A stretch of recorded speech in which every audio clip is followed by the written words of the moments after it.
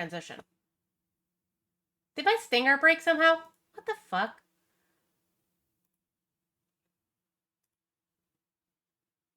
It's a new one.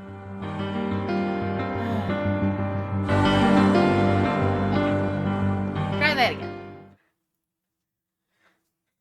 There we go. Now we should be ready to go. Scuff. Gotta love it.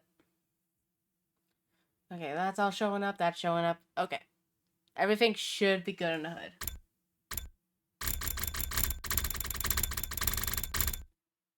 That's showing up okay. Alright.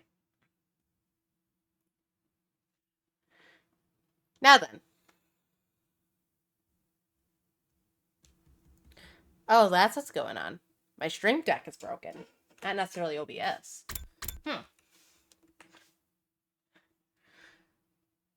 What's going on with Stream Deck?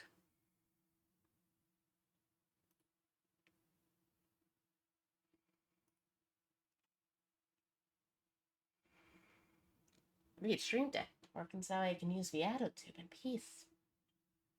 Right?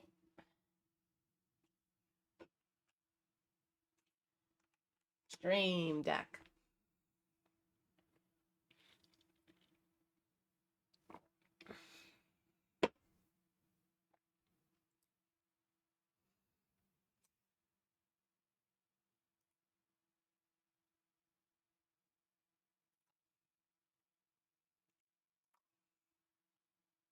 Okay, now things are working correctly. Wonderful.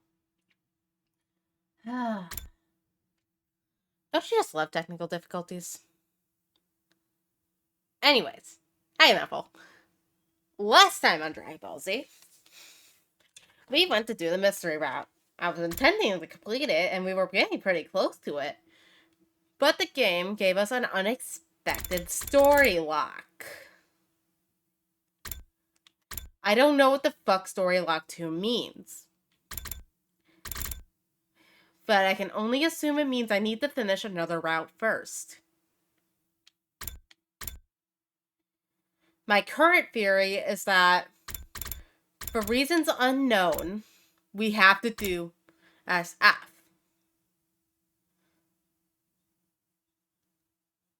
Which that's the only thing I could think of that it would be related to. Because it gives us nothing else off of it. And Story Lock 2 likely refers to the second Story Lock in SF. As for why this is the case, I have no fucking clue. It's like they don't want us to do this systematically or something. As for what kind of psychopath would jump between routes while in the middle of completing them, I have no fucking clue. But for now, we're gonna go back to here and join the killing game.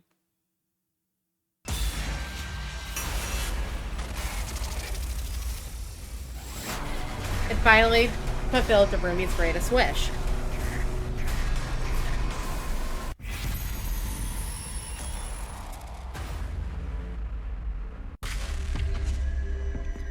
Because since we can't continue a mystery, we're just gonna move on like we did complete it.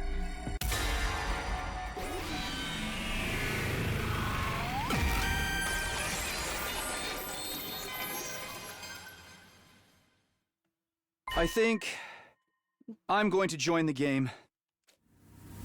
Feeling determined, I voiced my intention to participate. Will y'all join me in this invader hunt? Oh, no. Have you lost your mind, Mr. Sumino?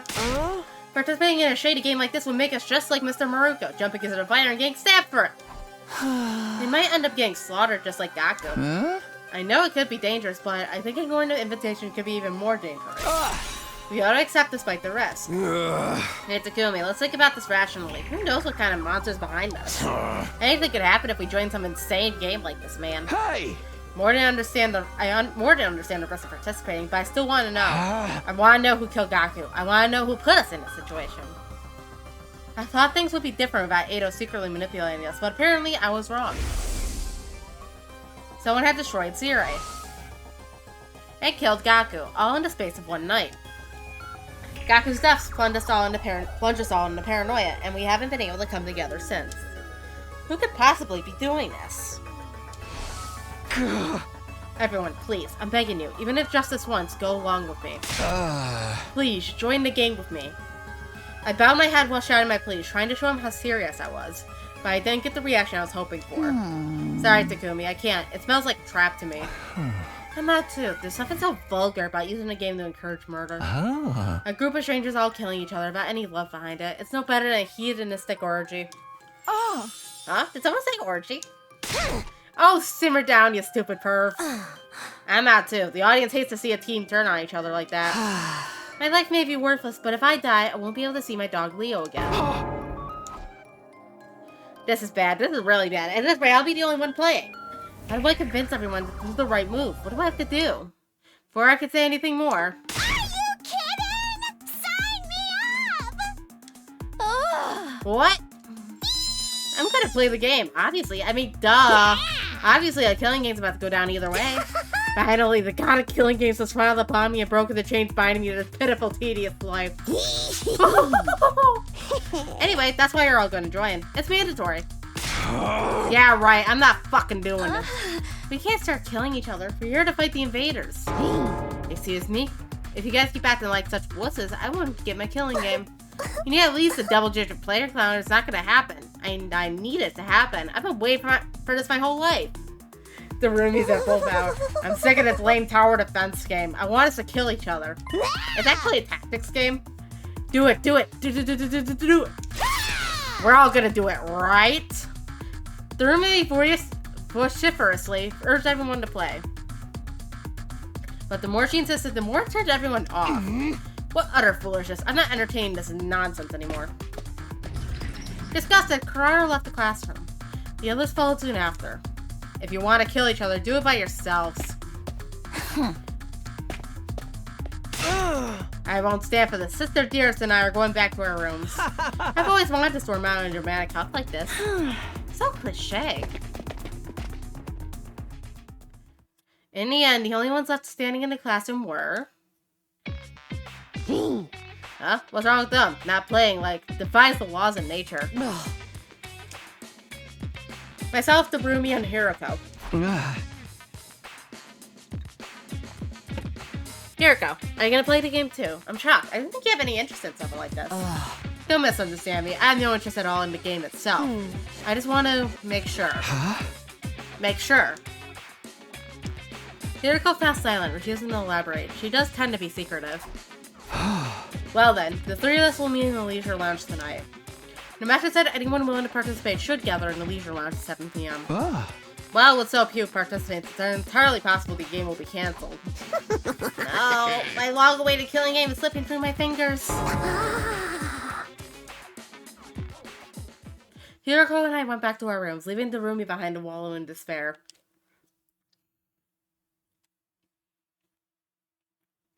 An invader hunt. I was lying in bed, contemplating this mysterious game they were supposedly gonna play. Why would whoever wrote this message invite us to join a game? Whatever kind of game did they have planned, or was the announcement itself a trap?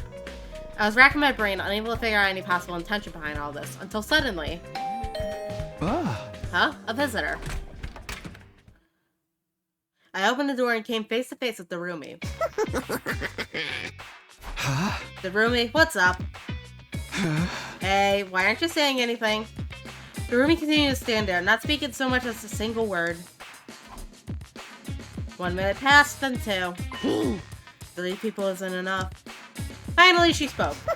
A killing game with only 3 people? That's just not gonna work. The joy of a killing game is that there are a ton of participants, and a ton of dying. 3 people do not a massacre make. I mean, forget Royale, that's not even enough of a battle to get excited about. Totally impossible, like way impossible. She was muttering to herself, but more or less understood her point. So you're saying there's not enough people to hold a proper killing game? I've literally been saying that this whole time. Hey! Really? I didn't notice. I got the feeling this announcement only exacerbated the roomie's emotional instability. Normies always do this. They're like so happy to do an athletic meet or a talent show or whatever. If you suggest a killing game, they're like, ew, no way. That's probably because they don't want to die. At this rate, I'm not going to get my killing game. I can't have that. If it gets canceled, it's so over. You have to help Takumi tell him how important this is and convince him to play. Are you kidding? There's no way they'd listen to me. Even just now, they barely paid any attention to what I had to say. It'll be fine. Just stand in their doorways and keep putting on that peer pressure. They'll cave eventually. You mean like what you're doing to me now? I might be dumb and useless, but even I can handle a staging sit-in. I mean, I did stick around my parents' house for basically my entire life if I were running away, no matter how much my brother and daddy yelled at me to leave. Though I guess that was mostly because I didn't have anywhere else to go. What do I even say to that? Okay, you'll be in charge of convincing Takamaru, Shoma, and the twins. Your job is afflicting the willing players before we're supposed to meet. You have to get them to play, no matter what. The roomie stormed away without giving me a chance to object. Man, why is she so pushy? Now that she's asked, I can't just do nothing. I don't want the game to get cancelled either, so I guess I should try to encourage everybody to join. I'm supposed to persuade Takamaru, Shoma, Ima, and Kako, huh? Of the four, Takamaru seems the most likely to hear me out. He looks like a hard ass, but at his core, he's genuine and kind. He might be willing to listen if he sees that I feel strongly about this. Okay, first one I'm going to try is convince is Takamaru. That settles that. Now I have to think of a way to get him to join. He's probably against it because he's wary of what might happen. His concerns are valid. The monster who slaughtered Gaku is behind this after all.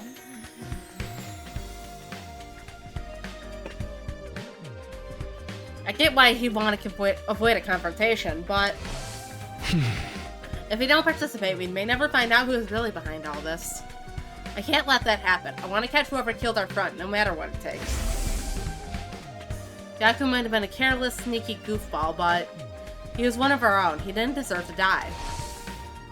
I'll never forgive whoever killed him. I'm going to find him, and I know Takamaru feels the same. Maybe I should get him to remember how he felt when Gaku was murdered. But how do I do that? How do I get Takamaru fired up again? How do you reignite the rage in someone's heart? No point in trying to figure this out on my own. I should go ask around and see if anyone has any ideas.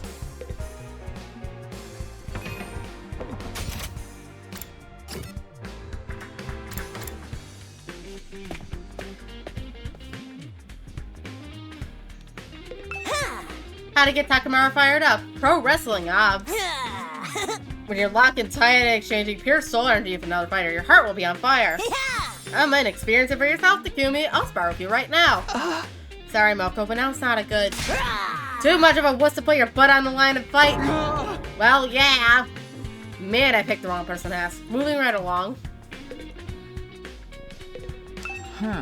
You wish to know how to ignite the fire in Takamaru's heart. I recommend giving him stickers. Stickers. A while back, I was messing around and put a cute character sticker on Star Takamaru's custom biker jacket. He was completely overcome with rage. The fuck do you think you're doing to my jacket? That's the window to my soul. If you ever transition, you better damn well come me so I can kick your ass, man to man. We fucking mentioned transitioning.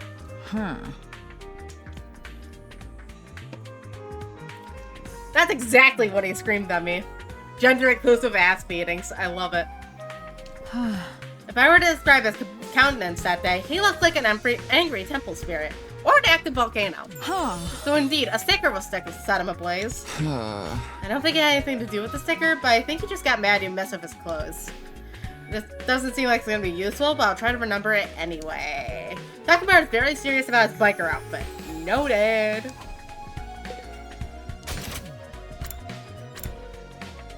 Alright, let's see where the gnat's at.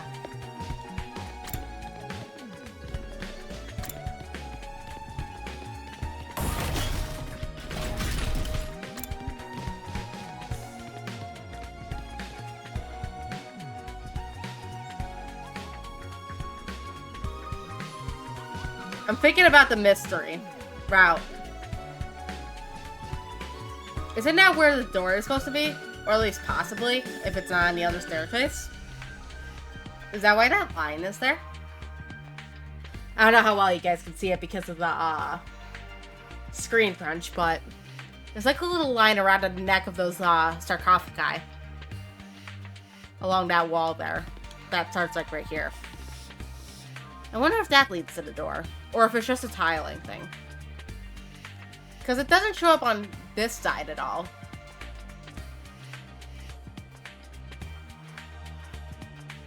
Who knows?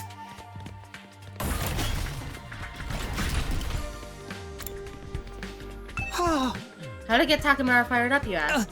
Takumi, you're asking the wrong person. My IQ is so low, it's a negative number. I couldn't possibly know. Can you stop the self-deprecation for a second and really think about it? What gets them worked up? I'm sorry, I have no idea. I'm too scared to think about anything. The invader hunt is all I can think about. They want us to kill each other. Shoma is completely terrified. It's pointless trying to question him further.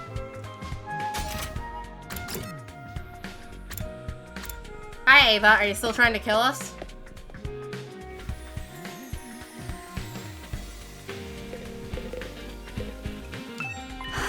Takumi, did you bring it? Huh? Bring what? My mask. You promised me yesterday.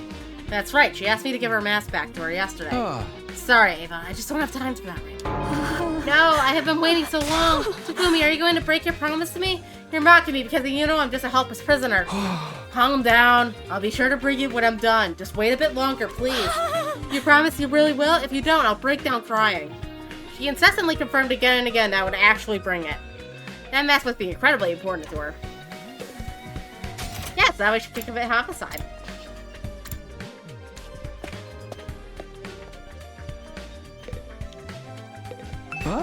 Hey, Urumi, what are you doing here? Can't you tell? I'm pretending to be a corpse. Duh. A corpse. If we're going to play a killing game, then all of the useless nobodies like me are probably going to die first. So I thought I'd better practice being dead. That way I'll be a cool corpse when the time comes. I see. Good luck with that.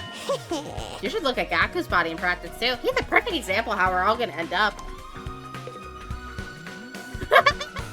It's a fucking icon. Corpse. The moment I saw Gaku's body, I had an idea. This should work.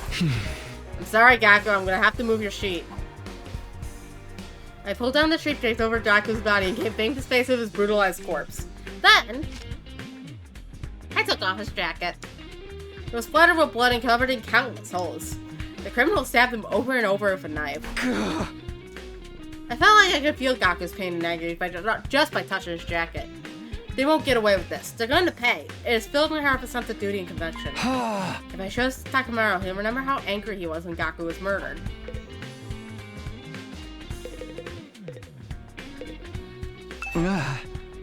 Yugamu, what are you doing here? I came to chat with that Edo Atsuki guy. I'm terribly intrigued by him.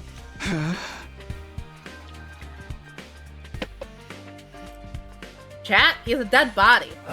Corpses are surprisingly articulate. He learned so much just by looking at him. I knew the moment I laid eyes on his body, he was a brilliant assassin in his own right. Oh, I would give anything to have met him while he was still alive.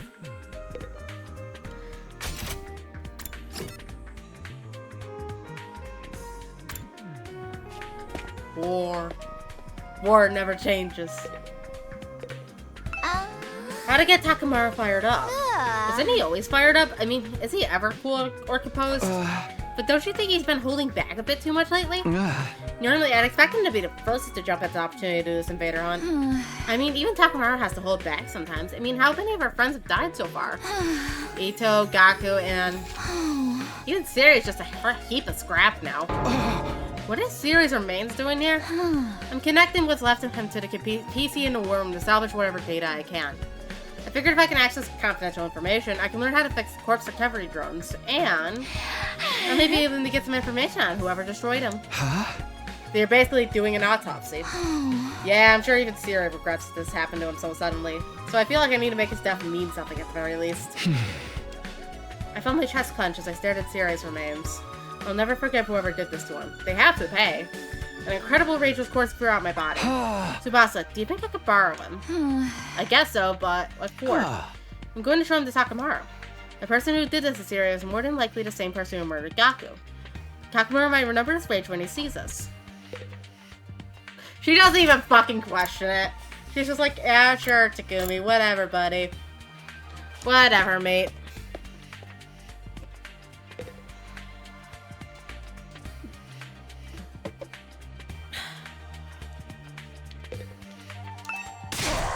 Well, if it isn't the village idiot, right on cue. What's wrong with you? What's your problem all of a sudden? Why are you being so angry? Obviously, because you're a complete and utter moron. You want to play some killing game. You're such an uneducated street rat. I puke. She's worried about you, Takumi. You were just talking and we think you're not thinking rationally. Takumi, it's not too late. You can rethink this. I know you have your reasons, but playing such a dangerous game is madness. Even a sick necrophile like you should know a killing game is going too far. Try to rub your pauper brain cells together long enough to generate a spark and think about why you should value your freak fetishes over your own life. She was being unnecessarily cruel, but Kurara is worried about me in her own Kurara way. I appreciate the sentiment, but... Sorry, but I've made up my mind. I'd gladly accept the risk for a chance to confront Gaku's killer, and nothing would change my mind.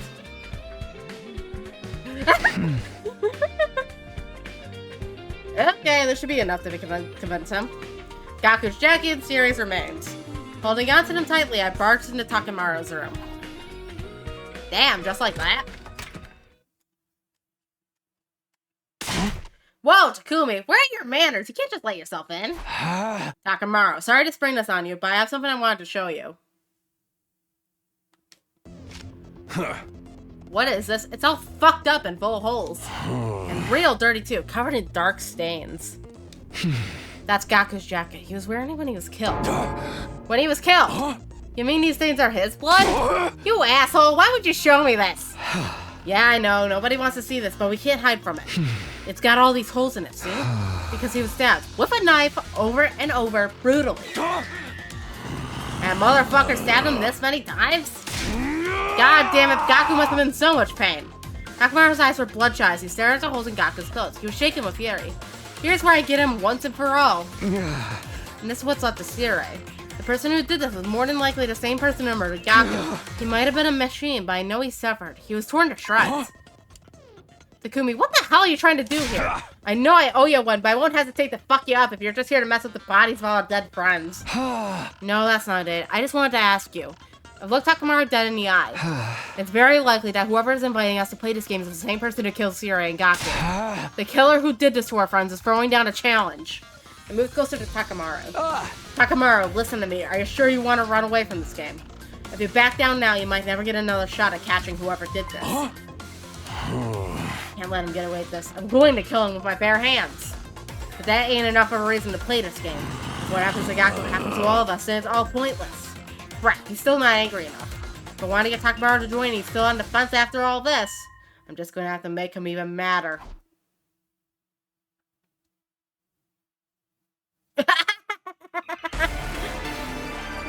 There's some more persuasion minigame, Knuckle. I won't let Gaku's killer get away with it. I will get payback, but this ain't the time for that. Whatever this invader hunt shit is, it's obviously a trap. We got no clue what's waiting for us in the leisure lounge. We can't just take up a challenge from a killer.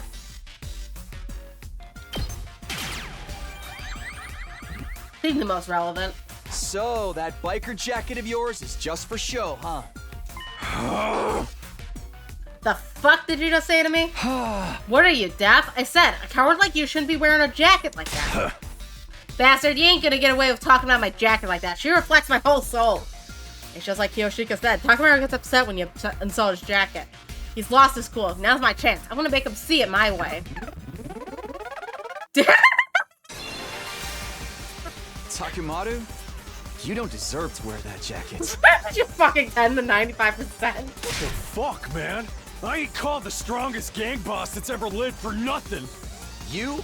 A gang boss? You don't seem like much of a boss to me at all. What? Think about it. You're literally cowering, even though the person who killed your friend is throwing down the gauntlet. Mansplain, manipulate, male wife. Or, no. It was mansplain, manipulate, man whore. Takumi. I didn't know a gang boss could be such a fair-weather friend and still get any respect. Takemaru's face looked nothing short of demonic as he glared at me, but he didn't argue back. Hi, Coco. We're pissing off the biker dude on purpose. Ow. I must have hit him where it hurt. He was at a loss for words. Takemaru. I bounced my fist against his chest, near his heart. If you want to show me how a real boss acts, fight with me. Join me. Please, join the game with me. What was the point of this? We had exactly one option we needed to do.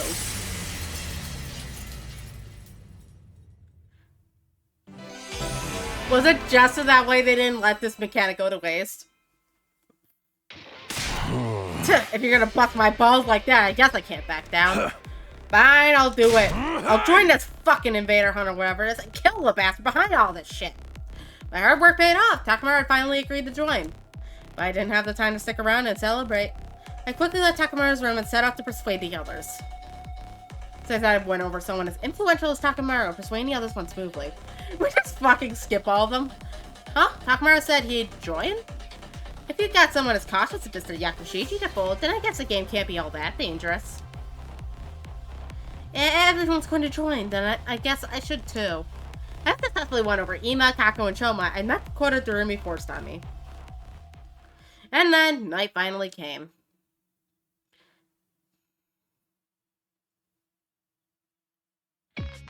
I arrived at the Leisure Lounge just before 7 p.m. and found all the other Special Defense Unit members were already there. Huh?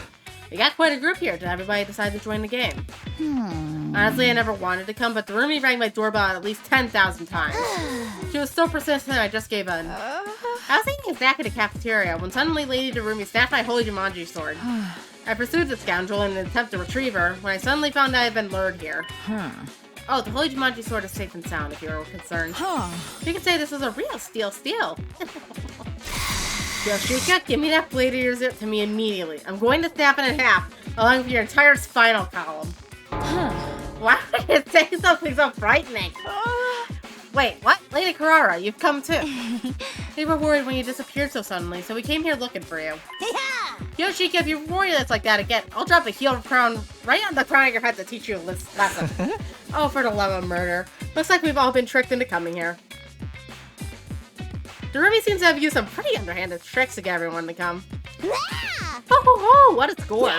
With this many people, killing each other is going to be so much fun. Alright, it's almost time for the game to start.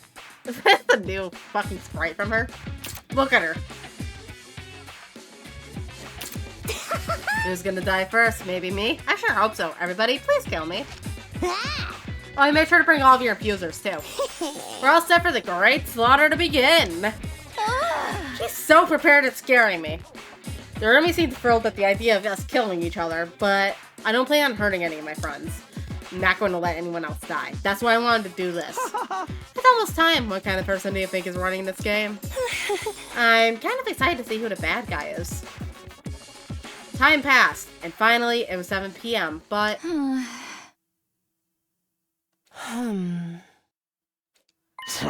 For fuck's sake, nothing's happening. Nobody came. Nothing happened. The Leisure Lounge was as quiet and peaceful as ever. Maybe the mastermind gave up after they saw a disgusting insect like me was joining? Or maybe that whole message was just a prank? Honestly, as anticlimactic as that would be, a safe conclusion like that might be the best. Looks like it's getting late. I'm out of here. No sooner than Kakamaru had said those words, it happened.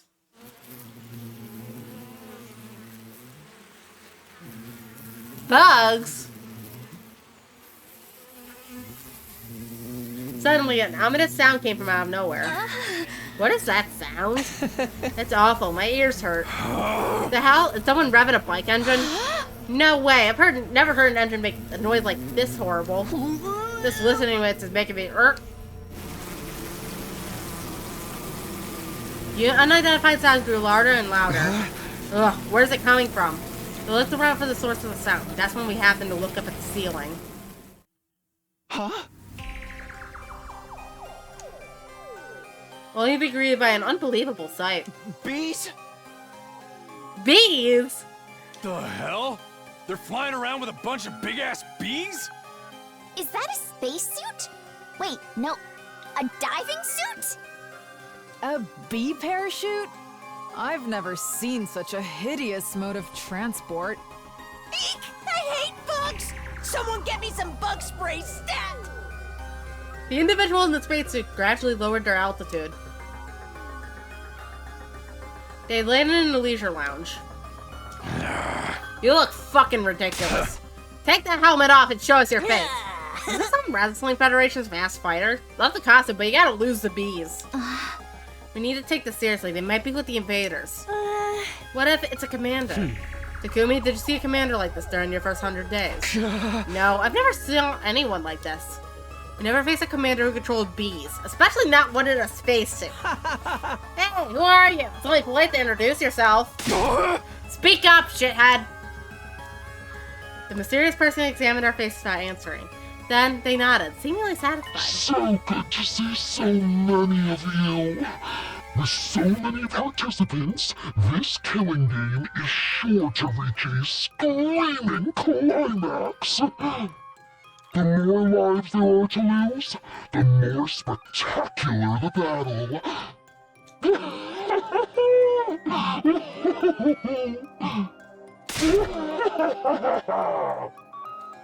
Their voice sounded unnatural. Perhaps they were filtering it through a voice changer. Their faces obscured by their masks, too, so there was no guessing their age or gender. Well done for deciding to join my gang, Special Defense Unit maggots. I commend your small act of bravery. They commended us. Yoshiko, they're definitely being sarcastic, or trying to provoke us. We're so terribly honored, but who exactly are you? What are you doing at the school? I'm here to play my game with you, of course. I'm the sponsor of the Invader Hunt. You may call me sponsor. Treat the title with the respect it deserves. Sponsor. So this is the person who invited us to play this game. Which means... time is precious. I wish to start the game quickly. First, we'll hold the opening ceremony. Let me ask you one thing first. I yelled over the sponsor, interrupting them mid-sentence. Are you the one who murdered our friend Gaku Maruko? A strange threat was written on the blackboard the day before Gaku's murder. It perfectly matches its order of events. In other words, it's only natural to assume this was the person behind Gaku's death. Does it really matter who I haven't or haven't killed? After all, every last one of you will die in this game. Don't dodge the question. I'm asking if you killed Gaku. Yes or no? Yes and no. There's no other way for me to answer. I told you not to dodge the... Takumi, read the room! A sharp voice pierced my eardrums and caused me to cover my ears. Darumi? I've been waiting for this day my entire life. I prayed to the god of killing games every night. Begged to be released from the pointlessness of my life. Begged for me, my parents, my brother, and my teachers to all die in gratuitous, gory style.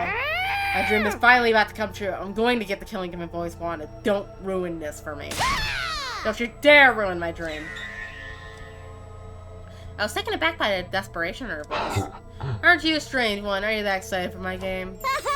Like, you don't even know. Tell me about all the messed up rules we have to follow. It motivates me to hear you have such high expectations, and allow me to explain the rules. No, thank you. Not interested. Kurara interrupted and stepped forward. I have no intention of playing your game. I refuse to even recognize it. If you want us to kill each other, I'd never approve of such a vile game. Don't be so rash, Tomato Head. That vileness is what will make this game interesting. You might enjoy it more than you expect if you just give it a try. It's not often you get the opportunity to unleash your primal urges to kill your fellow man. I told you, I'm not playing. I'm the scion of the Suzuki family, the pinnacle of all Suzukis. It is fine for me to trample any ignorant masses from up high, but there's no way in hell I'm allowing someone to try and kill me as if we're equals. So you refuse to participate. That goes for at least half of us. There are only a few mental patients here that want to play your deranged. There's only the few mental patients here that want to play your deranged game. Takumi, she just called you a mental patient. She means you, too. All who refuse to join the game will be eliminated. I believe I made that very clear. I believe you did. Kurara glanced down for just a moment. So go ahead and try. All of a sudden she was ready to fight. Pull your filthy eyeballs out of your sockets and watch closely. Behold those Suzuki family boxing techniques. I'm going to beat you and your ugly costume until you're so swollen you look like you stuck your head in your stupid bee's hive. Kurara assumed a boxing stance and steadily approached the sponsor. Wait, Kurara, don't try to fight him alone. I can handle this by myself. I don't need any fight experience in this pathetic... I don't sense any fight experience in this pathetic worm. They have the quintessential pauper aura. All talk and no action. One punch will do it. Ignoring our words, Kurara continued to close the distance between the sponsor and herself. It would be like the taste of Noble Fist. Kurara was about to unleash her deadly uppercut when it happened. Kurara! The beast that had been hovering near the ceiling descended with a terrible cacophony of beating wings. And then... They instantly grabbed Kurara and whisked her high up into the sky. Put me down! Put me down this instant! These horrible things are so creepy! Kurara screamed frantically, but they held on to her tight, refusing to let go. Kurara Suzuki, I sentence you to being suspended mid-air. What a sight, don't you think? As they say, smoking fools rise to great heights. You can writhe and suffer for now. I'll ease your pain when the time is right.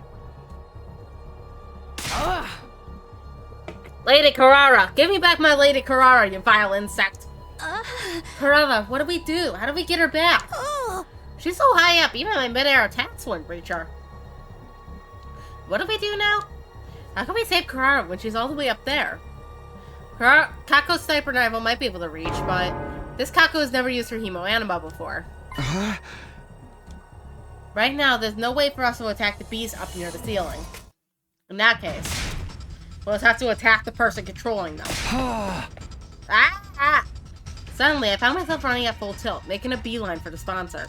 A beeline? I'm not gonna lose anybody else. I let the determination take away my fear and carry me forward. I punched my infusion into my chest as I ran. Give back! Kurara! I screamed as loud as my voice would let me and swung my sword down at the sponsor. I felt it connect. My blade was going to split them in two. So I was so sure it would, and yet... That tickles. Is that all you got, Takumi Samino? Ow. The sponsor was completely unharmed. It's simple. Your power isn't enough to flick even the slightest scratch on me. No, this has to be some sort of mistake. This has to be some kind of cheap trick. Then try again. I won't stop you. You've got some balls, beef-fucker. Let's see how long you can keep up this tough guy act, huh? I'm joining the fray, Takumi. Combined, our power level's like 2 million. We could get them, guys. We need to save Kurara as soon as possible. Everybody. Even if we can't take the sponsor on alone, we can if we all attack together. Brace yourself, asshole! Our breath synchronizing, we all left the sponsor. Take that! You blackguard! You're finished!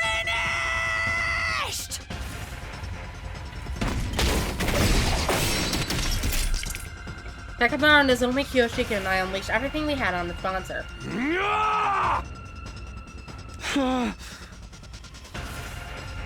That was weak, Takumi.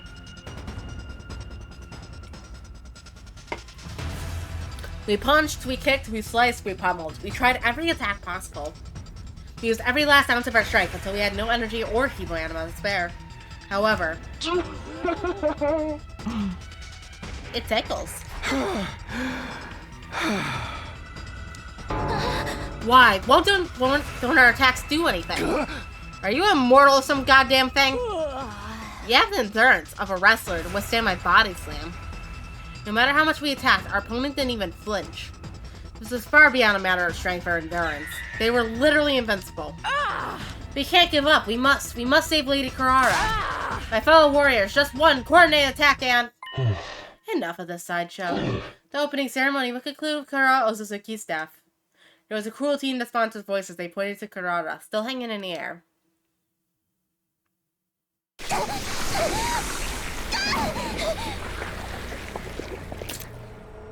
Please, help!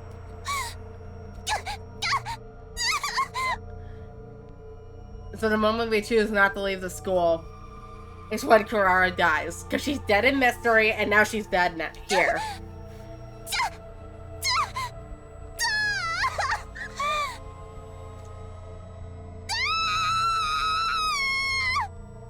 Interesting. The beast can absorb Hemo Anima. Her body was rapidly turning black. Was this form of beast draining her cryptoglobin? Lady Kurara! Once they'd sucked everything out of Kurara, the beast dropped her dried up husk on the floor. No! Kurara! Kurara! No, this can't be happening. Lady Kurara can't be dead. No Don't give up yet. Let's take her to the revive-o-matic. Nozomi, Moko, and Kyoshiko lifted Kurara's corpse and left the leisure lounge, but... How pointless. Can a body be revived if there isn't a drop of cryptoglobin left in it? How pitiful that she would die before the game even began. She's ruined my schedule. I suppose I'll simply have to postpone the start of the game until tomorrow morning. Return here as soon as you're awake tomorrow. It might remind you, there's no point in trying to escape. You know now what happens if you refuse to play. There was nothing we could say. We'd be killed instantly if we tried to resist. We never had any message come through so clearly. Bummer, Kurara got the opening death scene. Must be nice, she died with so much drama, but it should have happened to me. Well, whatever, the game starts tomorrow, so I'll have plenty of chances to have a nice, gory demise. I wonder how everyone else is gonna die. Who's gonna kill me? There's like so much to look forward to. The room is eerie, yet strangely its innocent cackle rang out across the silent leisure lounge.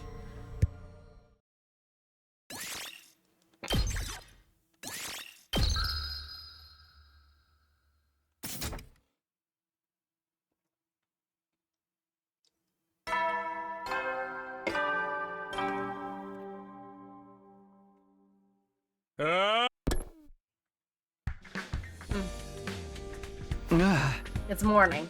I barely slept last night. I woke up over and over again, seeing Kurara's face when she died in my nightmares. They won't get away after killing my friends so horribly. If I could, I'd kill them right now. But right now we're too weak. We can't beat them. One poor attempt to revolt and we'd just be massacred. For now we just have to obey. We have to play the game. They wanted us to come back to the leisure lounge when we woke up. I hurried off to the leisure lounge. On my way to the leisure lounge, I came across Nozomi and Moko in the hall. Nozomi, are you okay? You're so pale. I couldn't sleep last night. I just can't believe it. Kurara, she's gone. Kurara, I didn't know what to say. What could I do for her after she lost a close friend? We buried her. Make sure you say goodbye to her later, okay, Takumi? Yeah, I promise I will. We're not going to get away with killing Kurara. I'll do whatever it takes to avenge her. But now's not the time. They're a bit too strong for us right now. So we're all going to play this game for a little while and wait for our chance. Just so we have to push all this grief down and grit our teeth. Knowing how to bide our time is an important part of fighting. Nozomi is barely able to hold it steady on her own 2 feet. Moko looked after her as they walked to the leisure lounge. I made a vow to myself as I watched Nozomi walk away. No matter how this game turns out, I'll protect Nozomi to the end. No, not just Nozomi. I won't let anyone else die. It's because I came back here to protect them and grab a hold of the future where we think we can find happiness.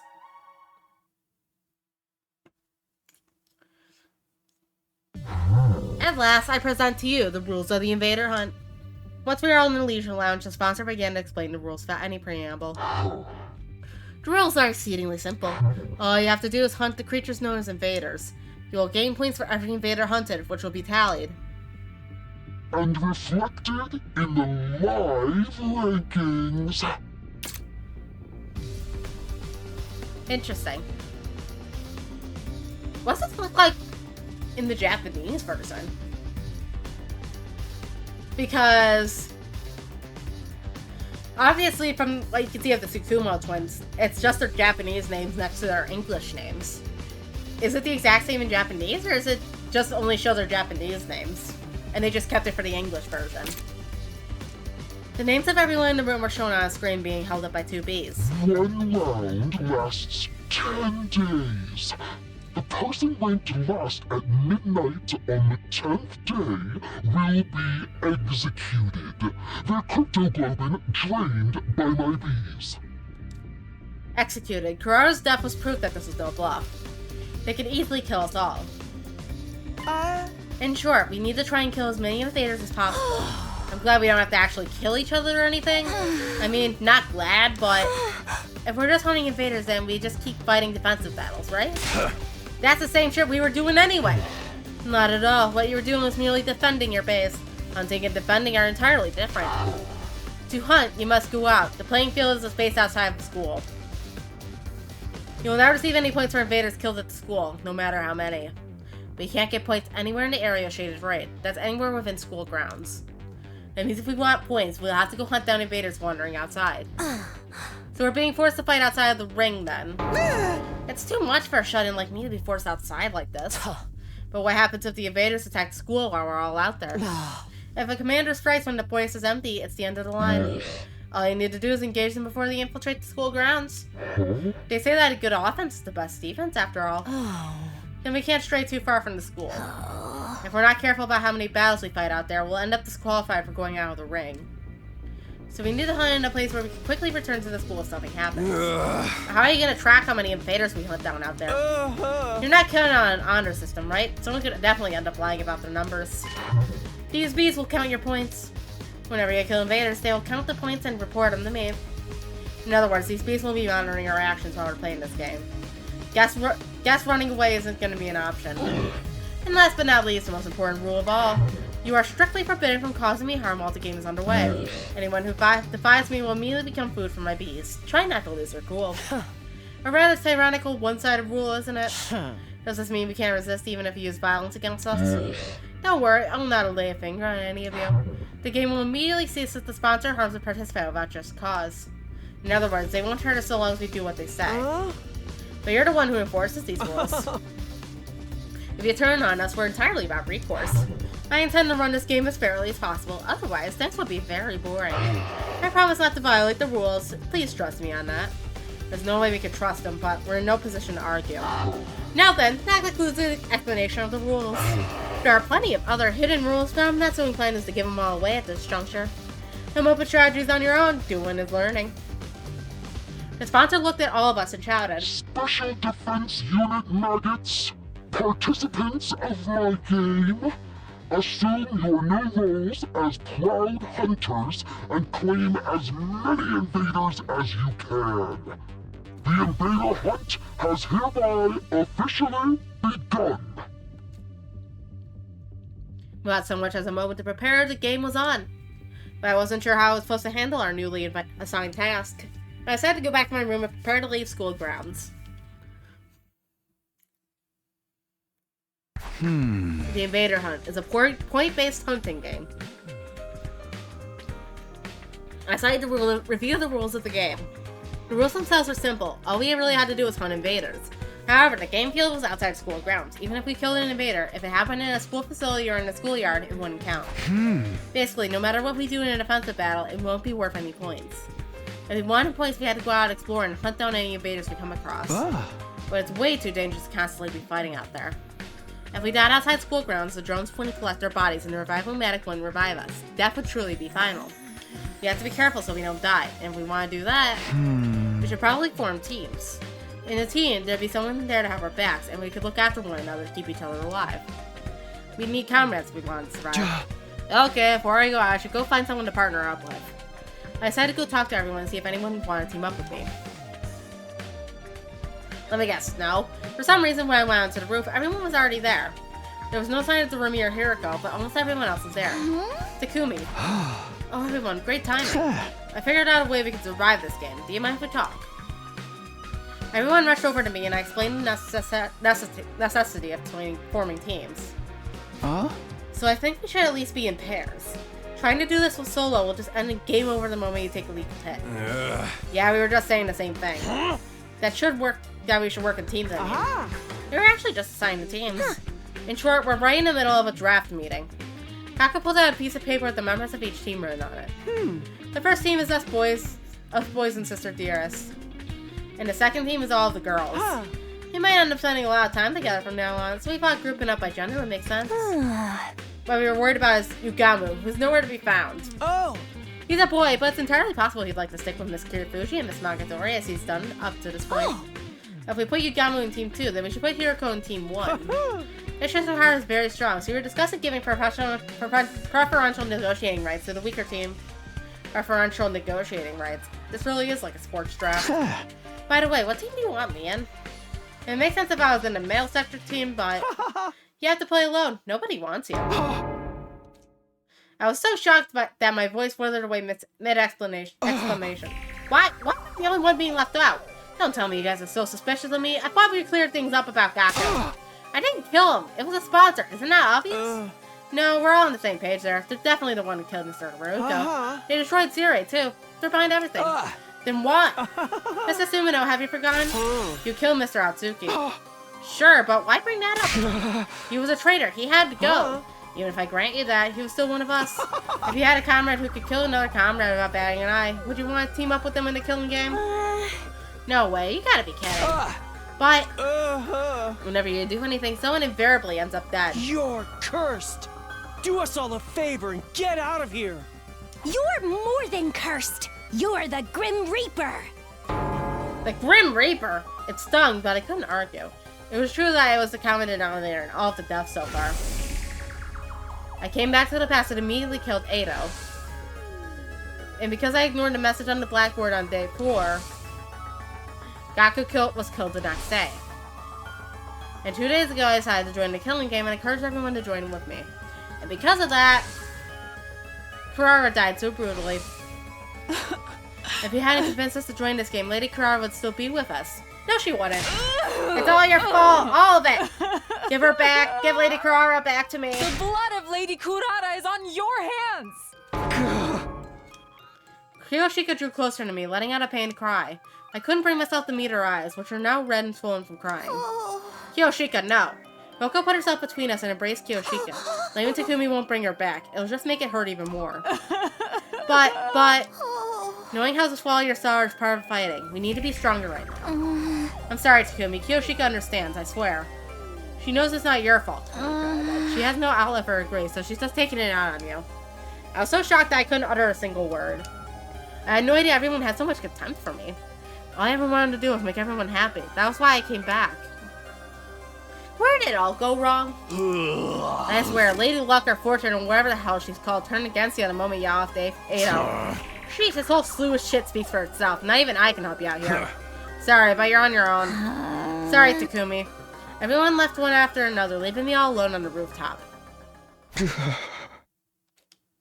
I felt total despair. This was my first time being so obviously and intentionally isolated.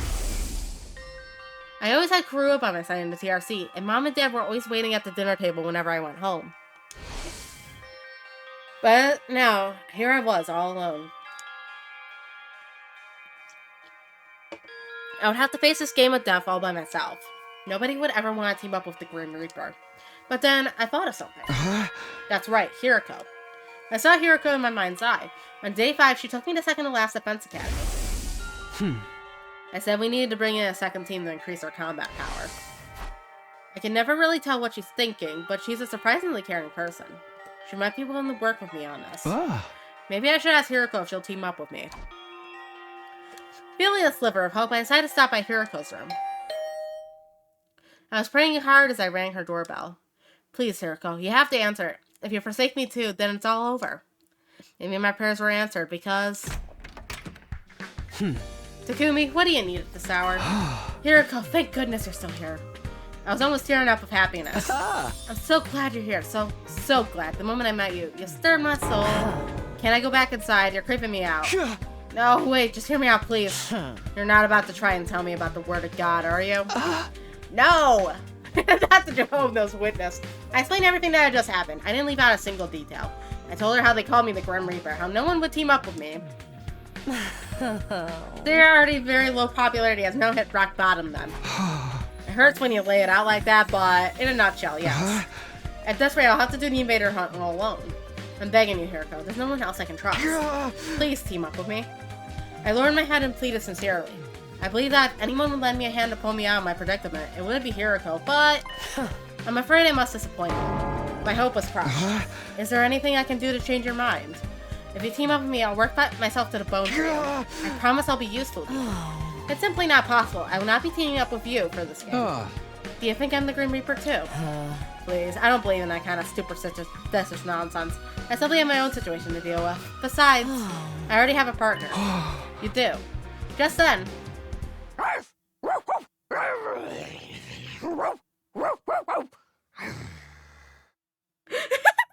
Get lost, Takumi. Mistress Hiroko's all mine. Borrow me.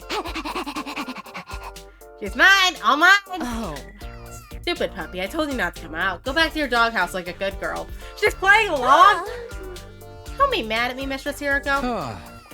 What's going on? Why is Takumi barking? Hi there, sign. I like how the fucking Hiriko's just going along with it. Is she just into it? Is she into it? I think she's into it. Oh. You know how this one's been overexcited and nuisance since the killing game was announced, right? So I turned her into my dog. I don't understand in the slightest. Basically, I used strength to make her submit, and it broke her a little. Come to think that Durumi has been unusually quiet during the announcement of the rules. I guess she was already a dog at that point. Oh. I have a responsibility to her as her owner, so I'll be playing the game with her. Oh wait, no boys allowed in the area zone. She's all mine! So really, it's just fucking pet play. Oh god. I instinctively fled after being ferociously barked at by Durumi. Ah. I like how fucking Takumi just inherently understands Durumi barking. I guess I'm on my own then. I felt strangely refreshed after being so cleanly rejected. Fine, I'll play by myself. I'll hunt down the invaders on my own and survive all on my own too. Half stalking, I headed for the entrance hall.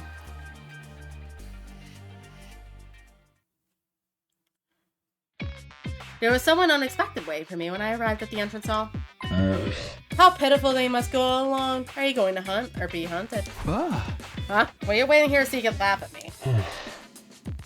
No, I merely came to give you some information. I failed to mention it earlier, but I have added more fire extinguishers. Now you may go outside at any time. You should all hunt whenever it pleases you. They're pretty prepared. How long have they been planning this? Now then, go out there and hunt. Struggle away for my amusement.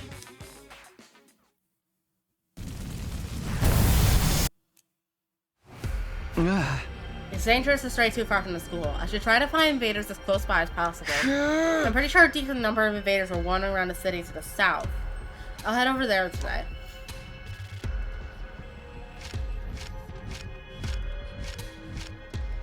Just as I thought, there was a large number of invaders inhabiting the nearby city.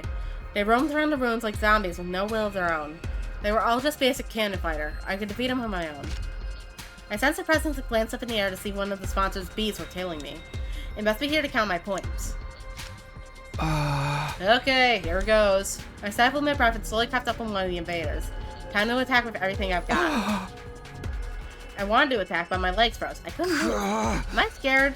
I'd fought on my own plenty of times before, but there was a difference between choosing to go to it alone and having no alternative. I was going to have to fight alone forever. I was scared of confronting that truth. But I can't just cower forever, can I? I took a deep breath and steeled myself. Ah! This time, I leapt out in front of the invader.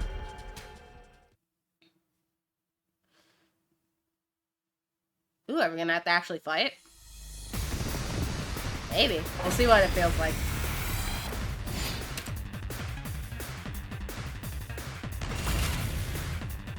Oh, we gotta fight all on our own. Okay. My turn. Take this. Let's do this. That's it. Got it. Ready when you are. Take this. Let's do this. Here.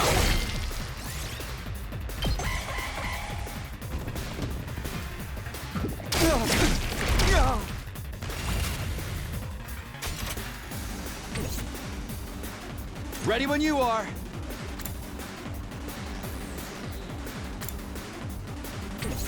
Good to go.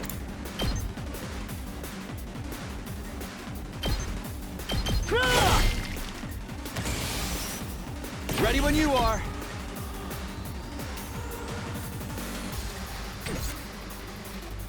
My turn. This should do it. Let's go. Ready when you are. Let's do this. Good to go. Time to use it. Say when. One last strike.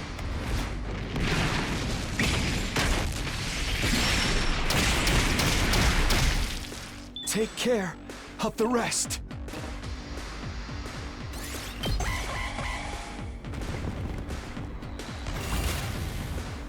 I've got this.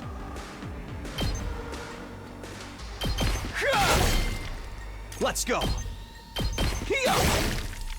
My turn. That's it. Go. Let's go. Take that.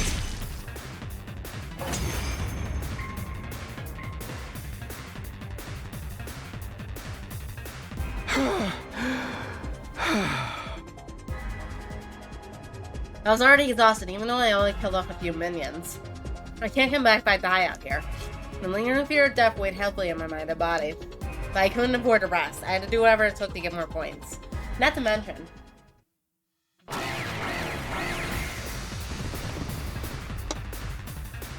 The invaders drawn by the sound of fighting were showing up one after the other, and they were beginning to surround me.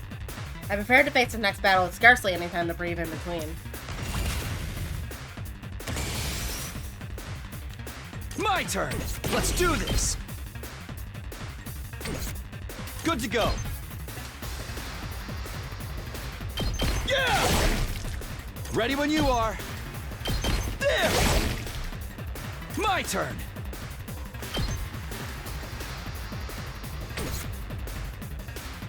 Let's do this! This should do it. Say when!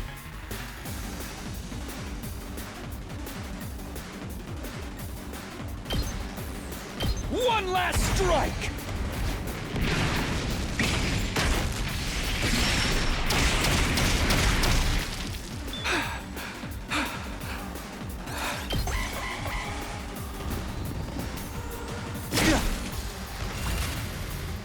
Ready when you are.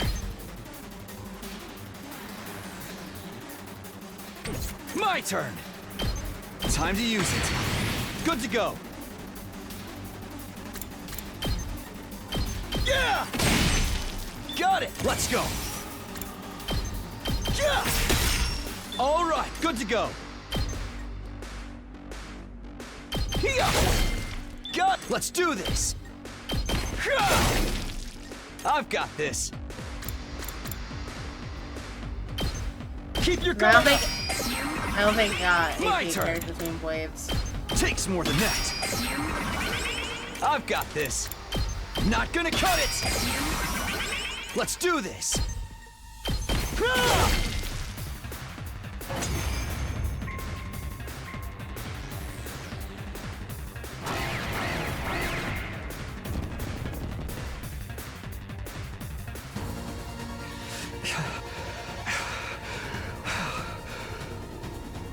No matter how many I killed, more just keep cropping up. Invaders started streaming in until it was completely surrounded. They were just mooks, but there were too many of them. My stamina was at its limit. I wish I wasn't alone. I needed to toughen up. I just told myself that wasn't doing anything. For the first time, I truly felt how alone I was. At this rate, I'll die without anyone ever knowing. Just then. I'll help you out, Takumi. I heard a voice and turned around. Standing there was... Yugamu! Of course. Showing up uninvited but sorely needed. It's everybody's beloved Yugamu Omokage. What are you doing here? Were you trying to score some kills out here too? We can talk later. Let's take care of these things first. Our first joint effort. There was something creepy about how he put it, but I was grateful for him in the moment. Our breath synced up, and we began to clean up the swarm of invaders.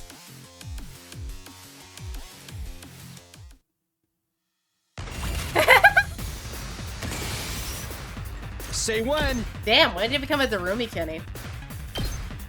There! Let's go! One last strike!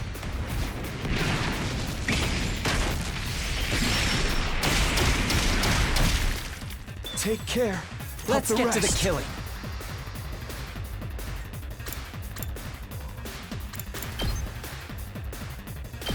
This hurts. Time for me to move. Stinks, doesn't it? You make, I'm good to go. Experiment time. Let's get to the killing. How about this? I can't wait. I'm good to go. I'll kill them all!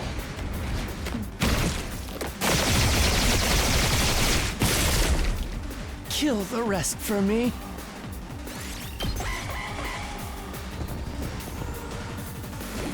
Damn it! Let's get to the killing. I can't wait. How about this? Such a beautiful death. Cool. Look at that, a combat sequence. First one we didn't have to. The first one we couldn't script in a while.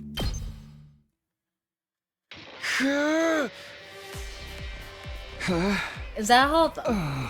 Seems so. I didn't sense any trace of them. Well, fought Takumi, you were in quite a predicament concerning us the first day.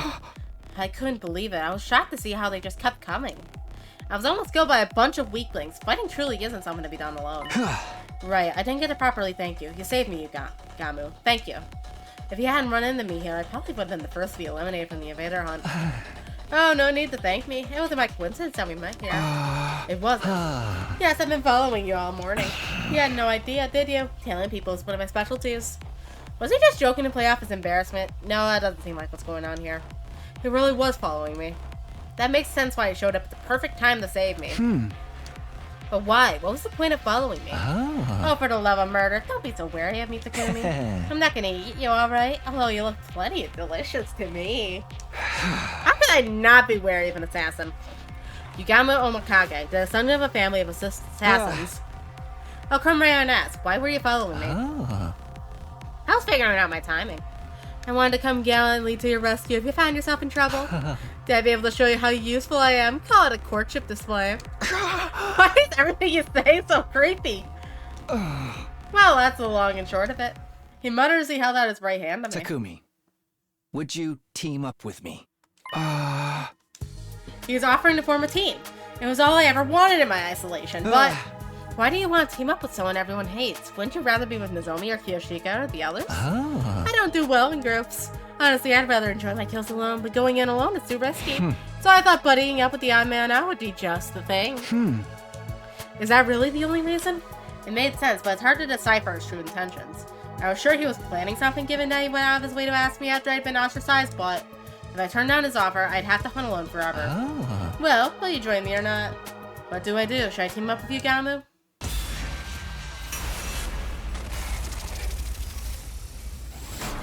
Man, we're gonna have to deny him at some point. How rude.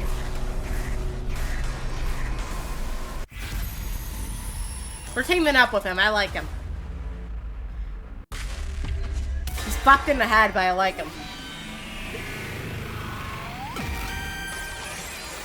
Just as fucked in the brain as his haircut is.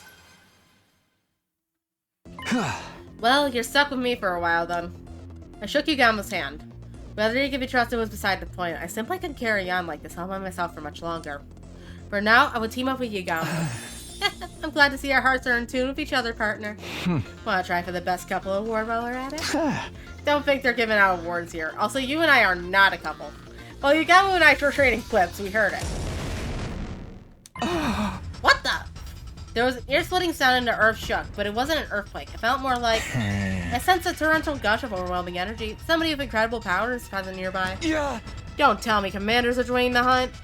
That would be bad news. Just the two of us wouldn't be enough to deal with the commander. A little bit of recon go a long way right now. Tiptoe after me as quietly as you can manage, Takumi. Right. We cautiously made our way toward the source of the sound, hiding behind pieces of rubble along the way. And then... Hey! You saw that, Mistress Yuriko?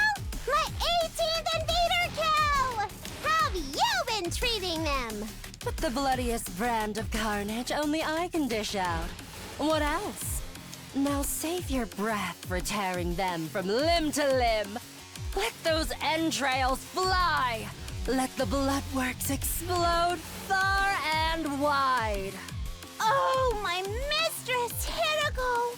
Nobody goes wild as beautifully as you! Your rampaging form electrifies me! You're everything I long to become! Yeah. Those two are enjoying this way too much. They aren't hunting anymore. They're straight up massacring every invader they see. It kills me to say this, but I'm afraid we must cede the best couple award to them. Something feels off, though. Hiriko's always been strong, but when did Hiromi get so powerful?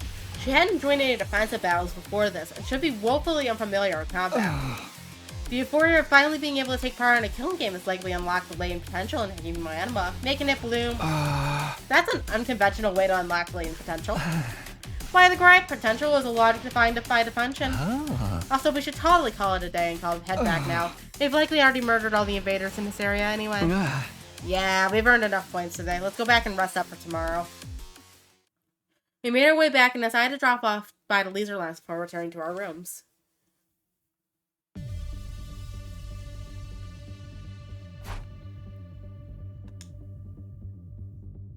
We checked the leaderboard. Unsurprisingly, those two are in the top spots. I expect they'll be staying ahead of the pack for a long time to come. I'm in 3rd place? Honestly, I thought I'd be much lower than that. Well, I did take out quite a number of invaders today. And I'm in 4th.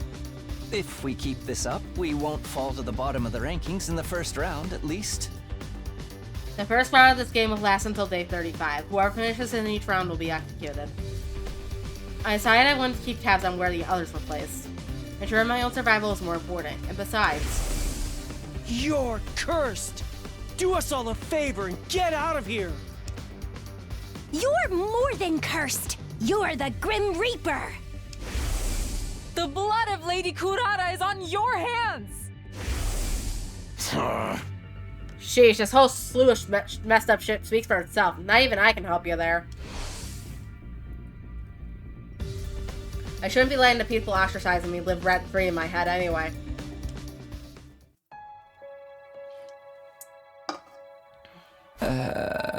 Phew, what a day.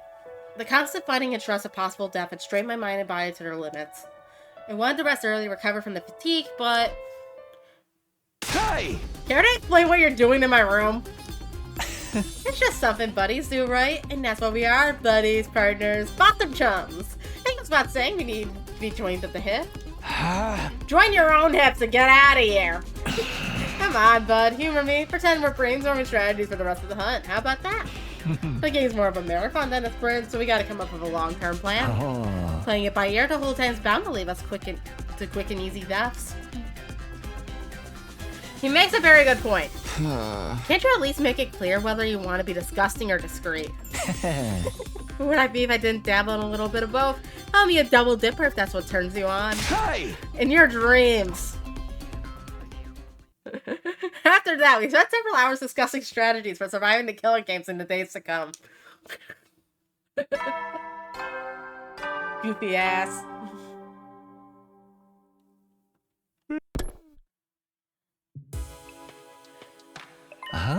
Bedtime already. Time flies when you're having so much fun. If you don't mind, Takumi, can we continue the rest of this conversation in bed? Of course I mind. It's about time you went to your own room.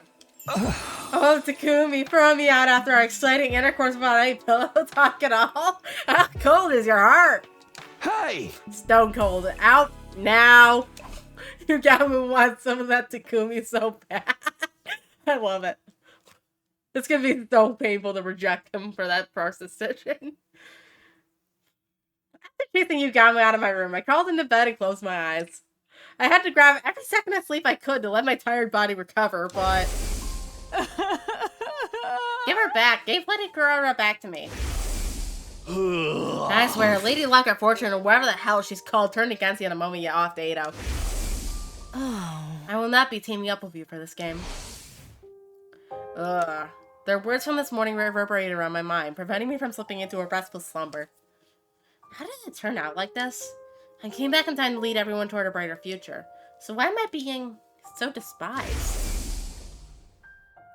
What I wouldn't give to return to those happy days.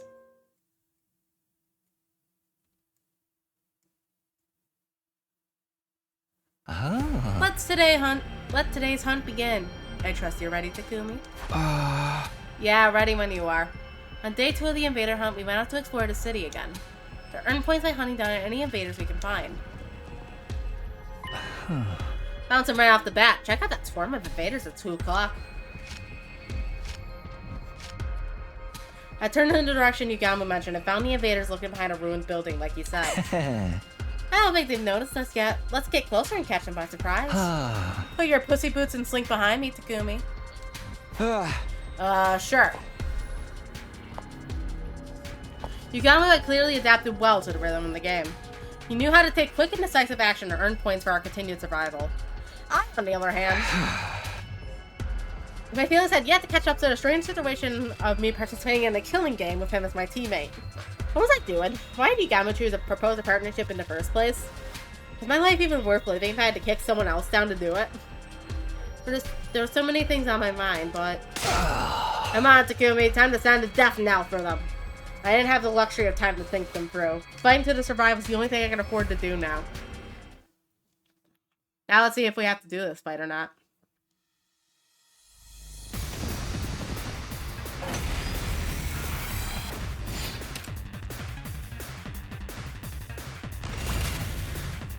Whoop, that's a yes. Ready when you are.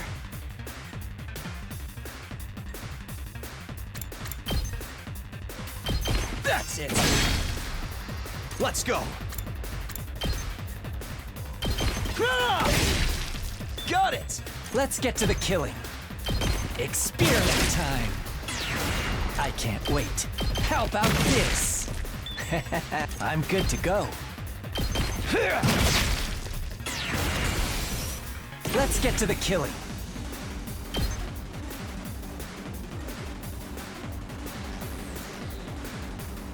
I'll kill them all!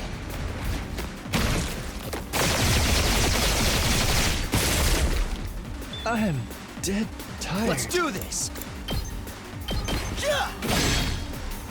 Ready when you are.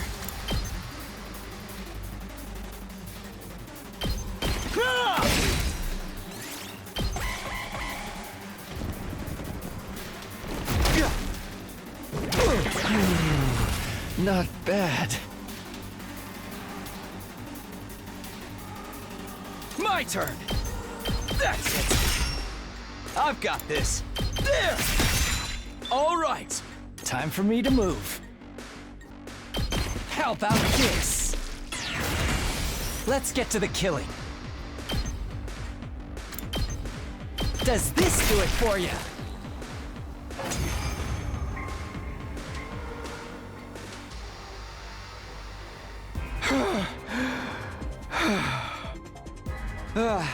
Did we get them all? It's too early to be celebrating. Who our enemies are weighing in the wings. Invaders approaching at 3 o'clock.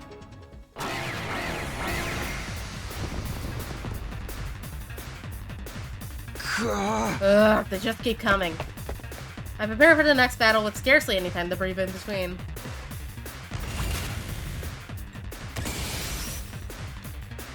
Say when! Let's go! This should do it. Time for me to move. I'll just put this here. Let's get to the killing. I've got this! One last strike!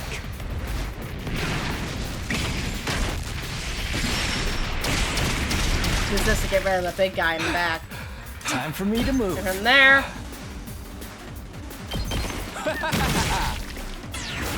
Let's get to the killing. How about this? Such a... I'm good to go. I can't wait. This may hurt.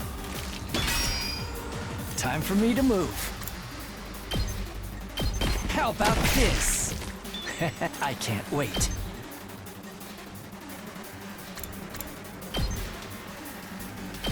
How's that feel?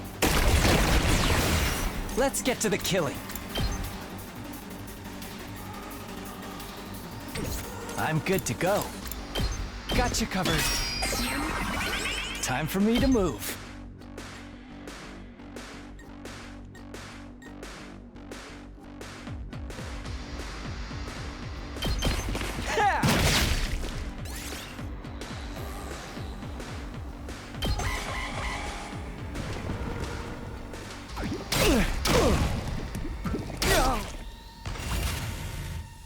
I'm good to go.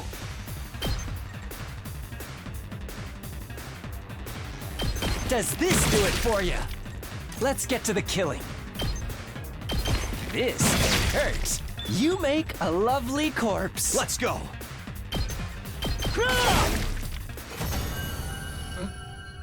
Simple enough.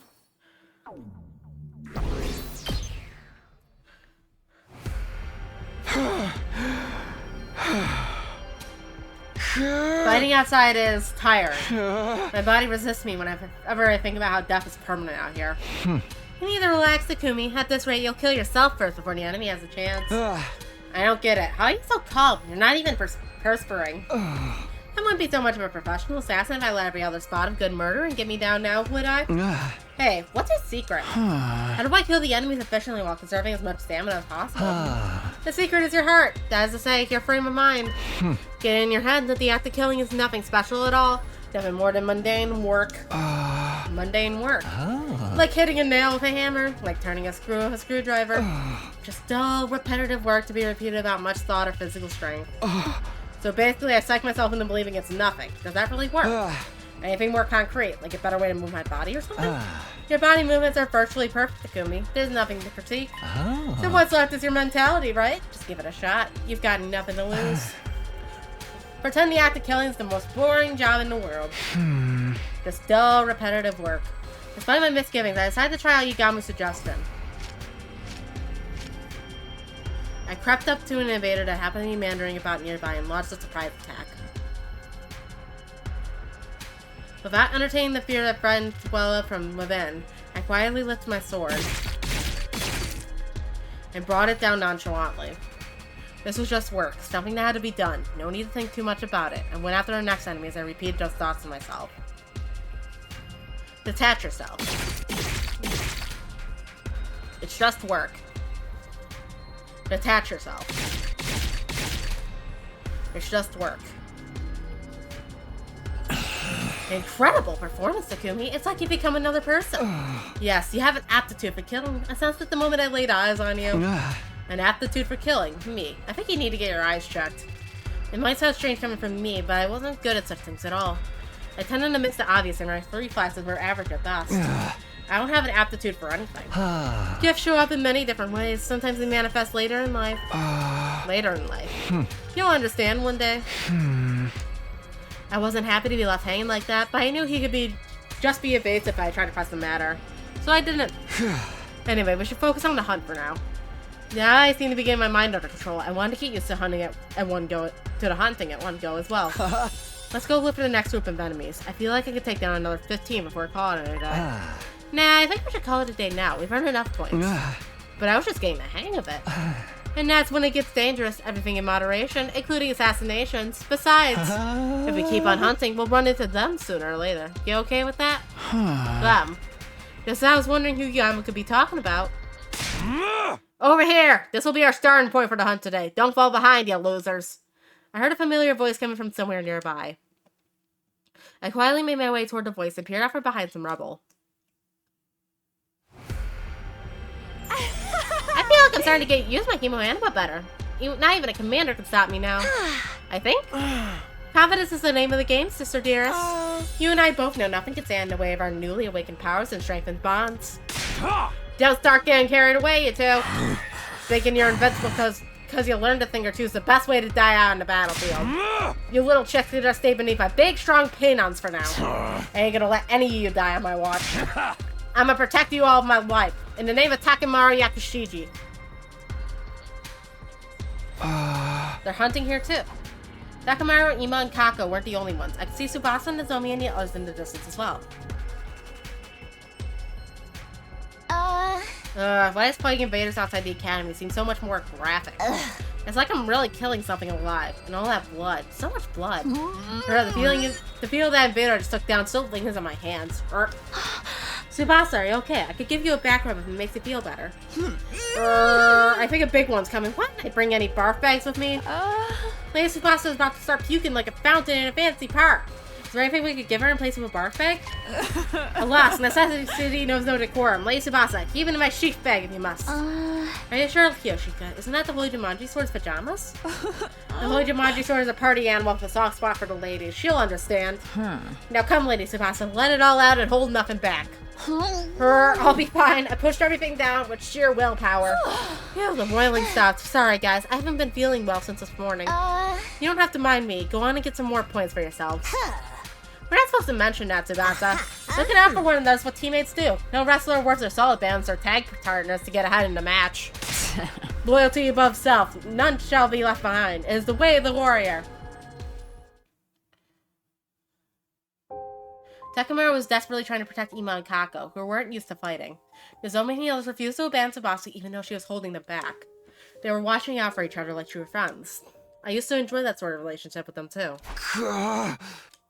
I could feel my strength rapidly leaving my body. That's right, I've been alienated. What I just saw only served to cement that fact. All those kind and comforting words, they would never be for me. You look like you're in a lot more pain now than when you were fighting the enemies. That confirms it. Your fatal flaw is that fragile mind of yours.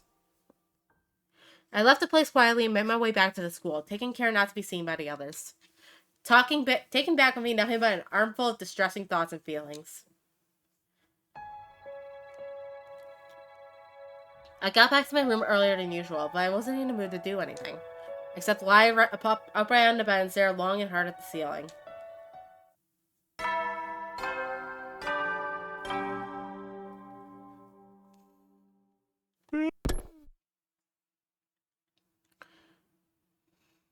I suddenly realized it was already night.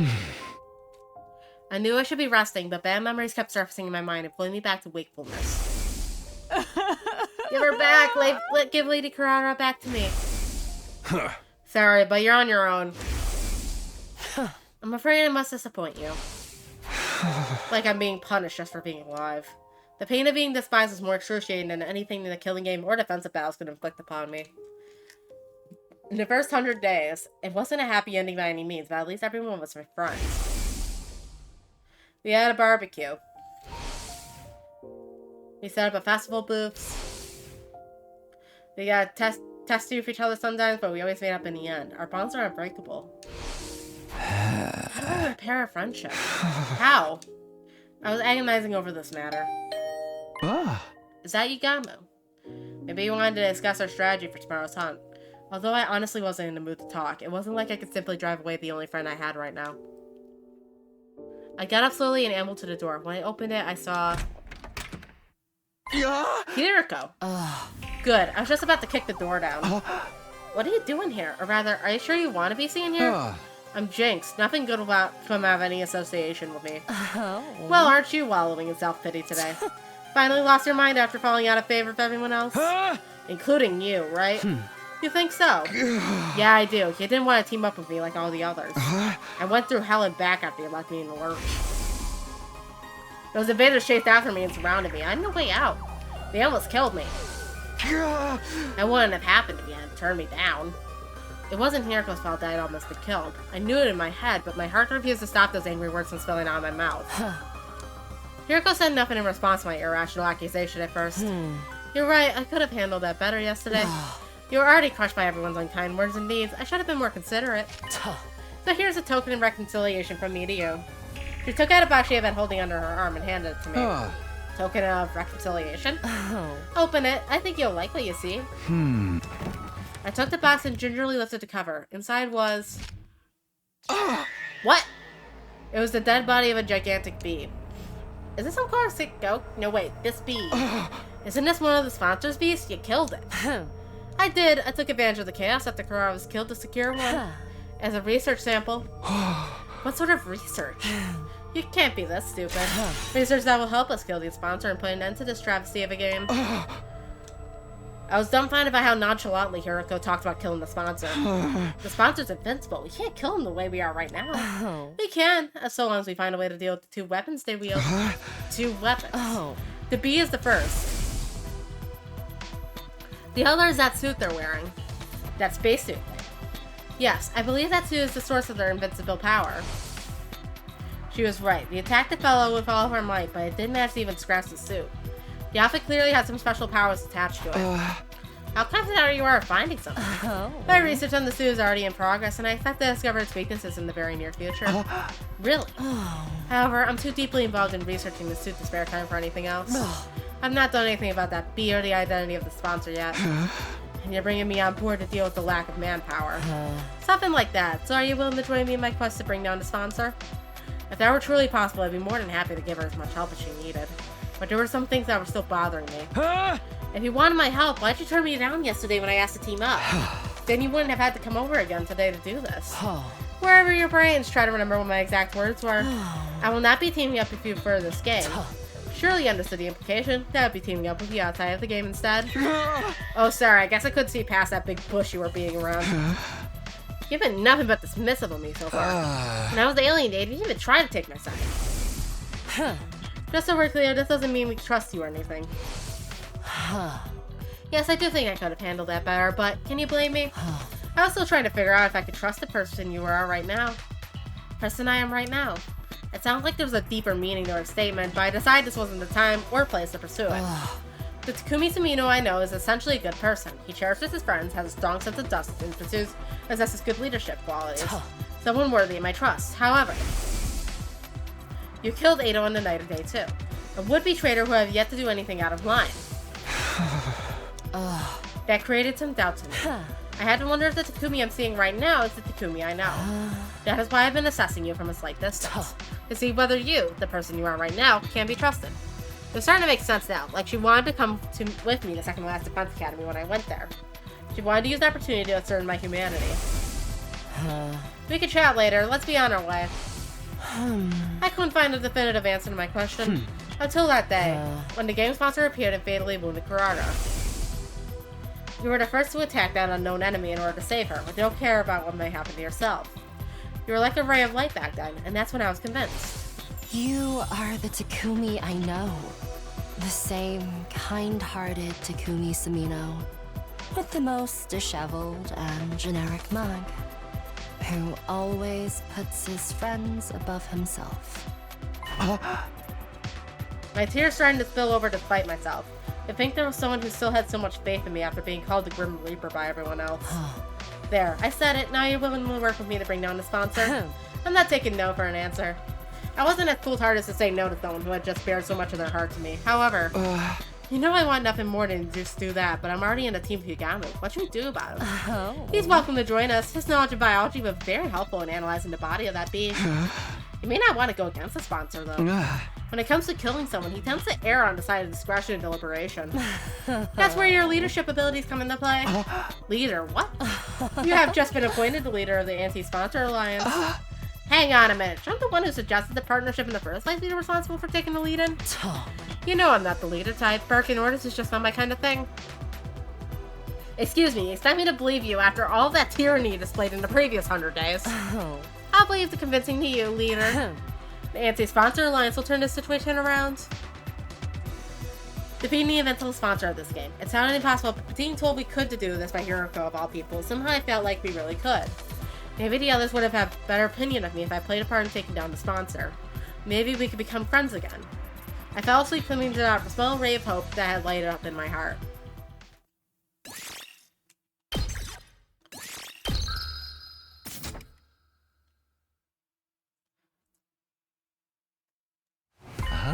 An alliance, sure, sign me up. Yagamu agreed to join the Anti-Sponsor Alliance so readily I almost felt disappointed. That's it, you're not going to think about it a little more. We're going up against someone virtually invincible, you know? It's a risky gamble that may very well end in our own deaths. The same amount of risk we're facing if we continue playing this game, right? We may not end up in last place or in our first round, but what about the second? What about the third, the fourth, and so on? We'd be completely worn out by them. We'll be able to drive away any commanders who choose to launch an attack during that time. Either way, our strength will slowly be sapped away. Exactly, none of the others have noticed yet, but we're standing at the crossroads of destiny right now. Either we break free of the situation by defeating the sponsor, or slowly get tortured to death as the game drags on. So you can imagine how grateful I am to Hiroko for taking the lead and revolting against the status quo. The thing is, his expression darkens. I have one major cause of concern with this alliance. What's that? Hiriko's current teammate, Barumi. She made no secret of how much she loves killing games. Hard to believe she'd be sympathetic to our quest to put an end to this game. You know what I mean? I'm sure Hiroko will find a clever way to hide it from her or something. She said as much last night. But what does the Rumi think about this plan? Killing the sponsor to end the game? She may get mad because she loves her killing game so much. I'm keeping it a secret from her. She's merely my in-game partner, that's all. I was never going to let her join the Anti-Sponsor Alliance. Incomprehensible. Why even bother teaming up with her in the first place? I'm sure she has her reasons that she won't reveal even if we pressed. Yes, femme fatale. Thy name's Hiriko. Not that I approve of allies keeping secrets from each other. You speak for yourself. Point taken. We'll put the roomie on the back burner for now. So what exactly are we expected to do? Good question. Our top priority is to earn as many points as possible. The plan immediately falls apart if anyone in this alliance gets executed in the first round. Stay in a rank that safeguards you from the outcome. Understood. Safety first. Basically, focus on the hunt in the morning and the anti-sponsor alliance activities in the afternoon. Your role in the alliance is... I want the anatomy and abilities of the speed to be thoroughly analyzed. This will primarily be a Yogamu's job since he's so good at dissections. Good? You mean fabulous. I'm dying to get my hands on those B remains already. By the way, what's your role? Takumi, I want you to investigate the identity of the sponsor. Focus on whether they're an invader or not. How exactly am I going to do that? Look up books in a library or something? Courses for courses and all that jazz, right? Best person to ask about invaders would be an invader herself. So Ava, then. Yeah, Hiriko passed me the key to the cage in the courtyard, so she'll leave the interrogation to me. You think she'll be cooperative? She's a former commander we captured in prison. I doubt she'll betray her companion so easily. I know, let me tag along. I'm quite the killer torturer if I do say so myself. No, you stay far, far away from her. And wipe that drool off your face. It wasn't easy for me to build some semblance of a friendly relationship with Ava, and I wasn't about to let this lunatic rush down the proverbial toilet. Acknowledged. I'll follow Hiriko's general directions as instructed. That means going out there to earn some invader points right now. You ready, Takumi? Yeah! Ready when you are. We took out our weapons and went around attacking the invaders loitering in the ruins. I applied to Yogamu's advice from yesterday about treating mundane killings as mundane work. Lifting up my sword quietly. And bringing it down nonchalantly. It's just work, I kept repeating to myself in my head. Detach yourself. It's just work. Detach yourself. It's just work. I wonder if the general direction of this route is going to go to Takumi becoming completely numb to the idea of death. No, that sponsor isn't one of us. When I asked Ava about the sponsor's identity, she flatly rejected the possibility of them being an invader. Absolutely impossible. I could stake my life on it. You must have solid proof to be so sure. The proof is in the strangeness of their abilities. If they were truly one of our ilk, they wouldn't be using blood-sucking bees to fight. What do you mean? Bees are taboo in your religion or something? Not the bee, the blood-sucking. The absorption of divine blood is strictly prohibited in our commandments. Divine blood, meaning the cryptoglobin running in our veins. Absorbing cryptoglobin was prohibited. That reminded me of something similar I heard during our previous 100 days. Hemoanima, or cryptoglobin was it? Absorbing cryptoglobin is a taboo of the highest order. Which proved that the sponsor of this game couldn't have been an invader, since they absorbed Kurara's cryptoglobin. First of all, if the hosts were one of us, why would they organize a game to hunt down their own kind? Yeah, good point. It didn't make sense for an invader to urge the enemy to hunt down the other invaders. However, this did complicate matters. The sponsor was neither special defense unit nor school invaders didn't mean they were an unknown third party. By the way, Takumi, if you don't mind me asking, where the fuck's my mask? Ava suddenly changed the subject. Remember that favor I asked you the other day? Did you bring it for me? Bring... Takumi! You know, my mask! You promised to return it to me! Right, she did ask for a mask a while back. Please return my mask to me. Your mask. The mask I was wearing on the battlefield. My people highly value our masks. We consider them as part of us. The mask was really important to her. As much as I'd like to give it back to her right now. I'm sorry, Ava. I'm going to have to go back on that promise. You'll have to bury your face for a little while longer. Why? Why are you being so mean to me? She grabbed a hold of the cage bar as she protested, tears welling up in her eyes. Exposed to her plain face is as embarrassing as walking around outside without clothing. Do you enjoy humiliating me so much? This is prisoner abuse. Wait, calm down. I'm not trying to be mean, but it's just the timing's not right. What do you mean the timing's not right? The mask is a symbol of your identity as a commander, right? Wearing it will make everyone realize. They are also a target of the invader hunt. As a commander, Ava was most likely one of the targets of this game. Her death was likely to result in a lot of points. If anyone realized that, she was bound to be murdered sooner or later. Hey! I can't give you back your mask in order to keep you safe, that's all. I can protect myself. I'm not known as a hero among my people for nothing. But you can't use any of your powers while you're inside this prison. You'd be like a sitting duck. But, look, you have to just accept it. I'm not about to sit around and watch you get killed. You're not getting your mask back no matter what. Ava looked entirely unconvinced. It seemed like she was just about to protest again, but... this is awful. She sighed deeply in what sounded like resignation to me. Hey, cheer up. Once the game is over, you can have your mask back, okay? A maskless life isn't that bad once in a while, see? No risk of heat damage to your face. I'm very sorry. She ignored my encouragements and apologies in favor of glaring at me through half-lidded eyes. You're so useless. Can't even fetch a simple mask for me? I thought I'd been imagining things. Did she just whisper something really out of character for her? Ava? Sorry, can you repeat that again? Did I hear you calling me useless?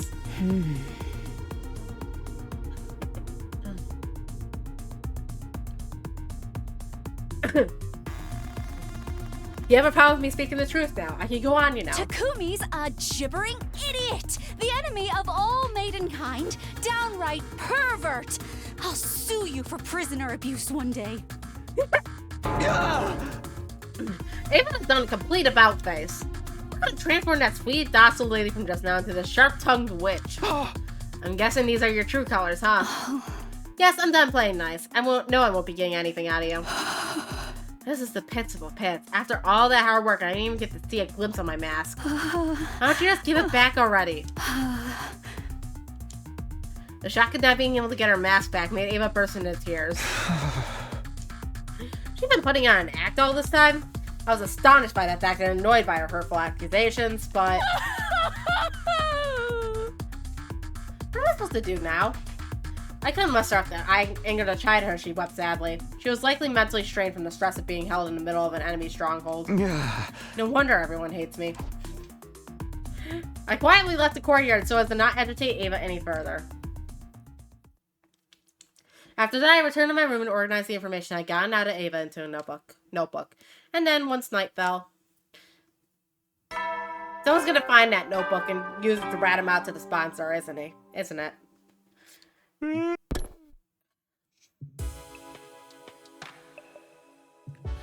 The bedtime announcement played. By rights, we should all be turning off the lights and jumping into bed right now, but the Alliance meeting shall now begin. We shall take turns to share our findings of the day with each other. It had been decided the Anti-Sponsor Alliance would be holding nightly meetings in my room to exchange information starting from tonight. You start first, Takumi. Learned anything new about the identity of the sponsor? Yes, according to what Ava told me, I shared the results of my investigation with everyone about how the bee could not be the weapon of an invader. That blood-sucking was taboo to the invader, so the sponsor couldn't have been one since they sucked Kurara's blood. In conclusion, it's quite likely the sponsor is an unknown third party unrelated to us or to school invaders. That's all from me. We're already having enough trouble with the invaders, and now as a third party, this is highly displeasing. But be it as a man, I must commend you for a job well done. That was remarkable work of someone of your intelligence. Thanks, but can I get something other than a backhanded compliment for once in a while? I'll work on it if I feel like it. So that's a no. Allow me to go next. After dismembering the dead bee and investigating its anatomy, I made several discoveries. First of all, the bee was modeled after a type of parasitic wasp. A horrible species that parasitizes the bodies of butterfly and larvae and feeds off their innards. Basically, that bee was simply a scaled-up version of a parasitic wasp. There's just one major difference between this bee and an actual parasitic wasp. Bees and hornets usually use their stingers to inject poison into an enemy's body. This giant bee, however, uses it to suck stuff out. Like a blood-collecting device of sorts. It works more like a mosquito stinger. You also have the bee use it to suck the blood out of Kurara. Yes, and she was drained in a few seconds. A testament to the strength of the suction. But it does bring up another question. The body of the bee has nowhere to store the blood it sucks. But where did Kurara's blood disappear to? Maybe it was warped to another place instantly? It's likely that's what's happened. Maybe it's designed to transfer all the nutrients it sucked up into the sponsor's stomach. In other words, the sponsor's using the bees to consume cryptobloating. Just a hypothesis. If that turned out to be true, it would mean the sponsor absorbed Kurara's blood. The thought of my friend's blood being used as food sparked an intense rage within me. That's all I've got. Let's hear what Hiroko has to say now. Any progress on that suit the sponsor's wearing? Yes, I've been ventured to say there's been some major progress, much more than I initially expected. I may be able to get my hands on a spare suit worn by the sponsor in the very near future. There's a spare suit. Yes, and I've almost pinpointed its location. All that's left is to find the coordinates. Hiroko previously said the sponsor's invincibility came from that suit. If we could secure something similar, wouldn't that make us invincible as well? Where's the spare? Can we look for it together? We can look for it together. No, that won't work. I'll search for it myself. Why? 3 sets of eyes are faster than 1, right? Because I'm the only one who can find that place. Something terrible beyond all imagination may happen if someone other than me discovered it. Don't even try, understand? Reserve tone made clear that there would be no further discussion on the matter. Nothing that could cause an usually plastic Hiroko to get so worked up had to be extraordinary. Okay, I'll respect your wishes even if I don't understand them. It's for the best. Moving on, what's the plan for tomorrow and beyond? I need you two to continue your research. Well, we're having a dire lack of good information right now. Don't forget to keep earning points in the game as well. Stay in 6th place or higher. Also, avoid situations that may end up with you dying to mere minions. As usual, we're going with safety first. If you accidentally die, I'll bring you back to life and kill you myself, Takumi. Why only me? Because if anyone will screw up, it's you. I'll be fine. Yugama's with me. I'm not that bad of a fighter myself. You should be watching out for yourself. You were the first to die last time. Please, are you talking to me? I'm much stronger than the Hiroko, you know. The Rumi and I could take out a commander or two by ourselves. The Rumi, huh? Yugama's expression darkened a bit. Hiroko, I just don't get it. Why would you team up the Rumi of all people? I'll be brutally honest. The fact that your team doesn't sit right with me. She loves her killing games. I can't imagine she won't at least try to sabotage the work she ever finds out about it. Rest assured that she'll never find out. She's just my in-game partner. Nothing more, nothing less. I'm talking about the what-ifs right now. You can't guarantee that it won't happen. You really ought to dissolve your partnership with her. No, I'm not letting her out of my sight. She has an important role to play as well. Which is... I can't tell you. Why not? Shouldn't allies share as much information with each other as possible? Yugama continued to question Hiroko about her reason for teaming up with the Rumi, but she kept quiet throughout. The alliance meeting ended on a slightly sour note because of that.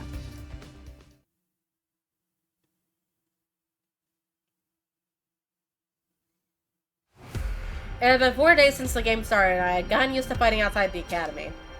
I would wander around town quietly in search of invaders and strike them down using as little energy as possible. Detach yourself. It's just work. Detach yourself. Take their lives. Detach yourself. It's just work. Nice, seems like I'm in a pretty good form today. I doubt I would end up in last place in the first round if I kept this up. But ensuring my survival alone wasn't enough to put me at ease. The ultimate goal of the anti-sponsor alliance was to put an end to this game by killing the sponsor. But what was the sponsor hoping to achieve by making us do this? I couldn't get that one thought out of my mind as I cut down one invader after another. In a way, the sponsor and Siri was similar. Both were trying to make us fight against some invaders. Except Siri never ordered us to fight outside of the academy. He always insisted we fought on the academy grounds. On the other hand, the rules laid down by the sponsor basically forbade us from doing so. He was designed to make us fight outside. Why was the sponsor so determined to make us fight out here? Did they not want us using the revive-o-matic? Dying outside meant our dead bodies could be revived. Was that the sponsor's objective? To ensure that anyone who died would stay dead? Hey Takumi, when did your hands go on vacation? I was rolled back to reality by Yugama was teasing. Sorry, just thinking about something. It's dangerous to think and kill at the same time. There's a fine line between familiarity and carelessness. Keep your mind on the hunt for now. Don't forget that Hiroko warned you last night about getting killed. You're right, sorry about that. I refocused my mind on the task at hand. With my sword in hand and my mind clear, I resumed the work of hunting down invaders. Yugama and I then spent the better part of that morning killing together. Aw, they're little buddies! We returned to the academy a little past noon and immediately made our way to the leisure lounge. Then we checked our latest ranks. Whoop, you guy was at 6.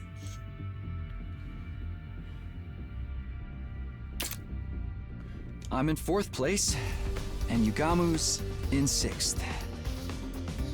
Our positions had slipped from the first day, but we were still within the top bracket. Since it was already 4th day, it was unlikely we would tumble all the way down to the bottom this round unless something catastrophic happened. Shoma's currently in last place.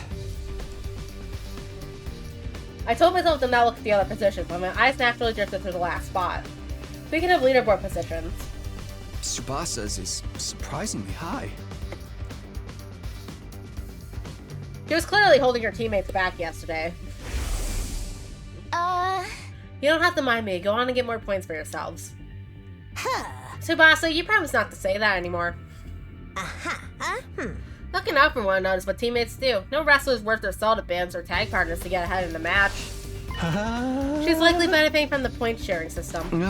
What point sharing system? What, you haven't noticed? There's a way to earn points in this game without killing any invaders herself. Yuyama took out a notepad and started drawing some sort of diagram on it. Let's say, for example, a 10-point enemy appears in front of you. You kill that enemy by yourself and gain 10 whole points. But if I help you in the fight, I gain a percentage of those 10 points. Could be a 50-50 or 80-20 split, depending on the situation. It all hinges on how much each person contributes to the fight. Who simply joining the fight earns you at least 10% of the points. Tsubasa's Himo Anima is very versatile, so I'm sure she's earning points by supporting the others. So every member of the team gets some credit as long as they work together, like in sports. A strange but fitting comparison. Weaker players earn points by focusing their efforts on supporting others. Stronger players gain support by offering to share points with those who do. This game may not be about pure combat prowess, but how well we work together. We're being tested on our teamwork in a killing game. A killing game usually pits participants against each other, but the rules for this one clearly lends itself to fostering teamwork. As it's been implemented to adjust the difficulty of the game to our level, or the sponsor has some ulterior motive. I returned to my room, unable to quash the indescribable wave of nausea threatening to boil me over. What should I do this afternoon? I was in my room, trying to figure out what to do in the time I had before the nightly meeting. My role in the anti-sponsor alliance was to find out the identity of the sponsor, but it's not as easy as it sounds. I felt like I needed a clearer direction. Like, where was I even supposed to start? If only I had a hint of sorts to help me get the ball rolling. I suppose I'll just have to ask around? Asking around for information would be the best way to find clues that might shed more light on the matter. Asking around. Yes, that's what I'll be doing today. Others would surely be shocked to see the most unpopular guy in school right now approaching them out of the blue. But I can't just hole up in my room all day without at least trying something. I steel myself before dashing out of the room.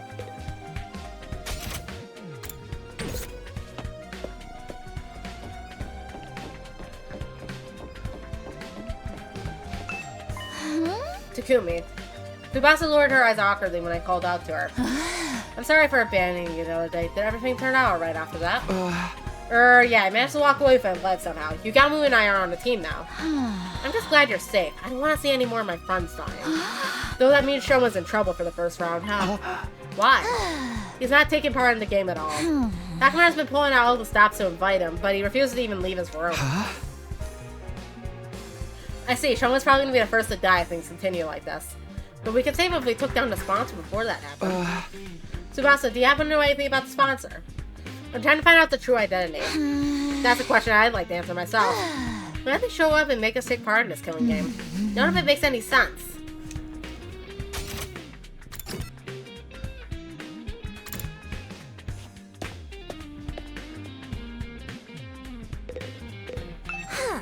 Info about the sponsor's identity. Oh my, are you investigating that too? As in you're also looking at this. You bet. I even tried to film a day in the life documentary of the sponsor some time ago. Day in the life. No. First, I made a camera with the Git-O-Matic. Then I tailed the sponsor around for 24 hours. Yeah. That way, if they ever revealed their face during that time, we'd catch it on film, right? And did you? Oh, I wish. They clinged to that spacesuit like it was a champion show, but Bell himself. How's it possible to carry out any sort of daily routine with that suit on? What about food? Oh, the sponsor doesn't eat.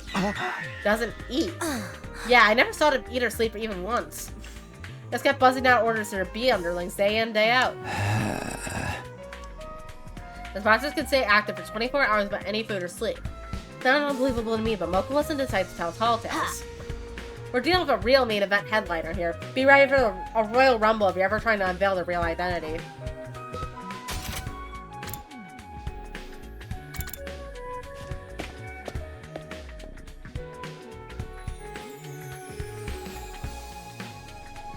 Can't wait for the identity to be able to be Fab from Ikuse Keikaku. This is literally the exact same concept as Mahou Shoujo Ikuse Keikaku.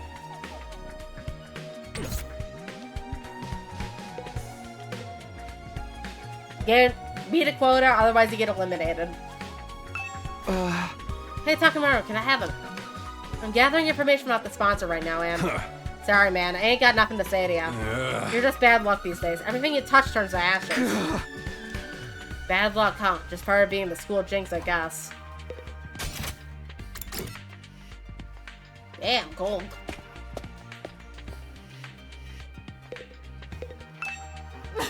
Do not speak to me as if we were friends. I will never, ever forgive you for sending Lady Kurara to her dismal death.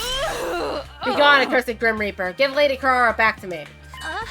Calm down, Kiyoshika. I'm sorry, Takumi, but Kiyoshika's still very angry about what happened, so... I knew I wasn't popular, but actually having such vitriol spewed directly in my face was a sobering experience. Let's see how angry Ava is today.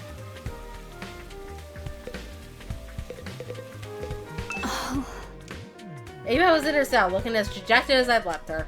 She was clearly still aghast at not being able to get her mask back. Not even gonna try.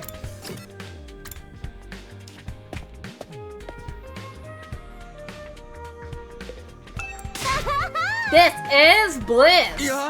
Whoa, who just shouted? It is I, the roomie, and I'm shouting because this is the happiest I've ever been. Killing gang, check. Mr. Hiroko's lapdog, check. Killing game, killing every day and night, check, check, and check. I'm Mistress Hiroko's loyal lapdog in a killing game. What else does a person need to be happy in life? Just thinking about how I'm gonna wring the innards out of those invaders tomorrow releases so many endorphins into my brain, I may just pass out from sheer pleasure. Doremi was enjoying the current situation of every fiber of her being. I still couldn't understand why Hiroko would team up with someone like that. Probably to take the suspicion off her. Okay, I've collected just a bit of information. I've learned a lot of those, but I wasn't mustered up the courage to talk to everyone. After putting the information down in a notebook, I prepared for the nightly meeting. The only one who gave us any real information was Moko.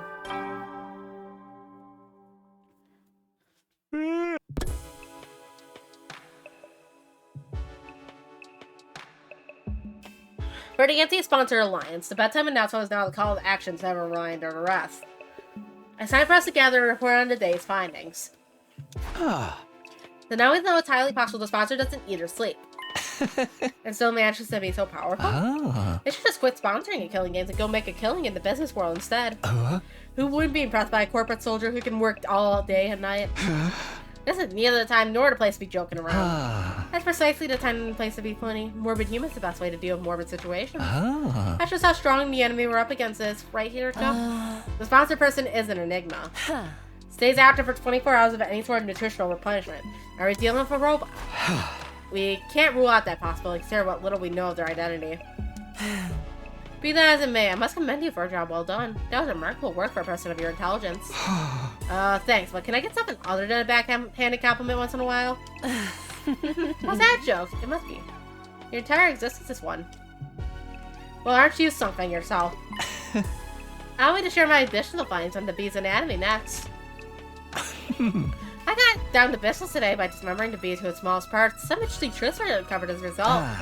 Despite a tough and grandiose appearance, it doesn't quite have the hardness to match. Its joints step out of place if you even look at them wrong, and its stinger comes off without much effort as well. Just fragile as life itself. But it can't be so weak. Those bees killed Kurara like it was nothing. Their bodies were likely enhanced by some supernatural means when they were still alive.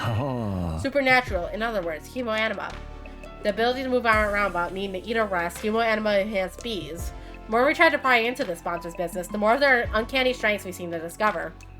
But none of these proves that the sponsor himself was impossible to defeat. We could just find a way to get him out of that invincibility suit. Last but not least, let's hear what Hiroko has to tell us. Did you find that spare suit you were talking about? Yes, I pinpointed the location yesterday. If all goes well, I should be able to get my hands on the suit by tomorrow. Really? I honestly wasn't expecting to find it so soon either. Once we actually have it, uncovering a weakness or two should be trivial work. Unfortunately for the sponsor, their invader hunt is about to be drawn to a premature close. And none said its abominable invader hunt seemed like a dream, but Hiroko seems confident the odds were in our favor. Anything we could do to help you secure the spare suit? Quite a lot. In fact, I'd venture to say I couldn't possibly recover the suit without your help. The suit is located somewhere to the south of this campus. Actually, getting the suit is going to be the easy part. The thing is, if the bees flying around find out what we're doing, all our efforts will go down the drain. Because then, the sponsor will realize what we're up to. That's why we're going to need a little bit of creative prep to work to hoodwink those roaming bees. With that preface, Hiroko shared with us a brief outline of her plan. Our operation commences at 7 a.m. tomorrow. The three of us here plus the roomie will head south in the direction of town. Once we're somewhere in the vicinity of this area, we'll start hunting down invaders. As we do, we'll destroy the ruins around there in the flashiest way possible, kicking up as much dust and ash as we can. We'll use the sudden drop in visibility as a camouflage to secretly move the place with the spare suit to the place of the spare suit without being discovered by the bees. We'll meet up once I find the site, suit, and rush back to the school to examine it until we can discover its weaknesses. After we assert our way to destroy the invisibility suit, it's showdown time with the sponsor. Hiroko's plan was simple but bold. She would absolutely end everything tomorrow if circumstances allowed. Both the invader hunt and the sponsor himself. Will you help me, Takumi and Nagamu? An earnest plea for help from Hiroko about her usual bars was a straight yes from me. I nodded vigorously. Of course I'll help. Let's get that suit and bring down the sponsor to get... I'm against this plan. I won't be joining it. What's going into you, Nagamu? Is there something wrong with the plan? Nothing wrong with the plan, per se. What's wrong is one of the participants. Hiroko, why are you letting Durumi join the operation tomorrow? You've been insisting all this time she's nothing but your in-game partner and not a member of this anti-sponsor alliance. She's very strong. She'll be useful in combat. That's nice and all, but what guarantee is there she won't turn around and slit her throats after learning of the plan? She lives in briefs killing games. I can already picture her lunging at us in unrestrained anger when she finds out we're trying to put a stop to her beloved game. You're overthinking this. She'll be too engrossed in the game to even notice what we're doing. That's my point, see? It's counterproductive to let someone so engrossed with killing games be into our confidence. I disagree. I'm bringing her along tomorrow by hook or by crook. I have my reasons. Such as... The discussion was leading nowhere. Neither Hiroko nor Yugawa seemed willing to compromise. Tomorrow's operation would be aborted if we didn't find a way to break the stalemate. I had to do something. I'm afraid I have to take Yugama's side this time, Hiroko. We're putting our lives on the line tomorrow. Yet at the same time, you're trying to involve someone outside of the alliance. You can't blame us for feeling hesitant. Even you think so. She averted her eyes and bit on her lips. Fine, I won't ask for your help anymore. I'll get the suit myself. Hold on, I'm not finding fault with you or anything. I reached out quickly and grabbed Hiroko's hand before she could leave the room. You understand you have secrets you can't fully share with us, and we know you can't have your reasons. But can't you at least tell us something? There has to be something out of the ordinary, right? You don't have to type to insist on doing things your way for mere selfish reasons. And how are you so sure I'm not? Because you trusted me, so I trust you too. It was Hiroko who trusted me and brought me out when everyone else was shunning me and calling me a jinx. If she needed help, I wanted to do everything in my power to help her. I quietly pleaded with Hiroko while intensely staring at her in the eyes, praying her that she would trust and lean on me. And then... It was a sigh of resignation. The trouble with your generic face is how it completely disarms me when you're spouting an occasional hero-like rhetoric. Very well, you have a full explanation on why I must bring Durumi along. Really? Yes, but not here. Outside. I will be waiting for you on the roof. Come alone. With that, she exited the room. But her wanting to be with me alone with me. Oh, for the love of murder. I'm the outcast now, eh? I don't mind. Go ahead, Takumi. I'll be right here, keeping your bed warm for you until you return.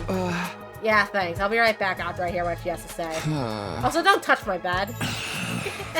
No promises. Please, promise. He's blushing. He doesn't want to come to Yugama wanting to draw him to draw him like one of his French girls. I left Yugama behind my room and went out to the roof. Are we gonna get that CG again? Huh? Hiroko? I didn't see Hiroko on the roof, even though she said she'd be waiting for me there. And then she went back to her room. Over here, Takumi. It's that CG again. I turned toward the direction of the place and saw Hiroko seated on the ledge. She was staring intently at something. I followed her gaze and... there was the artificial satellite floating in the night sky. Do you long to see the people living there again? Her question was sudden and unexpected. Of course I do. That's what I'm fighting so hard for. Yes, you would be right. We're all fighting here because there are people we want to see again. We'll be able to go back to them after this war ends. That's what motivates us to keep going. In other words, that's why we're so determined not to die here. However, Darumi has none of that. She's got nowhere to return to. Nowhere? Surely she has family who can take her in. Not all families are worth going back to. Not that I expect you to understand. She was right. I didn't understand. How could I? It was my cherished dream to be surrounded by my parents and Kaoru at the dinner table again someday. Takumi, do you know why Darumi is so enamored with killing games? No. It's very simple. She grew up in an environment that was like a killing game in itself. If she'd let her guard down, even for a brief moment, she'd be abused by her parents or teachers. Punishment awaited her at every turn for no reason other than the adults in her life having a bad day. None of the grown-ups who were supposed to be looking out for her reached out to help in her time of need. You see? Just like a killing game, right? I had an inkling Darumi may not have come from the best of family environments, but I had no idea it was that bad. I'm not surprised. Leeching off someone else without ever giving anything back, and abusing on top of that, sounds like my scumbag brother. Hi! Just like how he ignored all the eviction notices and restraining orders and doubled down on the violence. Dad goes to see the horse races on Sunday afternoons, and beats me when he loses his bets. She wasn't kidding about that. And when you go through life living like that, you can't help but wonder, why only me? Yeah. That's understandable. Why am I the only one suffering like this? Why can't everyone suffer together with me? Young and old, male and female. We should all suffer together. Use up our lives, our very existences, to entertain ourselves through misery. That's why she loves her killing game so much.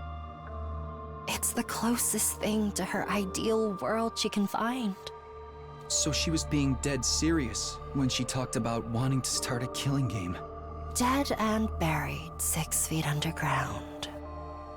She would have given her life for it.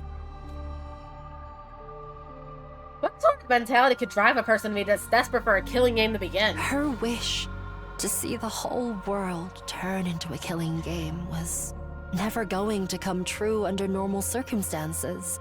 But as fate decreed, that wish somehow actually did come true. When the sponsor showed up. The sponsor of the killing game suddenly appeared in the mid-air one day. Narumi must have felt like her childhood dream was finally coming true. She's on Cloud 9 right now. Living out a dream that once seemed impossible to achieve. And she intends to die in it, after playing to her heart's content. Die? Even though her dream finally came true? Exactly. Now that her dream has come true, she has nothing to live for anymore. She didn't look like someone who wanted to die, though. The few times I've seen her outside the academy. In fact, you guys were slaughtering the school invaders together quite enthusiastically. Someone who fought with such wanton abandon in a situation where there was no coming back from death couldn't exactly be mentally sound now, could they? She was right. Someone with normal sensitivities would be a lot more cautious about this. Without me keeping a close eye on her, she'll be running headlong into the largest group of invaders she can find. If I don't keep forcing her to return together, she'll keep on fighting, even past her limits. Even after returning, she always wants to go right back out to continue the hunt. It's not easy for me to keep pulling her back. She's basically committing slow suicide. I can't take my eyes off her for a minute. Is that why you're so insistent on bringing her along for tomorrow's operation? I just don't want to leave her alone to her own devices. A short while's fine, but I get the feeling we may be taking a while tomorrow. I have to take her along. If I don't want to come back to a dead Darumi, this whole plan would be pointless if even one person dies. I was completely dumbfounded. Hiriko is serious about saving everybody's lives. But then again, Hiriko had always been like that, even last time. My primary goal here is to win the war. There's nothing I won't do for the sake of victory. But it's not enough for us to defeat the invaders. All of us have to survive as well. That's what victory means to me. She would ensure no one got left behind by snatching them from the jaws of death, even if it meant taking her place. Her tenacity in this aspect had saved me, and it was now saving Darumi. My body trembled involuntarily when I realized the depth of Hiriko's determination. I had to admit it, she was a real hero here. I feel bad for Darumi, but this game needs to end. The sooner the better. She's never going to come to her senses unless she first wakes up from this sham of a dream. I'm begging you here, Takumi. Help me tomorrow. Yeah, of course. How could I possibly turn down a request from this awesome hero standing before me? I'll convince Yugamo to help as well. I can't believe he'll turn us down after I explain the situation to him. The four of us will rampage through town together tomorrow and put an end to the invader hunt. We both stretched out a hand spontaneously and exchanged a firm and solemn handshake. The only thing going through my mind at that time was what I could do to protect Hiriko's kind-hearted resolve. We will work together to defeat the sponsor, and then let's all get to the best day 100 together. But I was too naive. Kind-heartedness had no place on the battlefield, because it was Hiriko's kind-heartedness that led to her to end up like that. Uh-oh. Hiriko! She was lying on the ground with blood pouring out of her back. It was a mortal wound. There was no way she could recover from this. The attacker, if I remember correctly, is the... Squad 3 Commander! What was the commander doing here? Why is Hiriko lying in a pool of her own blood? Was she defeated by the commander? Nothing was making sense. My mind was in a state of confusion. How did this happen? Our plan had been proceeding smoothly. We set off early, reached a part of town south of the school, and started doing battle. Using the flashiest skills we had in our arsenal, we hunted down every invader in the area. This was to draw the Flying Bee's attention to us. Sometime after the battle began, Hiriko secretly left the area like she had planned in order to secure the spare suit. The bees were struggling to count the points Yugamo and I were racking up and didn't seem to have noticed her sudden absence. It felt like the plan was actually going to work. All we had to do was wait for Hiriko to return with a suit that would lead us to victory. But then something unexpected happened. I took my eyes off Darumi, who had been fighting with us for only a short while. She vanished in that moment. She probably got overly excited and decided to expand her hunting territory. I panicked. Hiriko would be heartbroken if anything happened to Darumi. I ran around the vicinity in a desperate attempt to locate her, all the while imploring her in my heart to not do anything reckless that might end up making Hiriko sad. I was praying hard for her safety, and just as I finally caught sight of Darumi on the other side of some rubble, the unthinkable happened. I couldn't make head or tail of the scene no matter how long or hard I stared at it. Why? Why? Why is this happening? Get a hold of yourself, Takumi. I snapped back to my senses at Yugamo's yelling. Yugamo, Hiriko's down, most likely by a commander.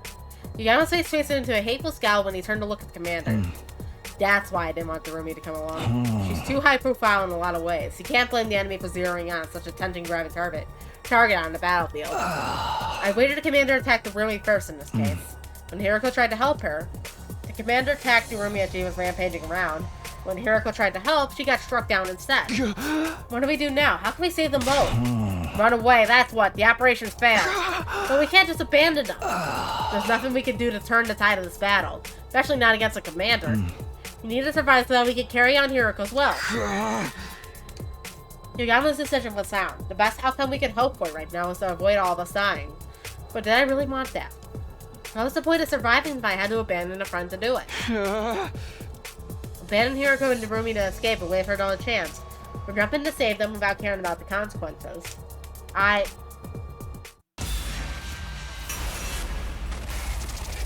Let's see if trying to save them insta-kills us.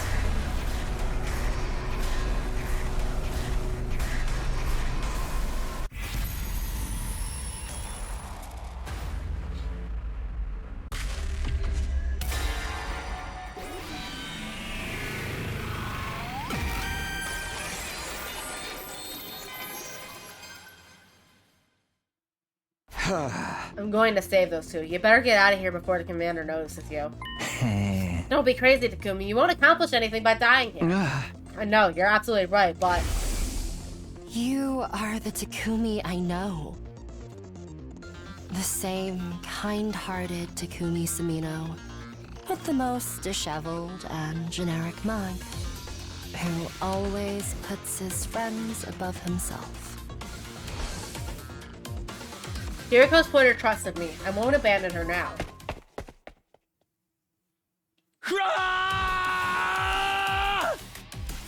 I cleared my mind with a battle cry and charged into the fray. Once I reached Hiroko and Narumi, we launched into a painfully one-sided battle against the enemy commander.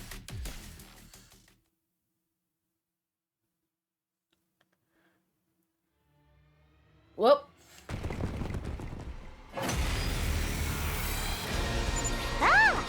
Oh, hey, Takumi. Came to save us, huh? Thanks, brah. It's just disappointing after it came all this way, but we're totally headed for a game over here. Mistress Hiroko's already out of action. I'm basically about to keel over, too. Oh, looks like you brought ourselves to a one-way ticket to hell. Oh, we just accept it and all die together. If you've got energy to talk, you can still fight. Take out the weaker enemies first. You got it, boss.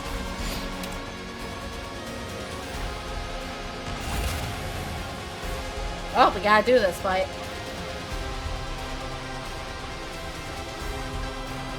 Here we go.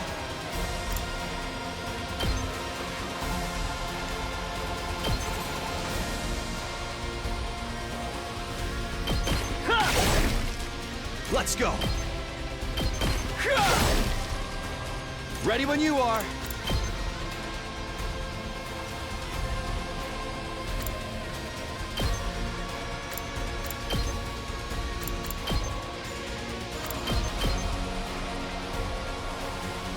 Yeah! All right, my turn. That's it. Good to go. Time to use it. Let's go. There! Got it! Ready when you are. Let's go.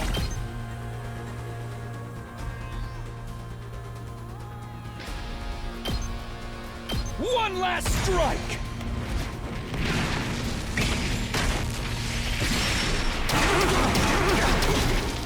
Take care of the rest. It's a little dangerous.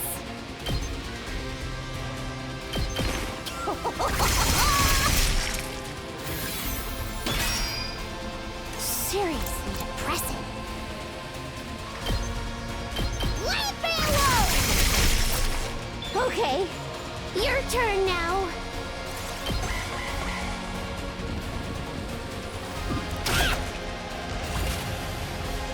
It's killing game time! Here we go!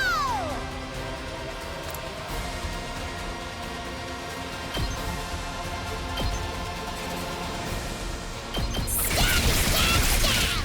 Piece of cake! Get away from me! Let's do this! My turn!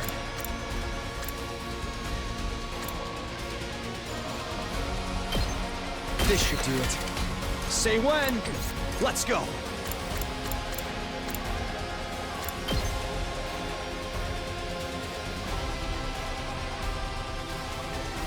Time to use it. My turn! This should do it. Here we go! Yeah! Let's go!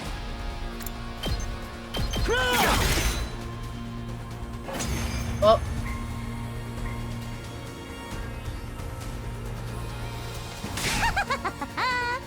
Anyone else get the feeling that Commander's just playing with us?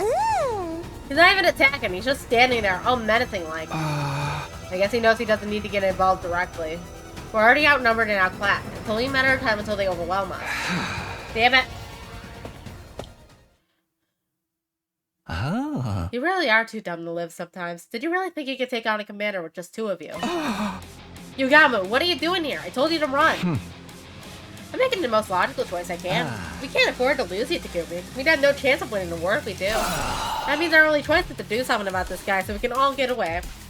It wasn't much of a plan, but at least we had hope now. With the three of us, we might just be able to pull it off. Yeah! Let's do this, guys. Give it everything you've got and take him down.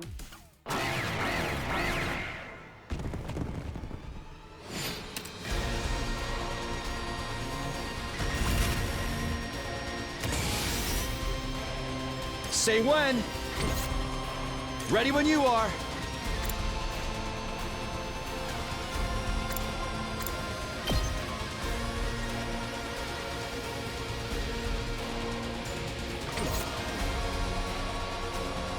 Here we go. Yeah! I've got this. Yeah! Here we go.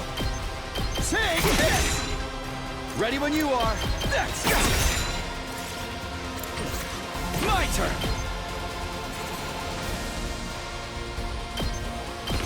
One last strike.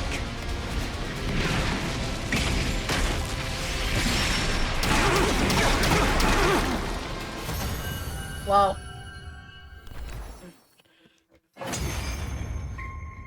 One ultimate to win them all. No use. He's too strong. We did this in one turn, Takumi. He really is just playing with us. An extra fighter or two is probably not going to make any difference. For the love of murder, if he's going to kill us anyway, he could at least go all out too. Half-assing it makes the whole thing feel cheap. This is why I hate fighting invaders. Don't give up. There has to be something we could do. Nah, dude. We're done. Let's charge him one last time and get it blown to smithereens. I always wanted to go out like a bunch of dirty fireworks. Oh. We're all out of options. Are we really going to die here? That's why it seems all hope was lost. Take my cryptoglobin. I heard Hiriko's voice, faint and weak, but still determined, on my comm channel. Hiriko, I thought you passed out. Never mind that. Just absorb my cryptoglobin. It's the only way. Absorb your cryptoglobin? What are you talking about? Am I not being clear enough? I want you to kill me. If I'm going to die anyway, you may as well take my power and save yourself. But you're my friend. I can never kill you. I may die, but you still have hope. You'll still have the spare suit. Use it to figure out the sponsor's secret and defeat him. Kill me so you can survive. You can't be serious. There's no way I could do this. I'm not asking. I'm telling. Do it now, take my power, and survive. Darumi!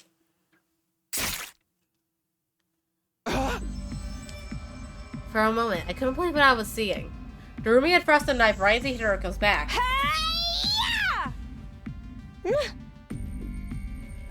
Mistress Hiriko! Mistress Hiriko! Your power flowing into me! I can feel you inside me!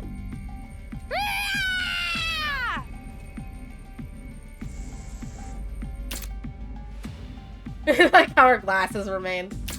I tried to stop her, but it was too late. As Darumi's arm more and more of her blood, Hiriko's body began to shrivel and dry up.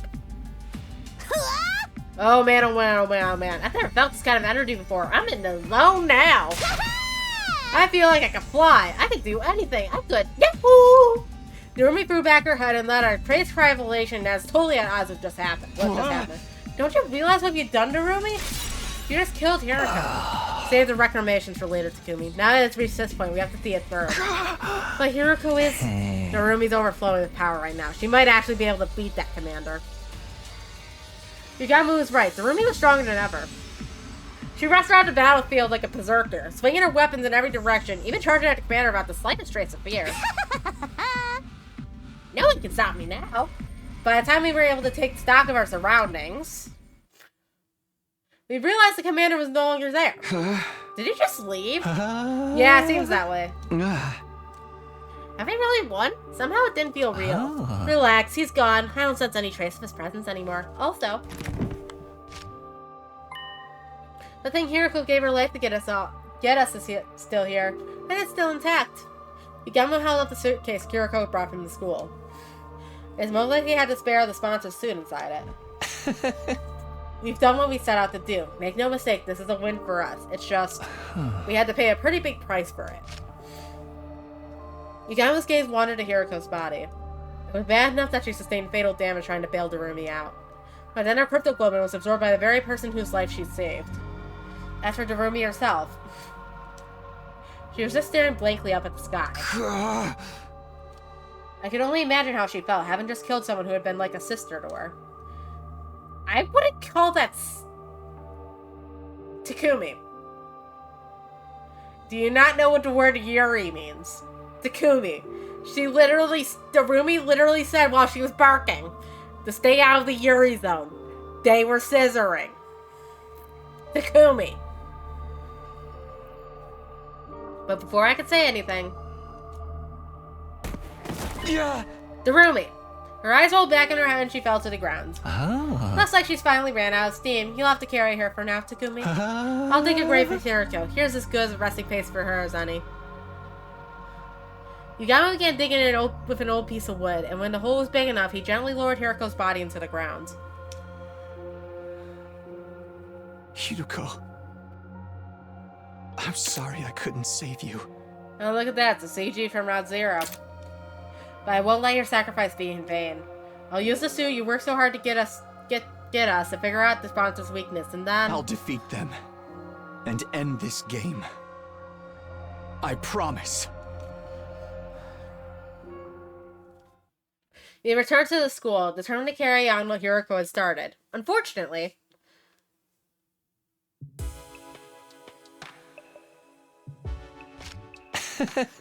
we have no idea where to even start with tech this weird.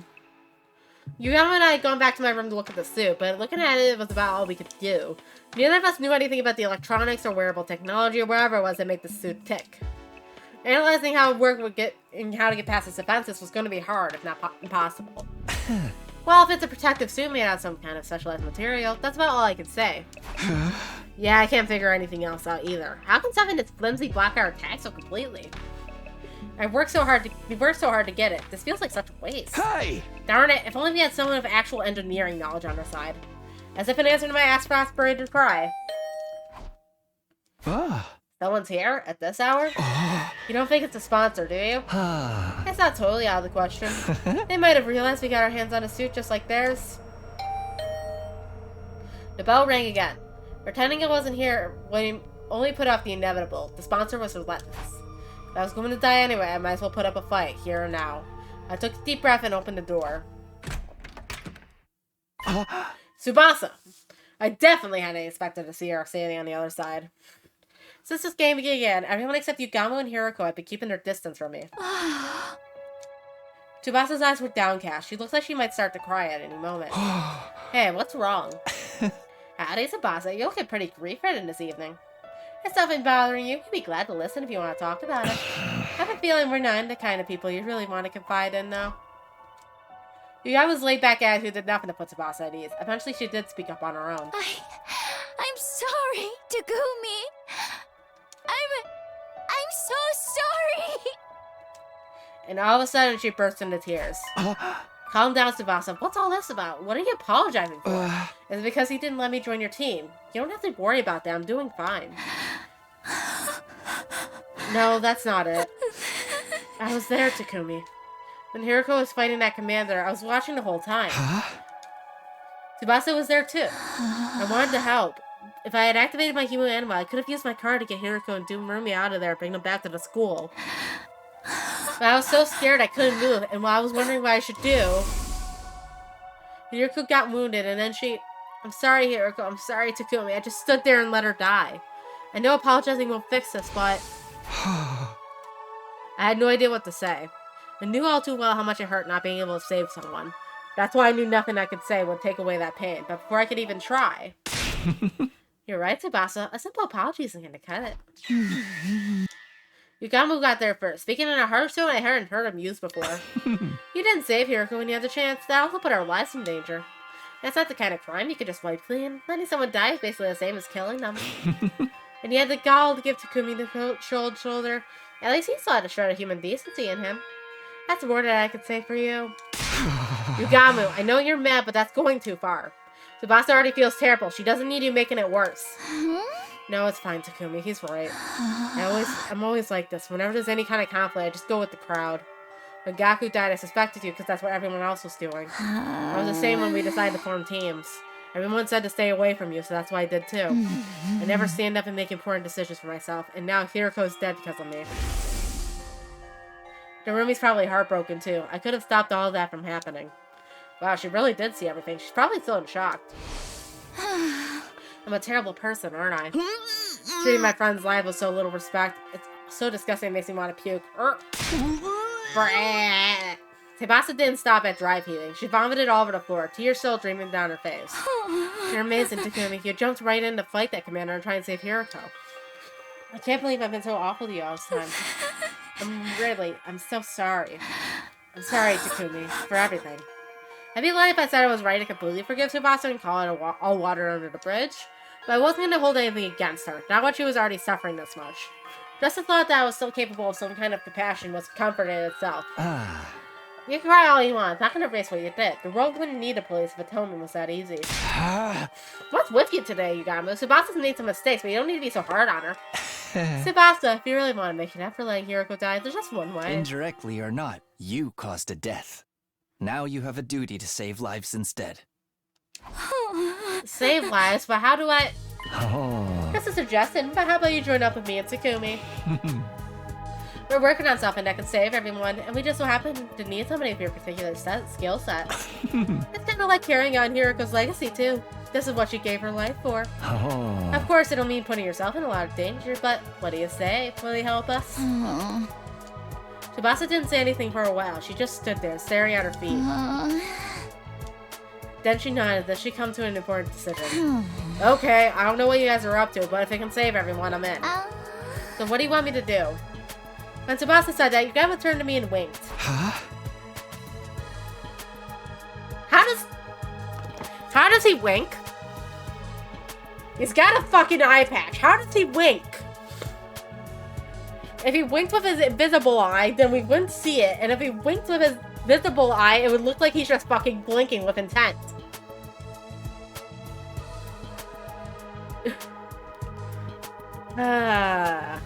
Game. Now it makes sense. He made her feel worse so she'd feel like she had no choice but to join us to atone. I can't say I like that he manipulated her feelings like that, but we do need all the help we can get. Here's how it is, Tsubasa. Blah blah blah, blah blah blah, blah blah blah blah blah blah. I formed an alliance, thanks to Hiroko. A spare suit! Whoa, awesome, it is the real thing. I see, Hiroko risked everything to get us this. Huh? Yeah, but this stuff isn't really our area. We got no idea what we're supposed to do with it to learn anything useful. What do you think, Tsubasa? Do we need some kind of special machinery to analyze this thing or what? Maybe we should take it to the metal shop? You don't want anyone to find out we've got this, though. Somewhere we can investigate without being seen, huh? I might be able to help with that. You see, this is a secret lab. I'm sure I'm the only one who knows about it. When you guys see it, it'll knock your socks off. Is that crazy? You'll understand once we get there. Come on, I'll take you there now. Follow me. Are we gonna go to the basement? We gathered up the student and left my room, letting Tsubasa lead the way to the secret lab she'd found.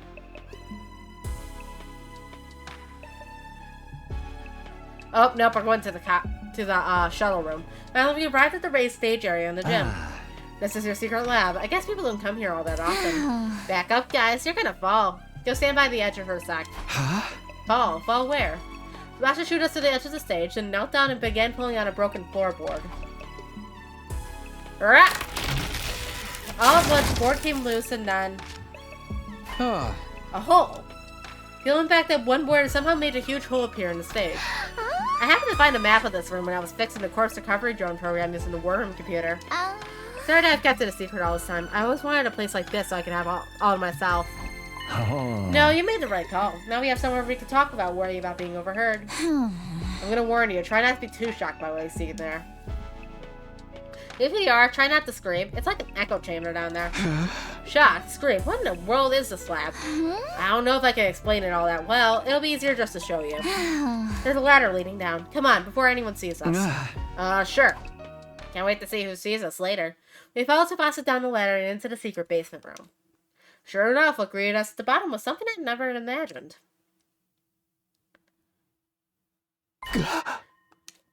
I had to hold myself back from letting out a wordless cry of surprise. Inside the lab was a large machine that looked like some kind of spaceship.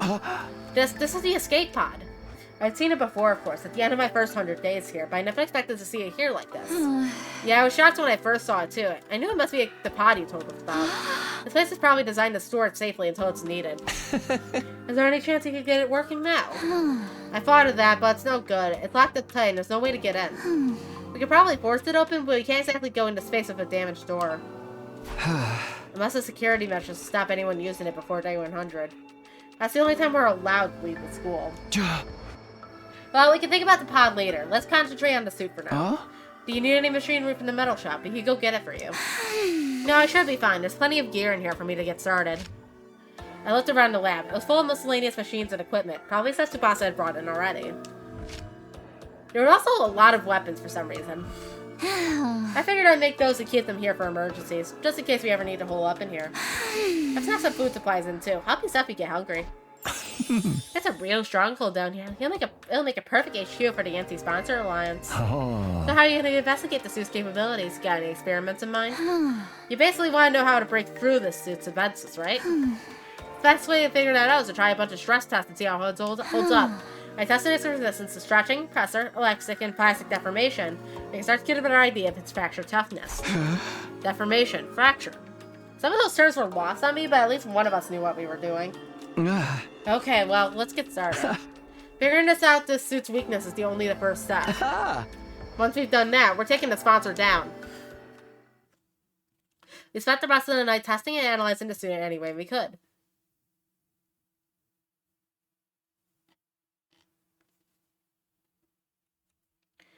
The next morning,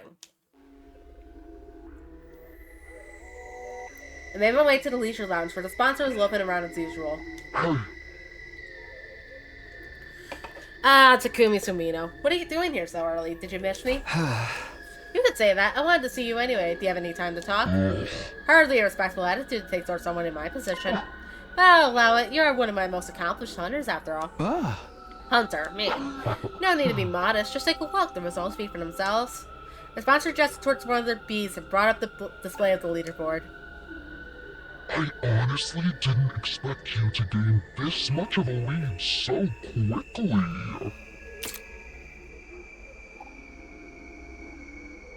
The advent of a dark horse like yourself makes this game that much more exciting. At some point, I made it all the way to number 2 in the rankings. Hirako had been at number 1 all the time, but now that she's dead, I was catching up. You've made an impressive contribution to my little game. I was just thinking you deserve some kind of reward. A reward, huh? Since we're here, how about you play a game with me? Very well, if that's what you want, what shall we play? As I said before, I'm grateful to you for becoming such an accomplished hunter. I'm even willing to turn a blind eye if you ever want to bend the rules a little. That actually helps a lot, because what I want is a duel to the death. I'm going to fight you, and I'm going to win, and then I'm ending this stupid game of yours once and for all. Let's see how this goes. So, it's come to this. Very well. Activate your class armor and Hemo Anima. Attack me all you want. Your sword is no more a threat to me than a blade of grass. The sponsor clearly didn't consider themselves in any danger. They stood there radiating absolute confidence, knowing that nothing I could do would hurt them. Nice of you to be so laid back about it, but I won't be attacking you with my sword. I'll be using this crossbow. I brought out a crossbow Tsubasa had made with the Giptomatic. Normally, using a conventional weapon like this would be pointless, especially against an invincible opponent like the sponsor. Fool, what are you thinking, turning something like that on me? Such insolence will not stand. A hunter should use Hemo Anima. And just like that, the sponsor's confident demeanor vanished, and they began to panic. Looks like we were right about the suit's weakness. We performed every kind of stress test we could think of on the spare last night, and we discovered something very interesting. I knew it. The suit isn't actually all that strong. It'll destroy from just a little force, and it's not that much tougher than a regular protective suit. A long knife or something can probably cut through it pretty easily. That doesn't make sense, though. If the suit is that weak, why don't any of our attacks work on it? Is the spare one a fake, maybe? Is it actually different from the sponsor's one? No, it's a real thing. The material is the same as what the sponsor wears anyway.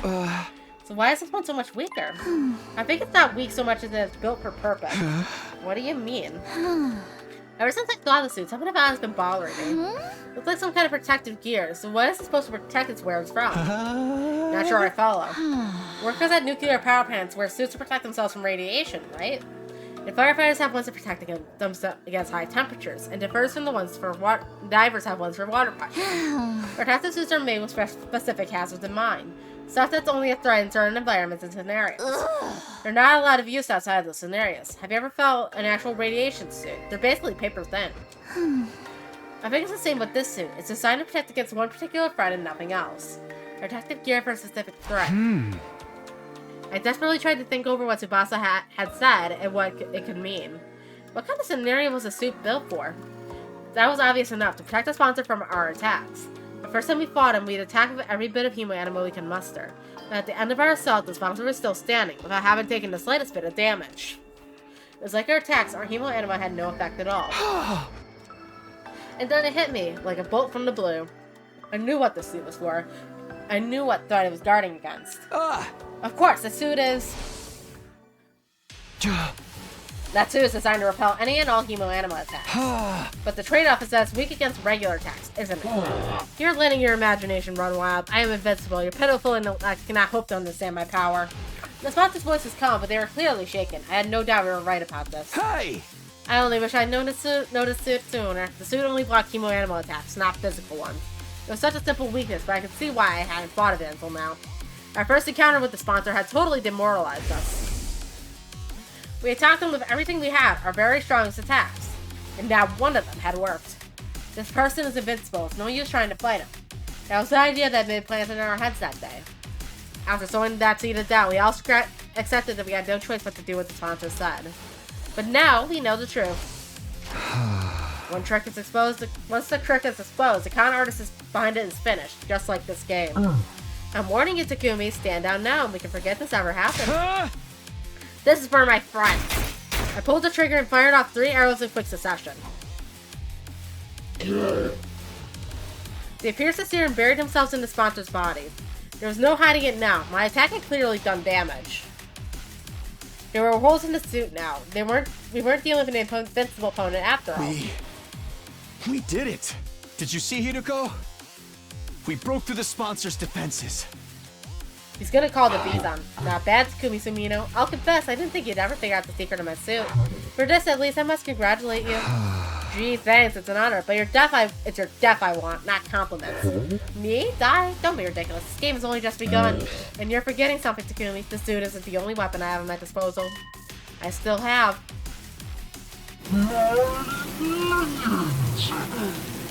I heard a familiar cacophony of buzzing and beating wings as the bees flew down from the ceiling. They sounded angry. I'd broken a rule after all. I'd injured a sponsor. Not the bees! My suit may not be an immovable object, but my bees are as unstoppable a force as ever. What now, Takumi Sumino? Do you think you can defend against us? Now there's nothing I can do about your bees. If they attack now, I'd be riddled with holes and have every ounce of my blood drained. If they attack me, that is. That's why I'm tagging in. Good work, Takumi. You played your part beautifully.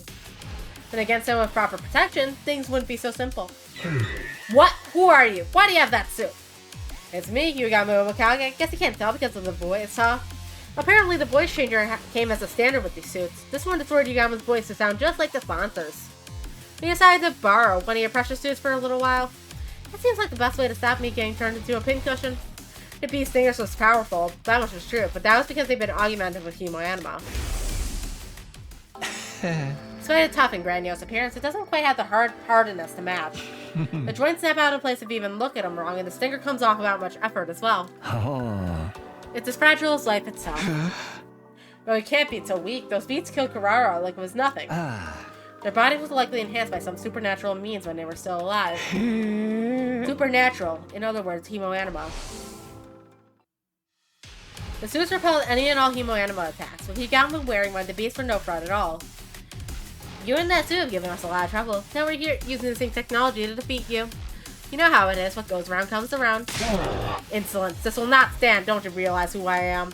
I'm the one who spreads stuff across the planet, the all-seeing, all-knowing Game Master. Yeah, I'm gonna have to cut you off there. We really don't have time to listen to your final monologue. I'll take it from here, Takumi. Go! Right. We both started running. I ran for the door while Yugamo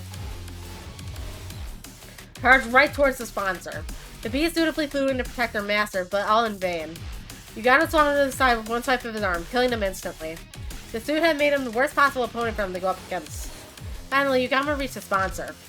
And then he opened his clenched fingers to reveal he was holding something. All it takes is one little hole to render the protective gear practically useless. So the first thing we need to do is open a hole in the sponsor's suit. Any one of these ranged weapons should be enough to do it. Right, if a suit is weak against physical damage, a gun should do the trick. I'm no marksman though, I'm probably more likely to hit my target with something like a crossbow. Once that suit is torn, the sponsor won't be immune to cryptoglobin attacks anymore. That's where this comes in. Stuff this bomb in the hole and the sponsor will get burned to a crisp. Tsubasa held up a tiny mechanical sphere. This baby's full of undying flames. All it needs is a little impact to detonate it. It's basically a downgraded version of the one we used on Veshna.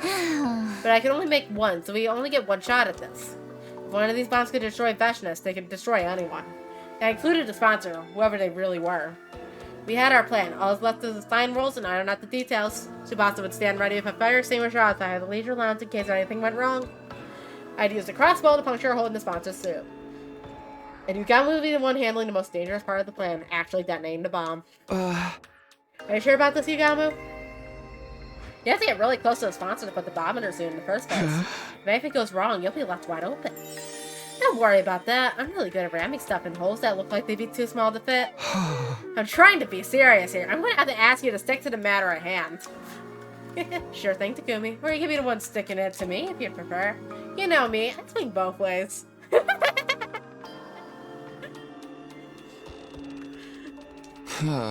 Stay on topic, please. Yugamo really wants to Takumi dick. Despite his usual devil-may-care attitude, I could tell that Yugamo was serious. His fists were clenched tight. He was determined to end this game.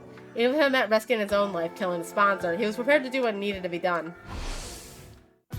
Get away! Don't you dare touch me with those filthy hands! Undaunted, Yugamo grabbed a hold of the sponsor and slipped the miniature bomb into the hole in the suit, and then one little hit and the undying flames enveloped the sponsor's entire body.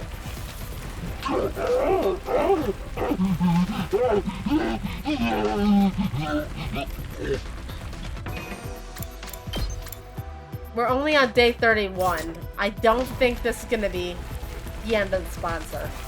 Our tormentor writhed in pain, convulsing like a crazed dancer.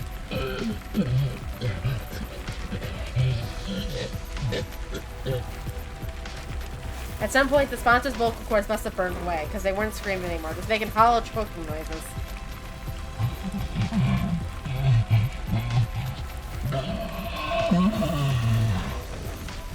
Even with the flames eating away at every fiber of their being, the sponsor held on to life for as long as they could.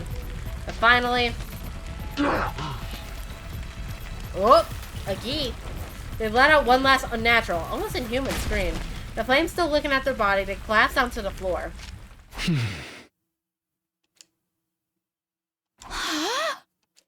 Tsubasa and I stepped back into the lounge and we stood there with Yugamo, watching the sponsor burn. We didn't want to risk taking our eyes off them in case they suddenly came back to life somehow. Fear rooted us to the spot. We had to be sure. We needed to see this person die. They're really dead now, aren't they? Wait a minute. Why did Takumi not recognize that? Did the writers forget? Or is he simply not acknowledging it? Because he was turning to Ugi when he was knocked out on day 3. We know that because he talked about frogs shortly thereafter. So he's either playing dumb with us, the player, or for some reason, the game was not able to assume proper control. They're really dead now, aren't they? Yeah, no one could possibly survive that. Then we really won. We won. The moment I said the words, it suddenly felt a lot more real. We'd taken down the invincible sponsor and ended the invader hunt. Yo, what the hell is all this noise in here? We heard a weird voice shouting "Gee" or something. It sounded like nails on a chalkboard. There was an explosion, too. The others all came running in. The sponsor's death cries must have echoed all throughout the school. Takumi, Tsubasa, what are you guys doing? Get over here. That's right, you have to get away from the sponsor. Oh, of course, with Yugama wearing a suit, they think he's the sponsor. Hey guys, you picked the perfect time to join us. Come warm yourselves up by the fire. Fire, but it looks like there's a person in there. Vile fiend, did you incinerate one of our friends for your sick entertainment? This has gone far enough. Time for a holy Jumanji sword to cut you down. Wait, Kyoshika, I don't think that's a sponsor. It's Yugama. Now you mention it, he does sound like him. What's the deal? What's going on here? If Yugama's the sponsor, and then the sponsor's Yugama, then who the heck am I? Takumi, Tsubasa, you got some explaining to do. If that's Yugama in the suit, where'd the real sponsor go? Just stay calm, okay? I'll explain everything. Blah blah blah blah blah blah blah blah blah blah blah blah. All that. Kasahiro life, Tsubasa joined us.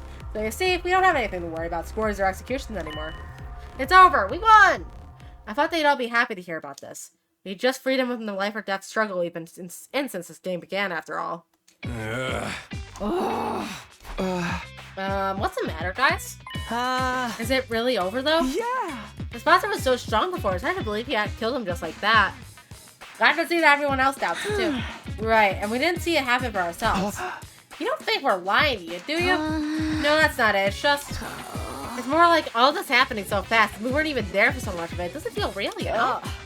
And I was the one who was supposedly avenge Lady Carrara. This is not the reaction I was expecting. I'm not asking for a victory party or anything, but at least relax down. The sponsor's gone. Well, this is a real mood killer. You guys are gonna need some time, huh? Let's call it here for the day. We can always accept your praise and adulation later. With things still feeling awkward between us and the other teams, we went our separate ways, and I returned to my room.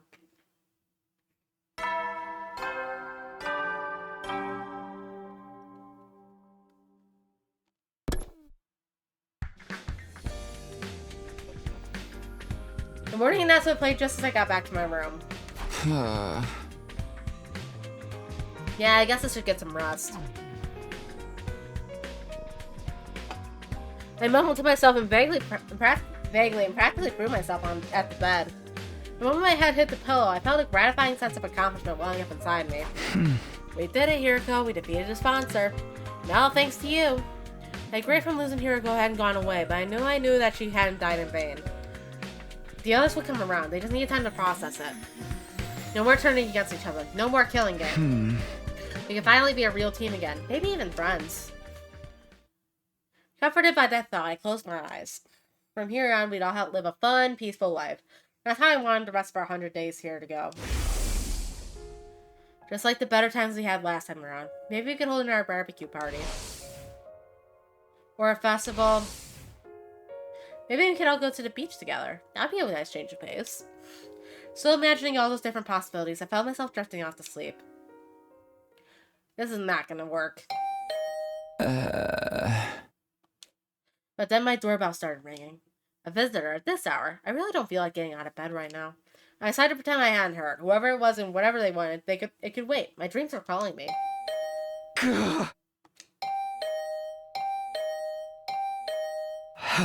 Alright, I'm coming. I dragged my tired body out of bed and stumbled over to the door. I opened it and... Huh? Yugamu, what are you doing here? Please don't tell me you wanted to hold another meeting. Can't we do it tomorrow? Sorry, Takumi, but I think it might be a little soon for us to be celebrating. Huh? What does that mean? The sponsor's dead. We made sure of that. The three of us had stood and watched as the master of the killing game burned away to ashes. There was absolutely no way they could still be alive. The sponsor's dead, alright, but the bees are a different story. While we were fixated watching the sponsor today, they all flew off. Some of them might still be lurking in the school somewhere. But now that the sponsor's not here to control them anymore, wouldn't they just leave? The thing about bees is, they don't like to change their habitats all that much. We're better off getting rid of them here and now so they don't start building nests and breeding. Great, so now we're exterminators.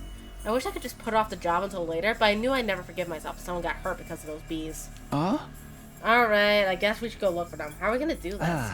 I'll handle the schoolyard and the rooms on the first floor. You take the second or third. If you even hear the tiniest hint of buzzing, get out of there and come find me. I'll put on a suit and take him out. Yugamu still had the protective suit Hiroko had gone for us. At least with that around, there was no danger of the hemo animal augmented insects killing us. With that, Yugamu and I set out to check the campus for bees. I shouldn't just wander around at random. I'll see if everyone's okay and ask if they've seen anything first. Bees. Geese. Huh? Oh, Takumi, perfect timing. For what? Yoshika has something she wants to say to you. Don't you, Kiyoshika? There's only push Kiyoshika forward. Sir Takumi, for avenging Lady Kurara stuff, and for my rudeness up until now, that is to say, I'm... Kiyoshika trailed off, unable to look me in the eye. An awkward silence stretched out between us. Sorry, Takumi, I think Kiyoshika needs more time to get her head together. She wants to apologize to you, but she's not sure how or where to start. It's fine. She really doesn't have to apologize. It's all in the past now. It's nice of you to say that, but this is something she needs to do before we can put it behind us. Just give her a little more time, okay? Sure, whatever you need. You know where to find me. After that awkward phase when they were calling me the Grim Reaper, I was finally back to being able to talk to Nozomi and Kiyoshika normally again.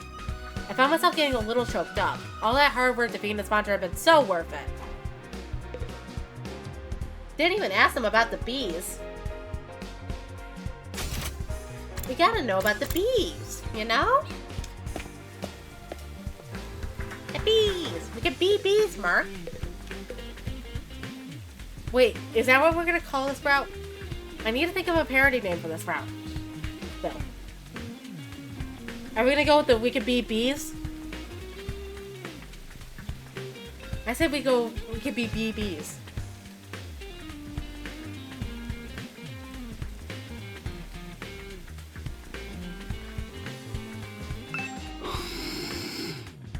Ava sat in her cage, still looking as dejected as I had left her earlier. She was probably still in shock and not being able to odd her mask back.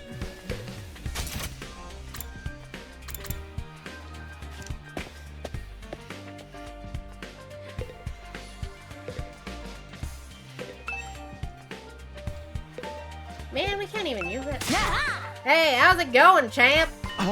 What? What was that all about? Takumi, thank you so much for taking down that scumbag who killed Kurara. I'm so happy the cheers of joy just won't stop coming.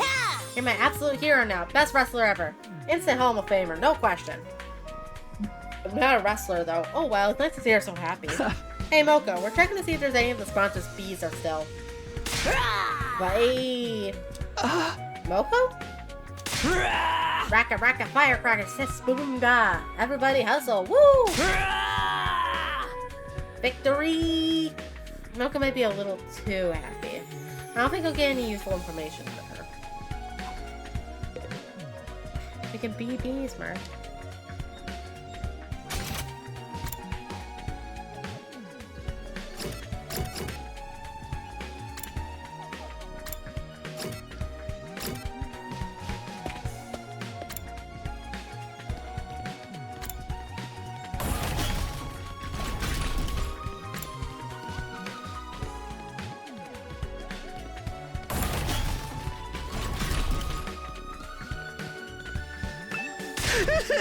Thank you.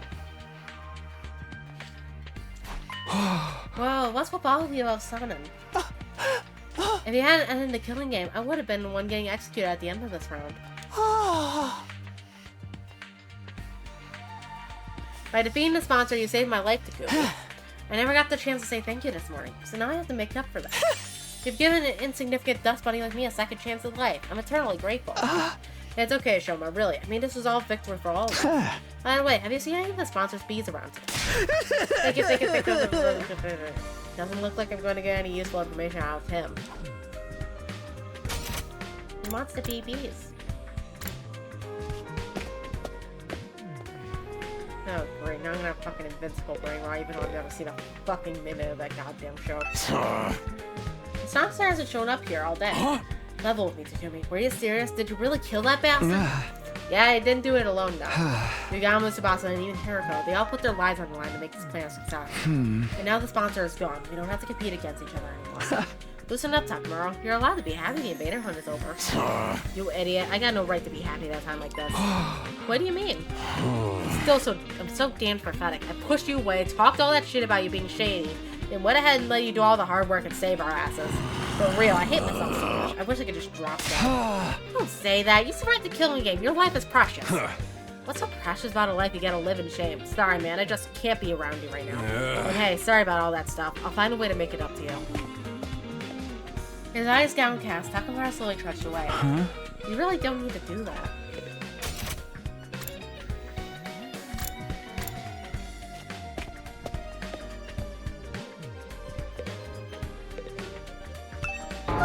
What? The sponsor's bees are still alive? And listen, they might be. I hope I'm wrong, but we have to make sure. Can you think of anyone that might be able to hide Tsubasa? Honestly, I don't know if this is relevant, but since you're asking, I did hear some weird noises coming from that room on the first floor. You know, the one with the strange machines? Huh? What kind of noise is it? It almost sounded like people talking, but there's no way someone would be hiding in that creepy place like that, right? You know what? It was probably just my imagination. It didn't sound anything like bees anyway. The room with the strange machines is probably nothing, but I'll check it out just in case.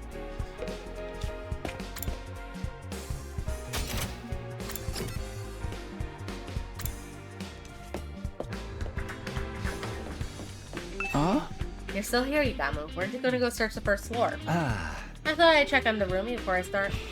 You're still out cold, you know, slumbering away like an enchanted princess. I guess she must have taken a lot of damage fighting that commander. Yeah, not just physical damage either. She didn't murder the only person she's ever cared about with her own two hands, after all. Right, there was no other way out of that situation. The Rumi had still killed Hiroko. Maybe she was in shock, staying unconscious to avoid dealing with the guilt and pain of that act. I've got to wonder what effect Hiroko's cryptoglobin is going to have on the Rumi going forward. It's going to be a real blast finding out. Everybody seems okay to be okay, but I didn't get any hints about the bees. The closest thing would be what Tsubasa told me about that room.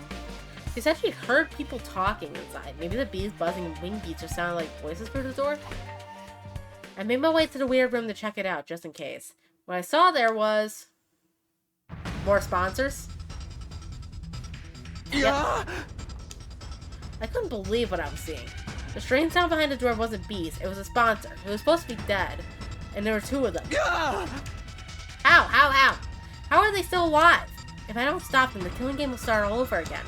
But I can't fight them alone. I'll go find Yugami first. I quickly rolled around, running for the exit. However, I was suddenly tackled and pinned to the floor. Hey! Let me go! I can't let them kill me. If I let them run loose in the school, more of my friends will end up dead. I need to get away and tell everybody they're here. I felt a sharp pain in my nape. Did I get injected with something? Unlimited sponsors works indeed. As soon as I felt it... My vision turned hazy. My consciousness started to fade. No, I can't pass out now. Everyone will die. We have nothing to do with the invader hunt. I heard someone mutter those words near my ear. Or at least, I thought I did.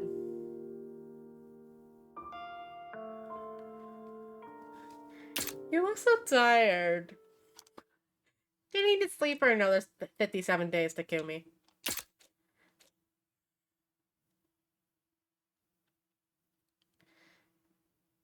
His report card does say he likes to sleep in. Oh, shocking. No time skip. My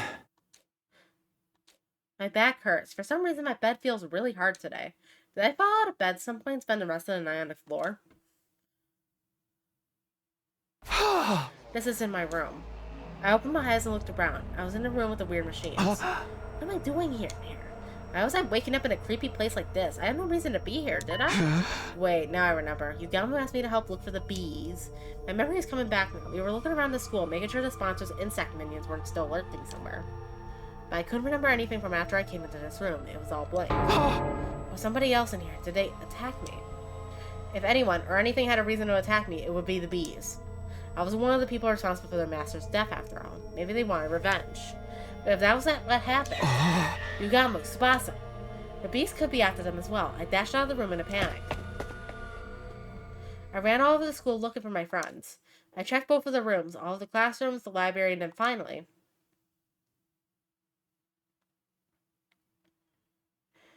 Tsubasa, Yugamo, you're okay. I've been looking for you everywhere.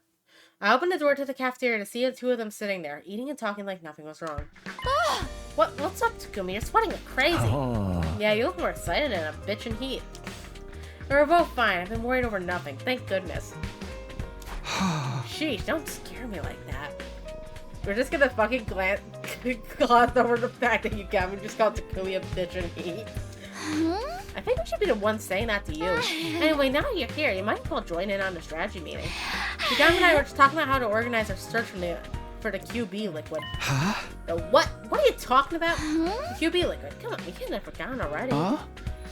Forgotten? I've never heard of this stuff. For real? But I explained it to you this morning. But we were fighting the sponsor this morning. That was yesterday. Yesterday. Something wasn't right here. We got a shared spare suit yesterday, and then this morning we defeated a sponsor. Hey Takumi, what day do you think this is? Huh? It's day 31 of... It's day 32, Takumi. Huh? No, that couldn't be right. If today was day 32, that would mean I spent an entire day lying unconscious and out in my room. Maybe you got a concussion. You did hit your head pretty hard. I did. When did that happen? You forgot that too yesterday. That's day 31. You tripped and hit your head. I don't remember that at all. Was it while I was looking for the bees? So what happened with the bees? Did you find any nests or hives anywhere? Nope, not a single one. I guess I was just being paranoid. Takumi, do you really not remember? Sorry, I don't remember a thing. You were acting pretty strange back then. Maybe the damage is worse than we thought. You should take it easy today. It might come back to you once you rest up a little. Oh, sure. This whole thing still didn't make much sense to me, but I did like that they said and spent the rest of the day in my room. Uh-oh, we got a doppelganger. Perhaps it's the bloke that replaced Kurara in the other timeline. Time to go to bed. Now it's the night of day 32. I'm missing a whole day's worth of memories. I know I'm not going to get them back just by thinking hard, but still, this is unsettling. What if I wake up with even more gas in my memory tomorrow? When I think about it that way, I'm kind of scared to go to sleep. He didn't even try and push back against that narrative. He just went along with it. Why is this weird stuff still happening? We'd overcome the one ordeal only to be faced with another right after. And here I thought being a sponsor meant our luck was going to turn. No, being negative about it won't help me now. I gave my cheeks a light slap and took a deep breath to get myself together. If I let a little something like this get me down, we'll never make it to day 100. I have to stay strong and need to be prepared to put everything on the line for my friends, just like Hiroko did.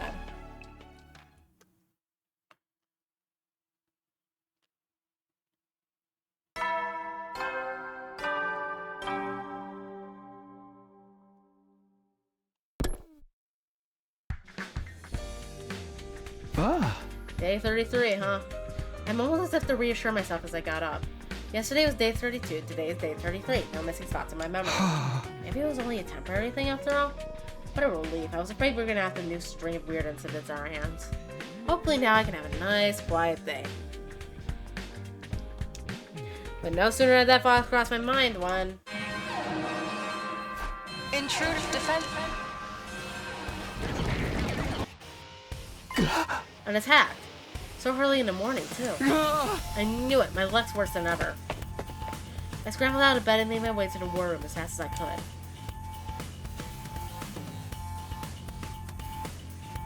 Hey, Takumi. Sir Takumi. Takuma and Kiyoshika were already there when I got to the war room. They both averted their eyes when they saw me. I wanted to apologize all this time, but I didn't know where to start. Isolating someone from the group only to have that person save them. It was no wonder they felt awkward, but not for long. Apologize for what? I don't remember you doing anything you need to apologize for. I decided to let the whole thing go.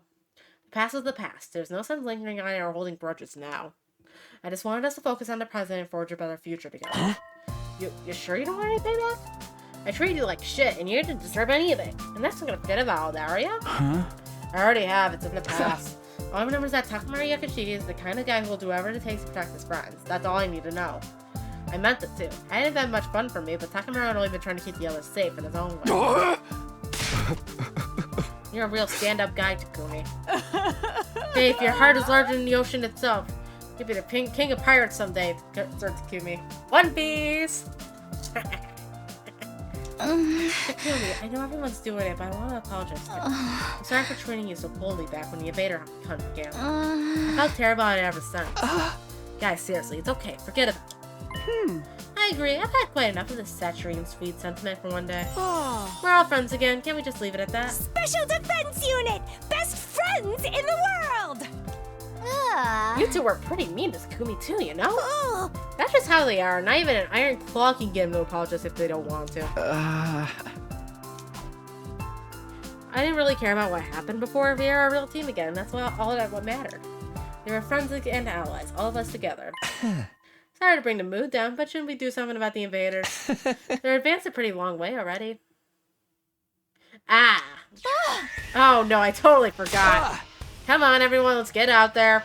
You hurried onto the battlefield and began the first defensive battle we fought in a while.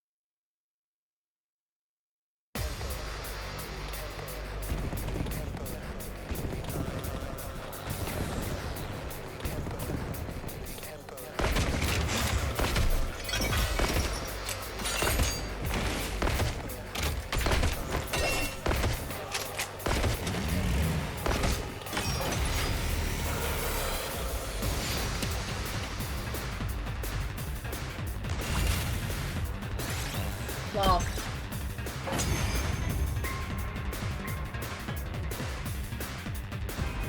it's weird, but I feel like I've gotten a lot stronger.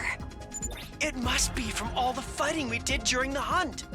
It feels like they're moving in slow motion now. I'm better than ever, too. Oh, the way I am now, I feel like I could pull off some high-flying lucha moves. That sponsor just made us stronger! What a dumbass! Don't get carried away, guys. We've got an even stronger enemy approaching. Odds are it's a commander. gonna have a real fight Betamax? Yep. It's him! That's the commander that killed Hideko. That makes this our big chance to avenge her. Can't wait to get into it. This guy's going down.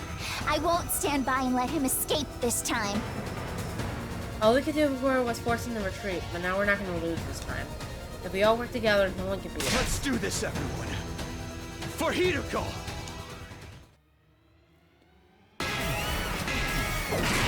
I'm coming for you!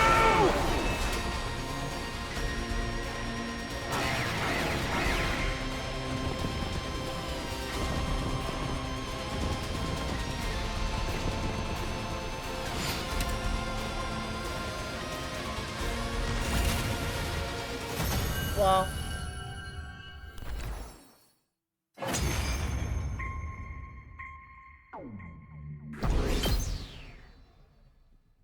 we beat the commander. Now we just gotta finish him off. This is a revenge killing, right? Why don't we take our time and really make it hurt? This is for Hirako. I say we present his body as an offering at Hiruko's grave. I think she'd like that. No way! She doesn't want that kind of baggage hanging over her when she's in heaven. Are you crazy or just stupid? None of your kind will ever enter heaven. It seems the varlet still has life enough to talk back to us. Damn filthy invaders! Treating me like this. I hope you all rot in hell for eternity. Get back! Don't you dare touch me! Lay a finger on me, and I'll rip your throats out with my bare teeth! That will require you to unmask. Real sore loser, aren't you? But you didn't hold back against Hiroko. How's it feel to be on the other side of that? Maybe.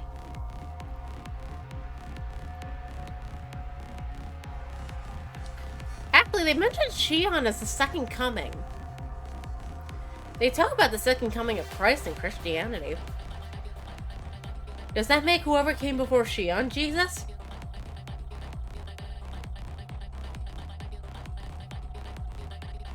And basically humans stole Jesus' second incarnation, equivalent of the aliens, in order to make a bunch of babies or whatever and give them all unique personalities?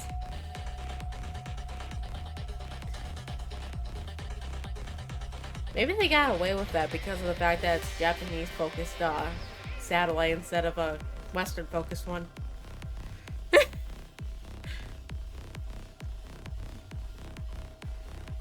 Repent for our friend's death with your life, vile fiend. Go ahead, Takumi. Finish him. Huh? You want me to do it? This will wipe out the final insult to Hiruko's memory. You're clearly the best man for the job.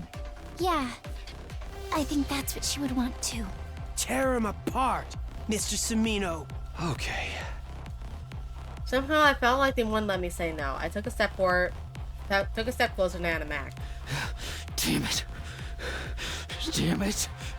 I told you to stay away from me! When I killed him and avenged Hiroko, the invader hunt would finally be well and truly over. My next strike will put an end to this dark, desperate chapter in our lives. This will end it all. But just as I was about to bring my sword down,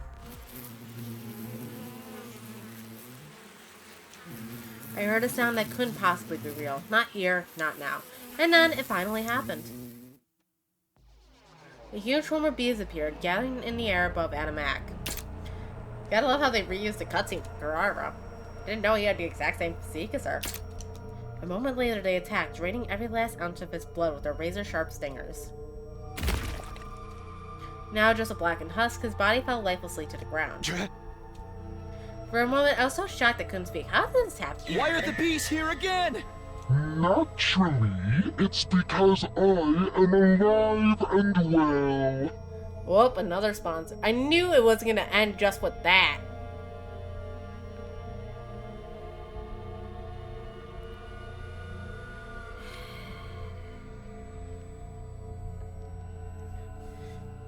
It's literally only like day 33. There's no way in hell that the signature killing game of the killing game round would end instantaneously. Honestly. Anyway, bees. I turned around at the sound of the voice. Standing there was... Not quite as satisfying as Kurara O Suzuki's, but this commander's cryptoglobin is sweet nectar all the same. Thanks to that, my wounds have healed. I've made a complete recovery. But how can you still be alive? I watched you die. You did indeed. My body was burned to ashes until not a single piece of me remained. But you overlooked something, Takumi Sumino. That was only one of my bodies. Much like with the suit, I happen to have some spares set aside. Suddenly, figures in the strange suits were everywhere. There were at least 10 sponsors standing on the battlefield now. This is a dream. No, more like a nightmare. Takumi Sumino! Your plan to eliminate me, that is, was truly ingenious. In recognition for your courage and cunning, I'll overlook your breach of the rules. Anything for an accomplished hunter like yourself. No, this can't be happening. It took so much work just to beat one of them, and now there's this many. It's an illusion. They must be shadow clones or after images. You're welcome to test that theory, but don't blame me if you meet the same fate as Kurata Osuzuki. None of us made a move. Instinctively, we knew we had no chance. If we tried to attack any of the sponsors, we'd be killed on the spot. So why did you pretend to be dead? Were you just playing with us? I knew giving you a taste of hope would make your despair that much more intense. Do you see now how futile it is to defy me? Oh great, now Bloke's talking about hope and despair. This really is the killing game route. But why are you only showing yourself again now? We worked so hard to defeat that commander. Stealing the fruits of our labor is adding insult to injury. You misunderstand me. I only absorbed his cryptoglobin temporarily to ensure it's distributed fairly. Distributed? Such a mighty prize should be reserved for only the most excellent of my hunters. I will split this commander's cryptoglobin among the top 3 players. In first, Darumi Amamiya. Second, Takumi Sumino. And third, Yugamu Omikage. These 3 alone will receive the reward. Accept it now! At the sponsor's word, one of the thieves flew over to me. It drops my prize, a weird vial of red liquid at my feet. It seems Darumi Amamiya is not here. Is she still unconscious? No matter. I will inject this into her myself. I'm sure she'll find it most invigorating. She is a talented hunter too, after all. This game wouldn't be nearly so interesting without her. The killing game is still going on. I thought we ended it. So sorry to quash your short-lived joy, but the invader hunt will continue. There are still 2 days until the end of the first round. I encourage you lower-ranked hunters to make a special effort during that time. Of course, the rest of you can't afford to get complacent either. That's just how this game works.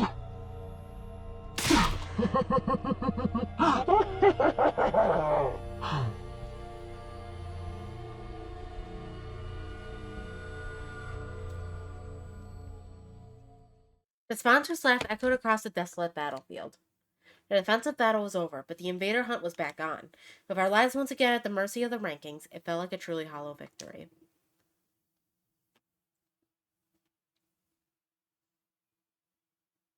After the battle, we returned to the school and met up in the cafeteria.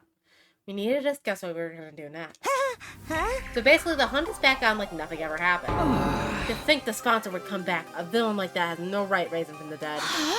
Now there's just 2 more days of the first round. And when it ends, the person in last place will be executed.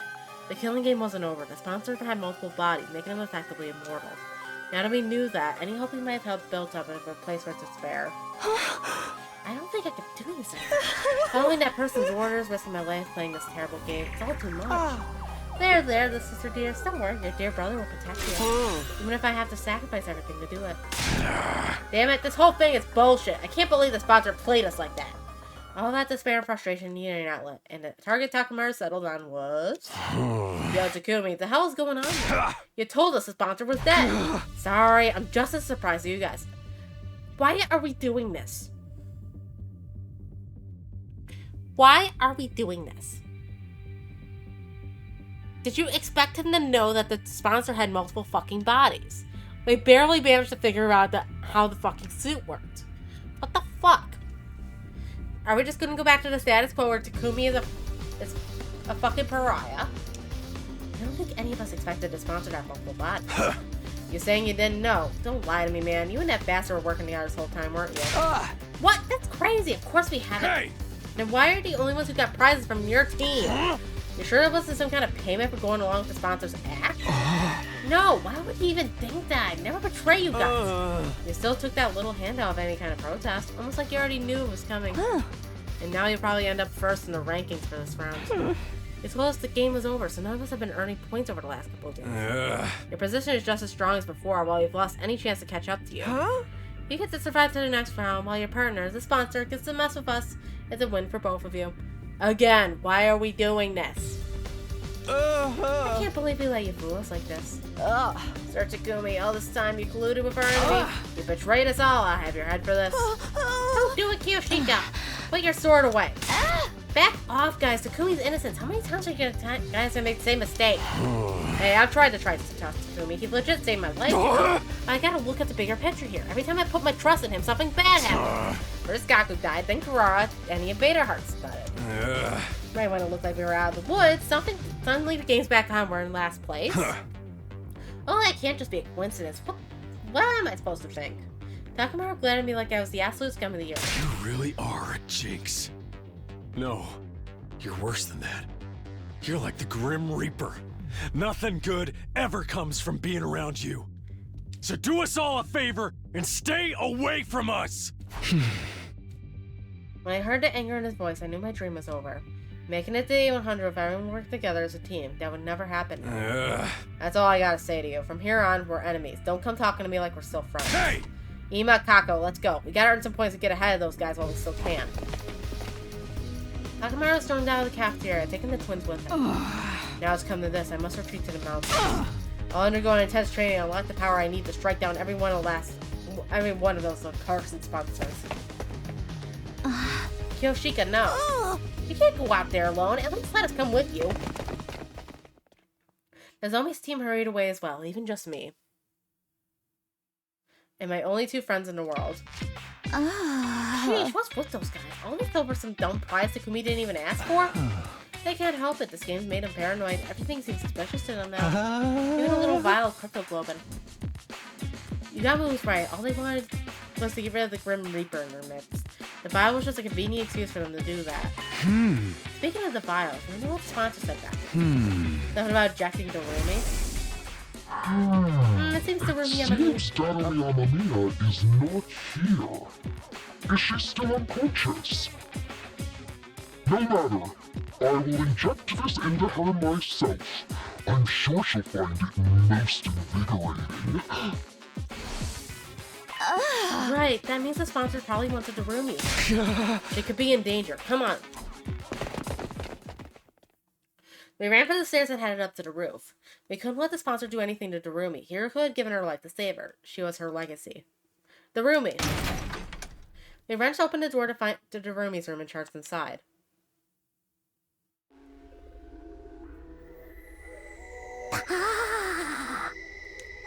Dorumi was awake. She was sitting on the edge of her bed, staring vaguely up at the ceiling. Dorumi, you're okay. Huh? What's up, Tsubasa? Why are you and Takumi and Yugamu all out of breath? Ooh, you finally decided to kill me, right? You're breathing heavy because of the anticipation? You're gonna pass me around, have some fun with me first? Or are you gonna save that until after I'm dead? Can't have a killing game without some gory and/or sexy R-rated scenes, am I right? Go ahead and mess me up.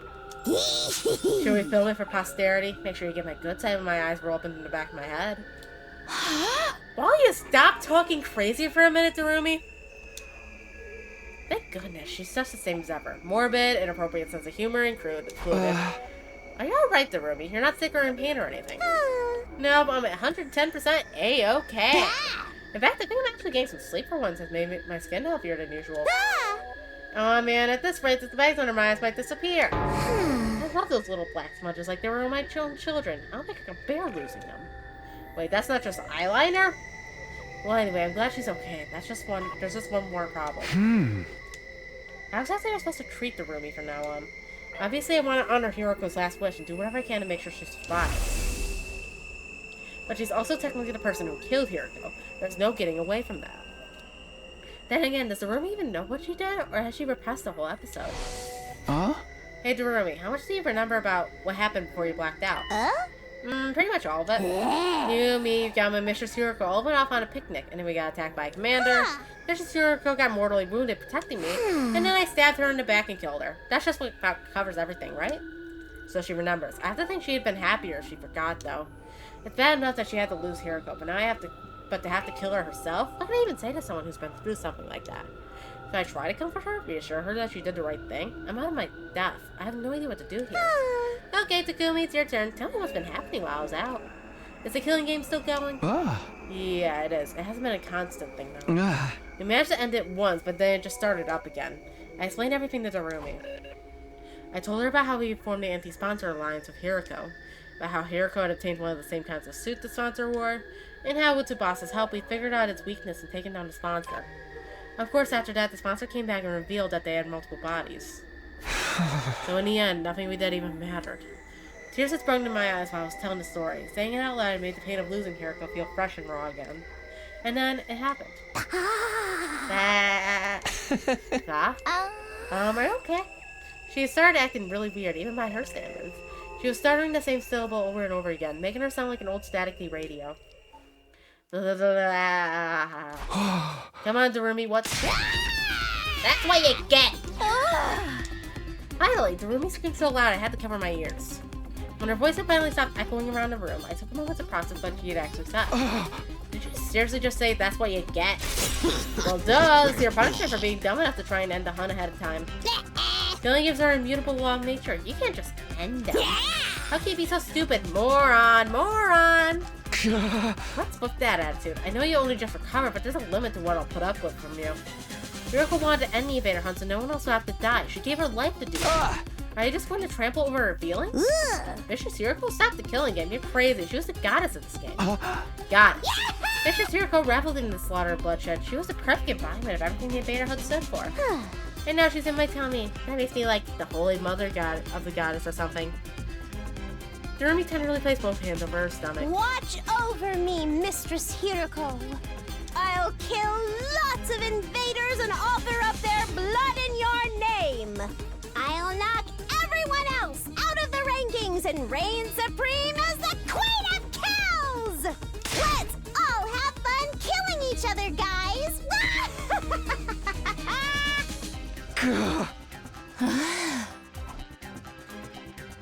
Darumi's unbridled joy towards the killing game was unnerving, maybe even inhuman. I couldn't see us talking sense to her anymore. She was an uncontrollable monster. Was everything we did really pointless? Our alliance against the sponsor, getting the suit, Hiroko's sacrifice. What was the point of any of it?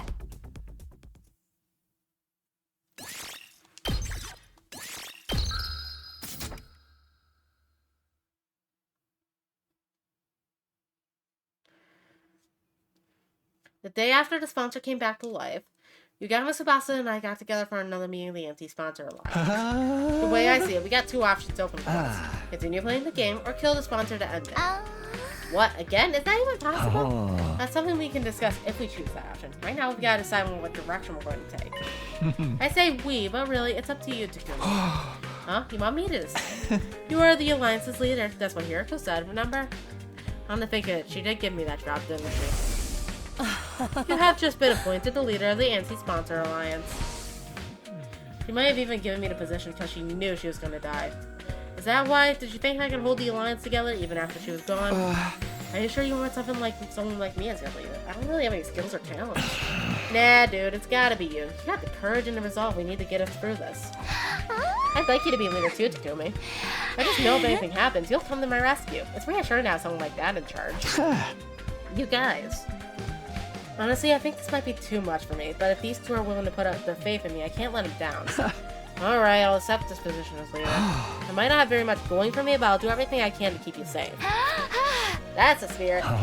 Okay then, oh great and powerful leader, tell us where our alliance is going from here. Do we continue to participate in the invader hunt, or do we try and kill off the sponsor? Continue to hunt or kill the sponsor. Obviously, taking part in this game is out of the question. I won't stand by and watch another one of my friends die at the end of every round. If we lose any more than this, it's going to be hard to get through our defensive battles too. But the only way to stop the game is by killing the sponsor, and I'm not sure if that's even possible anymore. Now that they come back from the dead, they feel more untouchable than ever. How are we supposed to defeat someone with multiple bodies? Even if we came up with something, how do we know we got them all? If playing the game and killing the sponsor are both equally possible, then... neither. I'm choosing the third option. The third? We run. We leave this place and the killing game behind. After all, we all know where the escape pod is. We can find a way to activate it early, and we can all go back to the artificial satellite. The sponsor and the bees are powerful, but there's no way they can follow us all the way into space. Takumi, what are you talking about? We went over this already. The escape pod is out of commission. Out of commission?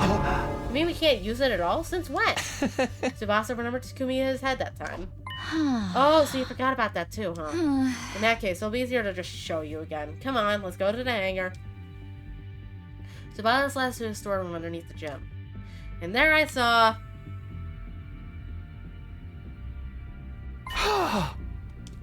Every inch of the escape pod's surface is riddled with holes. What happened here? Did it get shot up by a machine gun or something? Whoa, exact same reaction as last time. You really did lose your memory, didn't you? Never mind that. Tell me what's going on here. Who did this? This is less of a who and more of a what. We can't really blame anyone here except the bacteria. Bacteria is in microscopic life forms, but the pod's not organic. How can they destroy solid metal? Let me explain. The corrosion has been caused by something called particle bacteria. It erodes matter on a molecular level, so it's invisible to the naked eye, so the damage starts to show.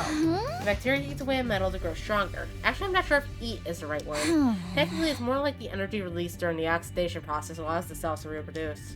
Don't be fooled by the bacteria part of the name. It's not really alive, just a chemical substance. That's it. We're talking about something that randomly occurs in quantum level space, so it's not allowed we know about it. Is there any chance of repairing the pod? Not the way it is now. I'd have to get rid of the particle bacteria first. Is that possible? The boss took out a photograph and showed it to me. Yeah, but I'll need some of this. QB liquid. It's the only thing that can purge the bacteria. I have no idea where to find it, though. What about the bio lab? I looked in there already. This is rare stuff. I don't think there's a single vial of it in the whole school. At this point, the only thing we can do is search around in the ruins outside and hope for the best. So we're looking for a rare material while also trying not to fall behind in the rankings. I have a feeling that's not going to be easy. We'll have to repair the pod eventually, but activating it and getting out of here early does seem almost impossible. You get the position we're in now? Using this to escape the game just isn't feasible. We need to go with a different strategy. So we're back to the first two choices I offered you. Play the game or kill the sponsor. What's it gonna be? Those are my two choices, huh? Taking everything I know into account, though. Sorry, I still think the third choice is the best option. We'll find a way to repair the pod and use it to escape from the game. You sure? We just went through how doing that so hard is practically impossible. We're going to face C-bots no matter what we do. I'd rather we take a chance on a path I believe in. Step 1 is to find the QB liquid, destroy the particle bacteria, and repair the damage. After that, we focus on finding a way to activate the pod early. Once that's done, we get everyone on board and get out of here back to the artificial satellite. Prioritize escape into safety. That's why you're going with Takumi. Well, I did say I'd respect our leader's decision. That's cool with you too, Tsubasa. Sure, if that's what you want, Takumi, I'm fine with it. I already made up my mind to stand by you to the very end. And the way I treated you before, I want to make it up to you for that and be as supportive as I can now. Tsubasa. My heart gave a little leap. These two were putting so much faith in me, it made me feel like I could make it through any ordeal. Tsubasa, are you sure you're okay to work with us? Aren't you technically still on the Nozomi's team with the other girls? It's fine, I've decided to officially leave that team. I feel bad for them losing a fighter, but you guys are way more important to me. Way more important. When I heard that, I almost broke down into tears. Even an outcast like me still has people who consider him important. As long as I remember that, there's nothing I can't do. I know what, we'll make it back to the satellite together. Alright guys, let's fix this escape pod.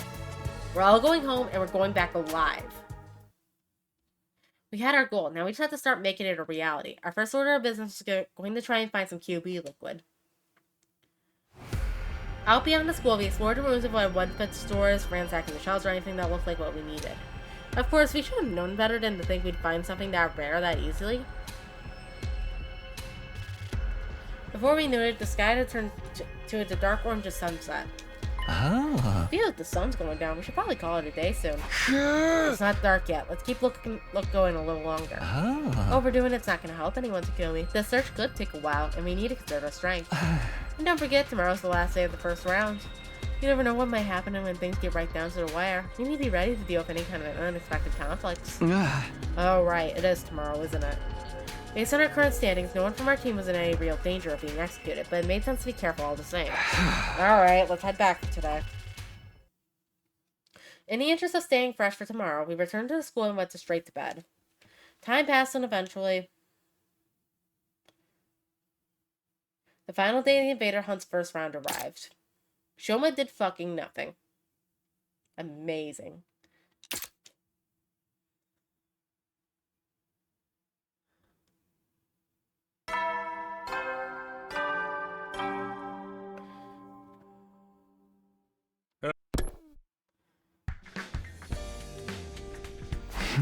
Here it is, the end of round 1. Whoever's at the bottom of the rankings at midnight will be executed by the sponsor. Last time I checked, Soma was in last place. I wonder what's going through his mind now he's facing death. What is he feeling? Maybe I'll go check on him while there's still time.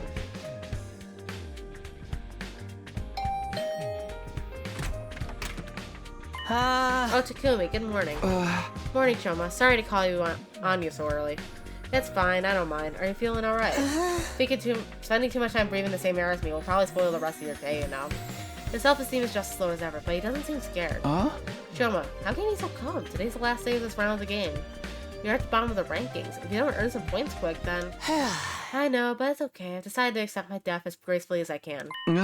You're just going to accept it? Don't you want to survive? Of course. Well, I did it first anyway. I wanted to make it out of here someday and see Leo again, but I changed my mind. Another person shouldn't have to die just to keep a piece of human trash like me alive a little longer. That's it. You're okay with him being killed in this messed up game we're being forced to play. No, I hate it that it has to be this way, but it's all the more reason for me not to struggle against the inevitable. What do you mean? If I stay where I am in last place, no one else will have to worry about dying. The sponsor wants to see us panic and turn on each other, but that's not going to happen. I may not be able to defeat the sponsor, but I can at least disappoint him. I'm going to consider that a win. I'll end my life with my one and only victory. That's good enough for me. Shoma. Seeing Shoma smile in the face of certain death brought tears to my eyes.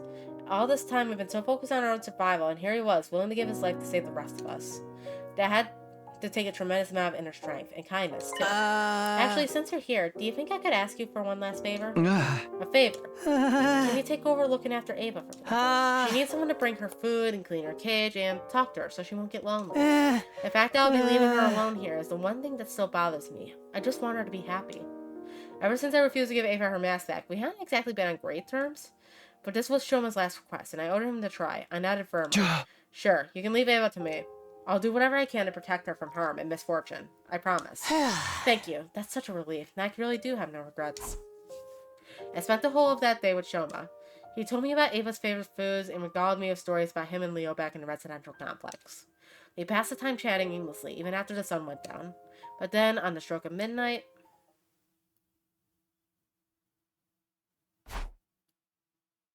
Hunters of the Special Defense Unit gather in the schoolyard immediately. The closing ceremony for the first round is upon us. We were called to the schoolyard by the announcement. And we were all forced to watch Shoma's execution, where he suddenly gained the proportions of a normal human being. Shoma Ginzaki, alas, his refusal to compete seriously made the end of this first round quite the anticlimax. The final struggle to stay out of last place is usually one of the most exciting parts of the game.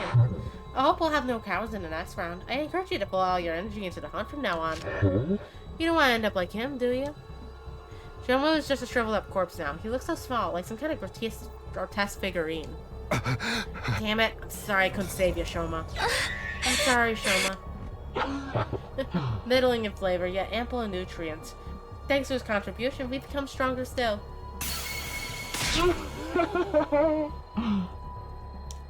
The more cryptoglobin the sponsor absorbs, the more powerful they get. I can feel it from here. When does the second round start anyway? I'm guessing we're not going to dive right into it from tomorrow. You can relax on that count. I'll grant all of you a week's respite for surviving the first round. The second round will begin on day 43. Here's that time to rest, recuperate, and prepare for the next hunt. It's not very long, but at least we get some time off. Not like we could take it easy, though. We gotta use that time to get stronger and survive the next round. Hey! Ima, Kako, as of right now, you guys are in boot camp. We're going out to the mountains to train. Oh, great. I've never been any good at this sporty jock stuff. A week off. Will we be able to find a QB like we can get out of here in that time? I hereby call the first round incubator hunt to a close. I'll leave the task of getting rid of this filthy corpse to you. We dug a grave for Shoma in the schoolyard and buried his body. Thank you, Shoma. You saved us all. I won't forget what you've done for us. I promise. Words of gratitude came spilling out of my mouth. Thanks to Shoma's sacrifice, the rest of us didn't have to struggle to stay out of last place. The sponsor was wrong. Shoma wasn't a coward. He was the only one of us who had the strength to put the others first. I won't let your sacrifice be in vain. Another friend died thanks to the invader hunt. This can't be allowed to continue. We're finding that liquid and repairing the escape pod. We'll find a way to get it working. Then we're getting everyone on board and getting out of here. Back home, back to the artificial satellite.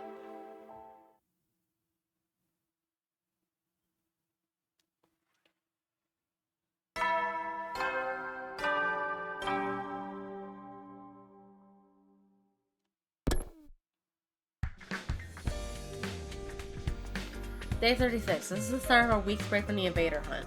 Of course, that doesn't mean we're going to be sitting around doing nothing. The anti-sponsor alliance is still going to be giving their all searching for the QB liquid we need to repair the escape pod. Oh, and there's something else. Ava, I did promise Shoma I'd take care of her. It's been awkward between us ever since I made her cry that one time, but this is what Shoma wanted. I have to honor his last request. I made my way to the courtyard, determined to patch things up for our prisoner.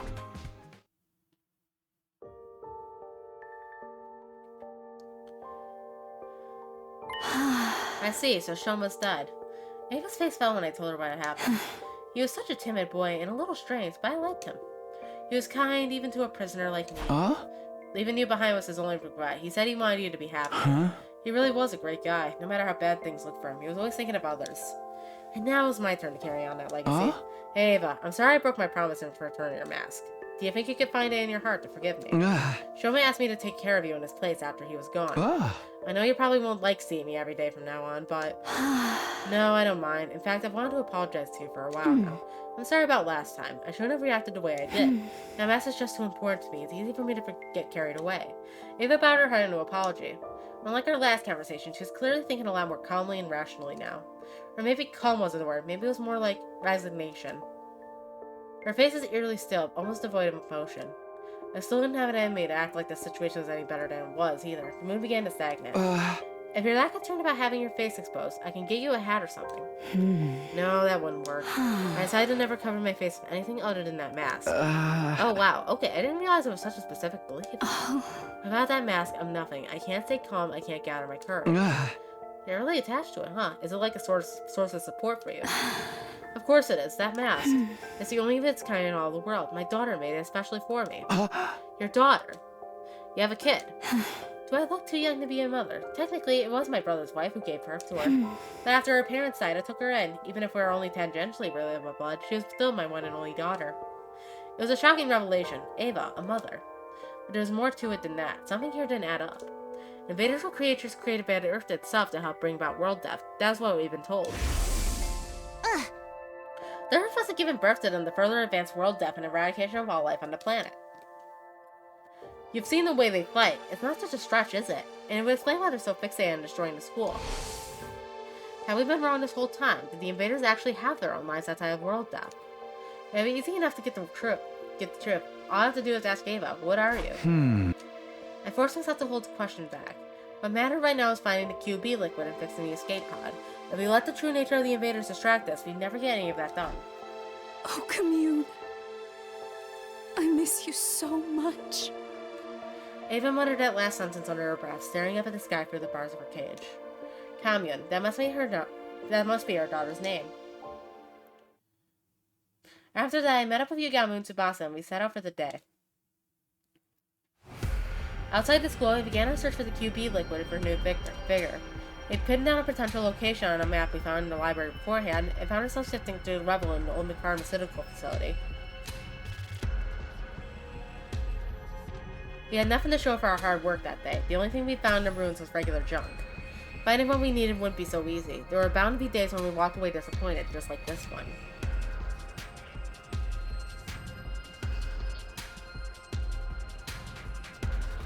The next day, we focused on old pharmacies and construction sites in the residential areas. But once again, we found nothing but junk and had to return to the school empty-handed.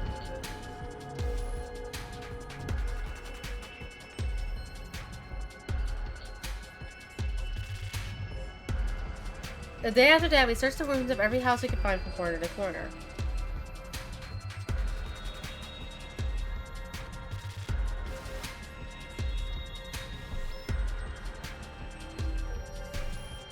We failed to find what we were looking for before we knew it, the sun was going down.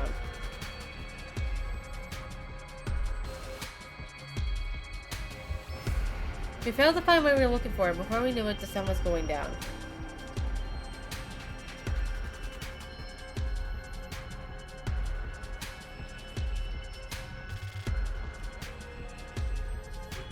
On day 39, we made our way to the ruins of an old dockyard.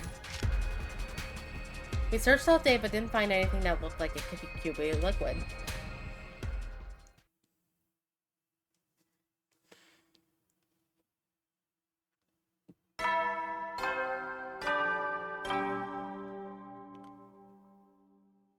Up and Adam troops, time!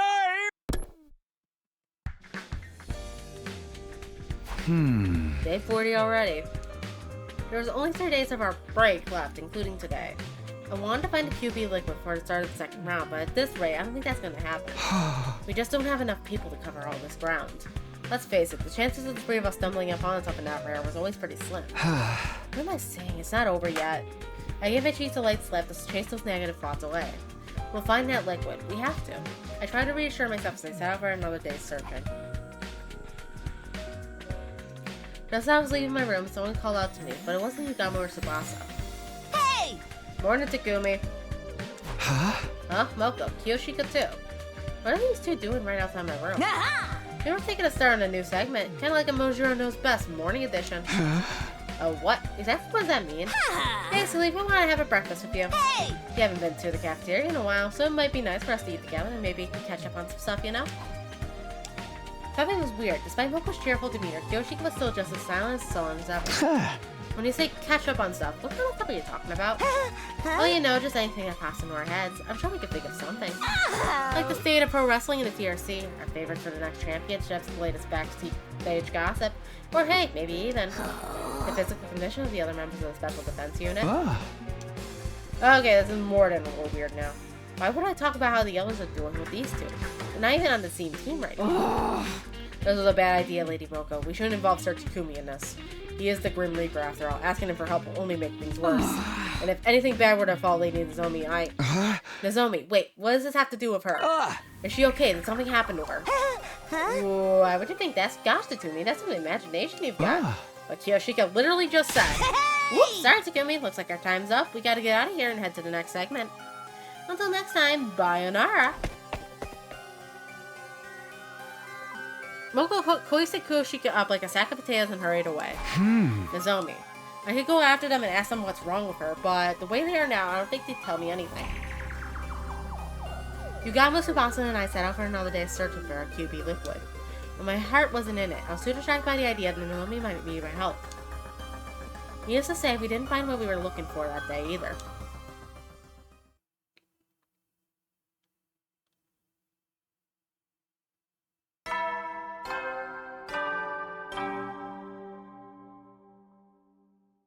Up and Adam troops, time to rise and shine!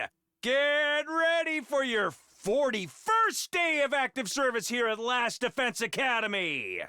Prepare to spend another day enduring the unendurable and suffering the insufferable to pave the way for humanity's future greatness. Be ready to give your lives to protect our beloved school from the vile and barbaric enemy!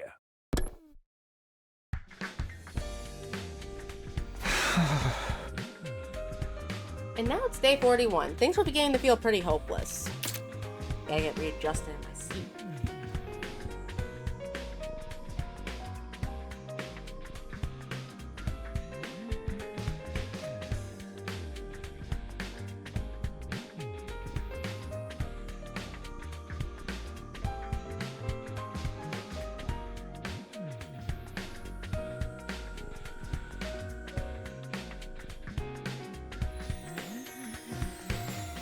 Okay, we should be set now. Things are beginning to feel pretty hopeless. I only have today and tomorrow left until the next round of the invader hunt to begin. If it comes down to it, we can keep looking for the QB like we're also earning enough points to stay in the game. Oh great, a visitor. That's all I need. It was Moko. It seems like she'd come to continue our conversation from yesterday, although she didn't have Kiyoshika with her this time. Hey Moko, what was all that about yesterday? You were acting really weird. If there's something you want from me, just come right out and say it. Okay, well, how would you like to hire me, Takumi? Hire you? For what? Where's this coming from? You might not think it by looking at me, but I've got other talents besides my strength. I can handle any kind of job you want. Manual labor's a given, but I could cook too. I can make a great bodyguard when you're going anywhere dangerous. I'm there for you 24 hours a day, 365 days a year. Yokomojo, every home should have one. Pretty awesome value, don't you think? I have no idea what she's talking about anymore. Why do I have to get saddled with this bizarre sales pitch first thing in the morning? All I'm saying is I'll work real hard for you, Takumi. I'll do anything you want, so in return for that... Won't you do something to save my dear friend? Huh? Your dear friend? Wait, are you talking about Nozomi? She did want my help with Nozomi yesterday. I knew it! The physical condition of the other members of the Special Defense Unit. And if anything bad were to befall Lady Nozomi, What happened with Nozomi, Mocha? That's the thing, I don't really know what's wrong with her. She suddenly collapsed 3 days ago, and she's been getting worse and worse ever since. This morning, it was hurting her just to breathe. At this rate, I'm worried she might die. Nozomi can't use the revival-matic. If she dies, she's gone forever. I don't know what caused it, so I have no idea what to do about it. It doesn't seem like a regular cold, so I've got to wonder if it's some kind of disease she already has in her. I really need any help I could get here. That's why I came to you. You're supposed to be from the future, so I think you might know something about Nozomi that I don't.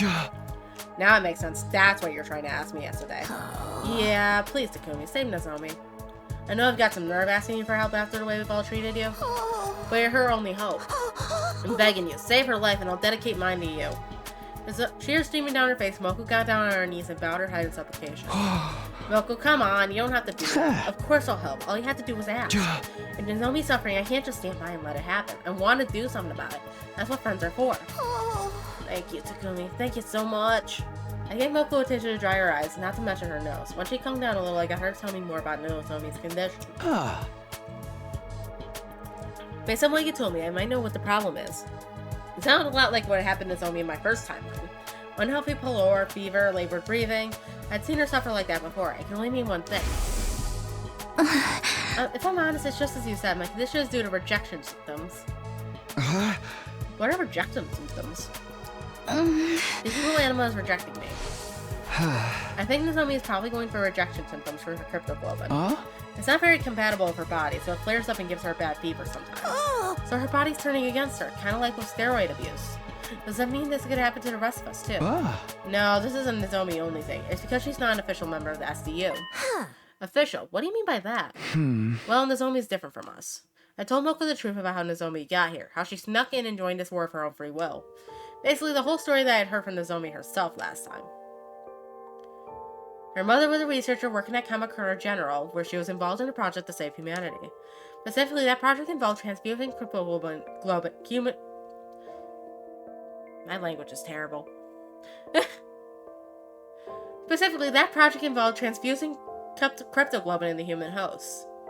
I'm sure you would love to have Moko working around your house all the time, Nuffle, wouldn't ya? Nozomi had offered herself up as a research subject to help make that project a success. But something went wrong and the cryptoglobin didn't bond with her the way that they expected. Nevertheless, they continued with their research. The project was eventually shut down by the higher-ups, and Nozomi's mother was so heartbroken that she took her own life. After that, Nozomi stuck into Kamakura again and again, trying to figure out the truth behind why the project had ended. Eventually, she found it. The people in charge were building a special squad of use with the power of cryptoglobin, in other words, a special defense unit. Her investigations led her deeper into the heart of the hospital. In a room packed with strange capsule-like machines, she found us. Realizing that we were the special defense unit she'd heard about, she got inside a pod herself. When we were sent here to the planet's surface, she came as well, ending up at second to last Defense Academy. To put it simply, Nozomi was never meant to be here. Her mom's experiments on her were deemed failures. In spite of that, she had been fighting so hard all this time. I guess it's only natural that it would take its toll on her body sooner or later. That Nozomi, I can't believe she never told me any of this. Does she really think I'd care if she's not an official member of the team? She's my friend. I'd love her no matter what. Yeah, I knew none of that would matter to you. That was why I felt comfortable sharing this information. If anyone could be trusted with Nozomi's secret, it was Moko. So Takumi, how do we stop these symptom thingies? If there's some kind of medical herb that'll help, I'll run out and grab some right now. No, there's only one thing that will help Nozomi right now, and that's cryptoglobin. It's got cannibalistic qualities. In the experiments, we were looking for a way to reject... Oh, accidentally reset this. So let's go here. In the experiments, we were looking for a way to reduce rejection symptoms, so we were trying to get the blood to consume itself. My mom transfused additional cryptoglobin, and then the rejection symptoms stopped. So by absorbing cryptoglobin, we can mitigate the rejection.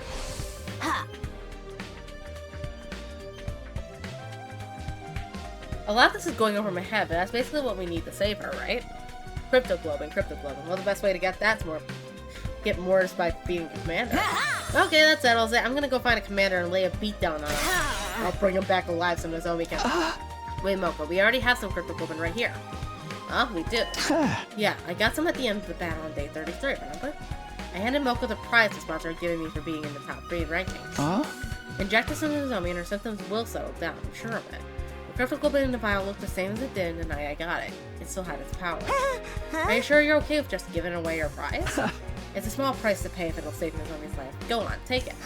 Thank you, Takumi. I don't know how I can ever make this up to you. Don't sweat it. I'm just doing what anyone else would do. Takumi, you really are a great guy. Okay, chat, take a guess at how this will backfire. Okay, I'll take it. Thanks again. And I'll go to Nozomi's room and give it to her right now. I'm betting this is gonna backfire somehow. Because it seems like everything Takumi does in this fucking route backfires on him, and he gets viewed negatively for it. Moko bowed her head one last time and rushed off to deliver the blood-saving vial. Better get better soon, Nozomi. I can't just sit around and worry all day. I still have things I need to do. If we don't find that QB liquid soon... I met up with Yugamo and Tsubasa and began a search for the day. We searched and we searched. But just like before, we failed to find any QB liquid. Our respite from the killing game was almost over, and we had nothing to show for it.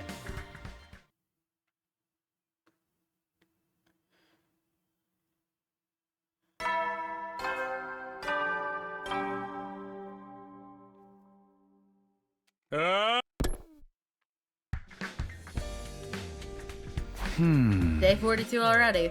This was the last day of our week off. Tomorrow the invader hunt will begin again. By the way, I need to check something. Absorption 4. Tomorrow the invader hunt will begin again. The 3 of us would have to balance our search for the QB liquid for earning points to stay in the game, if that was even possible. Is that Moko? She'd probably come to tell me how Nozomi's doing. I hurried to the door and opened it. Standing there was... Good morning, Takumi. Nozomi, you're alright. Yep, I feel better than ever, thanks to the cryptoglobin you gave me. I wouldn't have pulled through if it wasn't for you. I just had to come here and thank you in person. There's no need for that. All I did was pass on something I didn't eat myself. But since you're here, I should probably apologize. Huh? For what? I told Moko your secret about your past. I'm sorry, I know it wasn't my place to do that, but when I heard you were sick, I couldn't help myself. Don't worry about it. You decided that what you needed to do is save me, right? Well, I'm back to normal now, so I say you made the right choice. Nozomi. Moko came and gave me a big hug this morning, and she told me, I don't care where you're from or who you were before this. Unofficial, unofficial, it's all the same to me.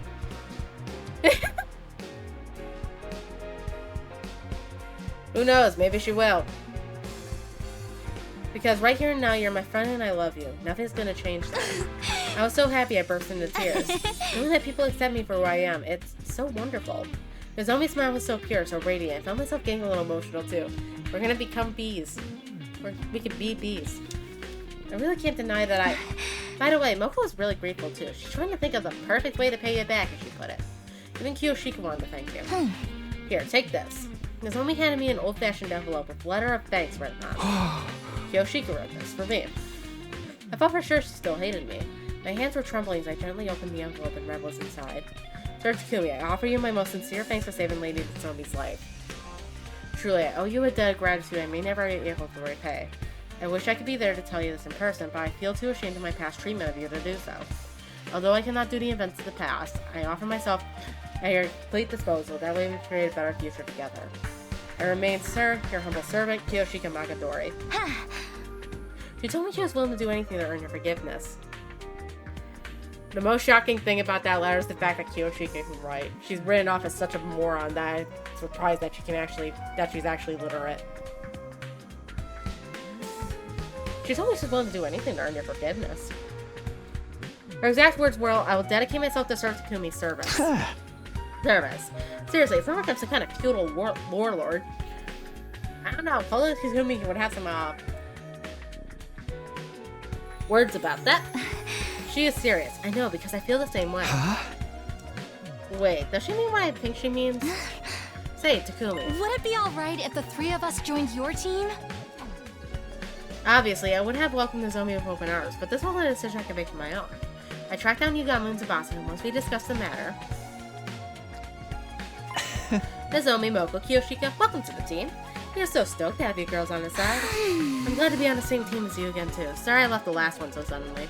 The others approved the new addition to our team without a second thought. If you don't mind me asking, what brought on the sudden change of heart? Was it just out of gratitude to Takumi for saving Nozomi, or was there more to that? Than that. We realized it was going to be hard for us, just the three of us, to survive in Huron, especially with my condition. We figured if we were going to have to sell our services to anyone, we figured we wanted it to be Takumi. Sir Takumi, you're so magnanimous accepting a lowly wretch like me. Oh, okay, that makes sense.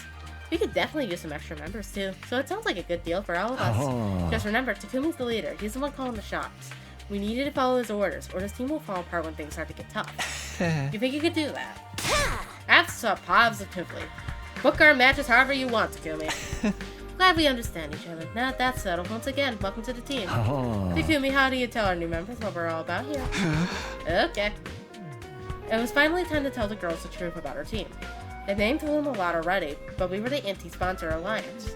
However, we'd actually given up on fighting the sponsor directly. Our current plan was to apparently activate the escape pod, leaving the killing game behind. To put it simply, our goal isn't victory, it's escape. It may sound irresponsible running away from our problems like this, but the alternative is complete annihilation.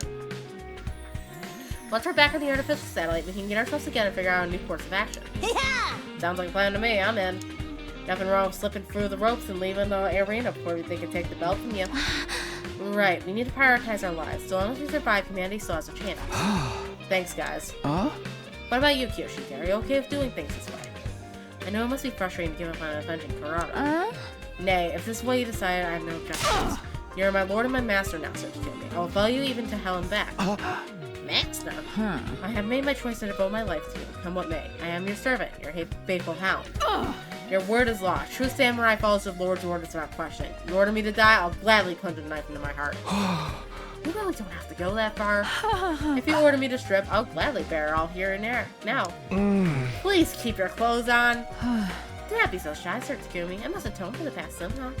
The things I've said, the way I treated you, they were an insult to your honor. I need to take responsibility and I'm prepared to suffer any humiliation to do it. I'm telling you, that's all in the past now. We're friends again, so let's just forget about it, okay? Are you sure? It's the rare chance for you to see a nubile young lady's body, no strings attached. What's the matter? Don't you want to see me naked? Huh? Huh? Of course that line's boy.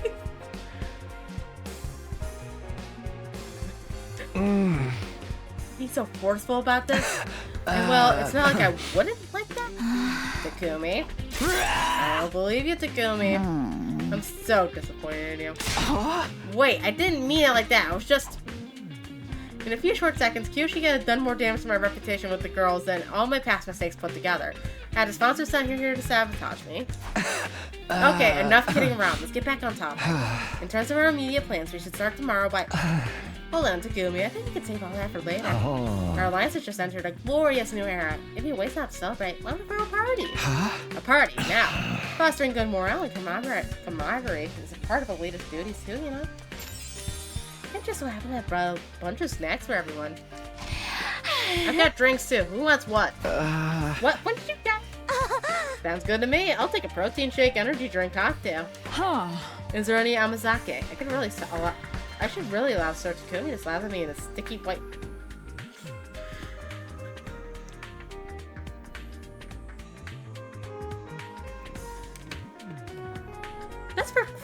Just as a quick reference, what the fuck is amazake?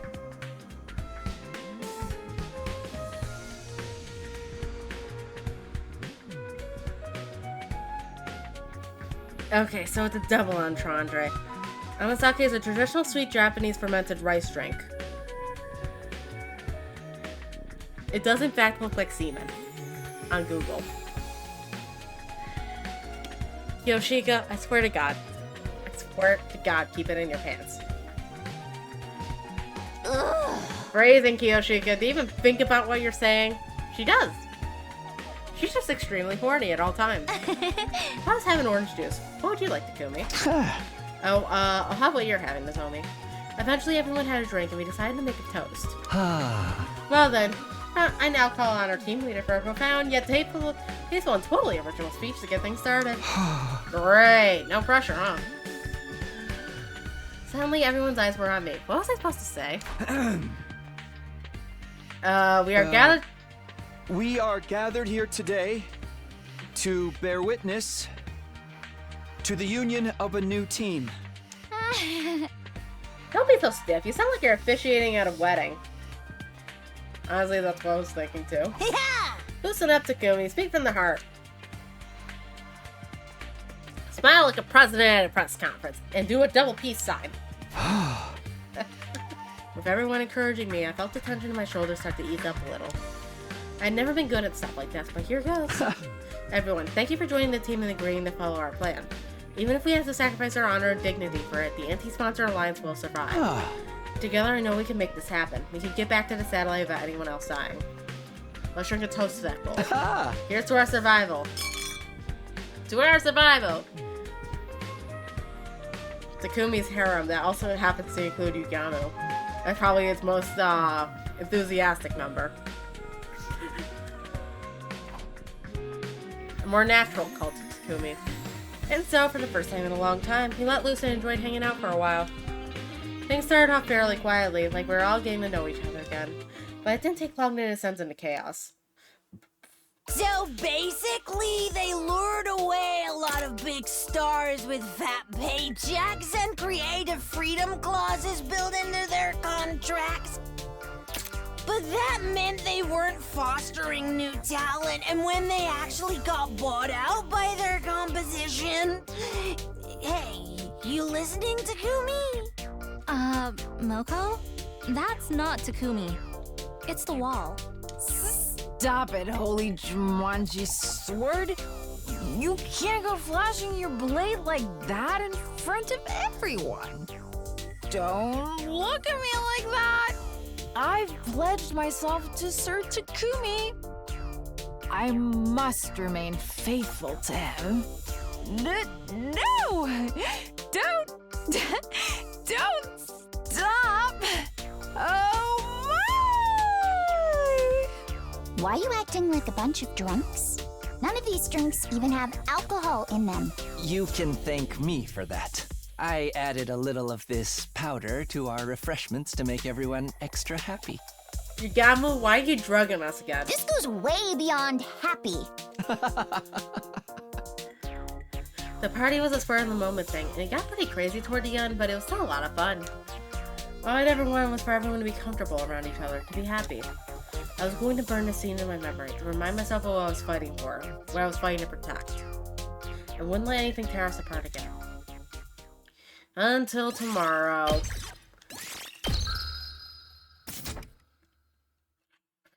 When the inevitable happens. This is it. Our break from the killing game is over. Now, it was the first day of the Invader Hunt's second round. In a lot of ways, it was going to be similar to the first round, but at the opening ceremony, we learned one rule will be different. The second round will be extended to the last 15 days instead of 10. Are there any objections? I thought you'd care if there were. At least you could tell us why you're changing the schedule. I don't want the executions to become too frequent, and several of you have died already. Kuro Suzuki, Hiroko Shizuhara, and Shomi Kizaki. I didn't think we'd lose 3 hunters just in the first round. You killed 2 of them yourself, asshole. My point is, if the executions continue at this point, you'll be wiped out too soon. This is not my aim here at the Invader Hunt must continue for as long as possible.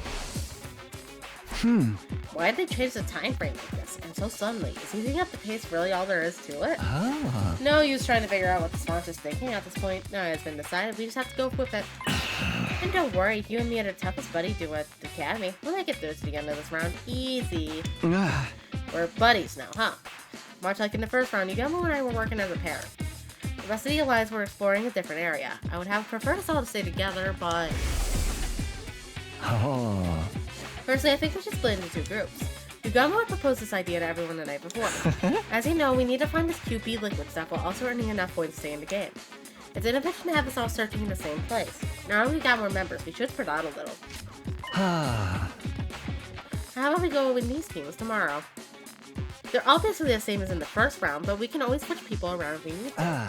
We'll meet up here at the end of every day and report our progress. That sounds good to you, oh fearless leader.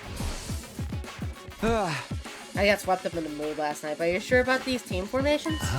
What's the problem? Did you want me to put you in with Nozomi instead? Come on, I'm serious. Can the two of us really survive on our own? It's been 10 days since I last fought any invaders. What if I got on Rusty and slow you down?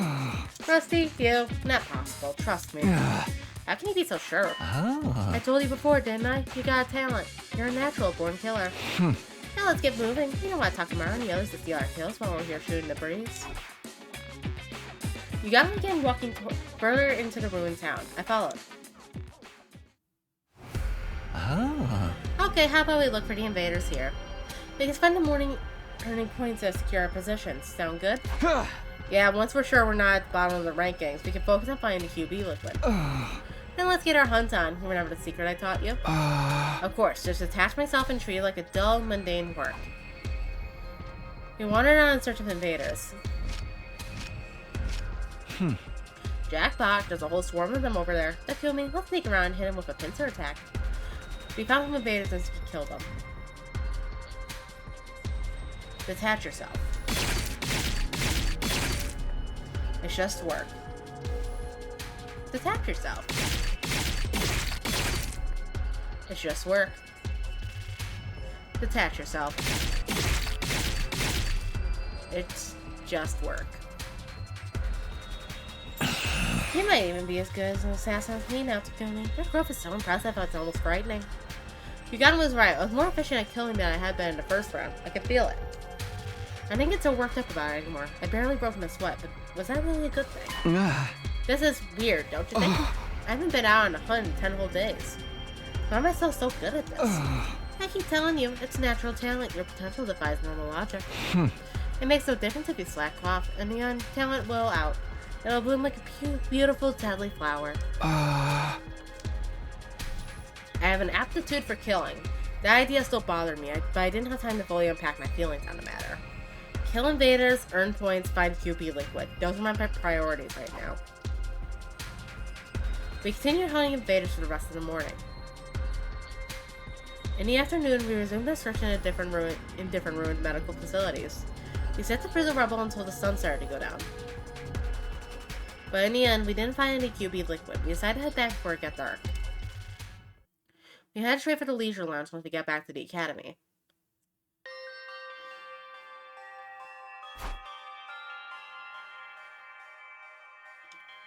Curious about the rankings for the new day, we checked out the board.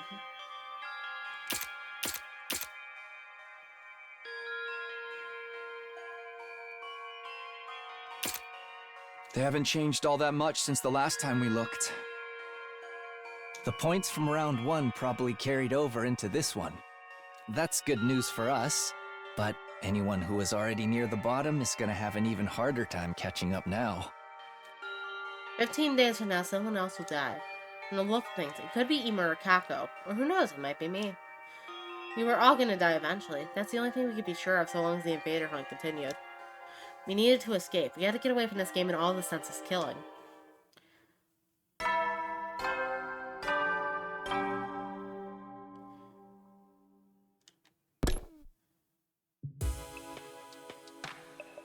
Jump scare. The nighttime announcement played like normal. That was a signal for our next anti-sponsor alliance meeting, where everyone got together in my room like we agreed. Is everybody here? Okay, let's get started. I'd like each group to report on how their search went today, although Yugamo and I don't really have anything to report. We investigated an old factory, but there was nothing there but junk and rubble.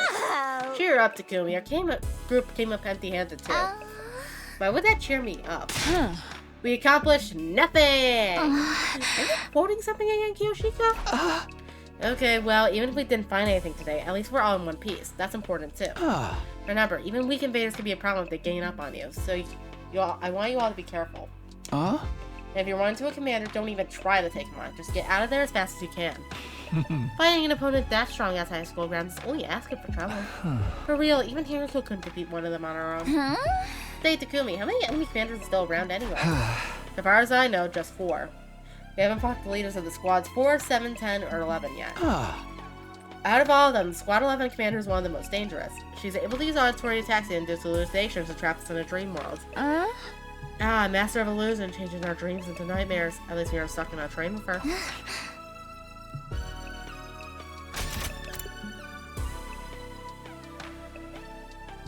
Kiyoshika? Gemetsu no Yaiba? How'd you deal with that technique last time, Takumi? Yaku played some weird folk song over the school speakers to cancel out the commander's sound waves. So if the sound can't reach you, there's no hallucinations. Noise-canceling headphones should have the same effect then. We could probably make some with the Githomatic. We could keep them on when we're outside in case we run into that commander. Good idea. We'll start collecting the materials we need for him tomorrow. Yeah, man. All of us wearing the same thing will make us feel like a real team, you know? Indeed. It's like having class ranks or matching t-shirts. How we make them different colors, like we're a team of spandex-wearing heroes. Dibs on gold. Any champion worth her salt's gotta go for gold. Then we'll take silver as if it befits a cool-headed swordsman like myself. Nah, pink suits you better, Kiyoshika. Just like the cotton candy clouds inside your head.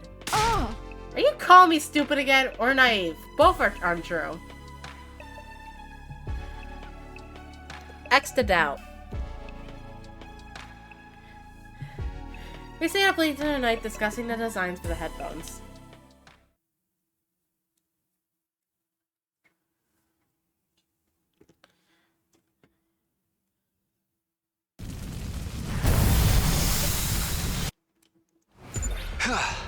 Our first order of business today is collecting the materials for the headphones. Yeah, we'll need speakers and earplugs. I think we can find those over in the residential area. Let's go take a look.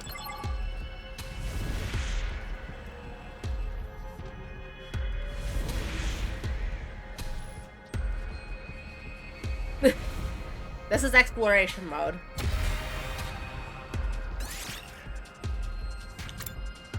We'll do this one for once. Been a while.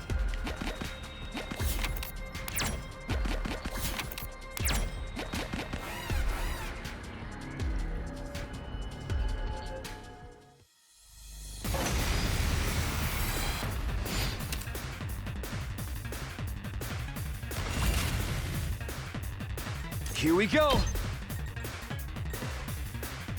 Yeah! Say when! Yeah! Good to go! I've got this! Here!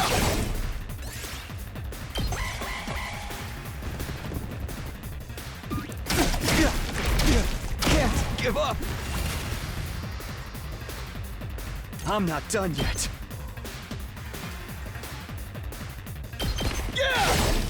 Got it! Not there yet. It's all right. Take this! Oh, that all you got? Keep your guard up! Not there yet. Ha!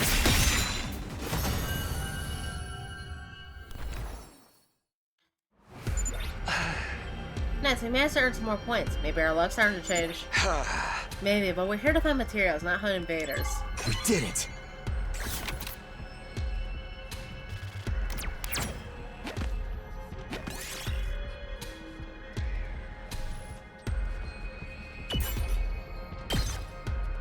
Yes!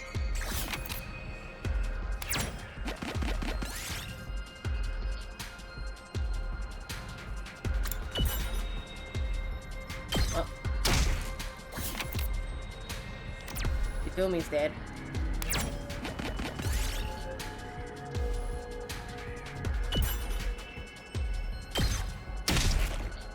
I found a little something.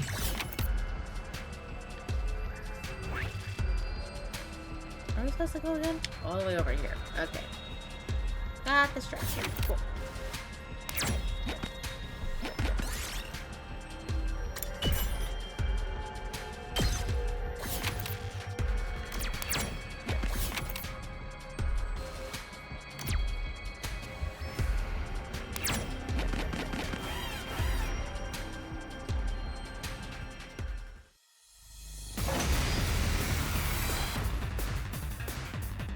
I've still got some kills in me. Experiment time. I won't give in. Ha! I'm not finished yet.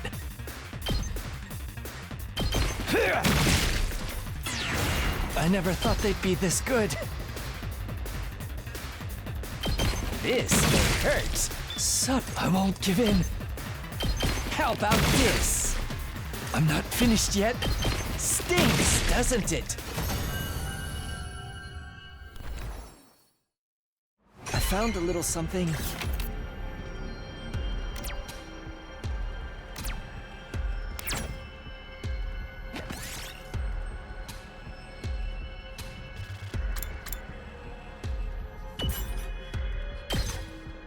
I found a little something.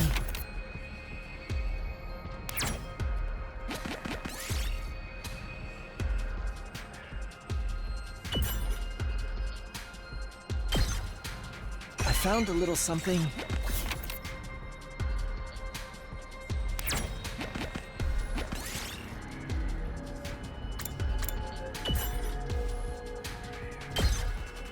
I found a little something.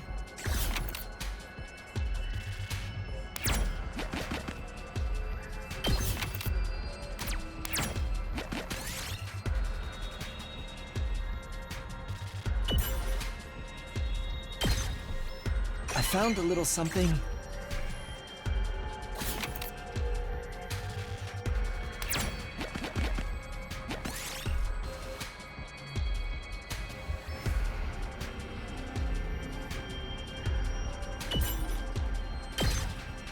I found a little something.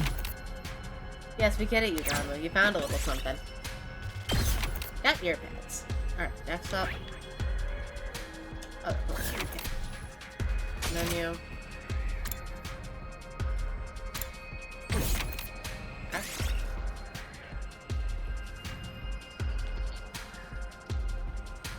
Okay, so we don't need the plant items now.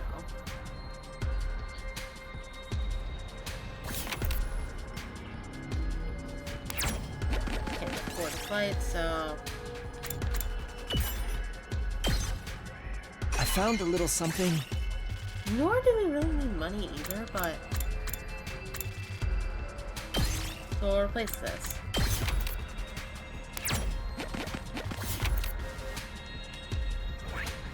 Or just something else. Now we have all the materials we need to make headphones for the Alliance members. In that case, let us use the rest of the day to earn some points.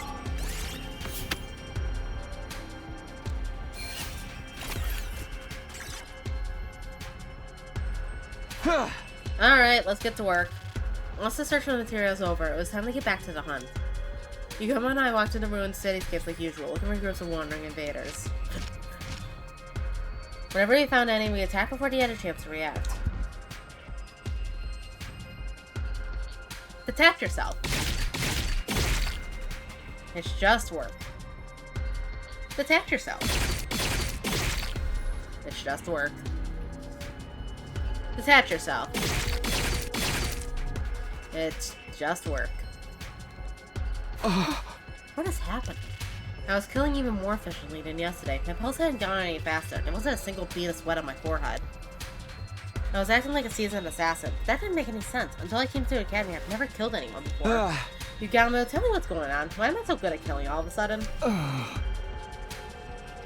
many times are we going to go over this? The talent, potential, a gift, call it what you want, but you got it, man. Was this all there was to it? Was it really just born with a natural affinity for cold-blooded murder? It was simple enough the explanation, but there was one lingering doubt that I couldn't seem to shake. You said that sometimes people are unaware of gifts like this, right? Gifts show up in many different ways. Sometimes they manifest later in life. Don't get it too hung up on that. I was just thinking out loud. You have a talent for killing, and our current circumstances are helping you cultivate it. What more do you need to know? More than that, I need to know the truth, the whole truth. I was doing something I could never do before. My proficiency was improving at a rate I didn't make sense. When I thought about that, fear welled up inside me. What in the world was happening to me? Yugamo, please, if you know what's really going on here, I need you to tell me. If you've modified me or something, I won't be mad. I just want to know the truth. I owe my life to Yugamo. If it hadn't been for him, those invaders I found on the first day of the hunt would have killed me for sure. I really wouldn't have minded if it turned out he had done something to me at some point. It was not knowing what was killing me. I'm begging you, Yugamo. Tell me what's happening to me. I looked Yugamo in the eye and held his gaze. I didn't care what he said next, so long as it wasn't more lies. After a few seconds, he broke eye contact and let out an exasperated sigh. Okay, when you give me a passionate look like that, there's no way I can stay quiet about it. Yugamo. But this is your last chance to let sleeping dogs lie to you. I don't think you're going to like what you hear. You might even end up hating yourself. Are you prepared for that? I wouldn't have asked if I wasn't. I've been through hell and back already. You think I can't handle a little more? Alright, I gotta respect your determination. I'll tell you all about where your talent for killing comes from and why it's developing so fast. That was ominous, but at least it was honest. It was an honest moment between the two of us, between Yugamo Omikage and Takumi Sumino. First of all, I swear by all I hold sacred that I haven't modified your body in any way. Do you believe me? Yes, if you're serious about it, then I'll trust you. That said, your affinity for killing isn't as natural as I'd led you to believe. You have been modified, but not by me. You did it yourself. What? When? Why don't I remember? Maybe modified is misleading. If I mentioned absorption, would that ring any bells? Yeah. You mean this because of absorbing cryptoglobin? You told us you came here from the future. Do you remember the first thing you did when you arrived here on day 2 of this timeline? You killed Edo Atsuki and absorbed his cryptoglobin. Yeah, I did. That wouldn't make me change this much, would it? No, I don't think so. Normally, that is. Absorbing cryptoglobin usually wouldn't have any special influence on someone's personality, no matter how powerful it is. But when it comes to cryptoglobin, you're a rare case. Yours isn't like the rest of ours. What are you talking about? There's nothing weird about my cryptoglobin. I beg to differ. Let me jog your memory. You killed Edo Atsuki and absorbed his cryptoglobin in your previous timeline as well, right? He was right about that. I killed Edo on day 99, my first time around. In other words, you absorbed the same person's cryptoglobin twice, and in succession. If that's not a rare case, I don't know what is. So now you have a double dose of Edo's cryptoglobin in you. It's twice as concentrated. And as is your Edo Atsuki-ness. Including his rare talent for killing. Eido's is back. Let's go. I began to tremble. My breathing was racked. Edo. Of course, he was the most ruthless murderer I've ever known. My first time here, he destroyed Sire, killed Hiroko, and took out Eva too, like none of the lives meant anything to him. He even killed the baby in the defense round. And I'd inherited this ability, this talent from him? The first time I saw you, I felt a kind of kinship with you. There was something inside you, something just like me, but even more deadly. I could see it in your eyes. When you told us your story, I figured Edo must be the cause, and decided to try and develop it further. That's why I taught you how to be a better killer. Why would you do that? If you knew something so terrible was inside me, why didn't you just leave it alone? Because I knew we'd be needing a team ace. An ace. Let me tell you, when the sponsor showed up on day 25, I thought we were seriously screwed. There was no way a bunch of teenagers like us were gonna get by in a world where monsters like that existed. If we're gonna stand any chance of surviving, we need a monster of our own, someone worthy of being called the ultimate assassin. I always felt like Yugamo's attitude didn't make sense. Ever since the invader hunt began, he's been really supportive toward me. But now it all added up. His aim had been bringing out the Edo in me. I really am sorry I did this to you, but it was the only way. What's going to happen to me now? Odds are you'll get even better at killing. And then what? I don't know. Cryptoglobin is already one of the big mystery, and your case is unique on top of it. You don't know, but you did it anyway? Does it mean I was only going to get more and more like Edo from here on? What if my whole personality got overridden by Edo's? Could that happen?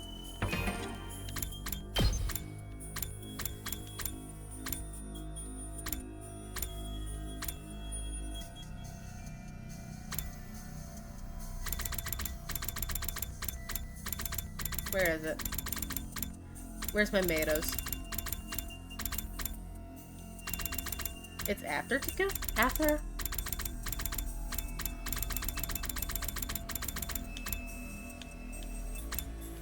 Matos says hi.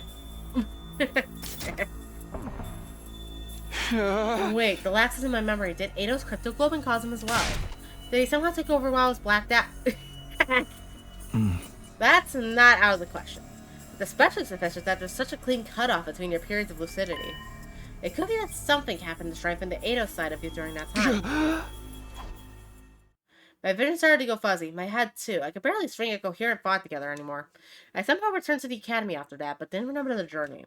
One moment, I was wandering aimlessly, the next, I was back. My head was started to clear. It looked like I was back in my room. I was lying on my bed, staring up at the ceiling. I found myself thinking back on the day Yugamo had offered to form a team with me. This is what you wanted all this time, Yugamo. I never completely trusted him. I knew he had to have some hidden motive, some plan up his sleeve. But it was never me he was interested in. It was Edo. I had never guessed that in a million years. Any sense of normality I've been holding on to had been torn to shreds. It had been a shock when Takamaru and the others had turned their backs on me, but that was nothing compared to what I was feeling now. Thinking about it now, though, maybe I had trusted Yugamo. Maybe that's why the truth hurt so much, because it was like half of my soul had been ripped away. I felt so exhausted, so hollow, I couldn't even bring myself to sit up. Half of your soul, you say? The exact feelings for him. I just lay there, thinking of doing nothing at all. I put on some glasses, Takumi. Time passed, and before I knew it, it had gone dark outside.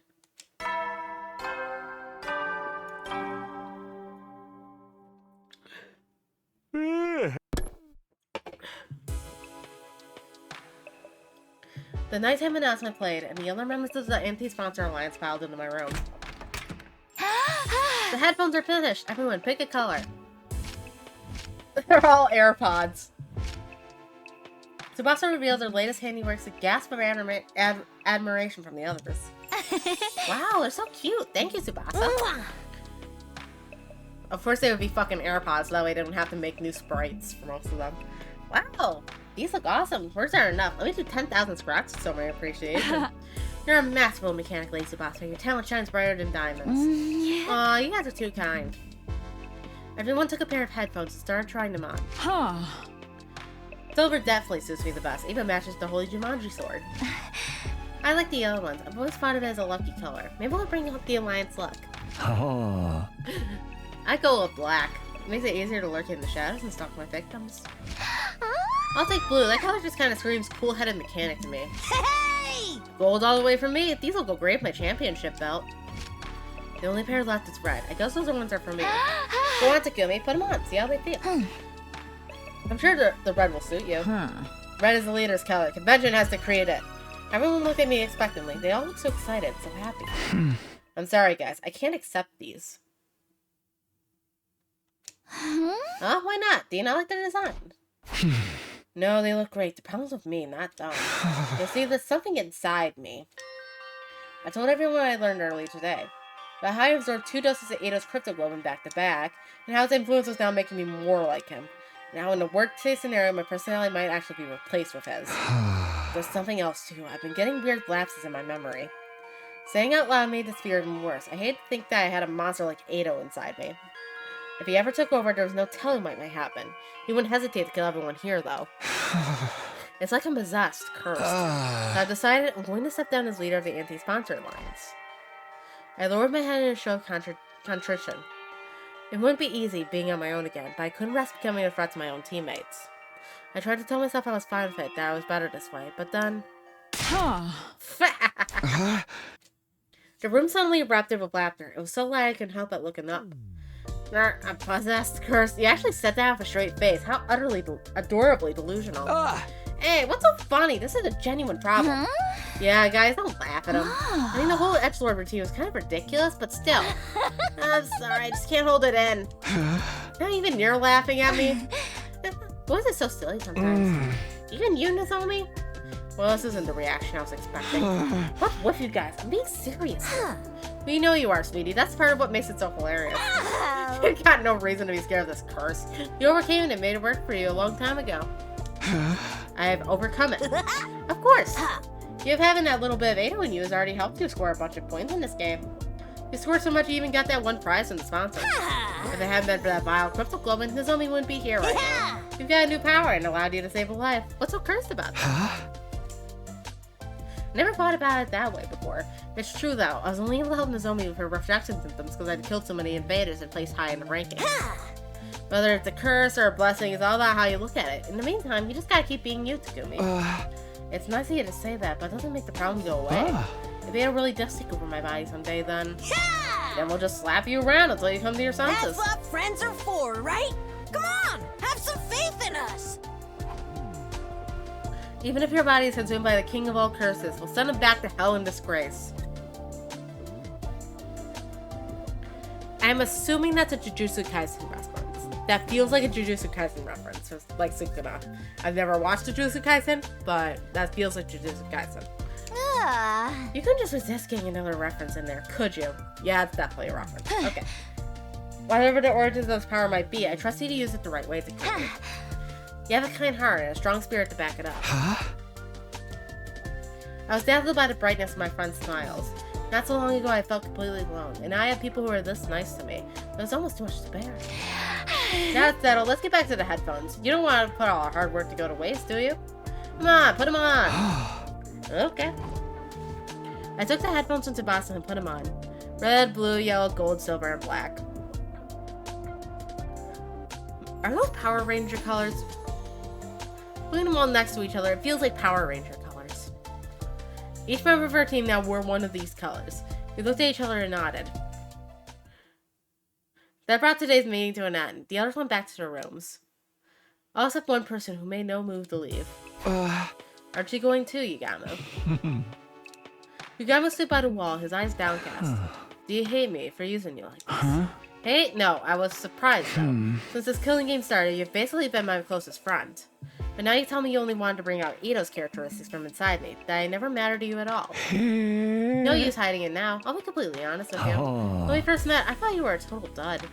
Aside from Ito's latent properties, there was nothing special about you. No charisma, no expertise, no talent. Wow, that's pretty harsh. Back then, I thought we'd be better off without you. If there had been a way to switch your personality with Ito's, I'd have done it without a second thought. Okay, that's really harsh.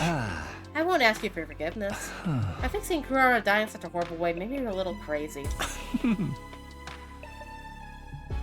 I wanted to sponsor the pay. I wanted to make them suffer, even if it meant being less than humane in my methods.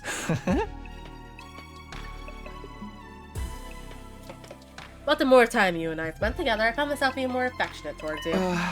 Affectionate? Ow. You don't always make the best choices, and you're way too hard on yourself. But after all that, you never turn away from the light.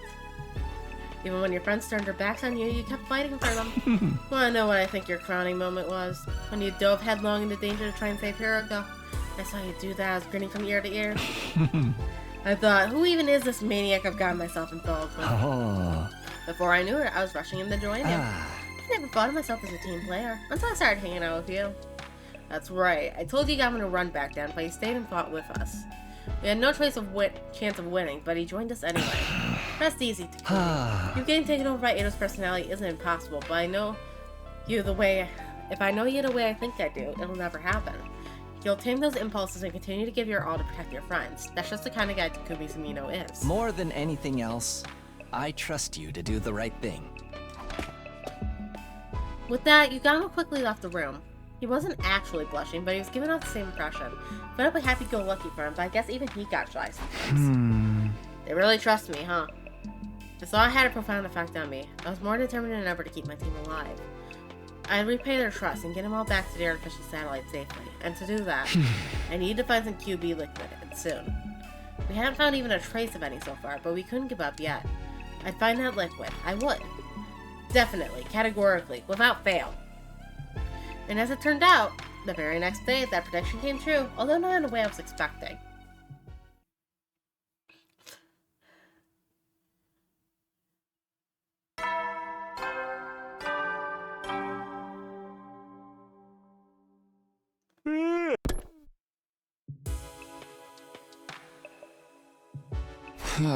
Huh? Good night.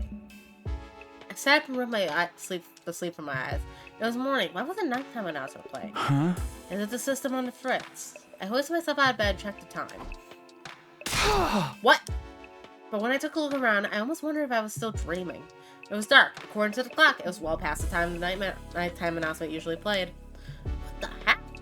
If this really was the day of the day 45, that mean I'd slept for the entire day. Had I really been that tired, or had somebody done something to knock me out for the day? Just as I was wondering what the others were doing. Hey Takumi, are you feeling better? I opened the door and let Tsubasa in. For some reason, she seemed worried. Sorry about this morning. I shouldn't have forced you to help me. Well, you could have told me you weren't feeling well, you know. Huh? Not feeling well, help you. I had no idea what she was talking about. So far as I knew, this was the first time I'd seen her today. Oh yeah, I got something for you. I diluted it so we have more to go around. You should spray on anything metal in your room just in case. What is this? What do you mean? It's the QB liquid you gave me. QB liquid. What's the matter? You've got QB liquid already? I was starting to think we'd never find any. Why are you acting like this the first time you're seeing it? You're the one who found it. I found it. No, that's not possible. Takumi, you're acting really weird. Tsubasa was looking at me with a mixture of confusion and concern, but then she gasped like she suddenly figured out something out. Did you lose part of your memory again? Seems that way. I can't remember anything that happened earlier today. What's going on, Tsubasa? Why did we have the QB liquid all of a sudden? She told me what had happened. It was bizarre, hearing about things I'd done but I had no memory of. Apparently, I'd gone to Tsubasa's room this morning and given her the QB liquid. Obviously, she was surprised and asked me where I'd found it, but I hadn't given her a clear answer. I only said I didn't remember where exactly. Tsubasa had impressed me. She was happy enough that we had the stuff we needed. After that, she had taken me to the underground hangar, and the two of us had set to work applying the liquid to the escape pod. We had gone over the surface of the metal thoroughly to make sure that the particle bacteria never ate into it again. It didn't take us long to finish, but then he got really exhausted all of a sudden. He said, I'm going back to my room and taking the rest of the day off. Now that the day's ending, he came to check on me. None of that had jogged any memories. It was almost like there was another me walking around living my life without me knowing it. Exactly! That's why I said at the very beginning. What's this Eido's doing? Had what was left of him somehow taken over my body. But why would Eido go for the trouble of finding the thing we needed to help us escape? Wouldn't he just go on a rampage and kill everyone?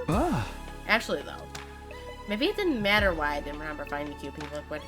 Whether I remembered it or not, we had it now. That's what matters. Tsubasa, let me get one thing straight. You said if we found the QB liquid, you'd be able to repair the escape pod, right? Does this mean you can do it now? Can you get the pod working early and get us out of here? If we could only do that, our troubles would be over. We could all escape this horrible game and go back to the satellite where things would be safe. Yeah, about that. Tsubasa looked away and awkwardly. I can fix the pod, but it's going to take me at least 50 days. 50 days? So then, we'd have to survive until day 95 before he could get out of here. At that point, it barely even qualifies as escaping early anymore. We had gotten members of our alliance together for the daily meeting and told them about bad news. Needless to say, they were all pretty shocked. The damage really is that bad, huh? Yeah, it turns out the bacteria ate into it deeper than I was expecting. And not just surface damage anymore, the whole thing's compromised on a structural level. I can't see it taking less than 50 days, no matter what I do. I'm sorry, I'm just not skilled enough. Aw, Tsubasa, you don't have to apologize. That's right, if we didn't have you here, we wouldn't be able to repair it at all. No one was really to blame for this, and there's only us right about that. It was just some monumentally bad luck. No, not escaping early is off the table. We got two options. We can keep participating in the invader hunt right up until day 95, or we can come up with a new plan to defeat the sponsor and end the game.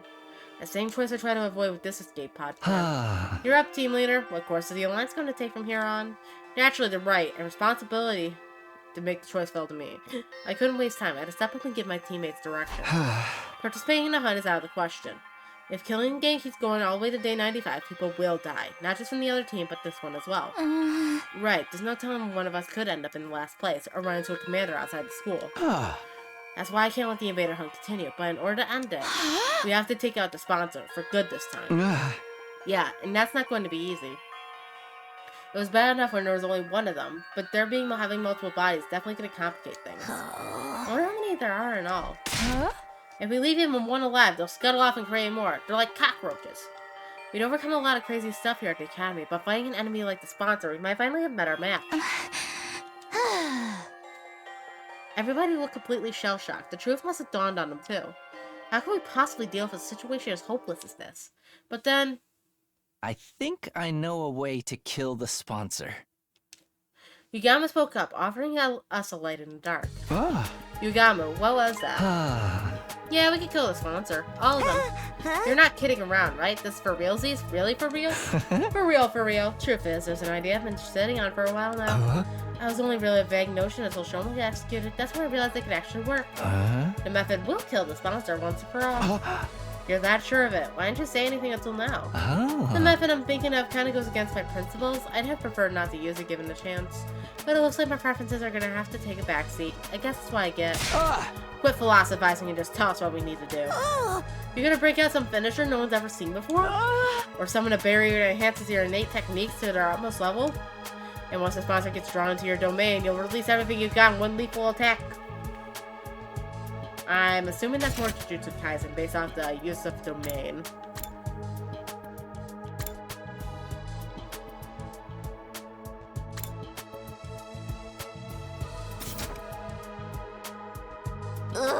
Yoshi, can maybe go sit quietly while we're talking about this? Tell us, Yugamo, this could be our big chance to avenge Karada. We all wait with bated breath to hear Yugamo's idea. A surefire way to destroy the sponsor. What could it be? And when he finally did speak up... Sorry, guys. I'm keeping this one under my hat. What? Why? This is no time to play coy, Yugamo. Huh? Don't get me wrong, I'm just exercising due caution. The element of surprise is essential to this plan. If the sponsor gets wind of it ahead of time, it'll all be for nothing. So you think one of us is gonna leak information to him? Not intentionally, no. But you can't deny that when it comes to keeping secrets, some of us are more cautious than others. Oro? Why is everyone looking at me all of a sudden? Maybe he was right. Some of us were better off not knowing. This means you'll have to do it all on your own. Are you sure you can handle it? You know how powerful the sponsor is. And they're only getting stronger now that they've absorbed Karada and shown us Cryptoglobin. That's exactly why I know we can win. It is. The sponsor absorbs Cryptoglobin and gets stronger. That's the key to our victory.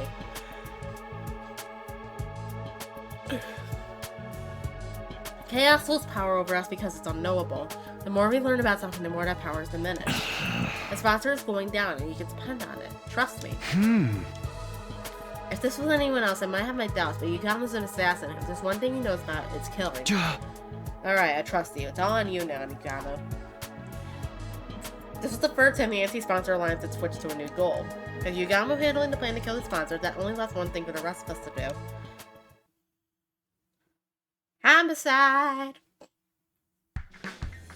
Invader Hunt Round 2, Day 4. I headed to the school beyond school grounds to earn points like usual. Today, though, I wasn't hunting with Yugamo. Thanks for pairing up with me today, Takumi. I'll try not to slow you down. Instead, I had Tsubasa as my partner. I'll show you I can be just as efficient a hunter as anyone. I appreciate it, but don't push yourself too hard. I'll be the one doing most of the hunting. You just focus on backing me up. That way, you get a decent amount of points with only a fraction of the work.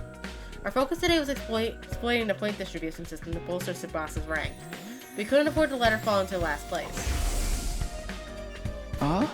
We're leaving the entire plan to kill the sponsor in your hands, Yugamo. You don't have to tell any of us what it is. But can you at least tell us how much time you need to get it ready?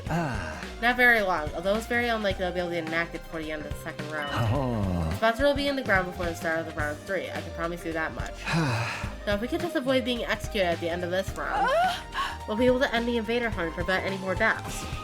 That's about the sides of it. Basically, all you guys need to worry about is not ending up in last place. Takumi and I will do everything we can to help out, obviously, but the real problem is you, Tsubasa. Right now, you're 8 out of 10. That's pretty near the bottom. Yeah, things aren't looking good for me, huh? I'm still not used to fighting outside school, so I've barely been able to hunt any enemies. In that case, we'll have to get you some support points about you killing invaders directly. We found that there was a secret to the Invader Hunt's point system. Even hunters that didn't actually kill invaders could still earn points by supporting their allies in battle. I have a suggestion if you're interested. Starting tomorrow, why don't you take my place and go out hunting with Takumi, Tsubasa? Huh? Me and Takumi? He's the top hunter in the whole alliance.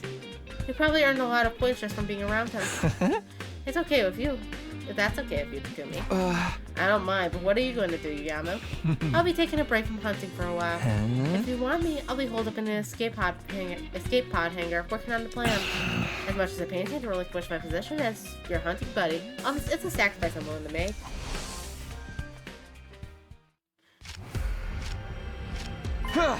Look there, Tsubasa, a big group of invaders. Surprise attacks are effective in situations like this, so we'll sneak up on them quietly. Right, sneaking quietly. How do you walk without making too much noise again? She seems pretty nervous. Then again, she's always been the type to get stressed out easily. Are you scared? It's okay. Just close your eyes and stay next to me. Here, give me your hand. Okay. I held Tsubasa's hands and moved up closer to the invaders. And then we struck.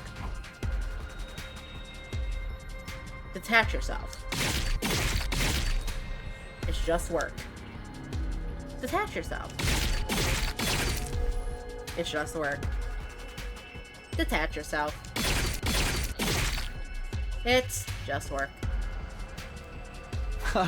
Nice, seems like I'm in pretty good form today. If I kept mowing down invaders like this, Tsubasa was bound to get some of the points I earned. Wow, Takumi, you're amazing. I knew you were strong, but that was something else. You were all swish, swish, swish. There's a little something Yukama taught me. The double dose of Ito's cryptoglobin helps too. But still, you were awesome, so strong, so manly. It seems like only yesterday you were an awkward little half pint. Pretty soon you'll be all grown up. What are you, my mom? Also, half pint? Really? Let's get moving. Can't waste time talking when there's invaders to hunt. We started walking again. I started walking again, pulling Tsubasa along behind me. We need to make every kill count. Sheesh, what's with the alpha male act all of a sudden? Being so forceful of a girl. Don't get too big for your Takumi-sized boots. I ignored Tsubasa's grumbling and let it fade into the background. I didn't have time to be delicate with her right now. We spent the rest of the day walking around the ruins hunting invaders. We killed a lot of them. Phew! Alright, that should do it for today. You should be safe from falling into last place now, Tsubasa. Great, thanks for this, Takumi. I can't believe we took out this many invaders just in one day. I say we, but really, all I did was watch. Don't sweat it. It's a leader's job to help out his allies when they're in trouble. I'm glad we have a dependable leader like you around. You're really growing into the role. It's weird though. I never imagined I'd be spending time with you like this, just the two of us. After I alienated you like everyone else did at the start of the game. Tsubasa's expression suddenly clouded over, like she was about to cry. I'm really sorry for back then. You're such a great guy, and we treated you like trash. Every time you do something nice for me, I get reminded of that. You're too good for me. Forget about it. It's all in the past, and it made sense at the time. Maybe, but if anything, I think it's a good thing that you all alienated me back then. Huh? A good thing? Why? It made me appreciate just how much of a difference having someone on your side can make. Now that people have decided to stand by me, I'm more determined than ever to keep them safe. That includes you too, Tsubasa. I'll protect you. For all the rest of our lives. The rest of our lives? Yes, I'll always be here for you. That's great and all, but when you put it like that, it almost sounds like... Takumi, this is the wrong route. You're supposed to be a romance route for this. Tsubasa? Hey, what's wrong? Are you not feeling well? Oh, jeez, Takumi, you're big dummy. I look away for a minute and suddenly you turn into a total Casanova. Where did I go wrong? Why do you keep talking about me like I'm some wayward soul? Whatever, that's all for today. I'm going back to the school. Hey, don't run off by yourself. It's not safe. I ran after Tsubasa as she stormed her way back to the Last Defense Academy. Feeling a little winded after the journey, we went straight to the leisure lounge.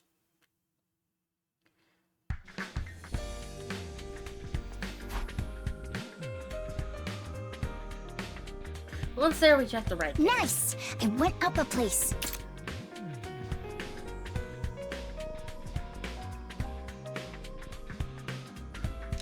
What a relief. And I owe it all to you, Takumi. Don't get comfy yet. It won't take much for Takemaru and the others to overtake you. We'll have to keep it up and get you some more points tomorrow. I had to keep the members of the anti-sponsor alliance out of last place. As the leader, it was my responsibility. Of course, that also meant we're forcing someone from Takemaru's team to be last place instead. I tried not to think about that side of things too much. I wasn't some omnipotent saver. No matter what I did, I couldn't save everyone. Having checked up on the rankings, Tsubasa and I went back to our rooms to rest. Then, when night fell...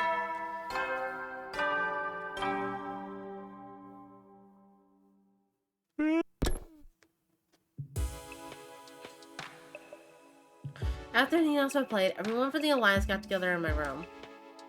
Hey! You helped Tsubasa go up in rank in just one day. Nice going, Takumi. The way you fight to protect Lady Tsubasa is truly inspiring. You're like a stone-cold professional killer. I don't know about stone cold, but I agree with the professional part. You were swinging your sword practically at the speed of light. Come on, guys. I'm just doing what any decent leader would. I don't know how to deal with everyone being so nice to me. This is cheery atmosphere. It's gonna take some getting used to. Anyway, enough about me. How's your progress, Igamu? Is your plan to take down the sponsor still going smoothly? Yugawa spent the whole day in the escape pod hangar working on the method he thought up to kill our invincible adversary. The exact details are still a secret, of course. None of us had any idea what this method was. Yep, no problems here. Everything's going according to plan. When I spring my little trap, the sponsor will die. No ifs, ands, or buts. The sponsor would die. That was a reassuring thought. How exactly are you going to kill the sponsor, sir, Yugamu? I've been so curious I could barely eat. We're all allies here. Can't you tell me what this ingenious plan of yours is? Just a hint will do. Just a teensy-weensy little hint of a hint. Knock it off, Kiyoshika. Yugamu's in charge of killing the sponsor. That includes whether or not he wants to keep it a secret. If my lord commands it, I suppose I have no choice but to back down. Carry out this plan however you want, Yugamu. We're putting all our trust in you. Thanks. I won't let you down. Soon enough you'll be sitting up and begging to thank me for my efforts. Sit up and beg. What are we, your pets? I can only hope it was a good sign that Yugamu felt comfortable enough to joke around. If we could all survive to the end of this round and end the killing game, our futures will be a whole lot brighter. Once the sponsor's gone, that only leaves the invaders to deal with. Indeed, we need only to defend the school until day 100, and our victory will be complete. After the invader hunt, defensive battles are going to be a breeze. I'll take on any and all challengers that come our way. I think so too. The sponsor is the only real threat to us right now. If we could just take him out of the picture, we'll basically have already won. Victory, ending the war, winning the war. The idea was so exciting. It was intoxicating. Just a little more, one final push and it'll all be over. No more going out hunting to earn points. No more sponsor lording their power over us. Peaceful days like that were just around the corner. However, the hope we felt in that moment blinded us to the truth. Whenever life appears to hand us a victory, there is always strings attached. When things seem to be going well, we need to be more careful than ever. The Anti-Sponsor Alliance had forgotten that, but we received a cruel reminder the very next day. Oh boy.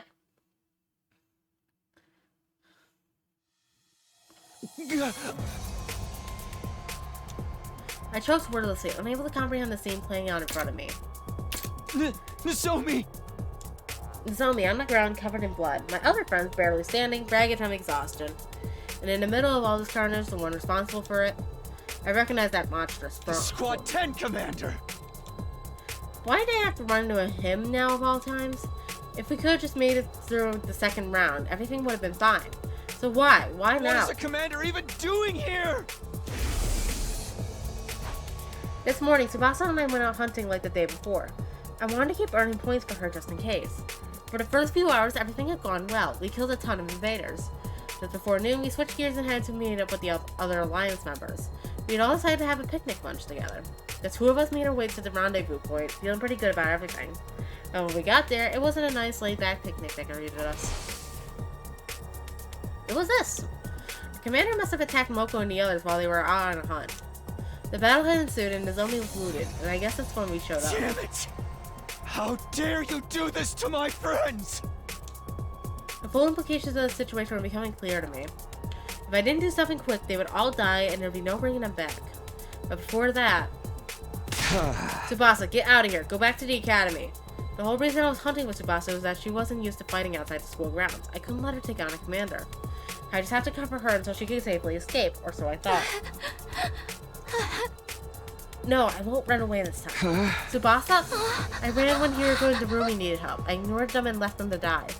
She must be talking about that time we ran into the Squad 3 commander. I jumped in to help Hiroko and Darumi back then, but Tsubasa was too scared of dying.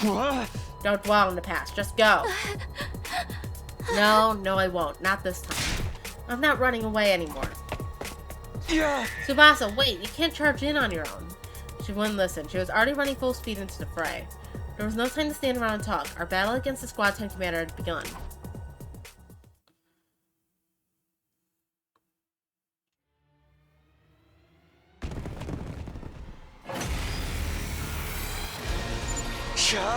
Everyone, are you okay?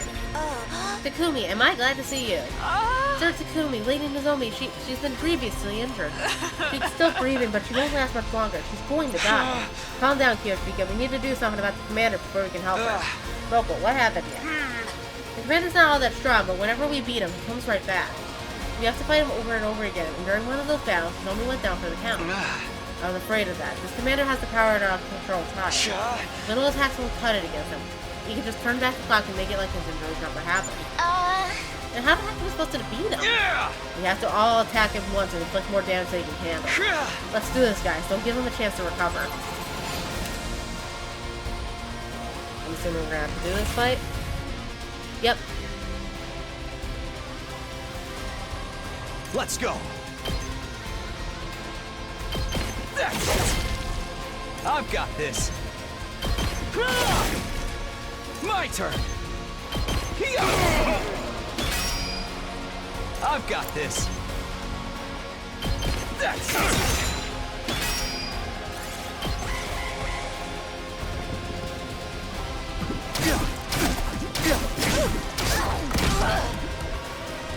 How about this?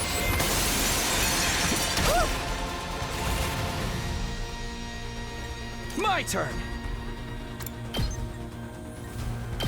Take that.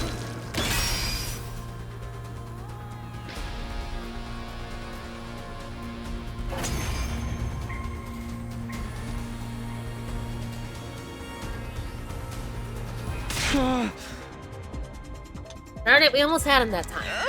The Fiend has recovered again. At this rate, the battle will never end. Don't give up, guys. We'll get him this time. Everyone take a deep breath and go!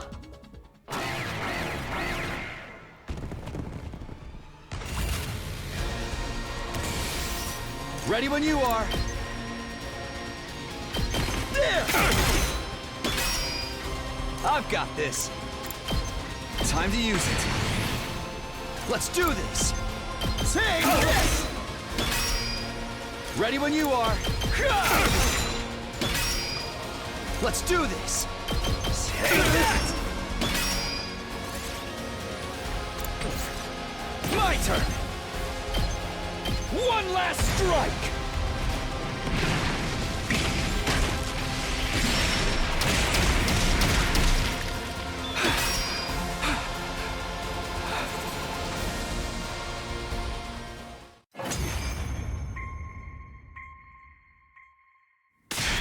Not again. We were so close.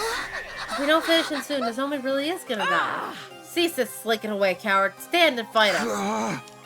What are we gonna do? We fight, but the commander's still not going down. Nozomi's at her limit. We need to get her back to the school before it's too late. Just then. I'll take this guy on alone. Moko stepped forward, proposing a plan that was completely insane. You guys go on ahead. I'll do what I can to slow him down. The way I see it, there's no other way to save Nozomi but this. You want us to leave you behind. We can't do that. Sir Takumi is right, Lady Moko. We can never abandon a comrade to die. Don't be hasty, alright? If we beat him with our next attack, we'll still have time to... Shut the hell up, all of you! Moko tried so loud, it felt like he was making the ground shake with her voice alone. Listen, guys, the day Karara died, I stood at her grave, and I made her a promise. I promised to protect the girls, to make sure not a single one of them died. If Nozomi dies on my watch, Karara will never forgive me. So let me do this! Let me protect my friend! If one person stayed to distract the commander, the rest of us could escape and get Nozomi back safely. That much is true. But could I really do this to Moko? Could I sacrifice one of our own? Leave Moko here and take Nozomi back to the school, or stay here and fight stay here and I'll fight the commander together. As the Alliance's leader, that was the choice I needed to make.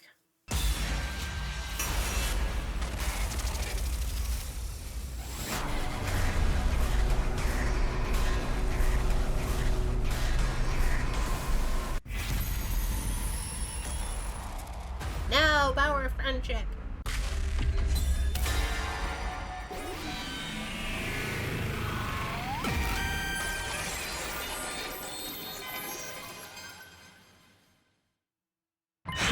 No, you can't expect us to agree to that. Forsooth, Lady Moko, is all for one and one for all. Don't be a pig-headed numbskull, Takumi. You just don't get it. I told you, I made a promise to Karara. I promised her I'd protect the girls. But you're a girl, too. Actually, that doesn't matter. It's my duty to protect every member of the Alliance. But that means Nozomi will. How about we continue this conversation after we beat the commander? A grueling battle against the SWAT commander raged on. I like how it's just a 3D model. Whenever we backed him into a corner, he would slip away, recover, and the whole process began all over again. His ability to turn back time made the battle drag on, but after a long while, we unleashed a concentrated attack on him, and at long last, he brought the strong commander down once and for all. Nozomi! Nozomi! Once the commander had fallen, he rushed over to Nozomi to check on her. When we got there, we were relieved to find that she was still breathing.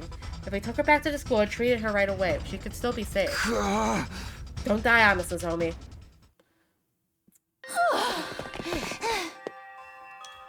We ran back to the academy as quick as we could, carrying Nozomi the whole way. Don't die, Nozomi! Hold on just a little longer. As I ran, I prayed hard for Nozomi to survive this. I didn't want to see yet another friend dying on me, especially not Nozomi. I came all the way back to prevent her death in the first place. All that would be for nothing if she died now. Once we get back, I'll grab Yugamo and get him to treat Nozomi's injuries. He's so familiar with the human body, this shouldn't be a problem for him. I keep going through the steps I take in my mind as I ran with all my might. Hey guys, was the school only so far away? We've been running for a while now, but we still couldn't see the wall of fire. Not even a single flame. The huge wall had been a major landmark. It wasn't the kind of thing we could just miss. New gang's rewinding time on them. That's really strange. We're definitely not lost, so mayhaps we've been shrunk. Anyway, this is the right direction, so let's just keep going. All of us clearly felt this was an ill omen. Nevertheless, we kept running in a direction where the school should be. When we finally arrived, an astonishing sight greeted us. Huh? We could barely recognize the school. What happened here? Why has the school been destroyed? Are you sure this is Last Defense Academy? We didn't take a wrong turn somewhere? We found it hard to believe this was really our school, too. But it was. It was practically in ruins, but there was no mistaking it. I understand now. The Squad 10 commander was merely a decoy. A decoy? He was there to draw out and hold back the majority of the Special Defense Unit's fighters. Then other commanders would be free to destroy the academy while we were occupied. A two-pronged offensive to conquer an enemy stronghold. It's the oldest trick in the book. Now it made sense why that commander fought so inefficiently and kept dragging the battle out. He was trying to buy the other commanders time to launch their attack. I'd fallen for the enemy's gambit, leaving the school poorly defended. That, in turn, had led to its destruction. Shortly after we arrived back, Nozomi died from her injuries. Now that we lost our base, we didn't even have anywhere to erect a tombstone for her. All we could do was wander around the town ruins for the rest of our lives.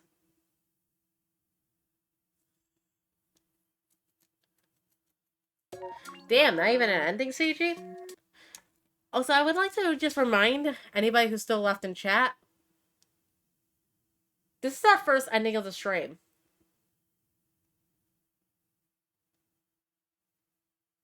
We've been here for fucking 5 hours.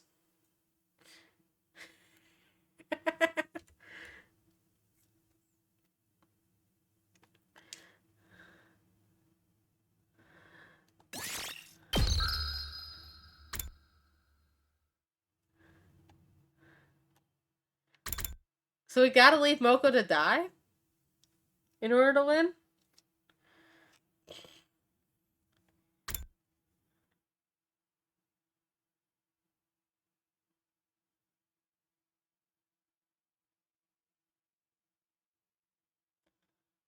So we got all this to do still.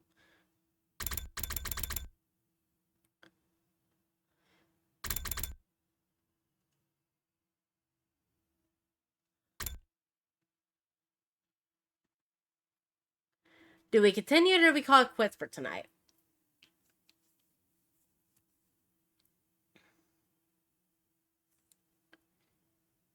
I'll let you decide, because that was obscenely long for first ending.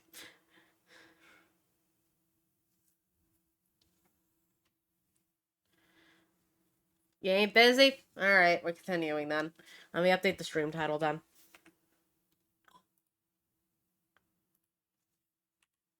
Oh yeah, by the way, rereading the title, where the fuck's been Darumi been this entire time? She's still at the top of the leaderboards, and yet we haven't heard hide or hair of her since she recovered from, passing out following Hiroko's death.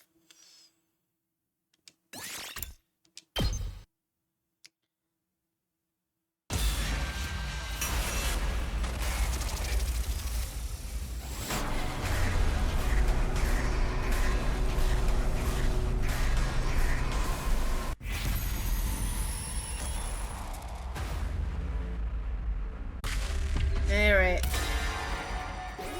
Rest in peace, Moko. We did our best to save you, but immediately resulted in the Academy falling. Moko, please cover us while we bring Nozomi back. No, Takumi, you can't be seriously thinking about leaving Moko behind. Thank you, Takumi. I can finally keep my promise to Kurata. I refuse to accept this, Lady Moko. There's no sweetness in this parting, only sorrow. Never. I will never leave you behind. In fact, I shall be staying behind with... Chop! Ah! Lady Moko, why? I caught Kiyoshika's body as she fell forward, knocked unconscious by Moko. My cutie pies are in your hands now, Takumi. I knew you got what it takes to keep Nozomi and Kiyoshika safe. Because that's just what great team leaders do! Moko encouraged me with the brightest smile on her face, a smile that had been the source of my strength countless times before. Moko, I don't know how I can Right. Time for all of you to exit the ring. The other guy's about to fly in for the second round any moment now. Tsubasa, be a darling and send everyone back, alright? Love you, honey! Yeah, see you later, Moko. Moko tossed her golden headphones over to us. She must have meant for us to hold on to them as a keepsake. We unloaded the conscious Nozomi and Kiyoshika into Tsubasa's vehicle and drove off without delay. As we pulled away, I looked back to see how Moko was faring. Feast your eyes upon Moko Majiro, the apocalyptic maiden of destruction, and her iron defense of a lifetime! You'll be crossing this line over my dead body. Get ready for the match of your life, Commander! Moko was standing in the way of the commander, determined to buy us enough time to escape. I buried a sight of that stirring scene into my mind so that I would never forget it. After rushing back to the school, we called Yugamu out from the underground hangar, and then...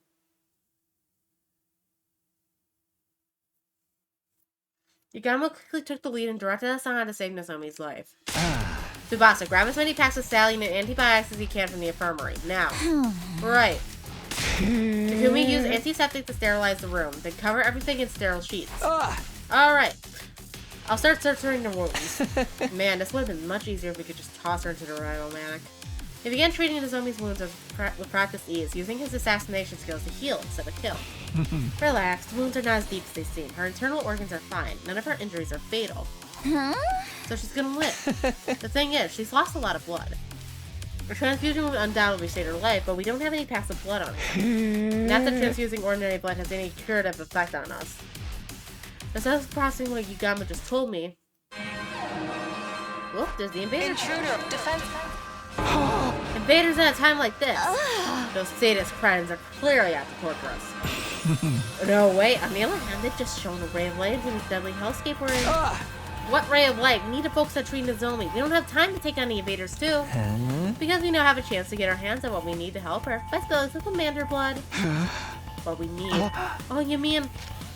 After defeating the commander, the top 3 hunters on the leaderboard will receive a cryptic globin-filled syringe as a reward. Yugamu and I were in second and third place, respectively, so we have 2 syringes. We'll be able to use the syringes on Nozomi to replenish her lost cryptoglobin. With that in mind, we stopped treating Nozomi, shook Kiyoshika awake, and headed for the war room to prepare for battle.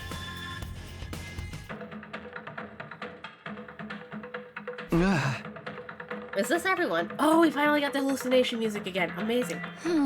What are talking around the others? There's no time for us to be divided. Those people are frolicking around in dreamland. Desert a waking world. Sponsor, what are you doing here? You're not trying to interfere with the battle, I hope? The sponsor ignored our questions, choosing to stare intently at the war room monitor and said, "Behold, this commander appears to be a skilled illusionist. They create illusions by blasting super-powered music through a sound truck, and it confuses all who hear it. Sound-based illusions. That has to be a Squad 11 commander Takumi was talking about the other day. We're fine since we have our noise-canceling headphones, but Takamura and the others took the full brunt of the attack and are wandering around in a dream world right now, aren't they? Wait, that doesn't explain why Daruni's alright. She hasn't done anything to block out the sound." He was right, Darumi didn't seem affected at all. My head's a little fuzzy and I'm seeing things I know aren't real, but other than that, everything's great.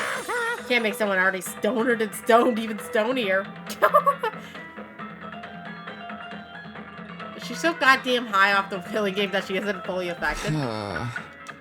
As crazy as always, that's Darumi for you. I mean, her brand of insanity is strangely comforting for the situation we're facing at the moment. I fail to see why you all seem so upbeat when the enemy is rapidly advancing in the academy, even as we speak. Look at the monitor.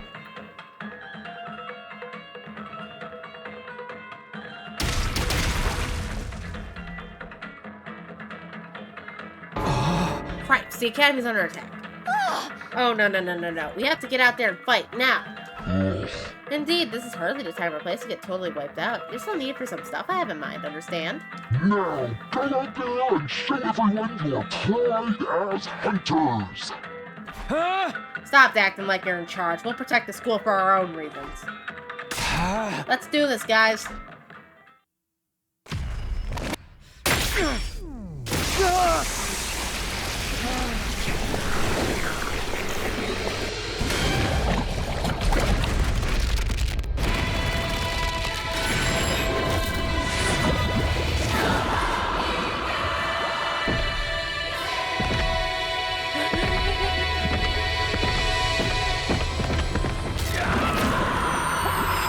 Well, yeah, you're probably trying to mimic here, right?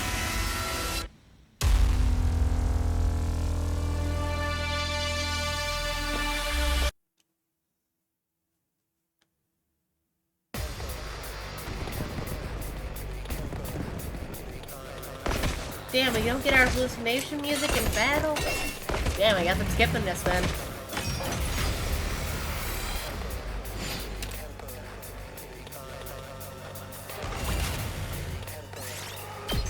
You won't give me my hallucination music, so fuck you.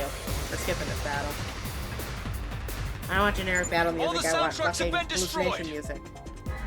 Aww, the illusions are gone! I'm already starting to miss them. Maybe miss them after we take out the commander headed this way? Damn, Doremi took her normal pills. I threw him, Tammy.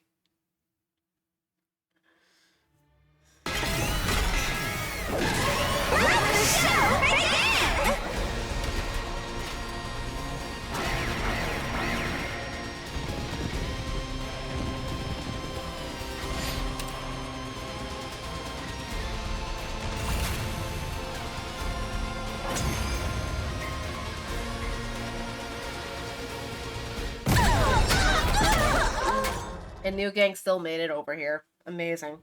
To battle!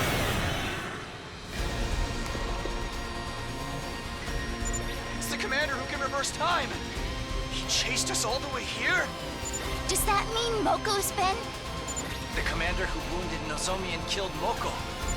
Let us slay this accursed commander to avenge our fallen Lady Moko and appease our spirit.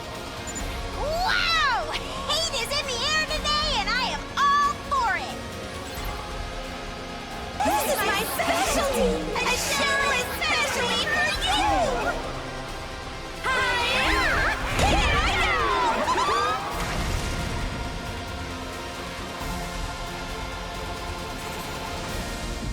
go! The school's crumbling! When did they breach the walls? Take a chill pill, everyone. It's all just an illusion. What? That's a shame. I feel a lot chiller when I'm surrounded by death and destruction. Most of the illusions can't harm us, so just ignore them and focus on taking out New Gang first.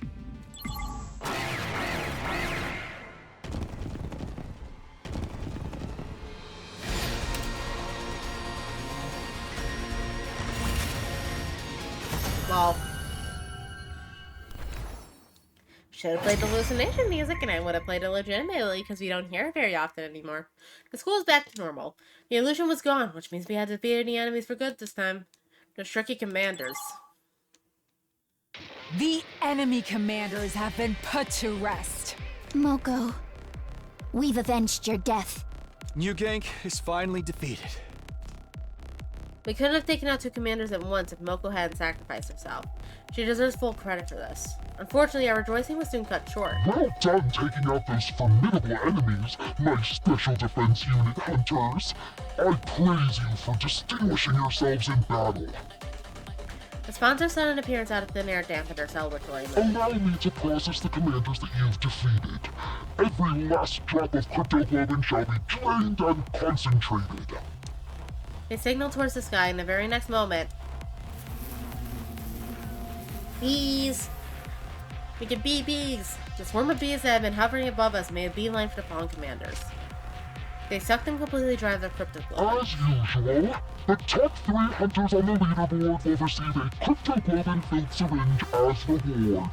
That means Dorumi, Takumi, and Ugamu. Be thankful! The sponsor gave out crypto globin vials to the top hunters like we had anticipated. Now we can save Nozomi. I wonder if the size has changed at all because there was 2 commanders this time. Or if he's just keeping the extra commander for himself. After the battle, we rushed back to Nozomi's room. Once there, we injected her with the commander's crypto globin without delay. The concentrated blood of 2 commanders took effect immediately. Okay, so it's like extra concentrated. Look everyone, Nozomi's regaining color in her face. Her wounds are starting to scab over. I had no idea we could use concentrated crypto globin as an analeptic too. The deathly pale Nozomi slowly but surely turned healthier right in front of our eyes. You just know the other guys are gonna hold it over Takumi's head that his decision caused Moko to die. You just know it. And I am dreading it.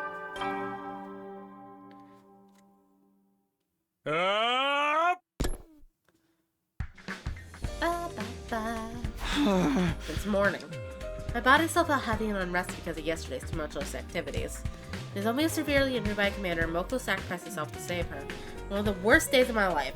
The day the fate of the anti-sponsor alliance took a turn for the worse. Moko. There was no time for me to grieve her death yesterday, so all that sadness that I pushed down came bubbling to the surface this morning. I still couldn't believe how suddenly our mood maker had met her demise. Please let it be the last. I had to endure an irrational amount of distressing situations for the last 48 days. I desperately hope nothing bad will happen in the next 50. But the moment I made that wish, I could somehow feel in my bones that this call was going to lead to trouble. I also knew I couldn't ignore the bell no matter how much I wanted to. That's just what the great team leaders do, right, Moko? Reluctantly, I got up and opened the door.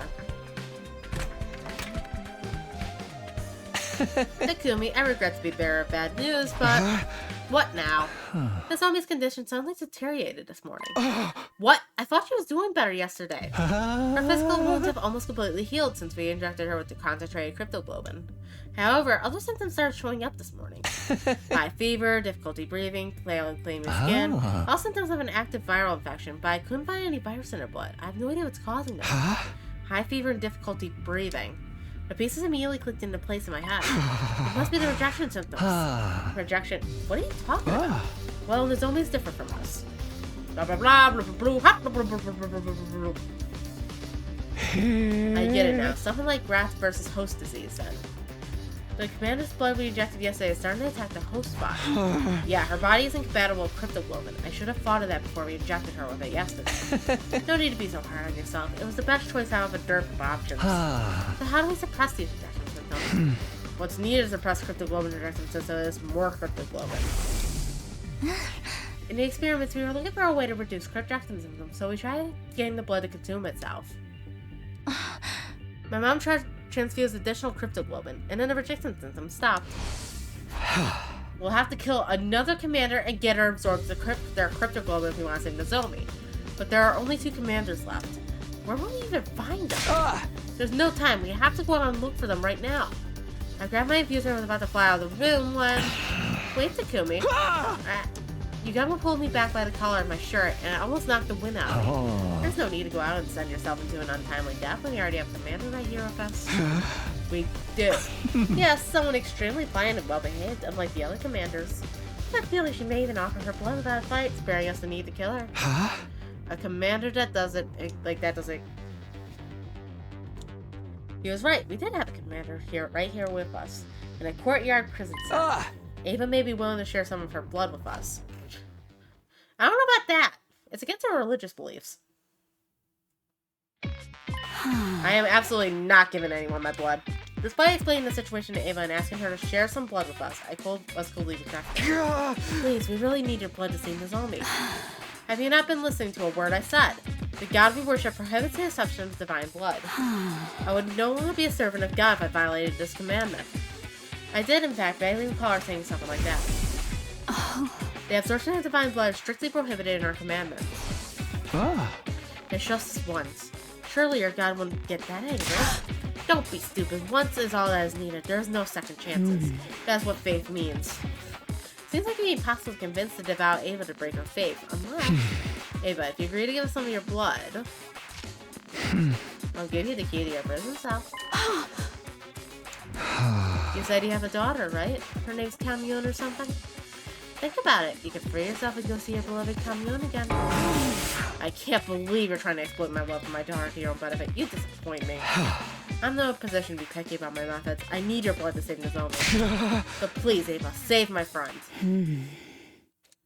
Ava lowered her eyes as an agonized look spread over her face, like she was trying to process a difficult thought. Very well, you can have some of my blood. Ava, but I can't be the one to hand it over. You'll have to take it from me yourself. I was pinned down and forced to give up some of my blood after putting up a valiant fight. Can that be the official story? Yeah, let's go with that. It's probably the best confirmation you can make based on Ava's faith. We'll have to bring Nozomi here for that scenario to work. I quickly went back to Nozomi's room and brought her to the cage with the help from Yugamu and the others. Can you walk, Nozomi? Where's Moko? I must save her. Nozomi was delirious from her fever. She was still living through the battle of that day, still trying to save her friend. Thanks for agreeing to help, Ava. Now Nozomi will have a fighting chance thanks to you. Dispense with the formalities and move her inside the cage quickly. When we ran to the cage, Ava took off the suit she had usually clad in. She exposed her neck, probably to make it easier for Nozomi to suck her blood. Does anyone have a blade to cut my neck with? At that, Yugamu took out his knife and made a thin cut on Ava's neck with it. Blood started trickling from the wound. Nozomi, here, bite on Ava's neck. You'll feel better after drinking her blood. We pushed Nozomi closer to Ava and positioned her lips near Ava's neck. And then...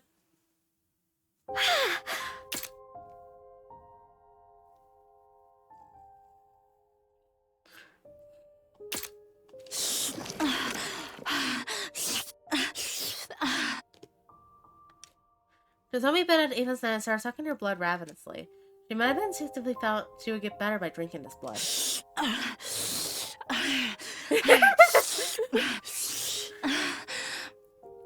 People on Twitter were saying this CG is evidence that she wasn't breastfed as a child. She's drinking too much! Nozomi was so focused on drinking up the blood that she had literally lashed herself onto Ava's neck.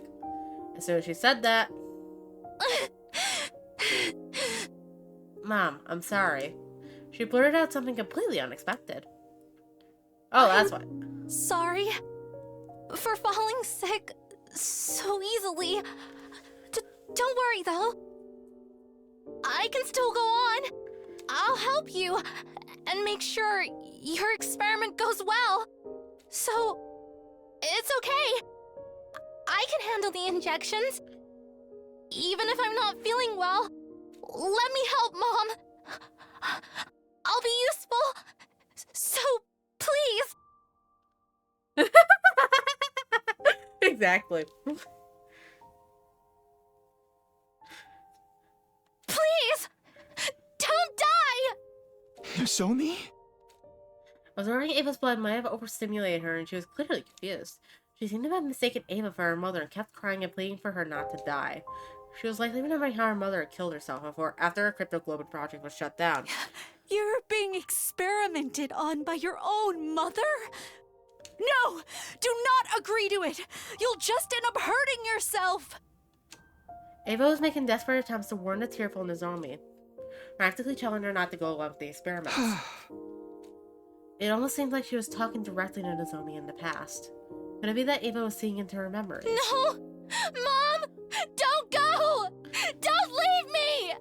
She's no mother to you. No daughter should be expected to make sacrifices for her mother. Nozomi and Ava held each other tightly and cried loudly until suddenly... they both fell unconscious at the same time.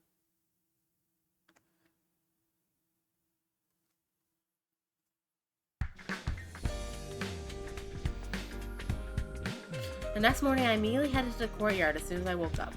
Nozomi was resting in her room, and while I was concerned about her, she was being well tended to by Tsubasa and Kiyoshika. Eva, on the other hand, was alone in her cage. As her caretaker, it was my duty to look after her. Morning, Ava. How are you feeling?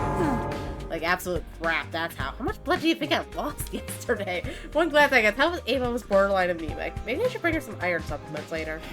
My dear Nozomi drank me as a pack of fruit juice. I'll have to lecture her about her table manners later. Ava's affectionate tone of voice is normally a little off-kilter.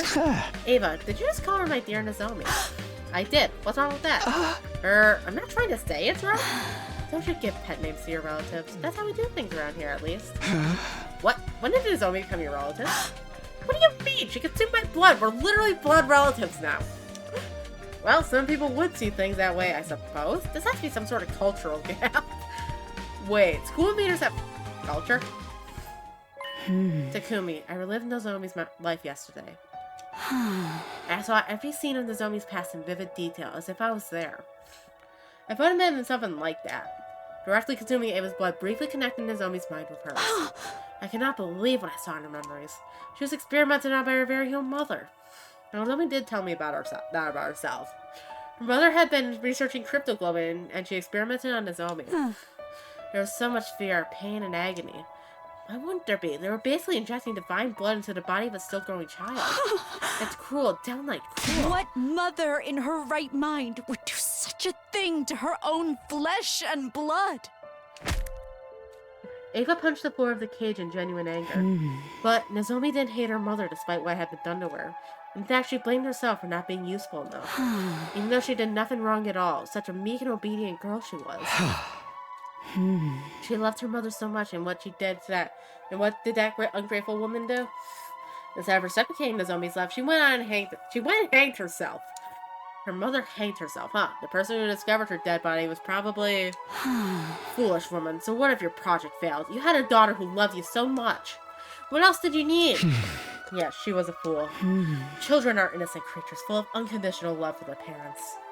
And Nozomi still loves her mother, even if that love will never be reciprocated. If she were my dear daughter, I'd protect her with my life. Just done. Good morning, Ava and Takumi. Nozomi, you're feeling better already. Yeah, I made a complete recovery thanks to Ava's blood. Ava, I'm here to thank you for saving my life. I don't remember the details, but I heard I drank a lot of your blood. Sorry about all the stress I put you through. You're looking kind of pale. Is it because of what I did? I didn't give you my blood because I wanted to save you. I did it for myself. Still, I'm thankful. I'll definitely repay you. You protected me, and now it's my turn to protect you. This time. Nozomi? I'll protect you. Mommy?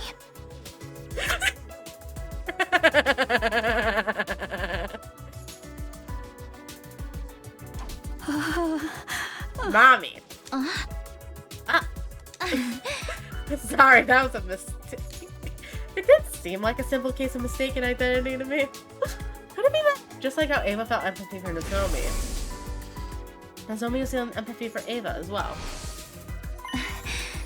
Takumi, if you don't mind, I'd like to be Ava's caretaker from now on. Since she's feeling unwell because of me, it's only right that I be the one to nurse her back to health. That's nice of you to offer, but Ava's leaving today. That was the condition for giving you blood. About that, actually, I've decided to stay for a little while longer. It's too dangerous for me to wandering around outside when I'm not in top condition. I'll care for you until you get better. I can whip up a pretty nutritious porridge dish. That's settled then, Takumi. I'll take that key. Hey, wait! Nozomi snatched the key from the hut out of the hood of my hands and clutched it tightly with a smile on her face. You can count on me. I know exactly what a recovering patient needs. I'm a veteran at this frail and sickly thing, after all. Nozomi's assignment was somehow making me feel all the more uneasy about the situation. I can only hope that what she felt for Ava was purely gratitude, and nothing more.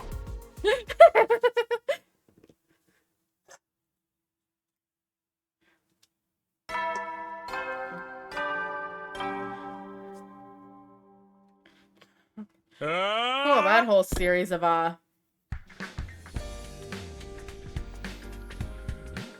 So that whole series of, Nozomi having mommy issues isn't even really that much canon. Or mom complex, I guess. And thus began her 50th day at the academy, and 8th day of round 2 of the invader hunt.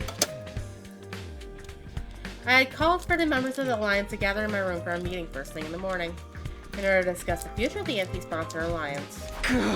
Losing Moko was a painful blow. We'll never stop grieving her.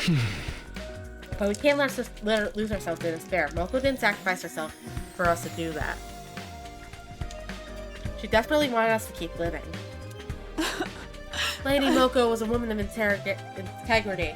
She always put our interests ahead of her own. By living on like you wanted us to, we come living proof Moko made a mark on this world. That's right, we have to keep living. And for us to do that, Yugamo, how are preparations for the assassination coming along? Smoothly. I have it on good authority, mine really, that the sponsor will be dead and buried before round 3 begins. Exactly as I planned. Good. That means our objective remains the same. You need to stay out of last place so that none of us gets executed. Just to survive. That's our only objective. Let's work towards that goal as a team. And my encouragement, everybody agree with loud and firm voices. Moko is no longer with us, but we can still help each other to go on. Victory would be ours as long as we survived round 2. But there is just one thing I was concerned about. Sir Takumi, Lady Nozomi did not show up for the meeting. She wasn't in her room. She's most likely bringing breakfast to Ava. Nozomi's been spending a lot of time with Ava since yesterday. Even though this was a critical period for us. I'll go get her. The rest of you can return to your rooms and to prepare for the hunt. After dismissing the group, I headed to the cave in the courtyard. And there I saw...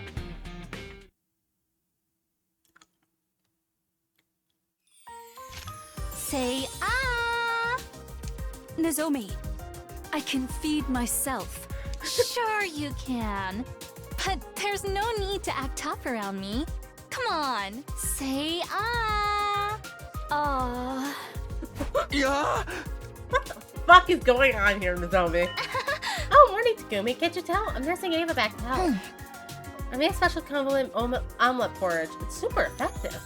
Nozomi's home cooking. I wish I could have some too. No, wait. Why is she making special food for our captured prisoner? Do you like it, Ava? I could do with less salt. And just less seasoning in general. Your cooking skills need some work, Nozomi.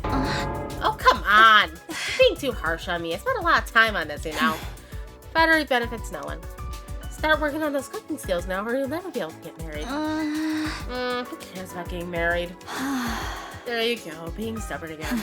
Never mind, give me my second mouthful now before the food cools. You see, it's edible after all. What was I looking at? Some wholesome scene from a slice of life soap opera? Ava was treating Nozomi like her child, but that was because she had given someone Nozomi some of her blood. As for Nozomi, she seems to have developed a sort of kinship with Ava all of a sudden. Actually, this wasn't just a kinship, more like... Nozomi, we're all going outside to earn some points after this. Just come along. Sorry, Takumi, I'm not going outside today. I don't feel completely well yet. Okay. Yeah, you just need to recover from your sickness. You should rest today. Yeah, please let the others know as well. Well, we have 7 more days to the end of round 2. One day shouldn't hurt. After that, we went outside without Nozomi to earn some more points. Siri would be having a fucking aneurysm if he saw this. Any itchy spots I can help you with today, madam? The top of my head, maybe. Yes, that's the spot. Nozomi, you sure know how to make a woman feel pampered. Your scalp feels really stiff, madam. Shall I give you a head massage? And that's the scene I was presented with when I went to the courtyard this morning to fetch Nozomi. Nozomi, what's going on this time? I'm washing Ava's hair for her. She's sick and needs some help with her hygiene. I feel so refreshed. A prisoner getting a spa day is simply unheard of. This is pure bliss. People with mommy fetishes, of course. And probably people that get off on making people vulnerable. This is supposed to be a death game route, right? Right? Nozomi was becoming way too attached to someone who was basically being held captive. Unfazed by my astonishment, Nozomi started blow-drying Ava's hair cheerfully. She smiled so happily like an ordinary little girl. In the end, Nozomi didn't join us for that day's hunt either. Well.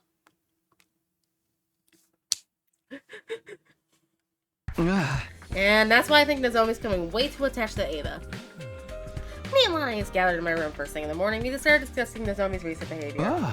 I feel like this has gone beyond mere gratitude to Ava for saving her life. What's making Nozomi so obsessed with Ava? Maybe it was because she consumed Ava's blood directly by mouth while also being in physical contact with her? Unspoken biological data was shared somehow, and the Shrine Bar just bond was forged from that. That's quite likely. Ava even admitted that she saw Nozomi's memories. Maybe Nozomi saw Ava's memories as well.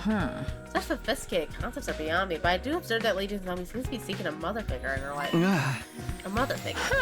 Lady Nozomi has a tendency to be drawn towards women who are intrinsically maternal. Take Lady Moko, for example. Whenever the two of them were together, Lady Nozomi always exuded great joy. Moko is a very definition of maternal, or should I say a mother hen? She could clock the mommy complex. So in order to fill the void Moko left behind, Nozomi has come attached to Ava, someone who is equally as motherly. Alright, I think that's enough psychoanalyzing Nozomi for today. The more important thing is, how do we get her away from Ava and convince her to return to the battlefield? As things stand now, there are two methods we can try. The first is to drive Ada out of the academy immediately. The second is to just kill her on the spot. No killing, I feel bad if we did that. And how do you feel about Nozomi's precarious position on the leaderboard? She's currently second to last. It will be long before she falls into last place if she keeps refusing to take part in the hunt. Yuyamu was right. Nozomi didn't have much time left to rectify the situation. If she kept fawning on Ava and being unreasonable and joining the hunt, you might eventually have to take drastic measures. I'll go talk to her one more time. Ask her to think seriously about earning more points so that way she can survive to the second round. We can survive to the second round together. And so I headed to the cage in the courtyard to do just that. I thought I would be greeted by the sight of Nozomi playing House with Ava again, however...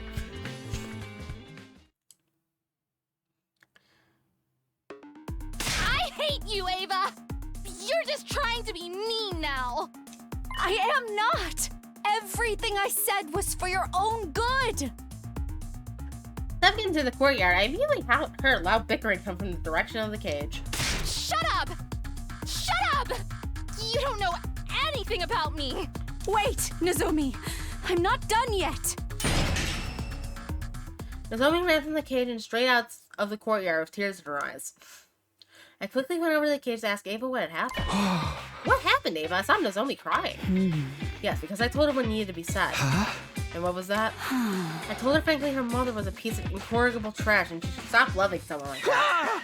Whoa, that's a real sensitive topic for her, Ava. You've been struggling with her feelings for her mother. Of course she'd be upset to hear you say all that. So you don't think her mother's a piece of trash? We're talking about someone who subjected her own daughter to live experimentation, you know. No, that's not what I meant. A waste of breath who ended herself after her project was shut down without sparing a single thought for the daughter she tortured throughout this very experiment.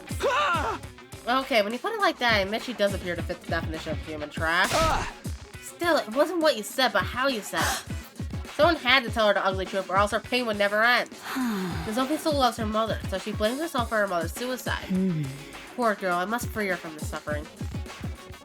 It was true that telling Nozomi the truth would be good for her in the long run. But people usually avoided such conversations. Nobody wanted to be hated by their friends.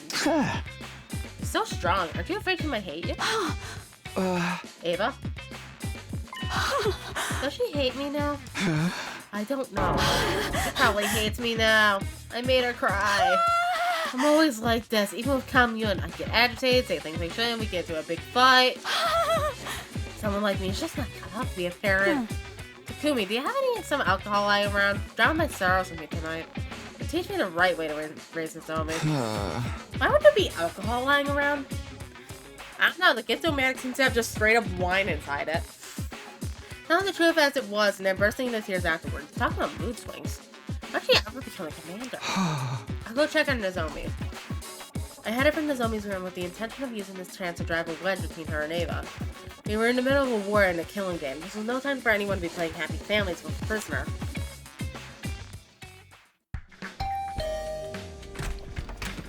Oh, Takumi, I'm sorry you had to see all that just now. Yeah, about that. What happened, actually? Do you mind telling me? I need to keep tabs on everyone because I'm technically team leader, so... No, I don't mind. This might take a while to come in. I need someone to vent to right now anyway. Nozomi gestured me to come inside her room, and then...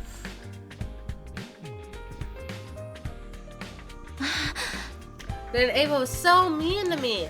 She wouldn't stop complaining about the soup I spent so much time making. She said it was bland, tasteless, and needed more seasoning. To top it all off, she said nobody would ever marry me if I kept cooking like this. She's so old-fashioned. Things like that don't matter these days. I was sometimes Nozomi vent for much longer than I expected. I was honestly surprised to see this side of her. I'd always pegged her as the grounded, long-suffering type who never complained. I could deal with her grumbling about me, but this time she really went after my mother. She calls her a trashy researcher who experimented on her own daughter. Wasn't that mean of her? She doesn't even know the full story. Yeah, it was mean of her. She went too far. I decided to use this as an opportunity to drive a wedge between the two of them. I'm not surprised she's so heartless. She's a true blue school invader. She's only acting like the lost into a false sense of security before she... Don't you dare talk about Ava like that. She raised her voice so suddenly, I felt my eardrums might burst. What's going into you? You started talking bad about her first. I have the right, but I won't stand for hearing anyone else speak ill of her. Complaining about her and then turning around to desperately defend her. That was almost like Nozomi thought she was... You're being weird, Nozomi. Ava's not related to you or anything. I know you're emotionally attached to her because she saved your life, but there has to be boundaries. There's neither the time nor the place to be playing family with an invader. You'll die if you don't start focusing on the hunting game now. Nozomi lowered her eyes sadly, but had no intention of holding back. I will keep urging her to stop this charade until she comes to her senses. The night I received Ava's blood, I had a dream. What dream? A dream where I relived Ava's life. So I was right, Nozomi saw Ava's memories too. Ava never wanted to become a soldier. She had to live up to the expectations of those around her because she was born with the power of cryptoglobin. Elevated to the status of a hero, she fought battle after battle thinking in her heart, if only I could just hurry up and die. I was surprised to learn that Ava felt that way. However, she stopped trying to seek death after one fateful day. The day she adopted her daughter, Kamyon. Yes, Kamyon. She's the daughter of Ava's dead older brother, so she is technically her niece. Ava's life changed completely after she adopted Kamyon. Nozomi grabbed the pen and started drawing what looked like a face in a notebook. Was this the Kamyon we were talking about? Kamyon was a bright young prodigy and refused to listen to Ava at first. She would mock Ava disrespectfully and caused her a lot of headaches. Ava was about to give up. She had no idea how to handle Kamyon. Until one night... Ava found Kamyon secretly crying to herself. She wailed and cried for mommy and daddy, just like a normal child. No, Kamyon had always been a normal child. Once Ava realized that, she held Kamyon in a tight embrace and made her promise. She promised to put aside Kamyon's status as a child prodigy and treat her the same way a real parent would. She promised to love her to the end, like she was her own flesh and blood. That must be why Ava was so desperate to keep living, even if it meant being taken prisoner. She didn't want to leave Kamyon alone in the world. Ava's feelings for her daughter are genuine. That's why I felt comfortable enough speaking my mind to her. I should have been that way with Mom, if I had just been honest about her about my feelings. She wouldn't have... I know you feel guilty about what happened to your mother, and I won't deny the affection you feel for Ava's real. But can't you do all that after surviving the second round? You're in the second to last place at the moment. One wrong move and you'll be executed. So please, Nozomi, join the game tomorrow and start earning points. Nozomi, why won't you look at me? I've misunderstood the school invaders. I used to think they were nothing but heartless monsters. But they're not. They have family and loved ones too, like I saw in Ava's memories. That's why... She looked at me with determination and said... That's why I won't fight the invaders anymore. I... will be the one to die in the second round.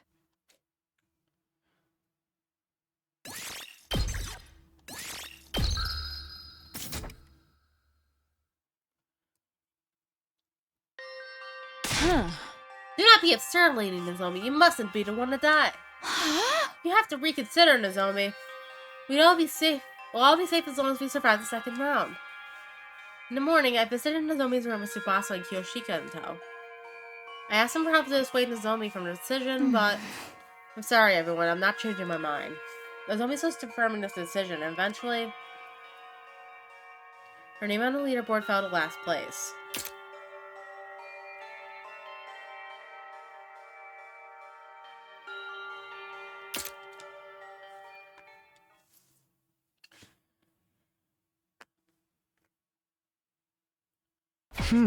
This is bad. This is really, really bad. Why does it seem like everything that could go wrong is going wrong? Is there no way for us to convince Lady Nozomi to change her mind? Nozomi was hiding in Ava's cage today with no intention of joining the hunt. She was already in last place and would be executed by the sponsor at this rate. The second round lasts until day 57, right? That's just 4 more days, including today. We should just force her to come with us whenever she wants, whether she wants to or not. Of course, if you could drag her to the hunting ground. Yeah, even if she doesn't participate in any battle, she'll still gain some points with the point sharing system. There's a way to gain points without laying a finger on any invaders. Anyone present during battle receives a percentage of the points earned. Alright, we'll head back to the school, grab Nozomi, and stuff her in a bag and drag her out. I volunteer to be the one to bind up Lady Nozomi. I'll make her look absolutely perfect in a diamond body harness. Ugh. TMI about your bondage fetishes. Let's just hurry up. We rush back to the school with every intent to kidnap Nozomi and drag her onto the battlefield with us. And be heavy-handed, but I wasn't beyond stooping to morally ambiguous actions to save a friend. That was how desperate I was feeling at the moment. We were so focused on saving Nozomi that we failed to realize something very important. Desperation was the name of the game for everyone right now, and that included Takamaru's team. And when we entered the courtyard after returning to the school, we were greeted by an unbelievable sight. What? Nozomi was covered in blood, and stood in front of Ava's cage with her weapon in hand, confronting Ima and Kako. Miss Kirafuji, are you ever going to move out of the way? We have business with Ava, not you. My dear sister needs to take her life to secure her position. Imagine how many points we can gain by dragging a commander outside and killing her. Won't you spare a thought for my dear sister's life? Please, Nozomi. Give me the key to the cage. I don't want to die. No. I'm not letting you have her. Just run away, Nozomi. You'll die if you lose any more blood. I'll be fine. Get away and heal yourself. I can't. I'm not running away. This time. This time. This time. This time. I'm going to protect Mom. Ah! What are you lily-livered cowards think you're doing to Lady Nozomi? Nozomi, are you okay? Guys, please protect Ava with me. She collapsed on the spot as soon as she had finished her sentence. We ran over to her, then turned around to face Takamaru's team. What? Hey, care to explain what's going on? What happened to your policy against hitting women, huh? What's wrong? Say something. I ain't got no choice. Ima and Kaku's are under my protection now. I gotta step up. Kaku's in deep shit and desperate times call for desperate measures. You getting me? I'd stop at nothing to save the asses those belonging to me. Even if I have to kill Nozomi, I'll fucking do it. It was as if something broke in my head at that moment. Or maybe it had been the sound of me severing my bonds with Takamaru's team. I thought you were better than this. Now I know you're just trash. Somewhere deep down, I still held out hope that I could perhaps reconcile with Takamaru and the others someday. But now that possibility has been completely crushed. This place is too small. Let's settle this in the schoolyard. The winner gets to decide what to do with Ava. What do you say? Hell yeah, bring it on, Takumi. You know I hate being around the bloody bush. I always knew it'd come down to a raw fist fight between you and me one day. And that day's today. Ava, take care of Nozomi until we're done. Let her drink some of your crypto bloom if you're up to it. I will. Bring her to me, quickly. We left Nozomi with Ava and moved to the schoolyard where the battle between friends began.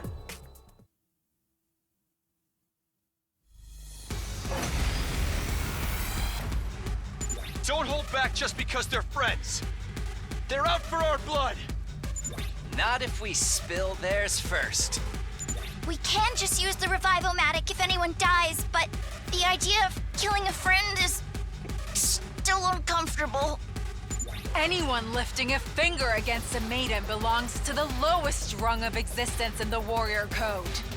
The holy Jumanji's blade shall smite all such lowlifes. Prepare for divine punishment.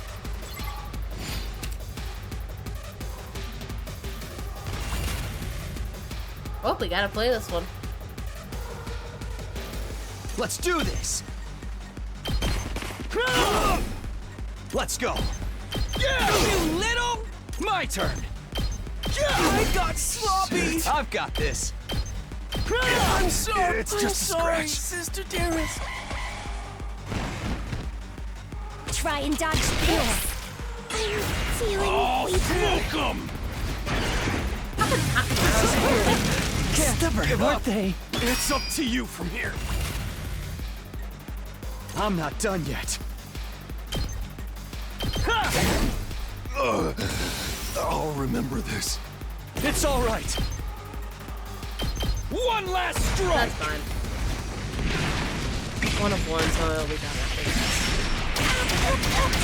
I can't go. Didn't even need to touch anyone else.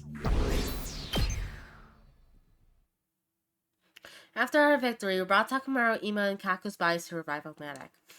Once the revival process started, we hurried back to the courtyard to check on Nozomi's injuries. There we saw... It's okay, Nozomi. You'll be okay. Come on, drink my blood. Ava was trying to share some of her blood with Nozomi. Nozomi was in a stupor, but she frankly suckled on Ava's blood as directed, looking almost like a nursing child. Oh, that's where the breastfeed comparison comes from. I protected you. Nozomi cried as she held tightly onto Ava. I protected you this time, Mom. I've always wanted to protect you. I appreciate it, Nozomi. But there's no need for you to do that anymore. It's the duty of a mother to protect her daughter, and never the other way around. So promise me, you'll protect yourself from now on, because you are my beloved daughter. After that, we carried an unconscious Nozomi to her room and called on Yagami to treat her. We were deeply indebted to Ava for saving Nozomi's life more than once. But now that this has happened, we couldn't let her stay in the school for much longer. So we decided to... This is good enough. Thank you for seeing me off. Okay, farewell, Ava. We released Ava from her cage that very day and allowed her to leave the school. Here, some food and water for your journey ahead. And your mask as well. It was a gift from your daughter, right? I'm grateful for everything you've done for me. I didn't think I would ever be able to return home alive. What are your plans, Ava? Will you join the Invader Army? No, I can't go back to being a soldier. I failed to carry on my infiltration mission and even got captured. The army views me as a shameful traitor now. Infiltration mission. You see, there's a bomb inside my body. My mission was to get close to everyone as a captive and then blow myself up, taking you all with me. All of us, including yourself. What's the point of that? I have no choice but to agree with it. My daughter's future is at stake. Kamyun's future. My daughter is a young prodigy. She's already made a name for herself as a scientist despite her tender age. Unfortunately, her bright mind attracted the attention of the army. They forcibly appointed her as a military researcher and made her develop fearsome weapons for them day in and day out. In order to free her from that anguish, I had to help bring an end to this war. And killing us would have done that. But weren't you afraid that you were going to die as well? I didn't mind. I knew it would grant my daughter the freedom she so deserved. And I was prepared to die for that, even wearing the mask that she made for me. But I couldn't do it. I couldn't kill you, because I gained one more daughter here.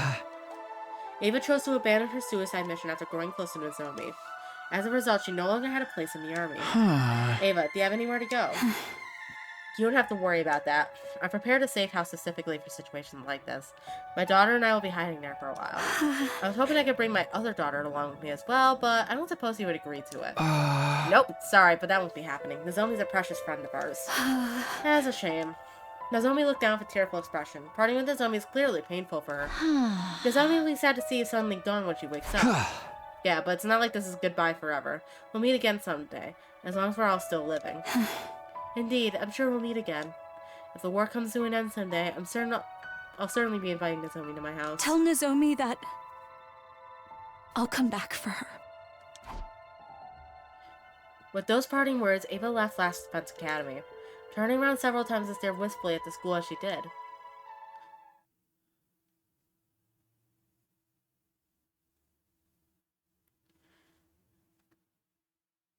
Whoop, skipping a day. Oh, Ava left. Nozomi woke up 2 days later thanks to everyone's round-the-clock care. She didn't seem too upset when we told Ava had left school. That's great, now she'll be able to reunite with Kamyun. Family should always stick together. I'm really happy for her. I'm sorry we released her while you were sleeping, Nozomi. Don't be. It was about time I gave her back to Kamyun. As long as she's happy, I have no regrets. Now I can die in peace. She said she'll come back for you. What? She's determined to reunite you again one day. Oh, and to adopt you as her daughter, too. Ava wants to adopt me. She would be so heartbroken, thinking she can reunite with her daughter one day, only the one day you had already been killed. Nozomi, are you really going to die and leave her behind? Surely you, of all people, would understand what it feels like to be left behind by a beloved relative. Are you really going to inflict that same pain on Ava? Please, Nozomi, can't you put your feelings aside for now and join the hunt for the 2 remaining days? You'd be sad if you died too, you know. Nozomi was silent. She seemed to be thinking hard about something. She must have been weighing her options in her heart. Would her resistance to killing invaders outweigh her desire to see Ava again? Well, after what seemed like forever, Nozomi finally came to a decision. Alright, I'll do it. I'll rejoin the hunt so that I can see Ava again. Upon hearing her declaration, we immediately sprang into action. The Alliance members gathered in my room for an emergency meeting. The topic of discussion, how to get Nozomi out of last place.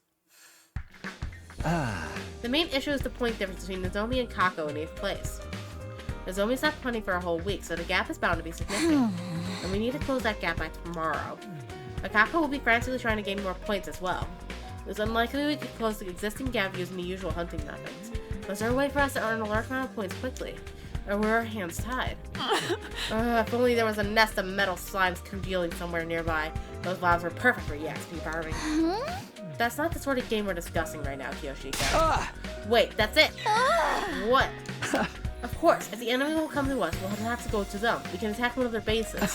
There should be a commander there, and they'll be worth a lot of points. Sounds like you have a particular base in mind. Yes, we'll infiltrate and destroy it in my future. That's why I'm sure we'll find a commander there. If they kill them, the points will come rolling in. Where is that base? East of the school, if memory serves. I roughly remember how to get there. It's quite a distance away, but it shouldn't take long if we get to take the school bus. It's too dangerous to just walk onto an enemy base. I'm not worth the risk. You absolutely are. Every warrior aspires to lay down their life for a friend in need. In fact, why are we not leaving now? I'll drive. Help me get it ready, guys. All of us immediately headed to the parking lot to prep the bus for departure together.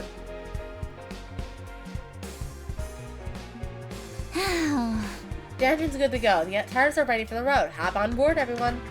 As we were climbing on the bus... Where the hell do you think you're going, Takumi?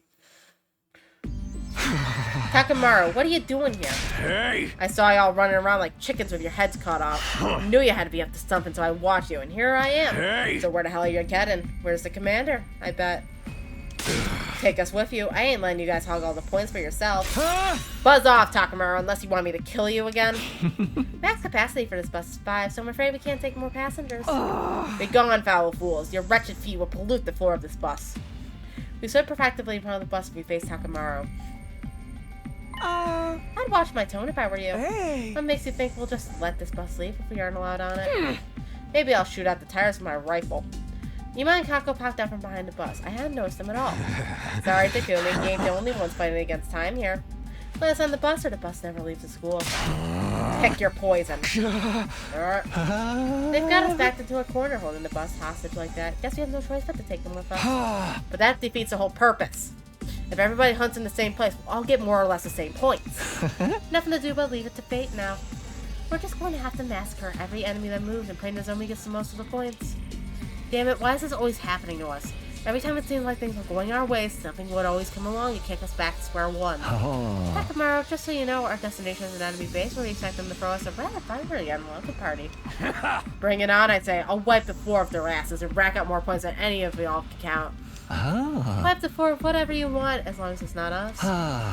Let's call a truce until the base is destroyed. Conditions are simple. Friendly fire is strictly prohibited, and we'll help each other in battle so that no one from our side dies. We have a deal. Sounds fair to me, and we're all about fairness here, aren't we? Infighting is a recipe for disaster, especially in enemy territory.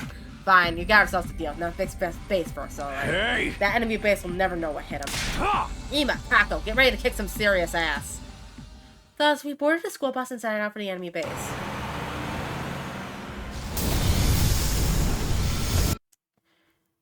We made our way to our destination with Tsubasa at the wheel, not long after we finally arrived. Oh my, it's bigger than I expected. All the better to fuck it up. Come on, Ima, Kako, let's beat the shit out of every last one of them. Hey, wait, it's too dangerous to just charge in like that. First, let's whittle down and force as much as we can without being noticed. Then when they get spooked, we strike them all at once. That sounds like a pain in the ass. Listen, this is a stealth mission. Don't make any loud noises. If you really need to talk, lower your voice. Ava! Nozomi, lower your voice. Tsubasa quickly put a hand on the agitated Nozomi to quiet her. My, it's not every day I get to hear Nozomi scream. I just sensed Ava's presence. She's probably somewhere in the base. Ava can't be in this base. She should have gone back to her daughter. But this aura, it definitely goes to Ava. I just know. What's she doing here? Don't tell me. They capture her? Stay calm, Nozomi. Take slow, deep breaths. Again, in through the nose, out through the mouth. That's the Lamaze technique for labor pains. Was Nozomi right? Was Ava really at this base? No, wait, it didn't matter. Whether she was here or not wouldn't change what we had to do. Nozomi, forget about Ava for now and focus on hunting down enemies to gain points. But press the pause button on your 7th streak while we're here, Nozomi. You do understand the rest of us are risking our lives for you, right? Don't trample upon our sincere desire to keep you alive. Nozomi lowered her head, visibly deflated at Yugama's chiding. I felt for her, but she needed to hear those words. Right, let's do this. Let the contest begin. May the best hunter win. Now we go to a space with literally everybody. That's still alive at this point. Which means that the fucking last defense academy is undefended right now. And we're gonna get back, it's gonna be enemy attack. We're gonna have like 1 HP on the tower. This is gonna be a fucking disaster.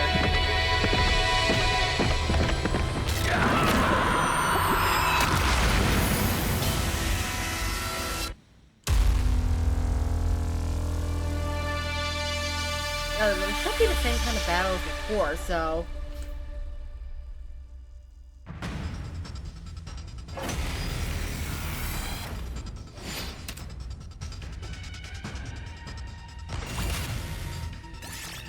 Yep, same battle as before.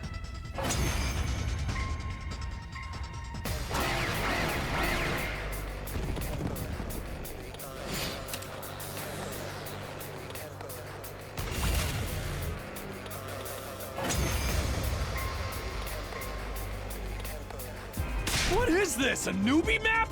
These small fries ain't moving the needle on our scores at all! Oh, Commander! Where are you? Won't you grace us with your presence? Yoo-hoo, Commander! Don't be such an umbilical cord. Your mother was a tanuki and your father wears tacky eyeshadow. Sheesh, you don't have better insults than that? Be careful what you wish for, ladies. I sense a powerful presence drawing closer. Damned commander has finally decided to show their face, huh?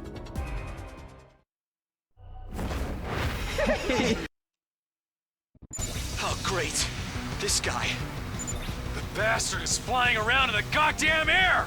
I'm gonna knock you off your smug perch, asshole! How obnoxious. We won't be able to hit him if he's up there. You fought him before, right, Takumi? How did you beat him last time? Last time, it was thanks to Karada. Huh? Kurata? Yeah.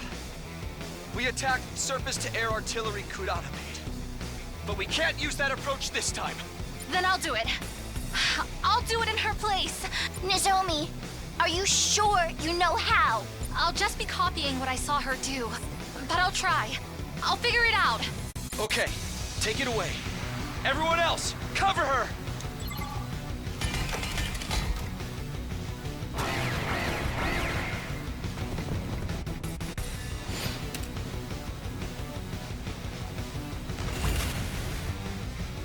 Sorry for the wait. It's all ready.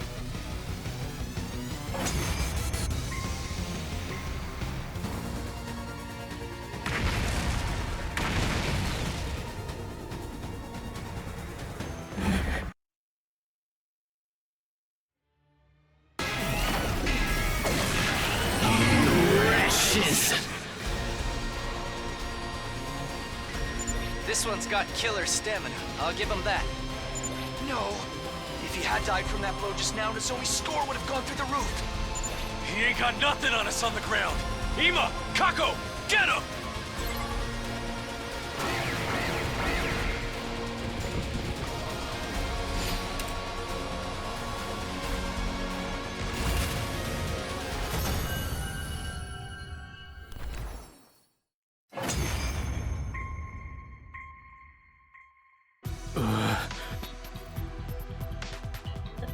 It hurts. Why? Why would you do something so cruel? This isn't how I wanted things to go either. I committed enough murders without love during my day job. Do you really think nothing of doing such horrific things? We would have had peace here if you hadn't come and attacked. We did attack you this time, but you guys were the attackers all the other times. What are you talking about? You're the ones who attacked us first. We're the ones who attacked first. One of them called us invaders before, too. What does it mean? Is he trying to say humanity did something to destroy Earth? Hey! Who gives a shit what the enemy thinks? We got more important stuff to settle here. Like deciding who gets to kill this guy. Kill? You're gonna kill me? No, stop. I'm not ready to die.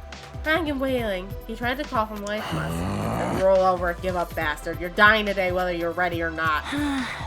Bye-bye whom? Takamaru, can't we all just agree to let Nozomi deal the Pension's Lotus? She's in last place and will be executed if she doesn't gain enough more points.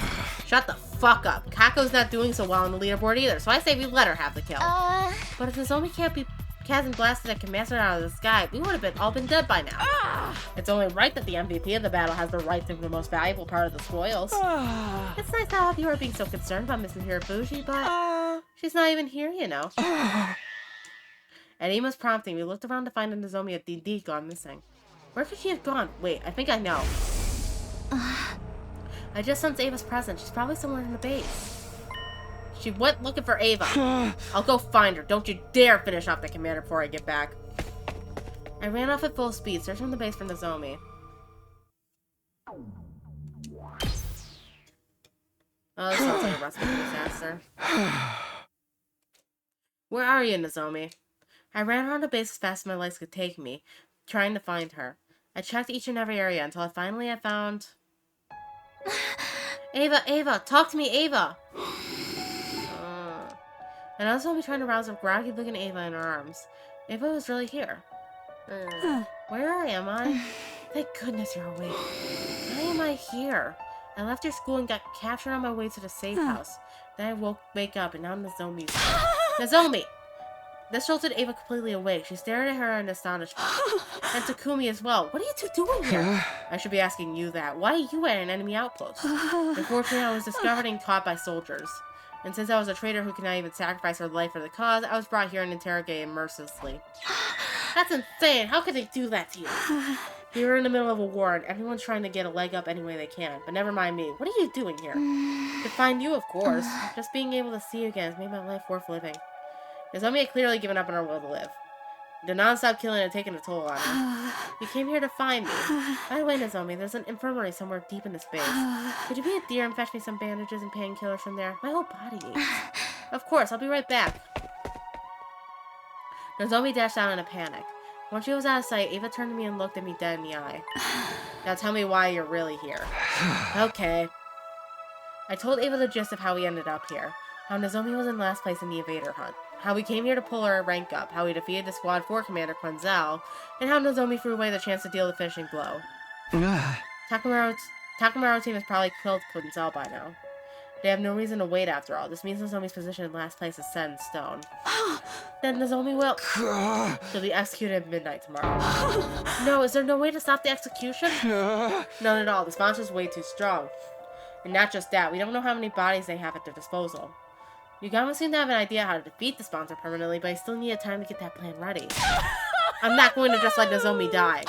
How could you continue to think of others, even in the face of her own death? Sacrificing herself so that no one else has to get hurt. That's what love means to her. Her mother demanded nothing but sacrifices from her. And despite all the sacrifices she made, Nozomi never received true love back from her mother. That poor girl, that poor baby. Now she has to die because her kind heart. Where's the fairness in that? Nozomi punched the ground again and again to vent her anger and frustration. It wasn't acceptable by any means. Neither was the unjust death Nozomi was about to face, nor the adults who raised Nozomi to embrace that way of life. With tears in her eyes and breathing heavy, Ava tilted her head to look at the sky, almost as if she was praying to the heavens. While still in that position, her expression suddenly grew solemn. And then... she thrust her fingers into her own two eyes. What are you doing, Ava? Stop it, you'll blind yourself. My cries fell on deaf ears. Ava's fingers dug deeper into her eye sockets, until finally... she pulled out her fingers out, along with something that looked like two small chips. Yeah, did I scare you? The best place to hide something is just beneath your eyeballs. No one think they'll look there when doing a body search. What are these, chips? I entrust them to you. Decipher the red one once you return to the school. Give the blue one to the one whom it is due. And who would that be? Next up. This time, Ava plunged her fingers into her mouth, reaching deep into her throat and pulled out... What's this now, a bead? This is a remote detonator. Press it to blow up the bomb inside my body. As I mentioned before, there's a bomb in my body, and the detonator is hidden in the little finger of my left hand. But I wouldn't be able to use that detonator if my hands and feet were restrained, right? So they hid another detonator in my stomach. She pushed a bead-side switch into my hand and made me hold it. When Nozomi gets back, make her press the button firmly and tightly. I'll minimize the explosion using my power so that you won't be hurt by the blast. What? Huh? I muttered incoherently, unable to understand what she was trying to tell me to do. If the bomb in her body went off, Ava would... But you'll die. Yes, I am asking you to kill me. I am one of the targets of this invader hunt, right? Killing me would surely move Nozomi out of last place. That might save her, yes, but what's the point if you end up dying? You'll never see Kamyon again if you're dead. I do so dearly wish I could see her again, hold her while we fell asleep, just like we used to. This is my unavoidable fate. How can I call myself a mother if I just sat back and watched my daughter die? It goes against my very being. I refuse to lose this warm and comfortable glow in my heart. Ava was smiling brightly as she said those words. I am Ava, the paragon of nature and champion of the masses. This title has been too heavy for me to carry, for I have never been the military sort. I am Ava, mother of 2 girls. Now that's a title that sits right with me. To earn my title as mother, there's something I must do. I must teach Nozomi the meaning of true love and the strength of a real parent who never sacrifices her children to benefit herself. Ava. Just then. Sorry it took so long. Nozomi came back with an armful of bandages and medicine bottles. Sorry, which one of these are the painkillers? I couldn't read the label, so I brought everything. Ava glanced at me and gave me a small nod, trying to signal me with her eyes to do it now. Nozomi would gain a ton of points if she killed Ava, but was this really the best choice? Would Nozomi ever be able to handle killing her with her own hands if someone she considered a mother figure? Was it even morally right for us to kill Ava, who had become our ally at this point? I decided I would.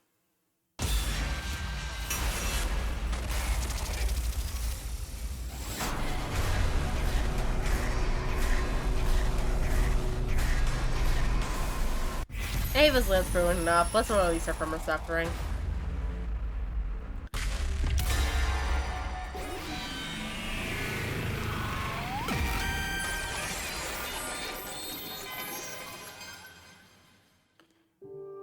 Nozomi. What? I grabbed Nozomi's hand and pushed the detonator into her phone. I love you, Nozomi. Try to get along with Commune. Then I folded Nozomi's fingers closed, crushing the detonator in her hand, and then... Huh? Everything was enveloped in a dazzling light.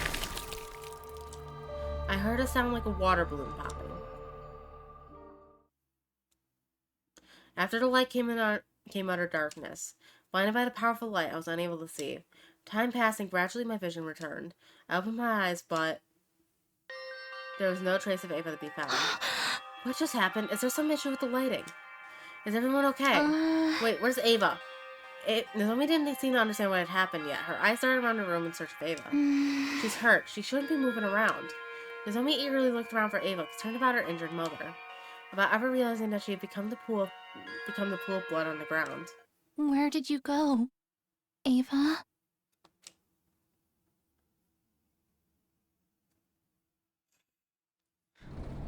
We drove the bus all through the night until we returned to the school. Nobody spoke a word while we drove. Everyone was probably worried after seeing Nozomi faint upon learning about Ava's death.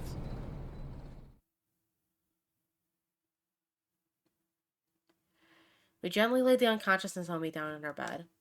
Then, just as we were about to head to the leisure lounge to check the leaderboard... Intruder, defend... An invader attack. Give us a break already. Of course they'd attack us now. We left the school undefended. So they dispatched an army to storm out an empty castle. That was quick. We need to get to the war room. Honestly, I'm surprised it didn't happen while we were gone. We rushed out in Nozomi's room. Yeah! When we got to the war room, Takamaru awkwardly averted his eyes. Well, it makes sense that he wasn't keen on working together, given that we haven't been getting along. I love how tense this is. This game me so excited. Everyone's been at each other's throats lately. Won't be long until everyone starts killing one another. Don't say stuff like that. Nobody's in the mood for your jokes right now. Kill each other! Kill each other! We don't have time to argue. Special defense unit, roll out! I like how the roomies just doing their own thing the entire goddamn time. Like, what are you doing? Where's he off to?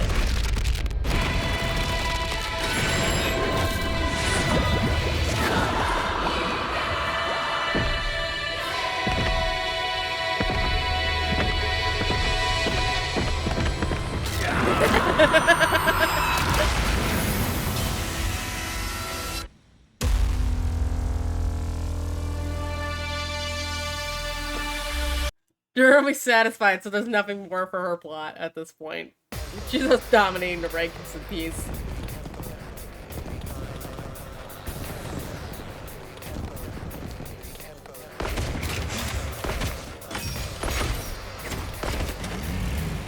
I'm surprised they're bothering with this formation, considering the circumstances. Probably just had to throw Takamaru over there. Lol.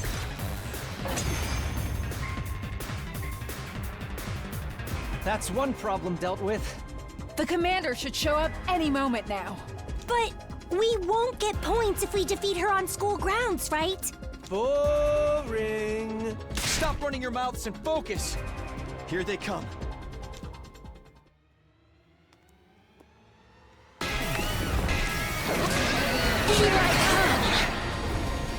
Honestly, considering how anticlimactic a lot of the other commander introductions have been recently for this route, honestly, Zenta actually fits here.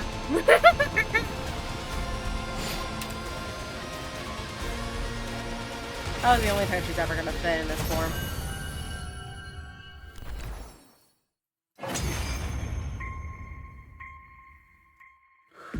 I am Zenta, the paragon of harmony.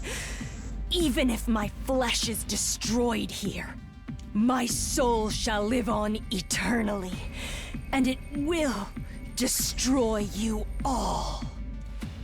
With those final words, something strange happened to Zenta's body. It splintered all over and burst into tiny pieces, disappearing in a plume of smoke. Can't say I expected she would self-destruct. I felt dizzy to recall what Ava did to herself last night. Seemed like the commanders would rather die than be held prisoner. Man! Now we can't get her cryptoglobin! What a waste! But who cares? I'm already crazy strong! The roomies cackling signaled the end of the battle. We all each transformed.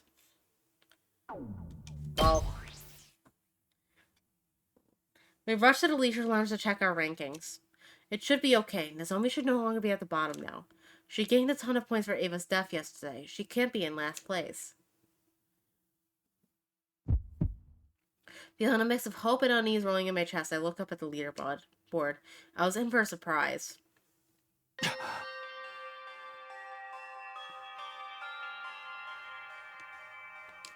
Nozomi had risen from the bottom of the ranks, but in her place. Why is Kyoshika in last place? I had a feeling this might happen. What? How did you know that? What happened? What did the ranking change so much? Last night, Imakako and Takamaru finished off the Squad 4 commander. We let our guard down and they took our kill, so they all got a ton of points. Takamaru's team had the points from the Squad 4 commander, and Nozomi and I had the points from Ava. This lowered Tsubasa Yagamu and Kiyoshika's rankings, putting Kiyoshika dead last. The second round ends today. If Kiyoshika doesn't get out of last place by midnight, she's going to be executed. Where is she? I need to tell her. Kiyoshika is tending to Nozomi. She doesn't seem remotely concerned about her ranking. She's more worried about Nozomi. Why are the girls from second to last defense academy so kind? Why did he have to be so selfless? She's going to die. We quickly called Kiyoshika to my room for an emergency meeting. We needed to discuss how to gain points before the day was over to get Kiyoshika out of last place.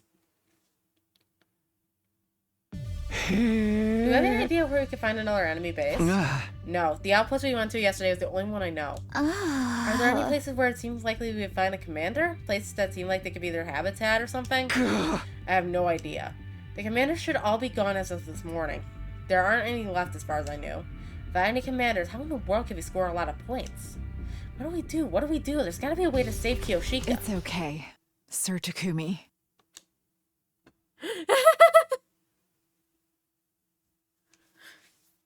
All the mean commanders? Or all the mean Special Defense Unit members? Kiyoshika squeezed my hands.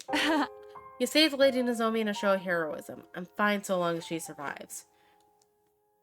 No, the mean girls?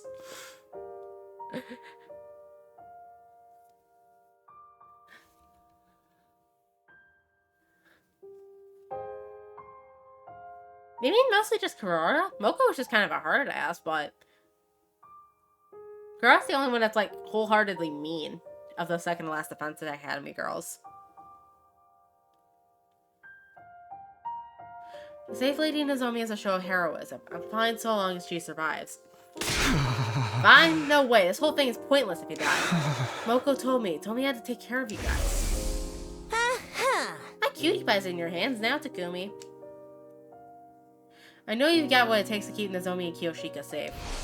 I can't break my promise. But if I move up in the ranking, someone else on our alliance might end up dead instead. Am I mistaken? She was right. Most of the alliance was already at the bottom of the rankings. Lifting Kiyoshika out of last place would likely condemn another one of our allies to death instead. My desire to live is not so strong that I would sacrifice a comrade. The way of the samurai is a path that leads to death. I will die honorably. No, can't we do something? I don't want you to die, Kiyoshika. My life will scatter like petals in the wind this eve. I will not die in vain. I'm not going down without a fight. I'm taking some of those cursed sponsors down with me. It seemed like Kiyoshika was ready to die. She pulled her trusty Holy Jumanji sword from its sheath, and she spoke with a serene expression. Holy Jumanji sword, tonight we fight gloriously on our way to hell. No. Stop fighting and die quietly. Yugamo suddenly blurted out something no one saw coming. Yugamo, what was that? I said she should die quietly. It's more convenient that way. The blood rushed to my face. How could he say that to a friend who was about to die? Yugamo, do you have any idea what you're saying? Wait, Sir Takumi. I was about to grab Yugamo because Kiyoshika stopped me. Sir Yugamo may be a perverted assassin, but he's not heartless. I'm sure he said what he said for a reason. Is that right? Confronted by Kiyoshika, Yugamo awkwardly averted his eyes and sighed. Kiyoshika, you've always wanted to know how to kill the sponsor, haven't you? But how exactly are you going to kill the sponsor, Sir Yugamo? I've been so curious I could barely eat. Right, because I myself can't imagine how it's possible.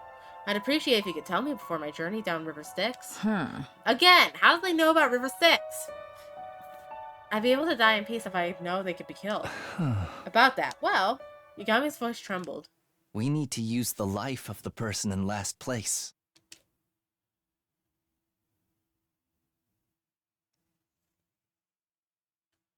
A new day began as the clock struck midnight, which meant... Hunters of the Special Defense Unit, gather in the schoolyard immediately. The closing ceremony for the second round is upon us. You are called to the schoolyard by the announcement. And we were all forced to watch Kiyoshika's execution. Kiyoshika, I'm sorry. I ain't saying sorry. I ain't gonna say sorry. I said I'd kill anybody if it keeps my people alive. I'm so sorry, Kiyoshika. We'll make a grave for you. It's the least we can do. Just like nectar, Kiyoshika Magadori's cryptoglobin was rather delicious. It went down smooth. It gave Kurara Suzuki's a run for its money. Thanks to her contribution, I've gotten stronger still.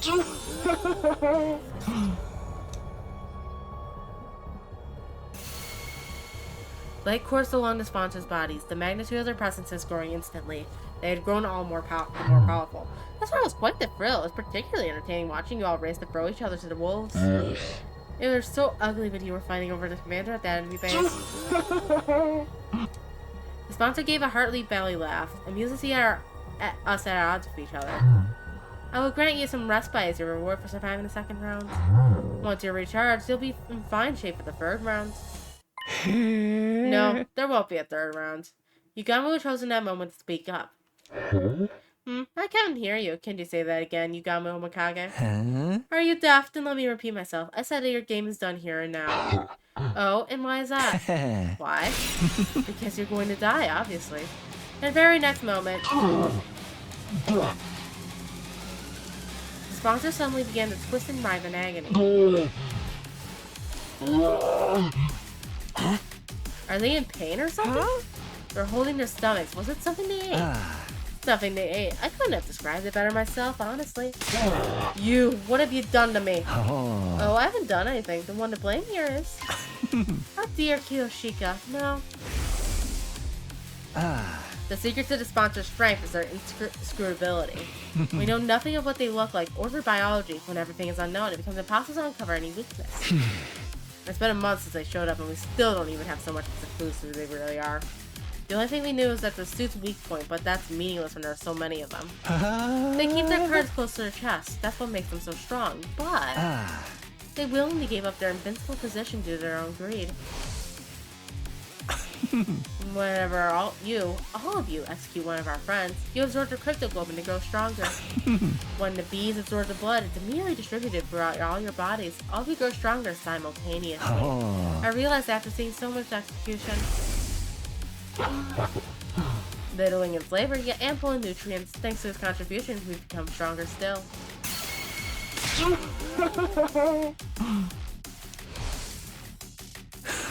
That very instant, you gave up your greatest advantage. Chaos is mighty because it is incomprehensible, but the moment you revealed your true nature, you threw all that away. You grow stronger by absorbing cryptoglobin. Once that was clear, then... Aha, it's like the legend of Yamata no Orochi. Yamata no Orochi? In short, we poison their food. It doesn't matter how many bodies they have, if all of them eat the same thing, they can all be poisoned at once. Their cryptoglobin they absorb forces through their bodies, so they simply need to develop a poison to access on cryptoglobin. Sure, that might work, but in order to poison them, I have to load up Kiyoshika's blood with the deadly poison in advance. No! That's why I warned everyone to stay out of the last place. It's not my style to use a friend as poison bait, but... No way, I can't accept this. Kiyoshika's gonna suffer if she's injected with poison. Yugamo, how could you? Sir Yugamo, you're incredible! To think that I could eliminate all of these blackguards at once. I'll be the mightiest hero that ever roamed the lands. Do it, Sir Yugamo. Load me up with whatever poison you've got. Are you sure? It might really hurt. What a horrible way to die. Upon hearing this, Kiyoshika grins. If it will save my friends, then it's all I could ever ask for. The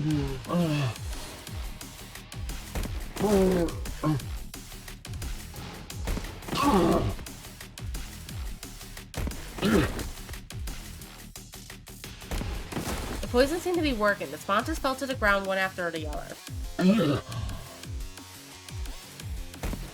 They dropped like flies, until just one was left. Looks like you're the last. Will this invader hunt be over the moment you're dead? My bees, what are you doing? He's attacked me. This is a flagrant violation of the rules. Punish him. The sponsor called out to the bees hovering above us. However, why aren't they coming? Because I haven't violated any rules. What? It's true that I had Kiyoshika consume poison, but you were the one who made the choice to absorb her blood. You can't punish me for your willful negligence. Your bees appear to be sticklers about your rules. The only uncertain element of our plan was how the bees would react, but it looks like they had nothing to worry about. Sponsor, you were defeated by Kiyoshika's sincere wish to keep us all safe. Your killing game ends today. The sponsor's voice grew strange, but they let out an evil laugh. Splendid. Truly splendid, my SDU hunters. Such excellent hunters like you are defeated me so handily. It seems I have lost. There's no way for me to turn the tables. So it's over? The killing game? Don't be so hasty, Sister Dears. Recovering from something like this would be very much in step with the rest of the tricks they pulled. You're jumping at shadows, Tsukuma twins. My life is most certainly gonna end here. I have a few seconds left in this final body of mine. So this is death. My sight is blurred. Then it's really all over? That's right, we'll be able to be free of this hell once they're dead. The killing game is over. No! The invader hunt continues, even if I die. I wasn't prepared for the words coming out of their mouth. What? How? How could the game go on if they were dead? You were just a bit too late to kill me. My will has already been passed on to my successor. Far more wicked than I, and unbelievably shrewd. Once they're done preparing for round 3, the game shall resume. I can so clearly picture all of you dying, writhing in utter agony.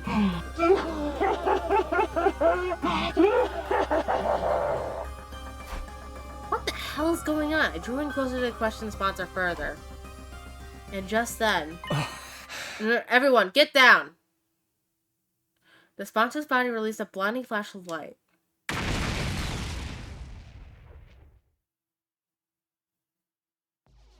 The next time I opened my eyes, there was no sign of any of the sponsors. Ima, Kako, you two alright? We're fine, if you call this fine, Seems like we died once. Yes, it appears the sponsors blew themselves up and we got caught in the blast. So everyone was blown up and brought back with a Revival-matic then. There was something that appeared to be the central remains of the sponsors' suit scattered across the courtyard.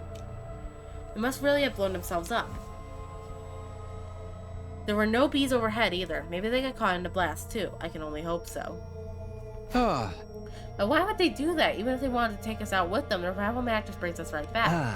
Perhaps they wanted to destroy their body to hide their true identity. Oh, for the love of murder. It's all but impossible to figure out who they really were. Now they've been blown themselves up to smithereens. So, who were they anyway?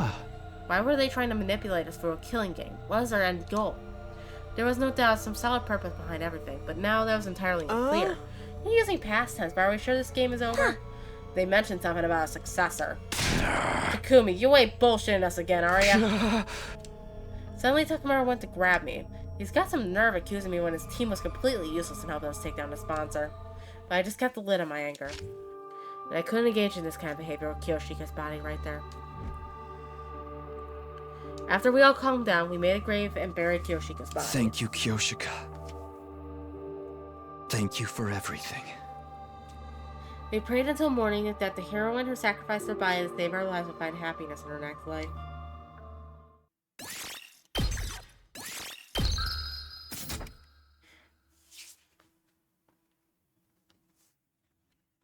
Exhausted and unable to do so much as get out of bed, I slept for the entire day.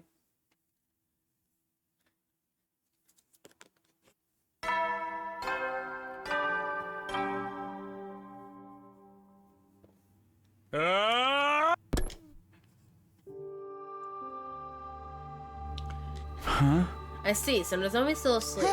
Yeah, she woke up a few times, but she just goes right back to sleep again, like her mind is elsewhere. Her heart may be rejecting the idea that Ava's really gone.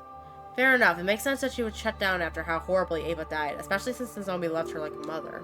Not to mention everything else. It's all my fault. Even if we needed the points, I still made Nozomi kill Ava.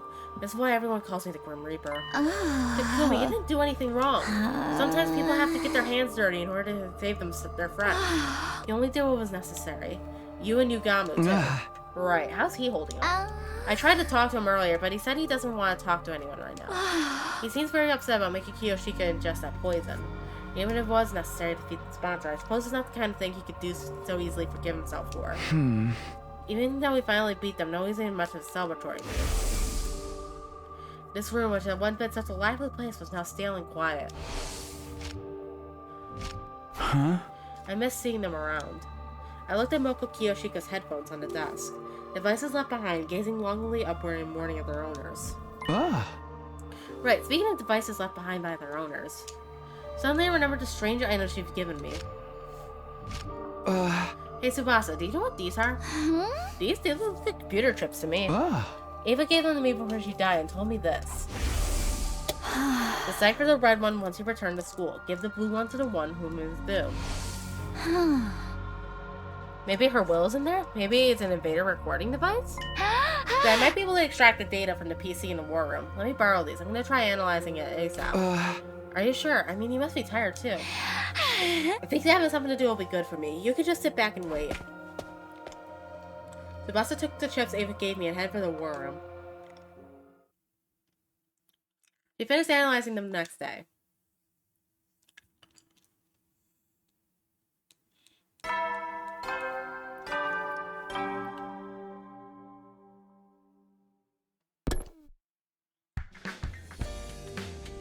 It's morning. Although it was good to be awake, there was nothing pressing on the agenda today. Waking up early isn't going to do me any good, so maybe I'll sleep a little bit more and recover. Have a bit more shut-eye. I close my eyes to sleep it some more when... Takumi, look at this! Tsubasa suddenly burst into my room, startling me out of bed. Hey, ring the damn doorbell! What if I was changing?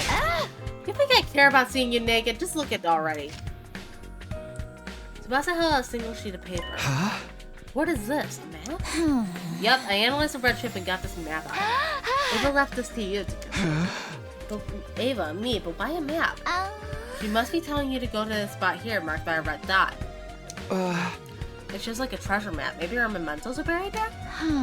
If she gave it to you before she died, it's gotta be something pretty important, that's for sure. Come on, Takumi, let's go there. It's pretty far off, but if we use the bus, we can make it there and back before the day's over. Oh yeah, we can do that for sure, but why in such a hurry? I mean, if we find Ava's mementos or something, it might be able to get Nozomi back on her feet. Right, so that's why Tsubasa's so eager to go right now. She's doing it for Nozomi. She must have been analyzing the chip all night. Her eyes are bright red. Okay, let's get going right away. We stopped by the cafeteria for water and food, then made our way to the parking lot. Are we ready to go? Then let's hit the road. Road trip to find Ava's keepsake.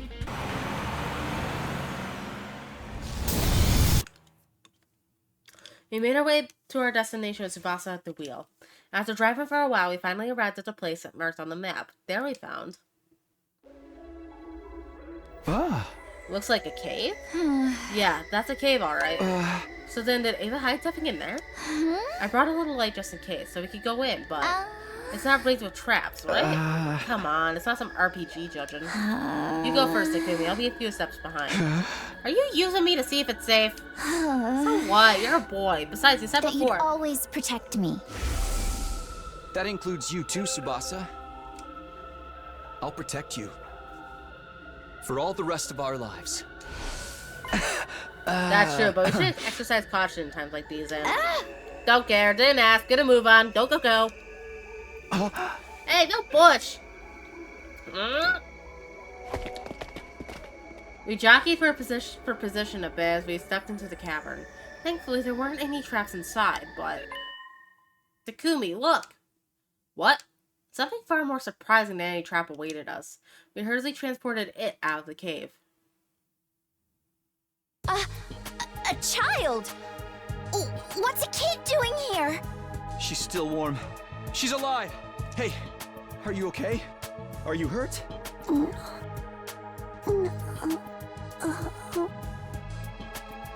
The unconscious girl let out a groan in response to my desperate calls.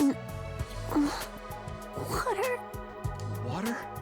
She needs water! Wait, I'll get some from the bus. Tsubasa rushed back to the bus and returned with a bottle of water. She gently brought the bottle to the girl's mouth, getting her to drink a little at a time.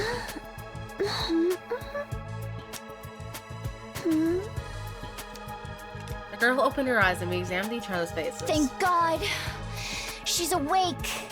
Are you alright? Are you hurt? You! Ow! The girl slapped me in the face and jumped to the ground. What are you doing? Takumi was just making sure you're okay. Keep your hands off of me, you dunce.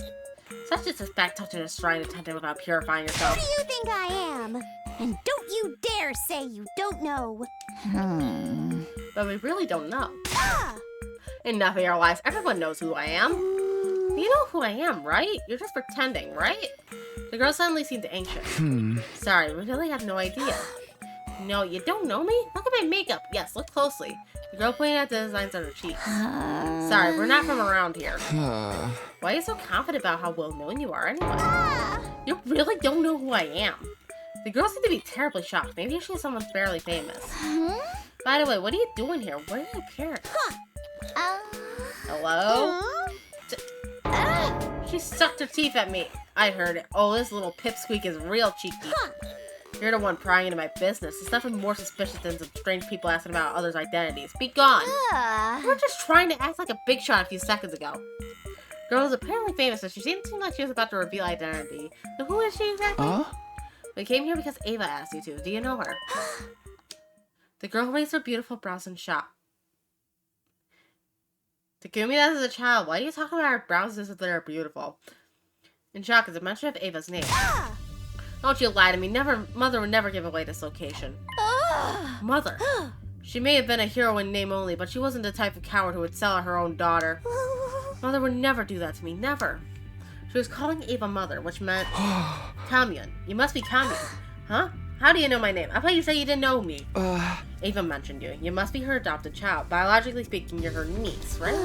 Who are you? Why do you know my family secrets? You claim to know nothing, yet you know plenty. There is no trusting someone who changes their story constantly. If you truly know my mother, show me some kind of proof. Proof? How? I can't pull proof out of my connection to Ava out of my... Wait a minute. Ava gave us this. The location of this place is on the map in a red chip. Mother's memory chip. Kamyun ripped the blue chip out of my hand. I'm going to analyze this. You wait here. Kamyun rushed back into the cave with the blue chip in hand. Wait, should we? We have no other choice, do we? But even after we waited several hours, Kamyun didn't return. We decided to go back to the bus for a while. Kamyun's not back yet. Yeah. We continued to wait on the bus, but Kamyun never came out of the cave. It grew later and later into the night, and the inside of the bus turned chilly. Ugh, the heating in this bus doesn't work so well. Maybe we have blankets or something? I'll check the back. I looked around the bus for something to protect us from the evening chill, but all I could find was a single blanket. Hey there, Tsubasa, you take it. But what about you? I'm fine. I can sleep on the seat of my jacket. That's not going to keep you warm. We have to turn off the heater soon, too. What if we freeze to death? We bandied ideas back and forth until... we ended up like this. Are we sure this isn't a romance route? This is definitely one way for us to keep warm, but... Hey, Tsubasa. Are you okay with this? Not like I have much choice. But I mean, we're a guy and a girl. No kidding, Captain Obvious. It's embarrassing for me too, you know?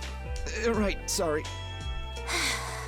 I don't think that up this way. We were just trying to find the dot on a map. I want to hurry up and fall asleep, but I'm so tense I don't feel drowsy at all. I can hear Tsubasa breathing. I can feel her warmth through this blanket. How am I supposed to sleep like this? But I guess it's nice that I don't have to spend the night alone. Tsubasa suddenly muttered this in a whispering voice. Lately I've been having scary dreams at night. Everybody gets killed off one by one by the bees and the commanders. And suddenly, I wind up all on my own. It's so scary that it jolts me awake. But because it happens in the middle of the night, I end up by myself in the darkness of my room. Then I feel on edge until the sun comes up. So I just end up praying. Praying that we don't die. Tsubasa. It's okay, the game is over, no one else is gonna get killed. I want to reassure her so badly, but it would be irresponsible for me to make promises of a happy future if I wasn't sure they were gonna be true. The killing game might not be over. I couldn't find the words to comfort her. Instead... Takumi! I put my arm around her trembling shoulders and held her tight.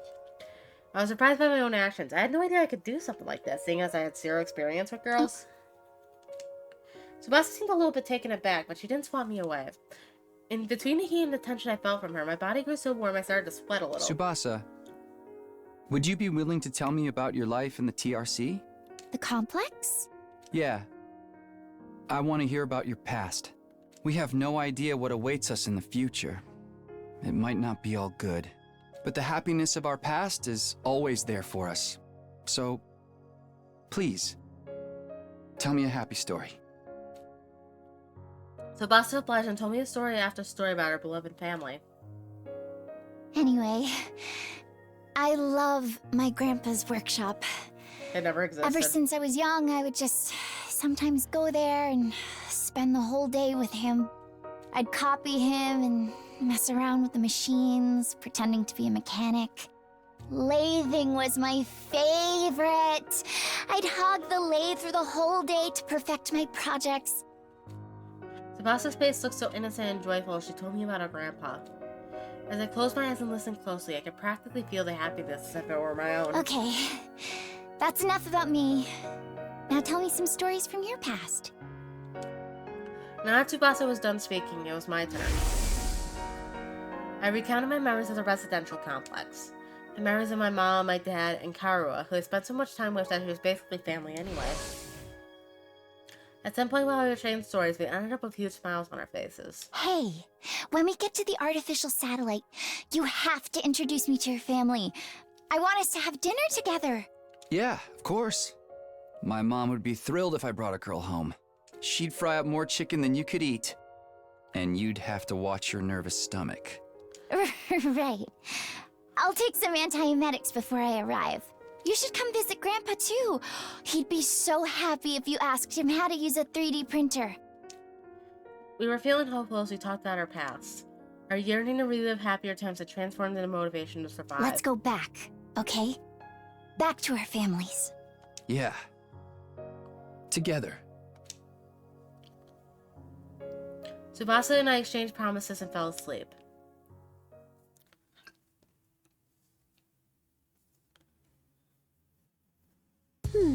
Sorry to keep you waiting. Analyzing the ship took longer than I thought, and time got away from me.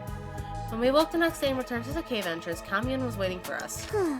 I'll explain from the beginning. This thing you brought me is the memory chip that was embedded inside my mother. The thing my mother saw on her before her death are recorded on it. So I spent the evening extracting all that information. So it's like a black box recovered from the wreckage of a plane. Why was something like that inside of her? I've been curious about the biology of you invaders for some time. When my mother went off to fight you, she insisted that I implant a chip in her eye socket. Although I never imagined the chip would return to me about her. Right, she must have learned exactly how her mother died. After analyzing the chip last night. Everything was recorded on the chip. Details of how she became your prisoner, how she was treated, the situation all of you wound up in, and how she got dragged into it as well. How she had a maternal affection for a girl named Nozomi. And finally, how she destroyed herself for that girl. My chest grew tight. Ava's done. No, she didn't do it herself. I killed her. You don't need to feel responsible for what happened. It was Mother's choice and Mother's choice alone. She was the one who attacked your base, and she was the one who decided to become your prisoner. It was her choice to sacrifice herself to keep this Nozomi alive as well, which means that I, as her daughter, will respect her wishes and shall not blame you. The tone of Kamyun's voice was dignified beyond her years. I'm sure she must be in some position of some status, but it must have been hard to watch. No, I don't feel sad in the slightest. To start with, she was my aunt, not my mother. I hated from the start. An empty-headed soldier as my mother? Spare me. I'm almost relieved she's gone. I don't have to hear her nag anymore. She didn't have what it took to be a hero. She was an utter nobody who just happened to be born with divine blood. I mean, she charged right into enemy lines without a proper strategy and ended up your prisoner. Such utter stupidity. That's what she gets. Even I could tell she didn't really mean what she was saying. And in the end, she was so obsessed with our enemy, she killed herself for one of them. It's beyond foolishness. Mother, he's so embarrassing, all I could do is sigh. Seriously, give me a break. So don't feel sad in the slightest. That my stupid mother is...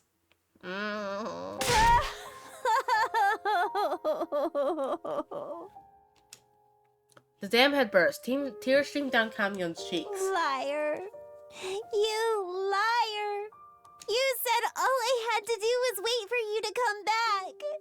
And I waited for you. But... You're so stupid! Mommy! Mommy!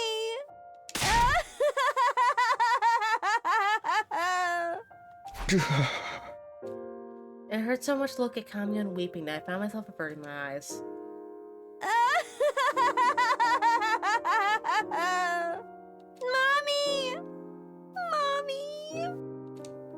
Kamyon sobbed continuously, wailing to the sky.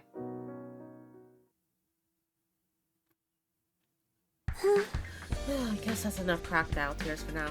Kamyon was back to her impertinent self after crying herself hoarse. Did you like my little performance? I even shed tears after showing good manners to my dead mother. Don't go telling anyone I cried. You'll be summarily executed if you speak of this. Yeah, don't worry. We're not going to tell anyone. Kamyon nodded, relieved by my promise. Now, we're done mourning, so let us get going. Going where? That much is obvious. Your school. I must meet her. The girl who shares blood with my mother, Nozomi Kirafuji. Right, I guess that's the kind that makes Nozomi an older sister to you. Then I must find out if she is worthy of being my sister or not. Show me the way at once. Of course, I want Kamyon and Nozomi to meet as soon as possible. But I wonder if we can really take you to the school. You might set off the alarm. Fear not, your school's alarm is horribly imprecise. For example, if I enter while touching you, then me alone will not be enough to be detected. Why do you know so much about our school's defenses? Let's save that conversation for later. Take me to your school at once. Seriously, can you take me? And maybe bring some food and water too? I'm so hungry, I'm getting dizzy. Right, she was so hungry she was out cold in that cave when we found her. We helped Kamyon onto the bus and headed for the school. Back at the school, we secretly let Kamyon to the escape pod hangar. The only ones who know about this room are Tsubasa, Yugami, Nozomi, and me. There's no way Takamaru's group would find out about Kamyon if we hid her here. I don't know, Ima and Kako knew about it in the other timeline, so I wouldn't trust that. Once we had Kamyon, it was time to get Nozomi. She had shut her down since Ava's death, and me and Kamyon might just break her out of that mood. Nozomi, get up, there's someone waiting for you in the basement. Tsubasa and I supported Nozomi on our shoulders, leading her to the underground hangar. It was finally time to introduce him. The glimmer finally returned to Nozomi's eyes at the sight of Kamyon. You must be Nozomi. You look like an even bigger fool than I imagined. Nothing to say for yourself, and no wonder Mother liked you. You're as much of an imbecile as she was. Explain your foul attitude. I came all this way to... Kamyon! Huh? Kamyon! It's really you! How? What are you doing here? You must have come to see me! Kamyon! Hey! Give me some space, please! Let me go! No! Never! I'm never ever letting go! Nozomi, you're doing so much better. Thank God we brought Kamyon here. After reliving Ava's life, Kamyon felt more like Nozomi's little sister than someone she just met. Nozomi instantly went from being a lifeless doll to enthusiastically squeezing her little sister. Get off! Keep your distance! Who do you think I am? Hey, don't be mean. Come on, let me hug you just a little longer. All that matters to Nozomi is that Nozomi is better. Even if she's weak or unable to fight, so long as she's happy and healthy, then... My thoughts were interrupted. Tsubasa was silently squeezing my hand. Tsubasa, what's up? It just seemed like you were really looking at Nozomi up and down. What? No way, I wasn't thinking anything lewd. Really? Not at all? Not at all. I told you, Nozomi just looks exactly like my childhood friend, Karua. She's like a little sister I have to look after. Sounds like your flame's starting to burn a little hotter if you ask me. It's not, I swear. Why are you so persistent about this anyway? I'm gonna do this right. Do what right? Go on. Elaborate. Well, I shrank under Tsubasa's accusatory glaze.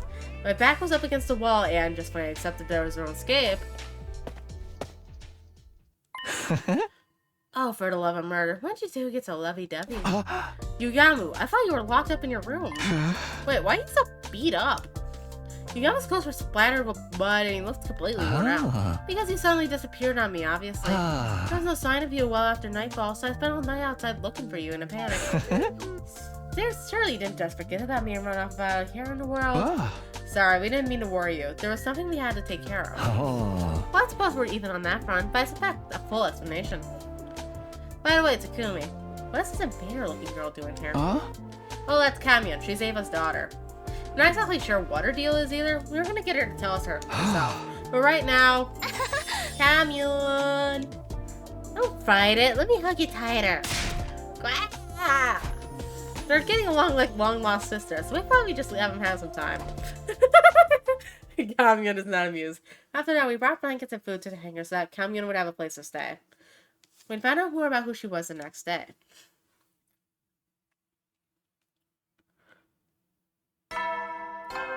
Good lord, we're at 7 fucking hours now. We haven't even gotten the main ending for this one yet. God damn it. It's morning. I hope Kamyun got some good rest. I decided to go straight to the hangar to see how Kamyun was doing after spending the night there. This game definitely dumps an ad. I think I set on the schedule a high of 8 hours, so we'll go until then. If the game finally ends before then yippee. If not, we'll continue this next time. But then... In troop defense...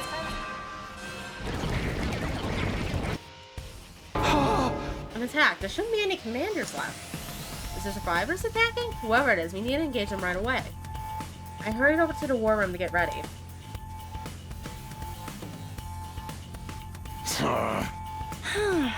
Yeah! Nakamura's group awkwardly averted their eyes the moment they saw us. Well, I'm just happy they're willing to fight with us. I don't see Darumi. Yeah, she hasn't been around recently. Maybe she's feeling down. Her beloved killing game ended so suddenly after all. Fighting without Darumi's gonna be rough, but there shouldn't be a commander this time, so we should be fine. Are you alright, Nozomi? You're still recovering, so you can rest. No. Let me fight with you. I need to protect her. So she's decided to fight to protect Kamyun. A little sister is a powerful motivator. You didn't see that from Ima? Okay guys, let's do this. Special Defense Unit, move out.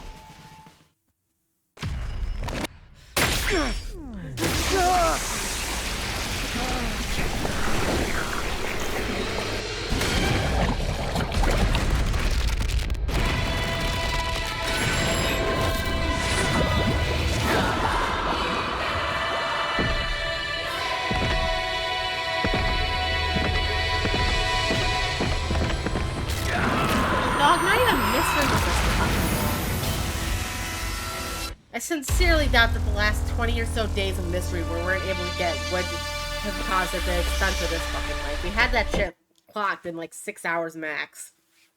What the fuck?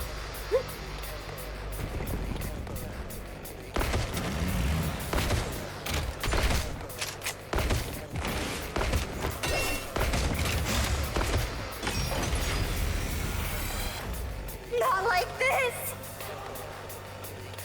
Oh, not this I don't want to fight!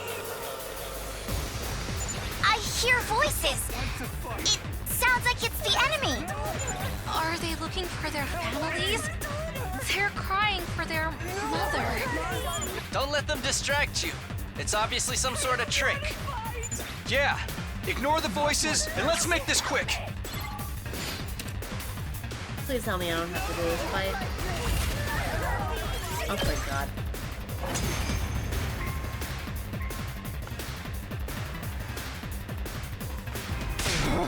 This shit sickens me. What are these voices? Do invaders have emotions? Don't think about it, sister dearest. That's right. Empty your minds and take down the enemy. Distance yourself. It's just work. Detach yourself. It's just work. Not like this!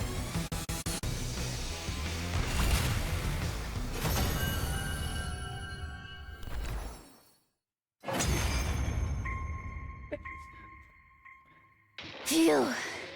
We managed to get rid of them. Thank goodness there weren't any commanders. It looks like they're really gone. Which means our future fights with the invaders will be a walk in the park. Yeah, but we can't let our guard down. The enemy will do whatever they can to take out the school. Take your own advice, Takumi. I don't know what the fuck you're scheming, but I know it's worse than anything those freaks can manage. Takamaru, come on! You're still doing this? It's fine, Tsubasa. Let him say whatever he wants to. But... Ima, Kako, let's get the hell out of here. Takamaru left and took Ima and Kako with him. Even though we defeated the invaders, the unpleasant exchange of words afterwards ended the battle on a low note. Yeah, I love how we get 0 fucking free time in this route, too. After that, we decided to meet up in the underground hangar to hear what Kamyun had to say. Welcome to Last Defense Academy, Kamyun. We're happy to have you here. Indeed, you should be honored to enjoy my company. Why is this brat so snotty? Makes me want to dote on her. Yeah. You're such a naughty little girl, aren't you? I'm gonna pinch her cheeks. Forgive her, the arrogance is part of her charm. Kamyun was fitting right in. Her self-important attitude had grown on us overnight. Now then, Kamyun, since you're staying here, there's a few things I want to ask. First, why were you hiding in that cave? Yesterday, we found Kamyun in the cave starving, dehydrated, and passed out. What was a kid doing all by herself in a place like that? Do you need me to spell it out? I was exiled from my village. Exiled? Why? You should know. Because my mother Ava ended up a prisoner, of course. She was the people's hero. A hero must never be taken prisoner by the enemy. So Ava was branded a traitor, and so were you, her daughter. The logic being that the daughter of a traitor must also be the traitor, and the villagers weren't gonna let that go. If I stayed in that village, they would have imprisoned me. How awful, you didn't do anything wrong. Neither did Ava for that matter. Nobody did anything. It's wartime, people are paranoid. So you fled to that cave then? Yes, I had agreed with my mother beforehand that we'd meet there if anything happened. So that's why Ava kept the trip. She didn't want to lose the rendezvous point with her daughter. Thank you for explaining that, Kamyun. Let me ask you something else. Why are you dressed like a shrine maiden? I've been wondering about that this whole time. She has a strange way of speaking too. What kind of positions does this girl have anyway? The reason I'm dressed like a shrine maiden speaks very simple, because everyone considers me a shrine maiden. Are you sacred to them then? Are you revered as someone godlike? Indeed, although little in quantity, I do have godly blood coursing through my veins. I can also perform divine miracles.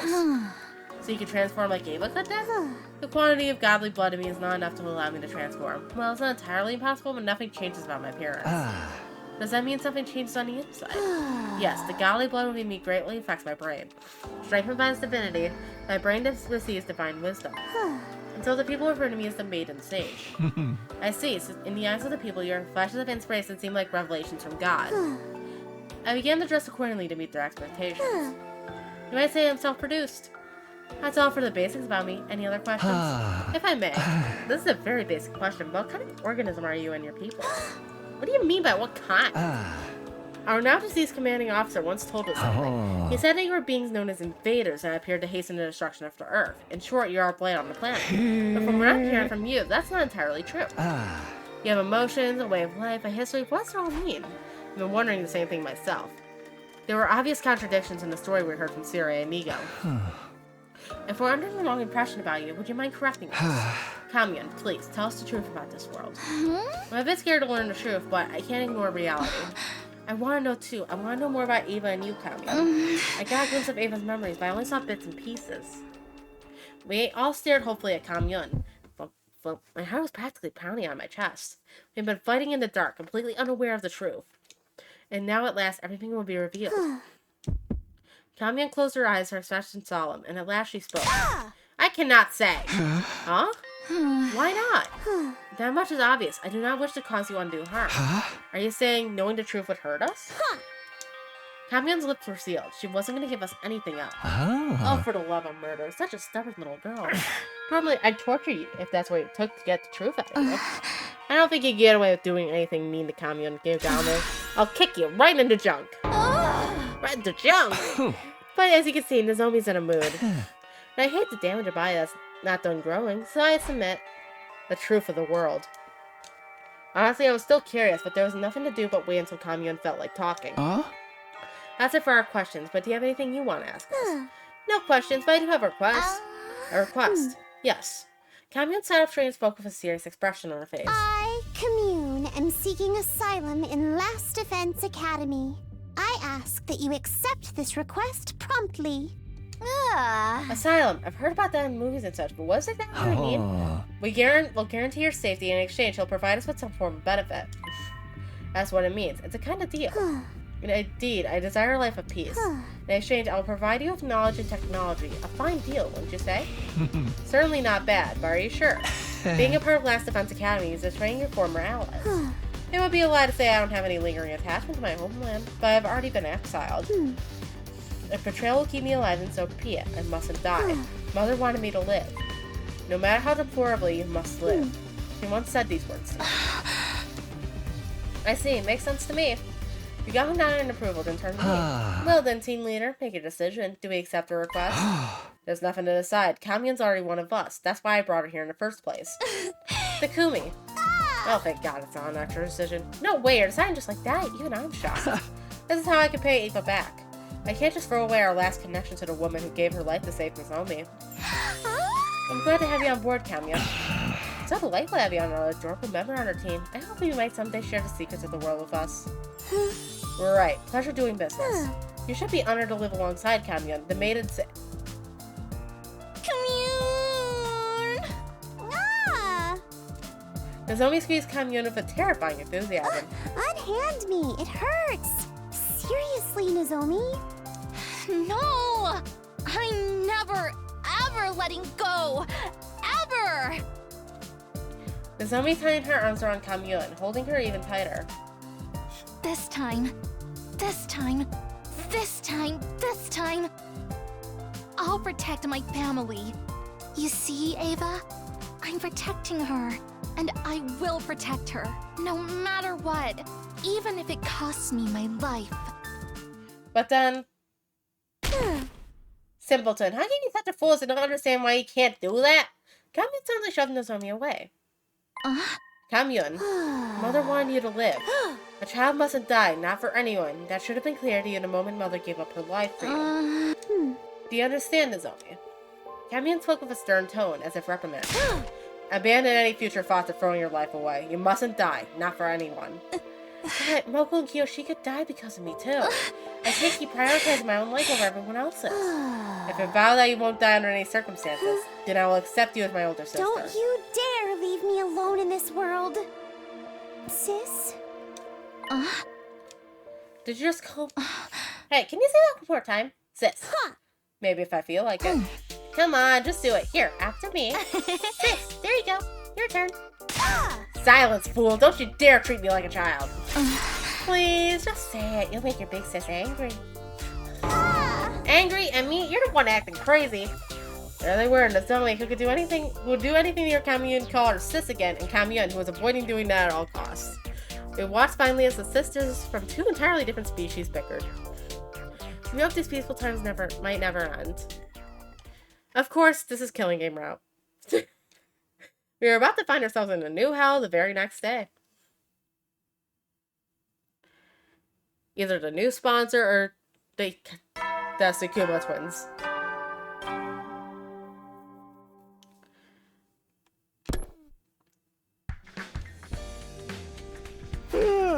Morning already, I just gotta check on Kamyun. The plan today was to bring a full set of furniture into the underground hangar. Kamyun would be staying there for a while. We needed to set up a good environment to keep her healthy. I was lost in my carefree thoughts until... Good morning, people of Last Defense Academy. Oh, God. This may be a surprise, but it's time for the third round of the Invader Hunt to begin. Everybody, come to the Leisure Lounge for further instructions. What the fuck? Is this some kind of unfunny prank? But they sound just like the... They sound nothing like the fucking sponsor Takumi. They sound like they got fucking Alvin and a Chickmunked. Don't tell me they're back. I sprinted to the Leisure Lounge.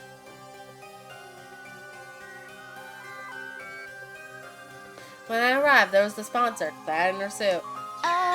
You have to be kidding me. How? Oh, for the love of murder. I had my suspicions, but... No, but then what did Kiyoshika die for? Why? The sponsors was supposed to be all dead and killed by Kiyoshika's poison. So how? What? You're still alive? Oh no, the last sponsor's dead as a doornail. I'm an entirely different person, and don't you forget it. They had the same voice as the sponsor, but their way of speaking was completely different. What the hell was happening? Good morning again, ladies and gentlemen. I'm the sponsor's successor, but you could just call me sponsor too. You're a freak is what you are. Why do you sound so damn excited? Your personality is totally different. Is this really a different person? Their successor. Does that mean they were telling the truth? You were just a bit too late to kill me. My will has already been passed on to my successor.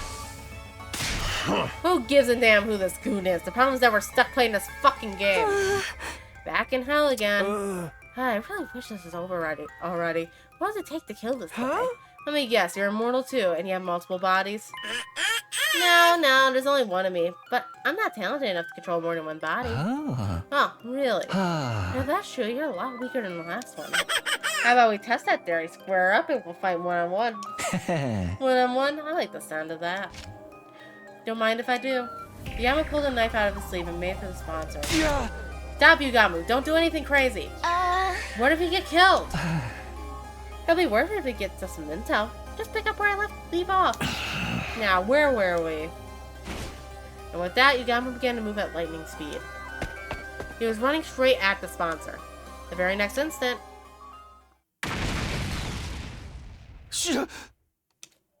An explosion suddenly echoed across the room. There were flames jutting out of Yugamu's body. Yugamu!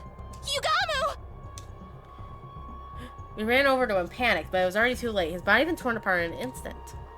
What? What did Yugamu just blow up? Did the bomb inside him go off? Oh, right. I almost forgot about that. We have bombs that detonate if we disobey Siri. But Siri is gone. How could this happen? Did you do this? Did you set off Yugamu's bomb? Of course it was me. I just clicked this little remote. Nice, isn't it? I made it out of the person Siri's head. You took his head apart? You monster. Well, I don't have the kind of fighting power the last one did. I just have to use tricks like this to compensate. Yugamu, thank you for allowing me to demonstrate. Now everybody knows how strong I am. Oh wait, get your ears clean off your head so you can't hear me. The sponsor cackled as he stared down at Yugamu's dead body. It was so cruel it made me nauseous. You killed him and you're calling it a demonstration? You'll pay for this, I swear. Oh, relax. That's what the revival manic is for, you drama queen. When you bring him back, tell him not to defy me again. Otherwise... Next time, these bees will suck every last drop of cryptoglobin out of him, so he can never pull a stunt like that again. I glanced up at the sound of beating wings to see an endless cloud of bees staring at me. Like a bees. These asshole bees are back? So, the new sponsor inherited control over them too? We're not going to be able to do anything to them so long as these bees are around. You see? Now then, you see how strong I am? So you see? Stop getting all worked up and focus on the third round, okay? This round will go from today until day 78. Whoever's in last place at midnight is going to be executed, so get ready. The rules are the same as before, but I have a new one for you. Ingesting poison is now banned. So if one of you swallows so much as a drop of poison, you're all going to get executed. Got that? Damn, we won't be able to pull the same trick again. Without poison, how are we going to get rid of this one? Alrighty, folks. The third round starts now. Hunt down those invaders and show me what it means to be a proud and capable hunter. At the new sponsor's command, the invader hunt was back on. We had found ourselves dragged back into the depths of hell. And just like that, we're back to doing this invader hunt again. Kamion, don't leave this place under any circumstances, okay? If anyone finds out you're here, they're going to kill you. You'll probably be the target of this particular round after all. Hunting us down in this game of death, such utter nonsense. Who does this insolent sponsor think they are? Kamion, you don't know who they are either. I haven't the slightest idea, but I can assure you they're not one of us. Served by fiendish beasts wearing a suit that negates the miracle of God. I've never so much as heard of such a warrior.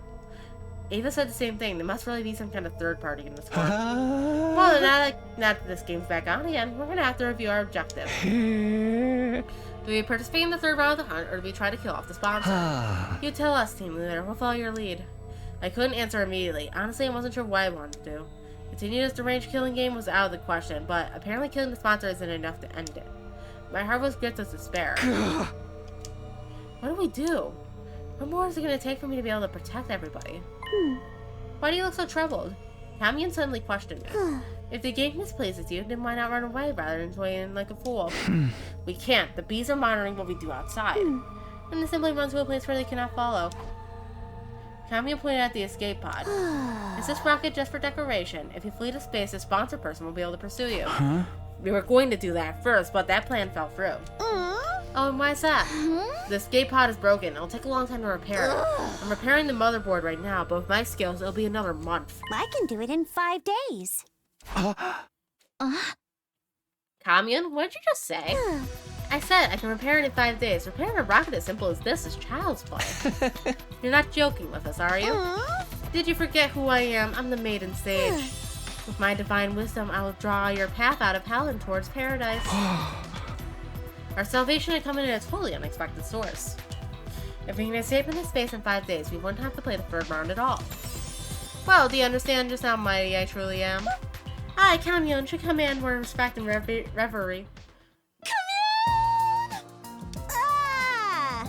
That's amazing, Commune! You're a genius! A total genius! My little sister is the smartest girl in the whole cosmos! Beauty and brains! Can you believe it? I'm gonna kiss you right on the cheek!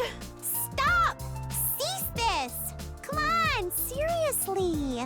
Don't just stand there! Save me, guys! She's gonna kiss me!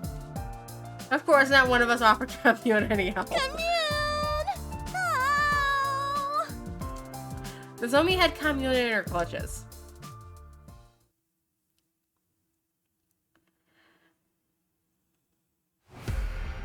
Yeah! Okay, time to hunt. Yeah! Is everybody ready? A-okay. I'm all good. Can't wait to kill, maim, and murder some invaders. Alright, off we go. Rack up those points. We triumphantly stepped into the ruins of the city, acting like we were going to start our hunt. It was a performance that tricked the eyes in the sky. You might not need to participate in the third round, but it might not be good luck if we don't hunt at all. Huh? Why? They'll get suspicious. They'll wonder, why aren't they hunting? They must be up to something. Don't want them to have any reason to scrutinize us, right? So we're gonna have to pretend we're playing the game. That's how we ended up deciding to spend each morning hunting. In the mornings, we marched through the streets looking for invaders, but in the afternoons, we dedicated every ounce of energy to repairing the escape pod. Kamyon designed a new motherboard from scratch with a state-of-the-art computer, while Tsubasa made and assembled the parts using electric tools. Yugami and I ran errands. We transported tools and machinery in and out of the hangars directed by Tsubasa. And Nozomi... Everybody, I brought some onigiri for snacks. Okay, Commune, say ah! Ah! I can eat by myself. Leave them there. I said ah! So forceful. Nozomi, give me one too. I've been using my brain so much, I need some calories. Okay, you too, Tsubasa. You really don't have to do the whole big sister thing to me. Nozomi was acting in a support role, or more accurately, pretending to be our big sister. All hands were on deck as our team worked on repairs day and night. This went on for several days.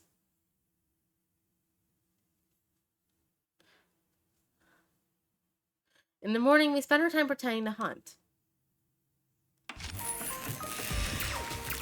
And in the afternoon, it was back to repairing the escape pod. I like how the motherboard has RGB on it. Takumi, get me tool number 6 and sweep up the dust on the floor. Got it. Right away. Yugamu, bring the lathe from the metal shop. It's in the corner. I'm gonna need it tonight. Oh, for the love of murder. I hate manual labor. Everybody, snack time! I brought sandwiches today. She sounds like a kindergarten teacher. Open wide, Commune. I told you, no lettuce. Why you gotta be so mean? Picky little boys and girls don't get their nutrients and stay little forever. Say ah! Ah! Stupid Nozomi. The days just kept going by.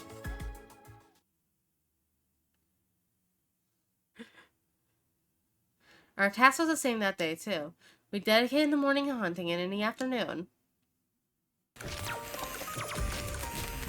we all pitched in to repair the escape pod. Takumi, come here and massage my shoulders.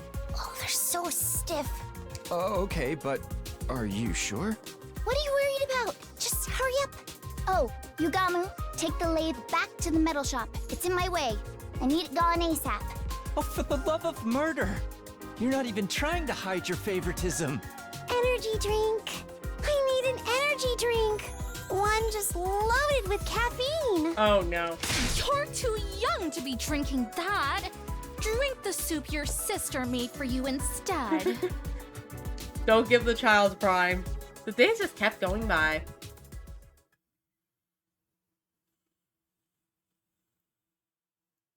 In the morning, we pretended to hunt. And in the afternoon, we worked on the escape pod. Takumi, compliment me so I feel motivated again. Treat me like a princess. Tsubasa, you're the most beautiful woman in the world. You're as radiant as ever today. Is Tsubasa Takumi canon in this route to make up for the fact that she gets the short end of the romance stick? Oh, come on, don't make it about looks. That kind of flattery is so transparent. But thanks. Oh, Yugamu, sweep up over there. Chop, chop. You know I have feelings too, right? I said no salted plums. It's so sour. I hate it. They're perfect for a pick-me-up. Eat up, eat up.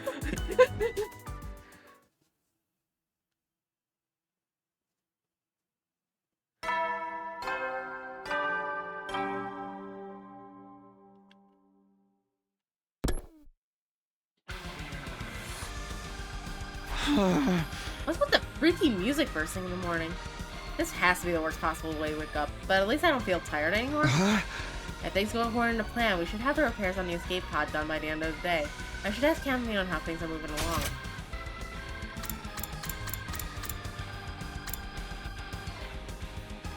Oh, it's because it's day 69. I get ready to head for the underground hangar. Oh, Takumi, your timing is perfect.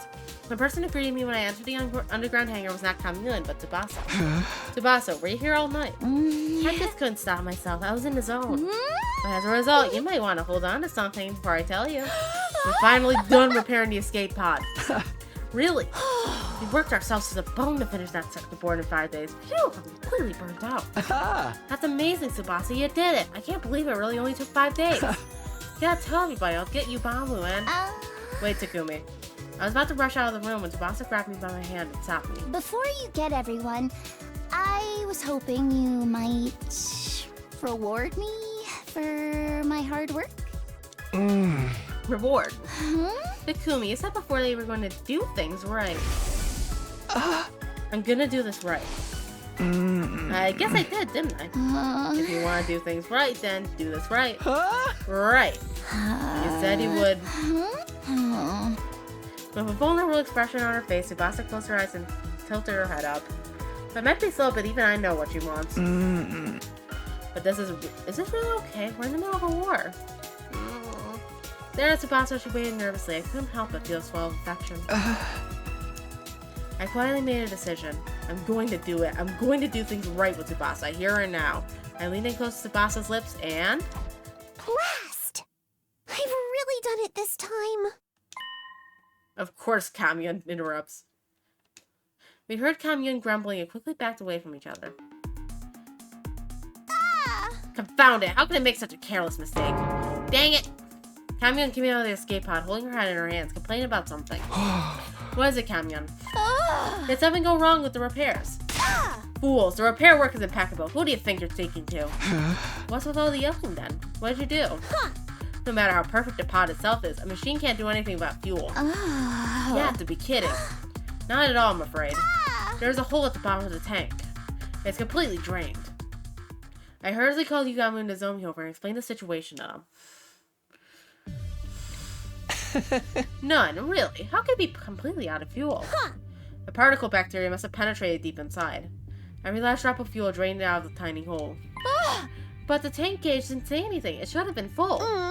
The meter is only for the aviation fuel. I'm talking about the propellant tank. Of all the things to run out of. Propellant. These types of rockets require two types of fuels, aviation fuel and propellant. Aviation fuel provides simple energy. Propellant is used for the thrust or acceleration, literally to propel something. Is propellant very hard to find? Not at all. It's very familiar to you, in fact. Familiar. Define blood. What do you call cryptoglobin? They restore and preserve blood in the tank. Cryptoglobin as fuel. How do you think a rocket of this shape, designed with no concern at all for aerodynamics, could safely make it to space? Because it's being protected by the miraculous power of cryptoglobin. Without it, it would immediately fall apart in midair. So if it just needs cryptoglobin, we could just fill the tank with ours. You fool! You don't have enough. You would need every last drop of your cryptoglobin from the body of the strongest class of our heroes to launch this rocket. Someone like Veshness, but she's gone now. I blew her up. Maybe Dalshaz would do, or Dalshad. A former hero, commander as he called him. He has as much cryptoglobin as Veshness did. As much as her. I had no idea an enemy that strong was still around, but I've never even seen or heard about him. Of course, he fought Veshness and wound up in prison. He should still be locked up somewhere, although I don't know where. In short, the escape pod doesn't have enough fuel to just fly yet. Which means our early escape from the school is postponed yet again. That also meant we'll have to go back to hunting. If we can't escape, that's the way it has to be. We need to play the third round up until day 78. Are we destined to be trapped in this game forever? If that's the plan, let's go check the rankings first. None of us can end up in last place. We headed to the leisure lounge to check everyone's current ranking.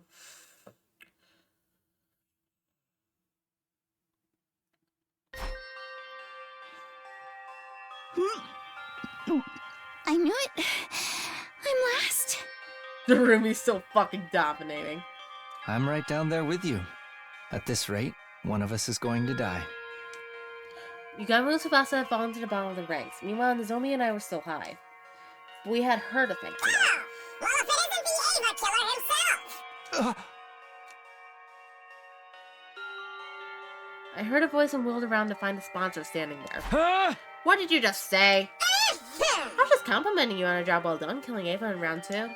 Not just anyone can exploit someone's emotions to get them to choose self-deletion. You're a real lady killer, aren't you? That's the kind of smooth operator to get any woman to do anything.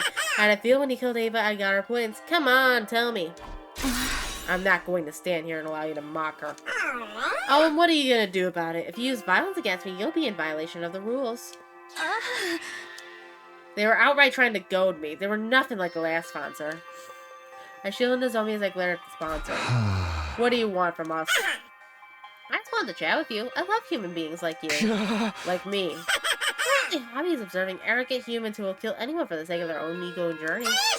Takumi, you're the tops, kid. I can smell the stench of blood on your hands. You're a natural-born killer. I'm sure you'll dirty your hands in the blood of even more victims later. Right, Takumi, the boy with blood-stained hands? It was a low blow, but it still made me mad. I almost punched him right on the spot. I managed to stop myself in the nick of time. I didn't want to break the rules. Just then, Tsubasa came to my side and squeezed my hand. Your hands are clean, Takumi. And they always keep me warm when I need it most. Tsubasa. Tsubasa clasped my hand tightly and sent a withering glare the sponsor's way.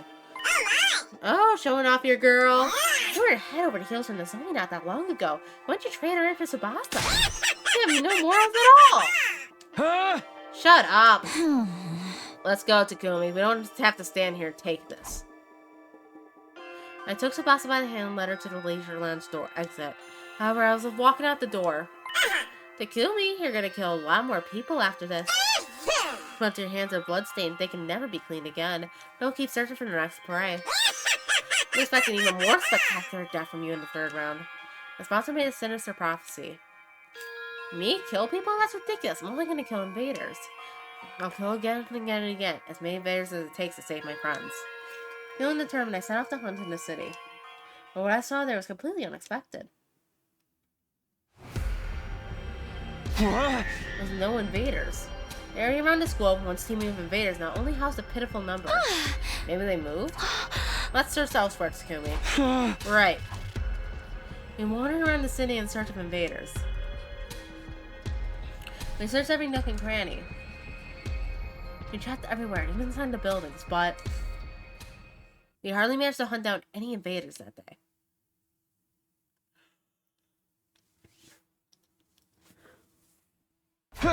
Okay, let's go. We're bound to find more invaders here. We have been desperately searching for invaders since early this morning, but they're gone. All gone. Where did it go? It's gotten a bit colder recently. Maybe they're hibernating? Is that something they do? I'm getting more and more anxious. This is bad. We're not going to get any points at this rate. The boss is in last place right now. If something doesn't change, she'll be killed on the last day. The fuck? Where the hell are they? Is that Takamaru? We quickly hid ourselves and peeked in the direction of the voice. We have hardly seen any invaders since the third round started. Hey, where'd you freak shambles off to? I almost missed him. Is this love? Stop dicking around and start looking. We're gonna lose to Takumi's team if we don't stop something. Takamaru and the twins ran through the abandoned residential area, panicked. Looks like they're not catching any invaders either. If we can find who the invaders are before they do, we might have a chance to turn the tables. Let's get our heads in the game and look for the invaders. We continue to search for the invaders, but we had almost nothing to show for our effort.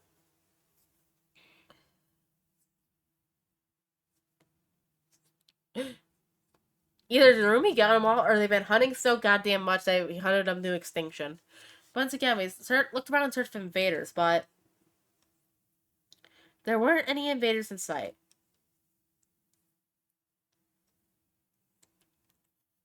I think we skipped a day.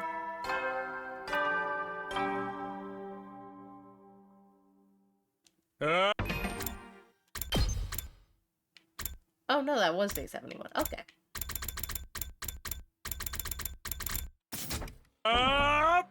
This is one of the most thorough routes of the bunch. We don't have any time. Hey! Gotta go looking for invaders again. My body was exhausted. I didn't have any time to take it easy and sleep in. Gotta find the invaders before Takamaru and the twins do, so I can boost Subasa's rank. Intruder alert. Defense. Really? An attack right now? Where are they hiding? No, there's no time for complaining. I need to hurry to the war room. Probably what we'll do is to finish out day 72 here, and then we'll wrap up stream here. Yeah! Takamaru and his team wouldn't even look at us. Well, as long as they're willing to fight with us, that's good enough. There aren't any commanders left, so we'll probably just be fighting mooks. There's so many of them. Ugh, wish we could have hunted them down outside. The boss sighed out of frustration after looking at the monitor in the war room. These invaders, where have they been hiding?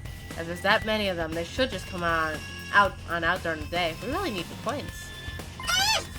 Seriously, my game's a total bust because they keep hiding. What are you doing here? Relax, I just came to commend you for bravely marching off to fight this completely pointless battle. What do you mean, pointless? Isn't it obvious? Sure seems like a lot of hard work, even though you won't get any points for killing invaders on school grounds. Don't make things worse for us. We're already on the rope. That's right where you belong. The more effort someone gets, the more they're willing to dirty their hands to change their situation. How exciting. Ignore them, guys. Special defense unit, move out.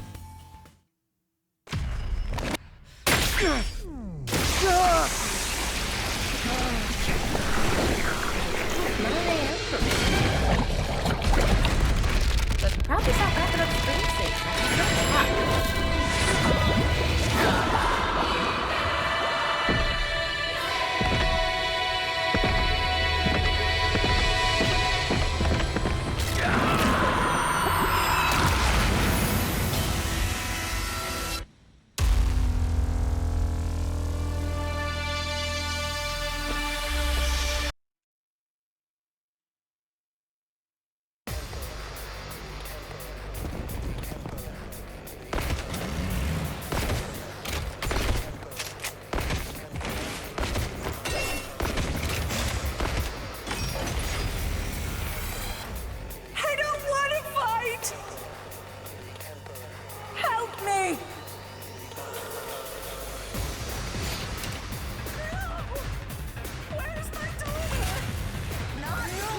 Lol.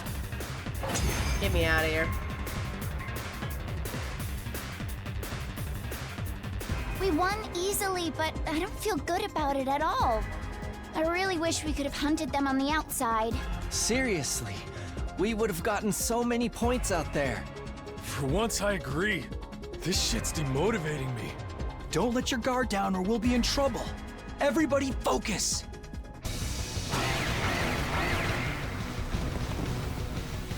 No! I don't want to fight!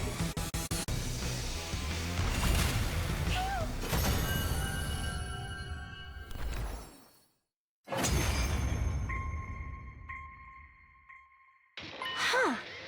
It's over? Not surprising.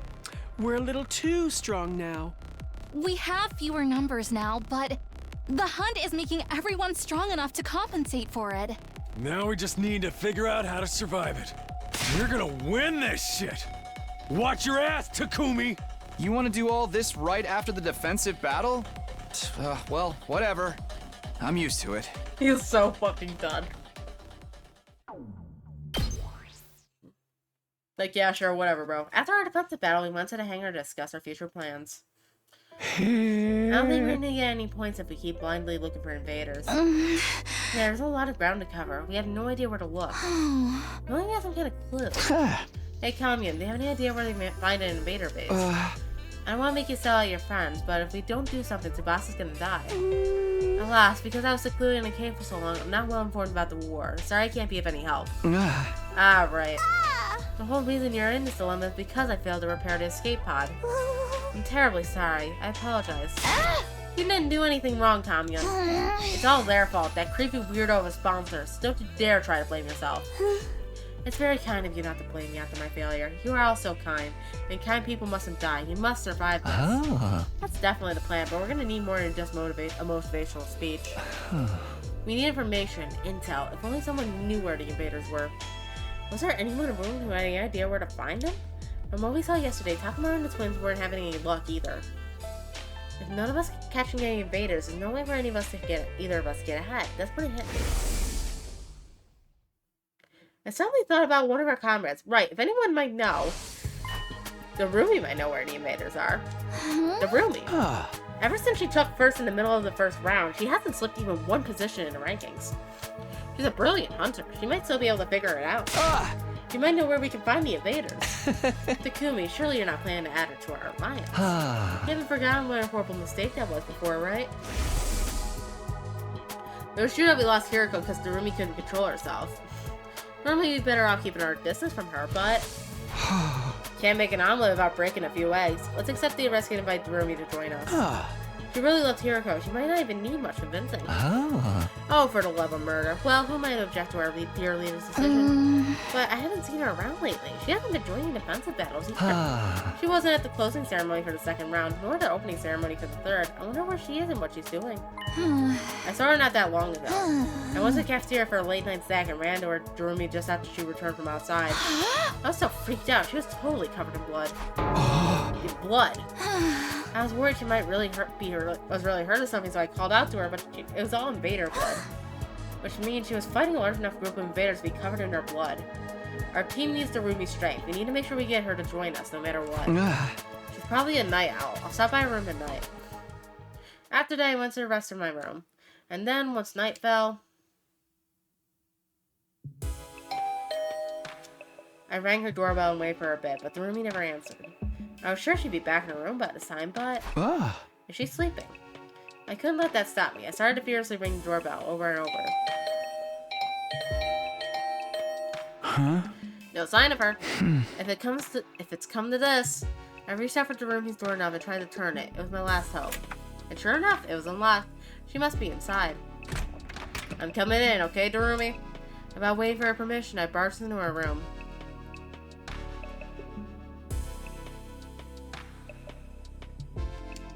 Darumi was sitting beside her bed, staring up at the ceiling in a daze. Hey, long time no see, Darumi. Your door was unlocked, so I just let myself in. So I wanted to talk to you about something. Do you have a minute? No answer. Maybe she was obsessed with hunting that she'd forgotten how to communicate with other people. I started inventing all kinds of theories until... so bored. Boring. I'm so bored. I'm over it. This is the same thing day in and day out. I'm just going for the motions. It's so depressing. No way I'm living like this. Darumi Amamiya gives her final regards to the land of the living. She suddenly started to bang her head against the wall. Hey, stop it, Darumi. Why you make yourself even crazier? I pinned her arms back in a full Nelson to get her to stop hitting herself. Takumi? Why are you touching my boob? The way she says boob. It wasn't. It just happened. What are you doing? Oh, wait, I know. You're here to use me, violate me, and kill me. I'll go right ahead. I'd sooner die an erotic, grotesque, miserable, glorious way than suffer being bored during a killing game. I don't think that's good, actually. I'm so bored, Takumi. I don't know how to spend these empty days anymore. Huh? Empty days, but you were happier than anybody when the game started. You don't get it. The killing game genre is all about the initial impact. Once a series loses an initial momentum, it's doomed to be cancelled. You can't just keep going on life support forever. Can this stupid game just end already? I had no idea what kind of genre theory she was going on about, but in short, you want this invader hunt to end now. Then please, work with us. This is my chance to recruit her. I summarized everything that had happened for her. I told her that we found an escape pod in a certain location that had been damaged but we fully repaired it. All we needed to do was find Cryptoglobin to fuel it, and we could escape the artificial satellite. But at this rate, Tsubasa might die before we can escape. Tsubasa was in last place. We needed to get her some points ASAP, but we couldn't find the invaders, so desperately needed to make that happen. Please, Arumi, if you know where the invaders are, can you take us there? If you help us, we'll let you to the escape pod with us. The location of the escape pod is our most powerful bargaining chip. If she's sick of this killing game, this is an offer she can't refuse. Hey! I'm sick of this game. Let's work together and bring it to an end once and for all. She yelled at me so loudly I thought my heart was gonna leap out of my mouth. And again, don't play with me. You want to take everything away from me. Huh? Darumi? Don't play with me. Don't fucking play with me. Don't fucking play with me. This is all I have. I won't let you destroy it. Isn't that exactly the opposite of what you were just... Get out! Asshole! You want to take away the only thing that matters to me? Then die! I ran out of Darumi's room after she screamed at me with a terrifying look in her eyes. Our desperate play to pull ourselves out from the brink of destruction was a failure. Oh, perfect. It lets me save right here. Perfect timing.